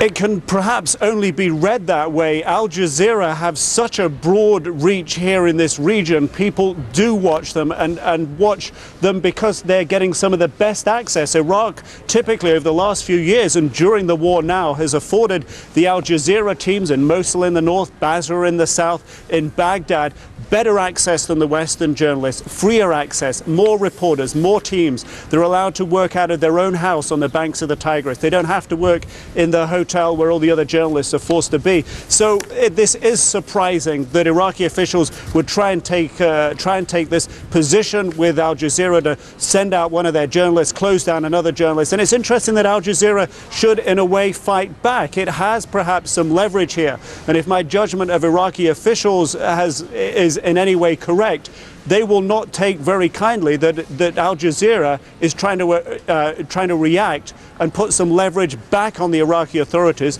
to release these restrictions placed on their journalists. Nick, thank you. We'll develop the Al Jazeera side of this story as we go along tonight. Nick Robertson, thank you. Kelly McCann, the former Special Forces Major, is with us for a bit tonight, and we've got about a minute here. Al Jazeera is a sidebar to the big story. The big story, in some ways, is the closer the Americans get, the greater the risk of something catastrophic happening. Fair? There's no question that is fair. And the reason is because of the weapons capability, we're now firmly in the range of those weapons, the 155 millimeter cannons, etc. The other thing is, Aaron, the forces have been attriting all along. They're now supposed to be reporting anyway, combat ineffective. Really, they're getting maneuvered into a position that if they want to defend in depth, they have to limit other avenues of approach. So now we're talking the possibility of chemical weapons, chem-bio weapons, one or the other.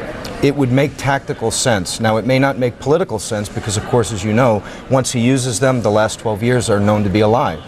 Well, if you're going down, probably doesn't, I mean, I don't want to think for him or anyone, I'll think for me. If you're going down, it probably doesn't make any difference whether anybody, what people think of you. That would be true, I think, within the Ba'ath Party. I don't think it's true within the Iraqi people. Fair point. Kelly, we'll get back to that and work more on how the Americans are prepared for that sort of thing as we go, because they are. We need to take a break first. Our coverage continues in just a moment.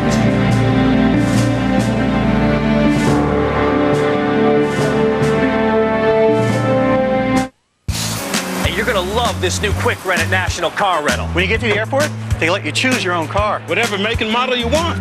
Whatever color you want. You can walk right past the counter. And you don't stand in any lines. All you need is a major credit card and access to the internet. You rent online at nationalcar.com. They ought to call it quick and easy. Bypass the counter. You don't have to stand in line. Choose your own car. Click, click, click on the computer. It's all about me, Rent. Huh? Choose the rental car company that lets you choose your own car. Quick rent at nationalcar.com. The surprise of the Oscars is now the movie everyone is talking about. Winner of the Academy Award for Best Screenplay, Best Director Roman Polanski, and Best Actor Adrian Brody. It's the best picture of the year. The Pianist, rated R, now playing. CNN puts you alongside the troops. We're literally talking to pilots after they climb out of the cockpit. The Marines are moving forward. More reporters in the region to keep you informed. No one gets you closer than CNN, the most trusted name in news. We know the United States would like to avoid it as much as possible, the kind of close combat that can be dangerous, but militants in some parts of Iraq have made that impossible.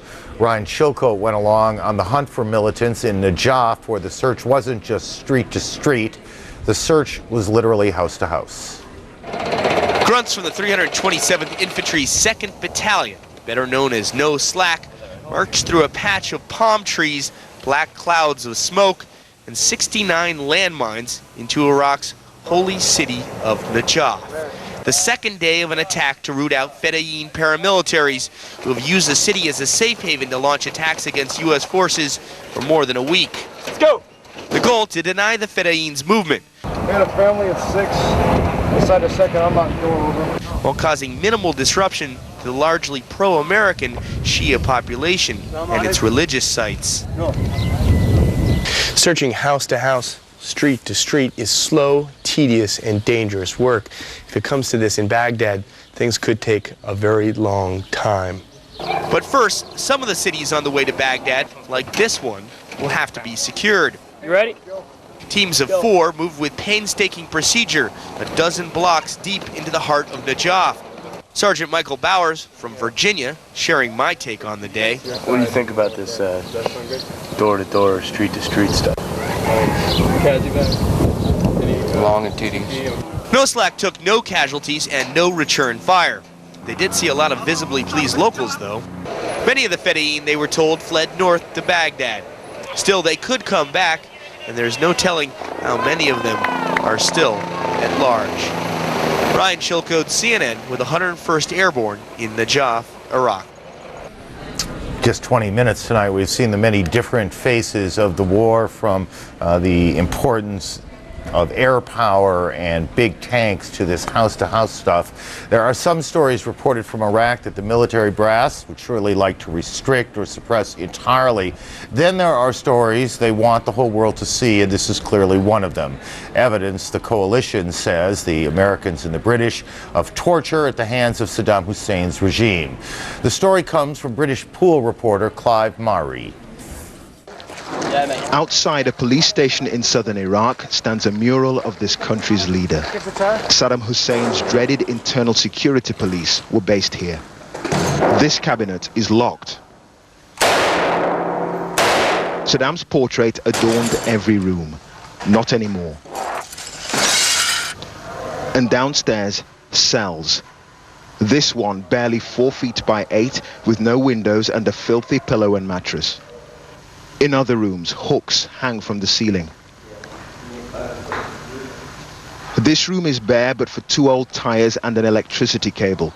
We are later told a torturer might use the tires to stand on while water is poured on the floor and the prisoner electrocuted. And in this room are the identity cards of scores of Iraqi men, aged between 20 and 40. It's a crime here not to have your ID card with you at all times. Why do these men no longer need theirs? We later found one man who didn't want to be identified, who gave up some of the secrets of the police station. He tells me there was a tariff system. If you committed a crime but paid enough money, you wouldn't be tortured. We've spent days trying to find more people willing to speak on the record about torture in Saddam Hussein's Iraq. This man would only talk to us within the safety of a Royal Marines commando base. And if he was a prison guard and Saddam Hussein walked into his jail, I'd cut him into 50 pieces, he tells me. In the distance, as smoke rises from a battlefield, Iraq's tools of repression are being taken away. Clive Murray, Abu al-Qasib, southern Iraq.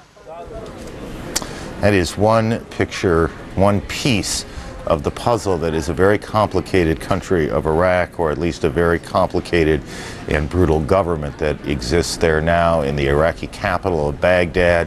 You see the capital on a Thursday morning, the smoke and clouds mixing in the skyline. A sense that just outside the end is coming, pointed at them. In an op-ed piece in today's New York Times, our next guest writes that the Republican Guard that is just outside the city now, just outside the city, can either hunker down outside of Baghdad and die slowly or maneuver and die quickly. In other words, the combination of patience on the ground and power in the air seems to be working, the plan.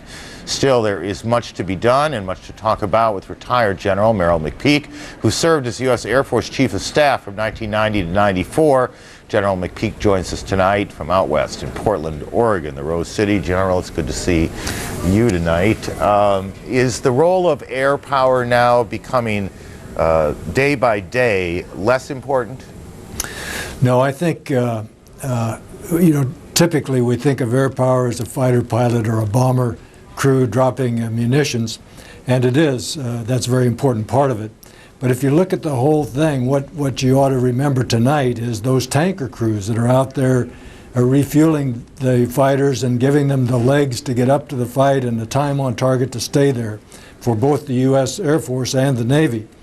Or the AWACS guys and the Joint Stars guys, the command and control aircraft that are up there making it come true when I say when they move, we're going to kill them fast. Let's hope that this information that some of the Republican Guard troops are on the road is accurate, because if that's correct, that highlights them as a target to these command and control reconnaissance systems, and we will kill them fast. The more they expose themselves, the greater risks they are. Absolutely. Now, we'll get them over time if they hunker down and sandbag and camouflage themselves and so on, but you have to dig them out in that scenario. Once we force them into maneuver, as apparently our guys on the ground now have impelled them to move, then it becomes a much easier job for our guys in the air. Let me ask you a question I worry that you'll hate, actually. What might an Iraqi general be thinking right now? You know, I've thought a lot about that, Aaron. I mean, Americans don't typically do what we call red teaming, trying to figure out what the other guy, how the world looks to the other guy. But just try to imagine yourself as an Iraqi general tonight. You can sit there and take this pounding, or you can hit the road and you're toast, in a few hours. The world must look pretty grim to these guys. And by the way, we've concentrated heavily on the action by the 3rd ID and the Marines down south. An awful lot of things are happening out west where our special forces are operating, and up north, which aren't being reported on because it's mostly special operations troops, or it's being underreported. So if you're an Iraqi general sitting in your foxhole down around Baghdad, the world is looking pretty grim right now. Do generals ever think, look, we can't win this thing, but what we can do is sucker them to this place, inflict a lot of casualties, it's the best we can do, we might as well do that? Or is that the kind of thing a political leader might do, but a general would never do? Yeah, I think that's more a political gamut. And quite frankly, I'm a lot less optimistic on the political side. I think we ought to make a sharp distinction here between two types of criticism that are being made. Some, even retired senior officers, are criticizing the plan, saying we don't have enough force there, one way or another. I disagree with all that, and I don't think it's helpful. Our guys on the ground are doing great. The plan is being executed well. We just have to be a little patient. But there's a second kind of criticism that says the political run-up to this thing was pretty ugly. The administration has managed to back us into a position where we've lost a lot of friends. Our closest neighbors, Canada and Mexico, are not on our side. Some of our oldest allies, France. And so we've done a pretty good job on splitting NATO, the most successful military coalition in history. And so we've reduced our friends and multiplied our enemies in the political run-up to this. And that, I think, has enormous strategic consequences. Remember, we never lost a battle in Vietnam. We just lost the war because the politics of it was so clumsily done. General, it's always nice to talk to you. Thank you. You bet. General McPeak is in Portland, Oregon, out west tonight. We'll take a break, update the major headlines of the day, and when we come back, we'll take a look at the return to Germany of Jessica Lynch, Private First Class, a freed prisoner of war. Short break first.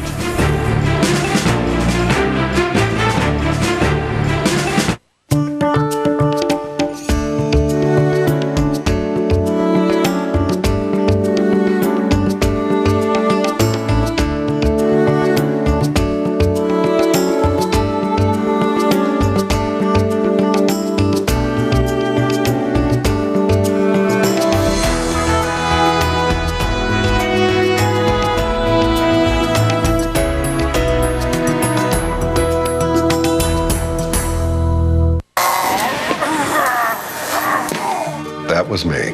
What a stiff. Back then, my achy joints made it hard for me to get around. So I tried OsteoBiflex.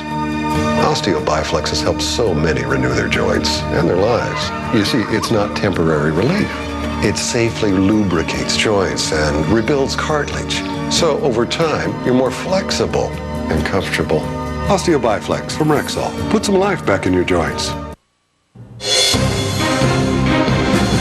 Hello, everyone. I'm Heidi Collins, and here are the latest developments tonight. The Pentagon says a U.S. Army Black Hawk helicopter was shot down in south-central Iraq today, killing 7 of the soldiers on board and wounding 4. But a report from U.S. Central Command says only 6 people were on board. It will not confirm any casualty figures. Explosions have been heard in Baghdad throughout the evening, at least one described as very large.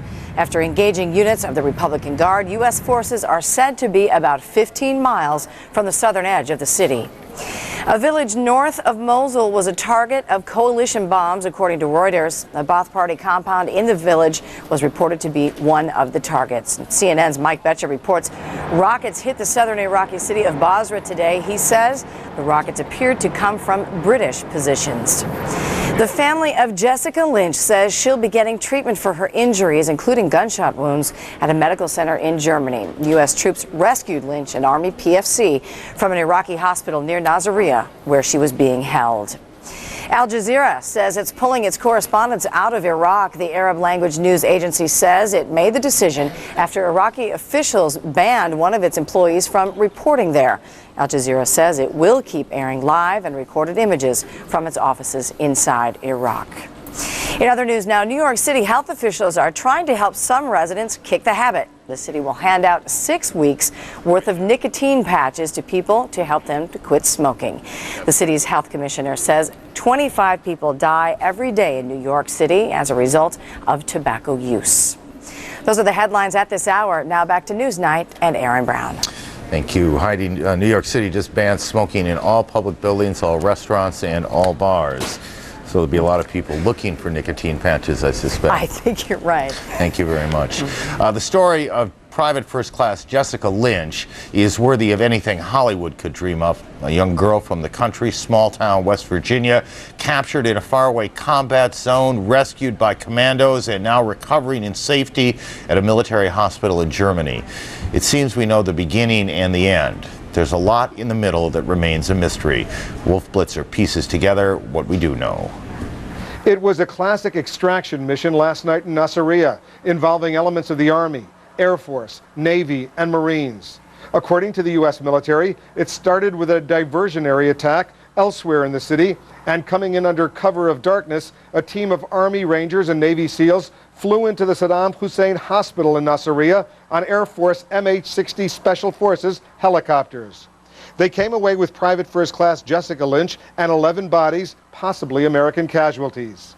CNN military analyst General Don Shepard says it probably went down like this. This appears to be a typical Joint Forces special operations seizure of an individual. Probably had a couple of days of intelligence warning. They confirmed that intelligence. Then most likely a diversionary attack by the Marines. Insertion by Air Force Special Operations helicopters. Security of the facility, in this case a hospital, by Rangers. Then rescue of the individual by Navy SEALs. Also supported by close air support by AC-130 gunships and probably fixed-wing aviation standing by. A classic operation and very successful. With the necessary forces on hand, planning for this mission was likely formulated in less than a day, and Shepard says was likely comprised of more than 100 Army Rangers and more than 40 Navy SEALs. CENTCOM announced that there were no coalition casualties in the mission. Lynch had not been heard from since she and 14 of her comrades of the 507th Supply Company took what's been described as a wrong turn near Nasiriyah on March 23rd. 5 were POWs and showcased on Iraqi television. 2 were killed, and the other 8 listed as missing, Jessica among them. Wolf Blitzer, CNN, Kuwait City. Well, there's a lot we don't know. We'll turn to Kelly McCann for a second, because when you talk about the scope of the operation, the number of people who were involved, the risks that the Americans took to go get one soldier, someone who was in the business you were in when you were in, it's got to bring a smile. Absolutely does, and I can tell you that the operators that actually put their hands on her and carried her out, they will never feel like that again unless they do it again. That's what they live for. When you talk about an operation, it sounds very complex to put it together in a day. There's not much time to rehearse it. So how do you prepare for that kind of moment?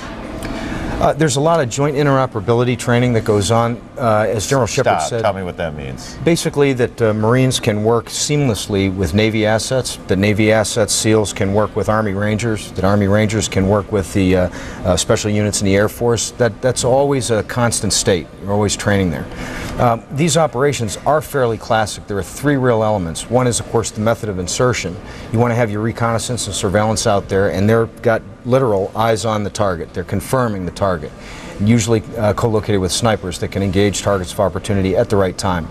Then you have a security element. That'd be the Rangers, and they probably came in with at least a company of Rangers that strong point a perimeter defense to keep Iraqi responding units coming into the picture so they can hold them at bay, firing outward and making sure also that no one escapes out the back door, that they could engage those. And then right into the center of that secure envelope is the assaulters, Aaron, and they have very, very discriminate shooting skills, very, very highly trained, and with them are breachers.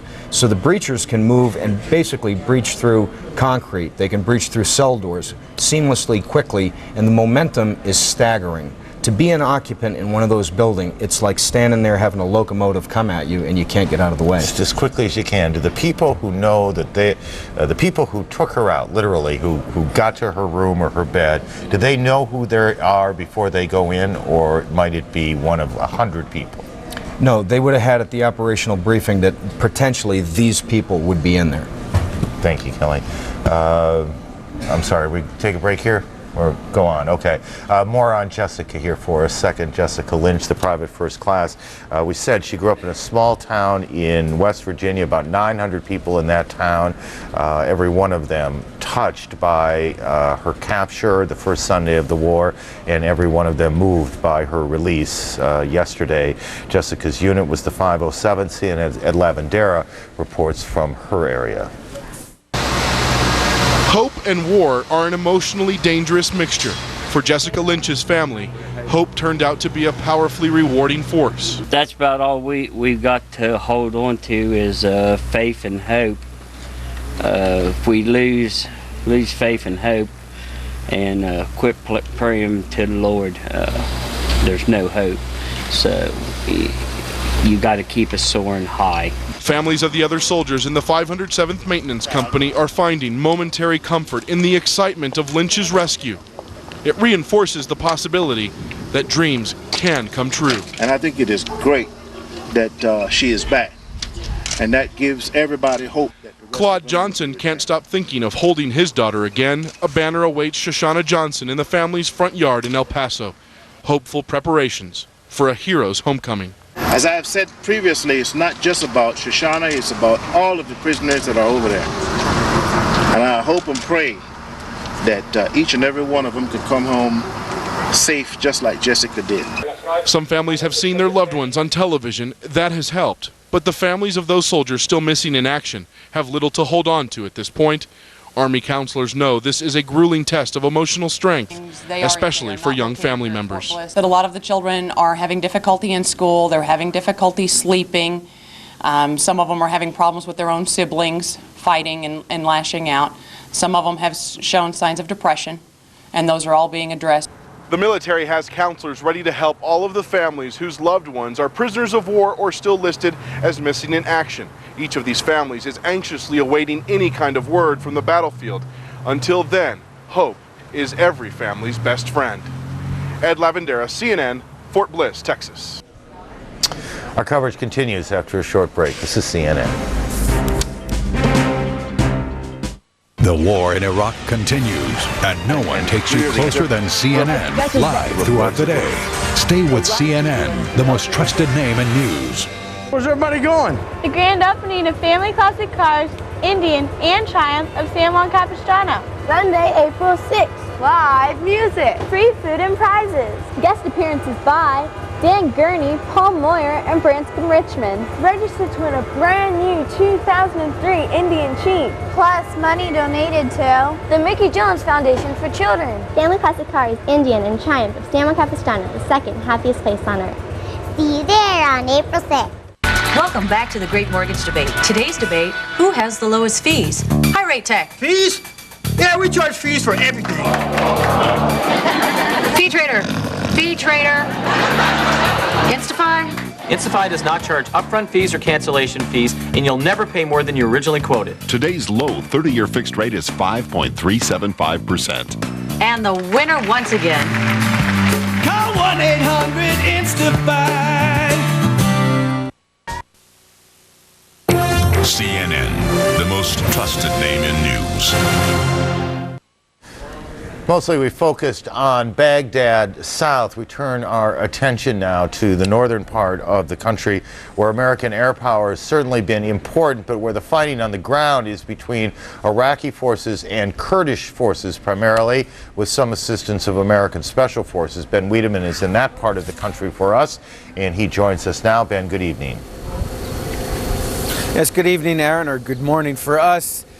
Here in Kalak, big changes. Yesterday, just before sunset, the Iraqi forces pulled out of the ridge behind me. Kurdish forces were quite surprised. They had been expecting it for so long that they'd become accustomed to expecting, and actually were surprised when it actually happened.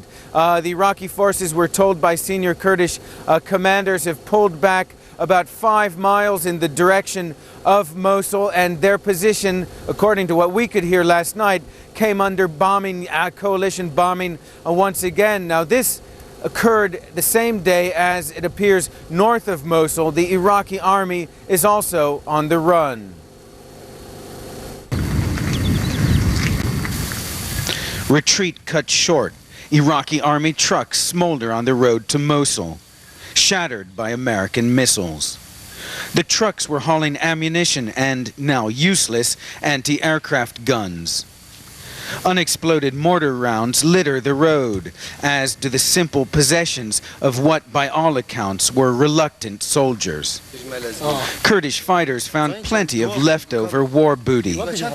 A villager shows us the Iraqi army gas mask he picked up and what he thinks of it. Some things the Iraqis left behind were more welcome, like this disabled truck, quickly commandeered with the help of a tractor. Or this. Okay, this is the file of the Iraqi army that shows the placement of landmines in this area. There are hundreds of them around here, says Ahmed, the mine clearer. Further up the road, Kurds stop Arabs from Mosul and question them about the whereabouts of the Iraqi troops. Their cars searched for weapons. All love for the leader, Sadaam Hussein, says this graffiti. If there was love, it left with the Iraqi army. In the space of just a few hours, Kurdish fighters were able to advance more than 13 miles on the road to Mosul, pursuing an Iraqi army showing all the signs of demoralization. None of the Iraqi soldiers want to fight, says Sabast Babiri, commander of the local Kurdish forces, but they're afraid of the execution squads and the Fedayeen Saddam. U.S. troops on a rooftop in the Kurdish village of Kanalim, until Tuesday under Iraqi control. No hesitation here to celebrate the end of Ba'athist rule. I am very happy, very happy. It is freedom. Saddam is dictator. It is Batman. The Americans directed airstrikes, but according to the Kurds, didn't fire a shot. Kurdish troops move into the old Iraqi positions, but they say they won't stay here for long. Their plans are to keep on moving, slowly but steadily, to the south. Now it appears, Aaron, it's going to be another day of airstrikes in this area. This morning we've been watching as planes have been going in the direction of Kirkuk in Mosul and also to the south of here. So it appears the pressure on the Iraqi army in this part of Iraq is continuing to mount. But is there been much of an American ground footprint there? Certainly yesterday in this area north of Mosul, it was very palpable. There must have been more than 24 of them in that area, and they were clearly very closely coordinating with the local Kurdish forces. Now we do know, for instance, more than 2,000 of these troops have arrived. Many of them are special forces in addition to members of the 173rd Airborne Brigade, and we understand now that an agreement has been worked out with Turkey whereby the U.S. can bring overland food, medicine, and other supplies to the troops in the north. Then obviously this contingent is going to be growing and going to be playing a greater role on the ground as we saw yesterday. Aaron? Ben, thank you. Ben Wiedemann in the northern part of Iraq. We take a break. When we come back, we'll talk with Robert Kagan, a very astute observer of the European-American relationship, the Middle Eastern-American relationship, some effort now to put them back together again from the breach caused by the diplomacy or lack of diplomacy, depending on your point of view, leading up to the war. We take a break first. For more on the war in Iraq, log on to CNN.com. Get reports from the front lines. Huge explosions. And all the facts and features you need to track the war. Plus, sign up for breaking news alerts and be the first to know. Log on and stay informed at CNN.com. I think the spirit of service comes from the people, from the heart of the people who work for Quest. Quest people are committed to being there, proudly doing whatever it takes to serve their customers. The spirit of service is ingrained in everything I do. That's our goal. That's what we do. If there's anything I can do for the customer above and beyond, I'll do it. To make our communities a little stronger, volunteering at Habitat for Humanity, donating blood, and encouraging people with special needs. There's always something you can do. There's always something you can do. Nos complace poder ayudarles. And serving our country, taking our commitment to the spirit of service one step further. Commitment and loyalty, it carries across whether you're in uniform or out. We're reservists and Quest employees. So you're always helping somebody, and that's the nature of, I guess, who I am and what I do. It makes me very proud to work with people like that. Whatever it takes for us to do it, we're there. The spirit of service, there for you. Robert Kagan joins us now. He's joined us before in the program. He's an expert on things Middle Eastern and European, forceful writer on a variety of issues. We're always pleased to get his take on things, and we're happy to see him again tonight. Mr. Kagan joins us from New York. Bob, nice to see you. Secretary Powell's out to try and put some pieces back together. Is Secretary Powell really the person to watch, or is the most important person in the diplomacy here Tony Blair? Well, that's an interesting question. I think Tony Blair is clearly trying to play a key role and is playing a key role in trying to bridge the gap between the United States and Europe. But quite honestly, the Europeans do need to hear from the American administration that the Americans do want to try to repair some of the damage. So I think it's very important that Colin Powell has gone out to meet with the Europeans. He hasn't been out there that much, and I think it's important that he's out there now. Is it more than making nice? Do they have to see some concrete step that the American government, the Bush administration, is prepared to take that they agree with? Well, I think the issue that people are focusing on right now is a post-war Iraq and the reconstruction process, and specifically the issue of what role the UN is going to play. I would say that a lot of Europeans want to see the U.S. accept at least some kind of UN role. I think the administration is willing to accept that, and that's becoming clear today. But it's also true, you know, that some of the music is also helpful, because we've had such a bad state of relations over the past few months that even people saying nice things to each other is actually helpful at this moment. Actually, I saw a poll a French poll done the other day, which showed that the French, who overwhelmingly opposed the notion of a war, were at about 60% prepared to send their troops in to a post-war coalition in Iraq. They want a piece of it. Well, that's probably true, and there's probably several reasons why France wants a piece of it. But I've sensed that, and people see in Paris now, that there is a certain amount of second-guessing going on as to whether perhaps President Chirac went a little bit too far in his opposition to the United States. A very prominent French official, Jacques Delors, once the commissioner of the European Union, has essentially criticized Chirac for putting himself too much in opposition to the United States. And there's a sense in Europe in general that the idea of Europe standing in opposition to the United States is not good for Europe, as well as not being good for the transatlantic relationship. And that's essentially the Blair position, isn't it, that there could be some counterbalancing here, but essentially there's one side. That's right, and Blair is trying to find a way for the United States and Europe, I think, to assemble a new partnership. Obviously, we're not going back to the old Cold War strategic partnership. Those circumstances are different. We don't have those circumstances today. We have to evolve into some kind of new partnership, and Blair's playing a role in that. And I think many Europeans believe that increasingly that whatever else is true, Europe and the United States standing opposed to one another is not in anybody's interest. And is there a sense that while it was fine for Jacques Chirac to oppose the war when he seemed to threaten some of those smaller, newer democracies in the eastern part of Europe, that was too far? Absolutely, and you know, the degree to which the European Union has been divided over this issue has been a very serious problem. The European Union is a strong institution, but it can be made brittle by that kind of behavior. I think most people, including even in France, think that Chirac stepped overboard. Now there's an effort within the European Union to try to pull things back together. You're going to see Blair meeting with Schroeder. At some point you may see Blair trying to patch things up with Chirac. But again, the transatlantic relationship is in a way crucial in order for the Europeans to get back together again. Bob, thanks for coming in tonight. Robert Kagan, author and writer. We're always glad to have him on the program. We'll take a short break and we continue in a moment. This year, nearly 1 million families will have their most valuable possessions stolen right from here. It's their own identity. Bank statements, credit card and ATM receipts, pay stubs. In today's world, a little advice. Shred anything you wouldn't want in the hands of a stranger.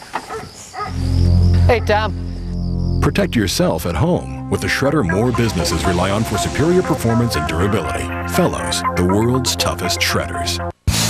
Hey, you're gonna love this new quick rent at National Car Rental. When you get to the airport, they let you choose your own car. Whatever make and model you want. Whatever color you want. You can walk right past the counter. And you don't stand in any lines. All you need is a major credit card and access to the internet. You rent online at nationalcar.com. They ought to call it quick and easy. Bypass the counter. You don't have to stand in line. Choose your own car. Click, click, click on the computer. It's all about me. Rent, huh? Choose the rental car company that lets you choose your own car. Quick rent at nationalcar.com. Because things are changing so fast, trust CNN. With more frontline reporters, experts who have been there, and the most experienced journalists. Because you need all the facts. Stay with CNN, the most trusted name in news.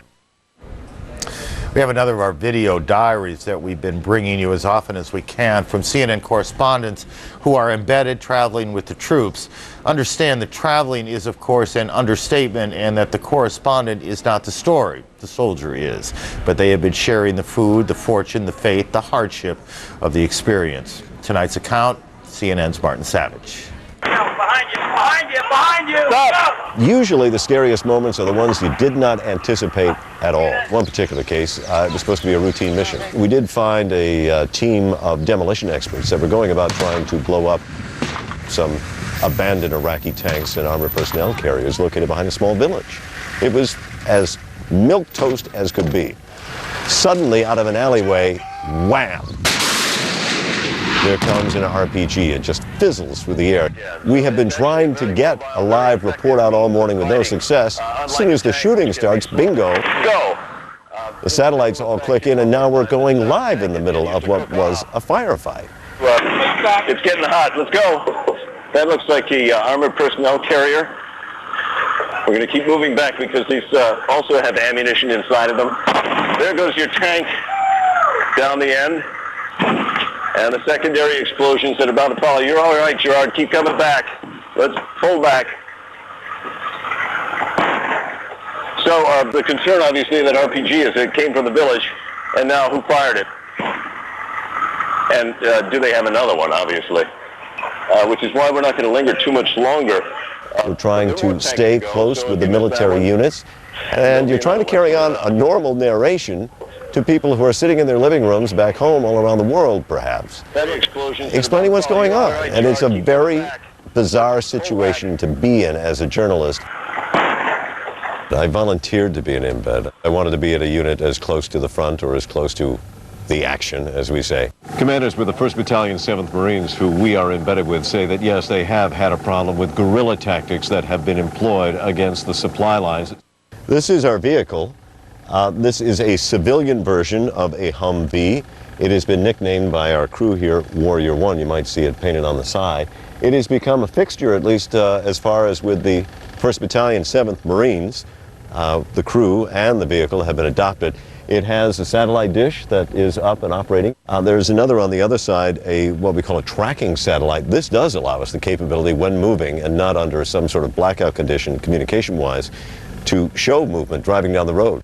On the move once more. We're riding with them. This is our vehicle in conjunction with a convoy heading west now, leaving Boswell behind us and the main oil field objective that they captured yesterday. Those are our backpacks. Usually we would be laid out at night sleeping right there on the open ground. Sometimes we're in foxholes, sometimes we're not, but it's just basically lay your bag in the dirt, climb in the dirt with the bag, and then wake up the next day and do it all over again. And then, of course, over here, every day we have a foxhole. So the reason we're in the hole like this now is because about 10-15 minutes ago we were warned that there was perhaps a scud incoming. So the prudent action was to climb inside our foxholes here and wait. It's officially about 5:45. The war hasn't begun, but that could change in a hurry. Many military conflicts, it's about 90% of frustration or doing nothing. What you been doing? Sitting. What you think about sitting? Not too happy about it. We need to go. There is a friendship, obviously, that develops. There is a camaraderie, not in a military sense, but in the sense that we are in this together. There's an avenue of trust that has to be involved here that perhaps does stretch the boundaries when it comes to true journalism. And what I mean by that is we are in as much danger as the military force with which we are embedded. Do you have any knives or anything on you? No, sir. How's it going, Marty? Well, I figure by the time I get it done, he told us we had here 5 to 8 hours to be here. I figure in 5 to 8 hours I'll be done, which means we'll then just drive off and leave it. By far, we're probably the most blacked out of any military embed. We can film and videotape during these blackouts. You just cannot file, which in our case means live reporting or beaming signals and images back to Atlanta. The worst part of it is not just the professional side. None of us can talk to home. And I'd like to call my family every now and then just to let them know we're all right. So it's a hard thing. It's depressing both professionally and also personally. When you come out, it's like a black cloud's been lifted and bingo, let's get to work.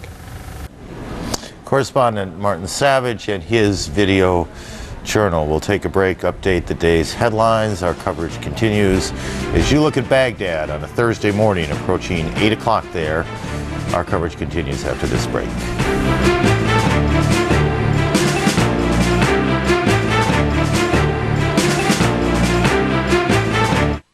CNN Tomorrow with U.S. troops nearing Baghdad, European and Arab reporters on what the rest of the world thinks. CNN Tomorrow, 9 Eastern.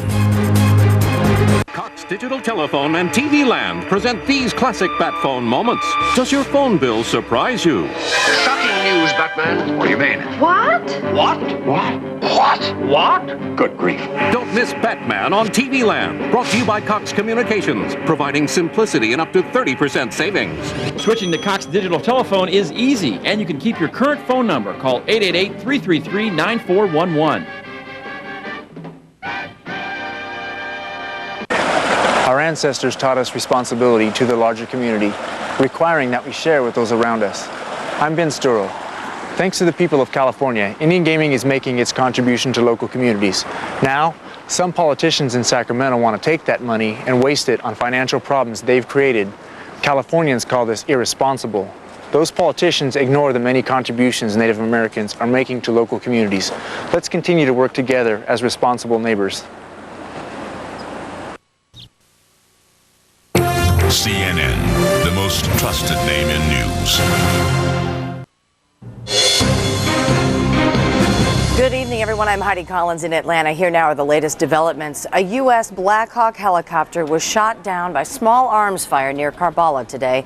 There are conflicting reports, though, on injuries. The Pentagon says 7 were killed and 4 people were injured. But U.S. Central Command says only 6 people were on board and has not confirmed any casualties. And in Karbala today, about 50 miles south of Baghdad, commanders say the U.S. Army's 3rd Infantry Division defeated the Iraqi Republican Guard's Medina Division. Reuters reports more Republican Guard units are being moved south from Baghdad to intercept a U.S. advance. U.S. forces are said to be only 15 miles from the southern edge of the city. British Marines say they found a torture chamber in an Iraqi police station basement. A BBC reporter with the Royal Marines says an electrocution room was found in the station, along with hooks hanging from the ceiling. The station was used by Iraq's internal security police.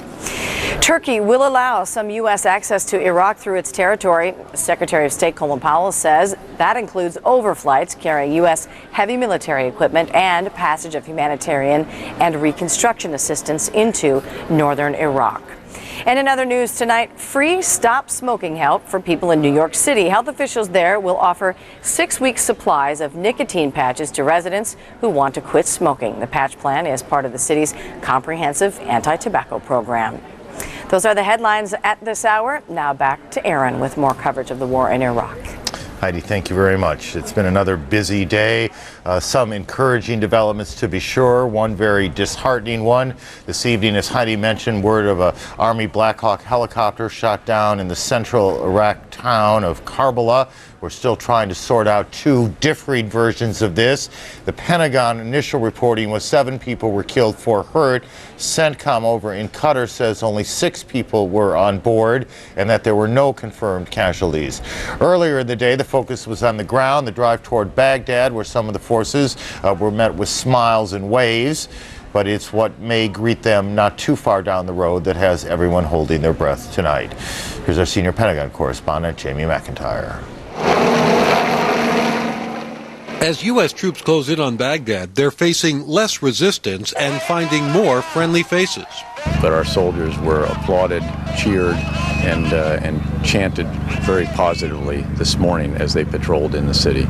But the Pentagon is under no illusions about what's next. The Republican Guard that pretty much ring Baghdad at the present time will probably represent some difficult days ahead and dangerous days ahead in terms of fighting. In less than 24 hours, the U.S. 101st Airborne Division drove Iraqi Fedayeen fighters from the key city of Najaf, while other forces pushed north in a two-pronged attack. The Army's 3rd Infantry Division punched through Karbala, meeting only light resistance from the Medina Republican Guard Division, and moving along Highway 9 to within 25 miles of Baghdad. At the same time, Marines from the 1st Division secured a key Tigris River crossing near Al-Qut and are reported to have destroyed the combat ability of the Light Infantry Baghdad Division. The Marines are now on Highway 7 headed north. We are expecting, or at least planning for, a very difficult fight ahead. We are not expecting to drive into Baghdad suddenly and seize it in a coup de main or anything like that. The U.S. troops have now also entered the so-called red zone around Baghdad, where it's believed Sadaam Hussein has authorized his troops to use chemical weapons. As much as we are making good progress, and we are, the toughest fighting could lie ahead. The likelihood that they might use chemical weapons is in front of us now. The U.S. continues to use its high-tech advantage to maximum effect. In another combat first, the Pentagon says new sensor-fused cluster bombs like these were used to stop an Iraqi tank column in its tracks. And Monday night, the U.S. seized a key dam in Iraq that, if sabotaged, could have flooded the Euphrates and slowed the advance of U.S. troops through Karbala. As U.S. troops press forward on the ground, the air war continues as well. The U.S. has dropped more than 40 satellite-guided bombs on a single target in Baghdad, a heavily fortified storage facility believed to be used by the Special Republican Guard. Jamie McIntyre, CNN, The Pentagon. So there's an overview from the Pentagon tonight. Here are some of the smaller pieces. There is no safety in war, but some places clearly are more dangerous than others, and the 3rd Infantry tends to be in the most dangerous of places of all. CNN's Walter Rogers is with the 3rd 7th Cavalry. Throughout the day, as the U.S. Army 7th Cavalry punched northward in the general direction of Baghdad, we have seen huge convoys of supply troops moving ever northward. Indeed, all the arrows on the Army's map seem to be pointing in the direction of the southern suburbs of Baghdad. Earlier in the day, the 1st Brigade of the 3rd Infantry Division took Karbala with a minimum of fight, and then the 3rd Brigade of the 3rd Infantry Division secured the town of Karbala. Additionally, the 7th Cavalry has pushed onward in the general direction of Baghdad. Yesterday, we were about 50 miles from the southern suburbs of Baghdad. We have perhaps halved that distance. Throughout the day, we have watched the 3rd Infantry Division bring in prisoners of war, Iraqi soldiers glad the war is over for them, perhaps 100 at a time. There were times when the 7th Cavalry itself got into some skirmishes as it pushed forward. There was a bit of a firefight when the 7th Cavalry came upon 3 Soviet vintage 20mm anti-aircraft guns, AK guns. The Iraqi unit in possession of those guns fired mortars in the direction of the 7th Cavalry. The Apache troop opened its tank guns, opened its own mortars, decimated that unit, put it out of existence, and probably killed some 20 Iraqis in the process. This as it continues to push ever closer towards the southern suburbs of Baghdad. Walter Rogers, CNN, with the U.S. 7th Cavalry in the Iraqi desert. Seems like a long time ago we watched those guys roll into the desert, roll into Iraq. Very different days those were. Among the many things that technology has changed in our time is the very color of the night itself. Night used to be blue-black, impenetrable, without some kind of torch, flaming, or electric. But not these days. Night now is pale, luminous green. In what used to be the dark of night, British journalist Bill Neely went out with some Royal Marines on a mission to find and round up the Iraqis. Another night, another raid, and another crack is made in the repressive and brutal state that is Saddam's Iraq. The Marines are targeting his henchmen in the south. They're being helped by Iraqi informers, like the man hidden behind the scarf and goggles, who identifies his town's tormentors, then slips away. Saddam's secret police and paramilitaries are being rounded up. The old regime disappears, a new dawn, and some Iraqis are glad to see the back of them. Saddam's loyalists here had taken off their uniforms and tried to fight the Marines with guerrilla tactics. Now, with their faces covered so they can't see the informers who identify them once again, they're taken away as prisoners of war. In this small town, at least, a few are gaining the courage to tear up the past. In the old regime, our life was very badly. We can't say anything. We can't say anything or do anything. I'm still scared. For many, though, it's too early to show their face. Saddam's eyes and ears aren't gone here yet. We suffer from the most terrorist political system in the world. We are destroyed totally, physically and psychologically. What will people do to the Ba'ath Party officials if they catch them here? All people think that they will punish them severely. They will kill them if they caught them. So the Royal Marines here, now patrolling in berets, not body armour, may stand in the way of a bloodbath. There's no doubt that the Marines have subdued these towns in the south, that they dominate them militarily. But the battle to win over these people, to win their confidence, is still raging. They're hedging their bets at the moment. That's why you don't see people on this town waving flags and jumping around. You know, they're hedging their bets. And quite frankly, I don't blame them. Iraqis are nervous, wary of their new liberators. But for now, their enemy's enemy is their friend, though their leader is not gone yet. Bill Neely, ITV News, with the Royal Marines in Qasr, southern Iraq. General Wesley Clark will join us a little later tonight. We're pleased to have with us Kelly McCann. The last time, or earlier at least in the last hour, we were talking about as the closer the Americans get to Baghdad, the greater the risk of chemical and biological weapons. Which is the greater of the risk, chemical or biological? Biological, and the reason, Aaron, is because it has so many vectors. It can easily get out of control. The other thing is we don't know exactly what has been mutated. For instance, it can be picked up and delivered by mosquitoes. It can be picked up in the wind. It can be picked up in food and in mucus, different kinds. Whereas chemical weapons are an area denial tool. It's confined to an area. You can see it, you can decontaminate it and be done with it. Biological gets a little bit more complex. I want to talk. I know you're trying to get out of here. I appreciate that. I want to try and hold you for a little bit because Michael Gordon has called in. Michael is the chief military affairs writer for the New York Times. We talk to him around this time each night, and we're talking to him now. Michael, good evening to you. What's the lead? Well, I think yesterday's story was that American forces had entered the so-called red zone, the area around Baghdad that's within range of the Republican Guard. And today's story is what's happening in the red zone, and there really is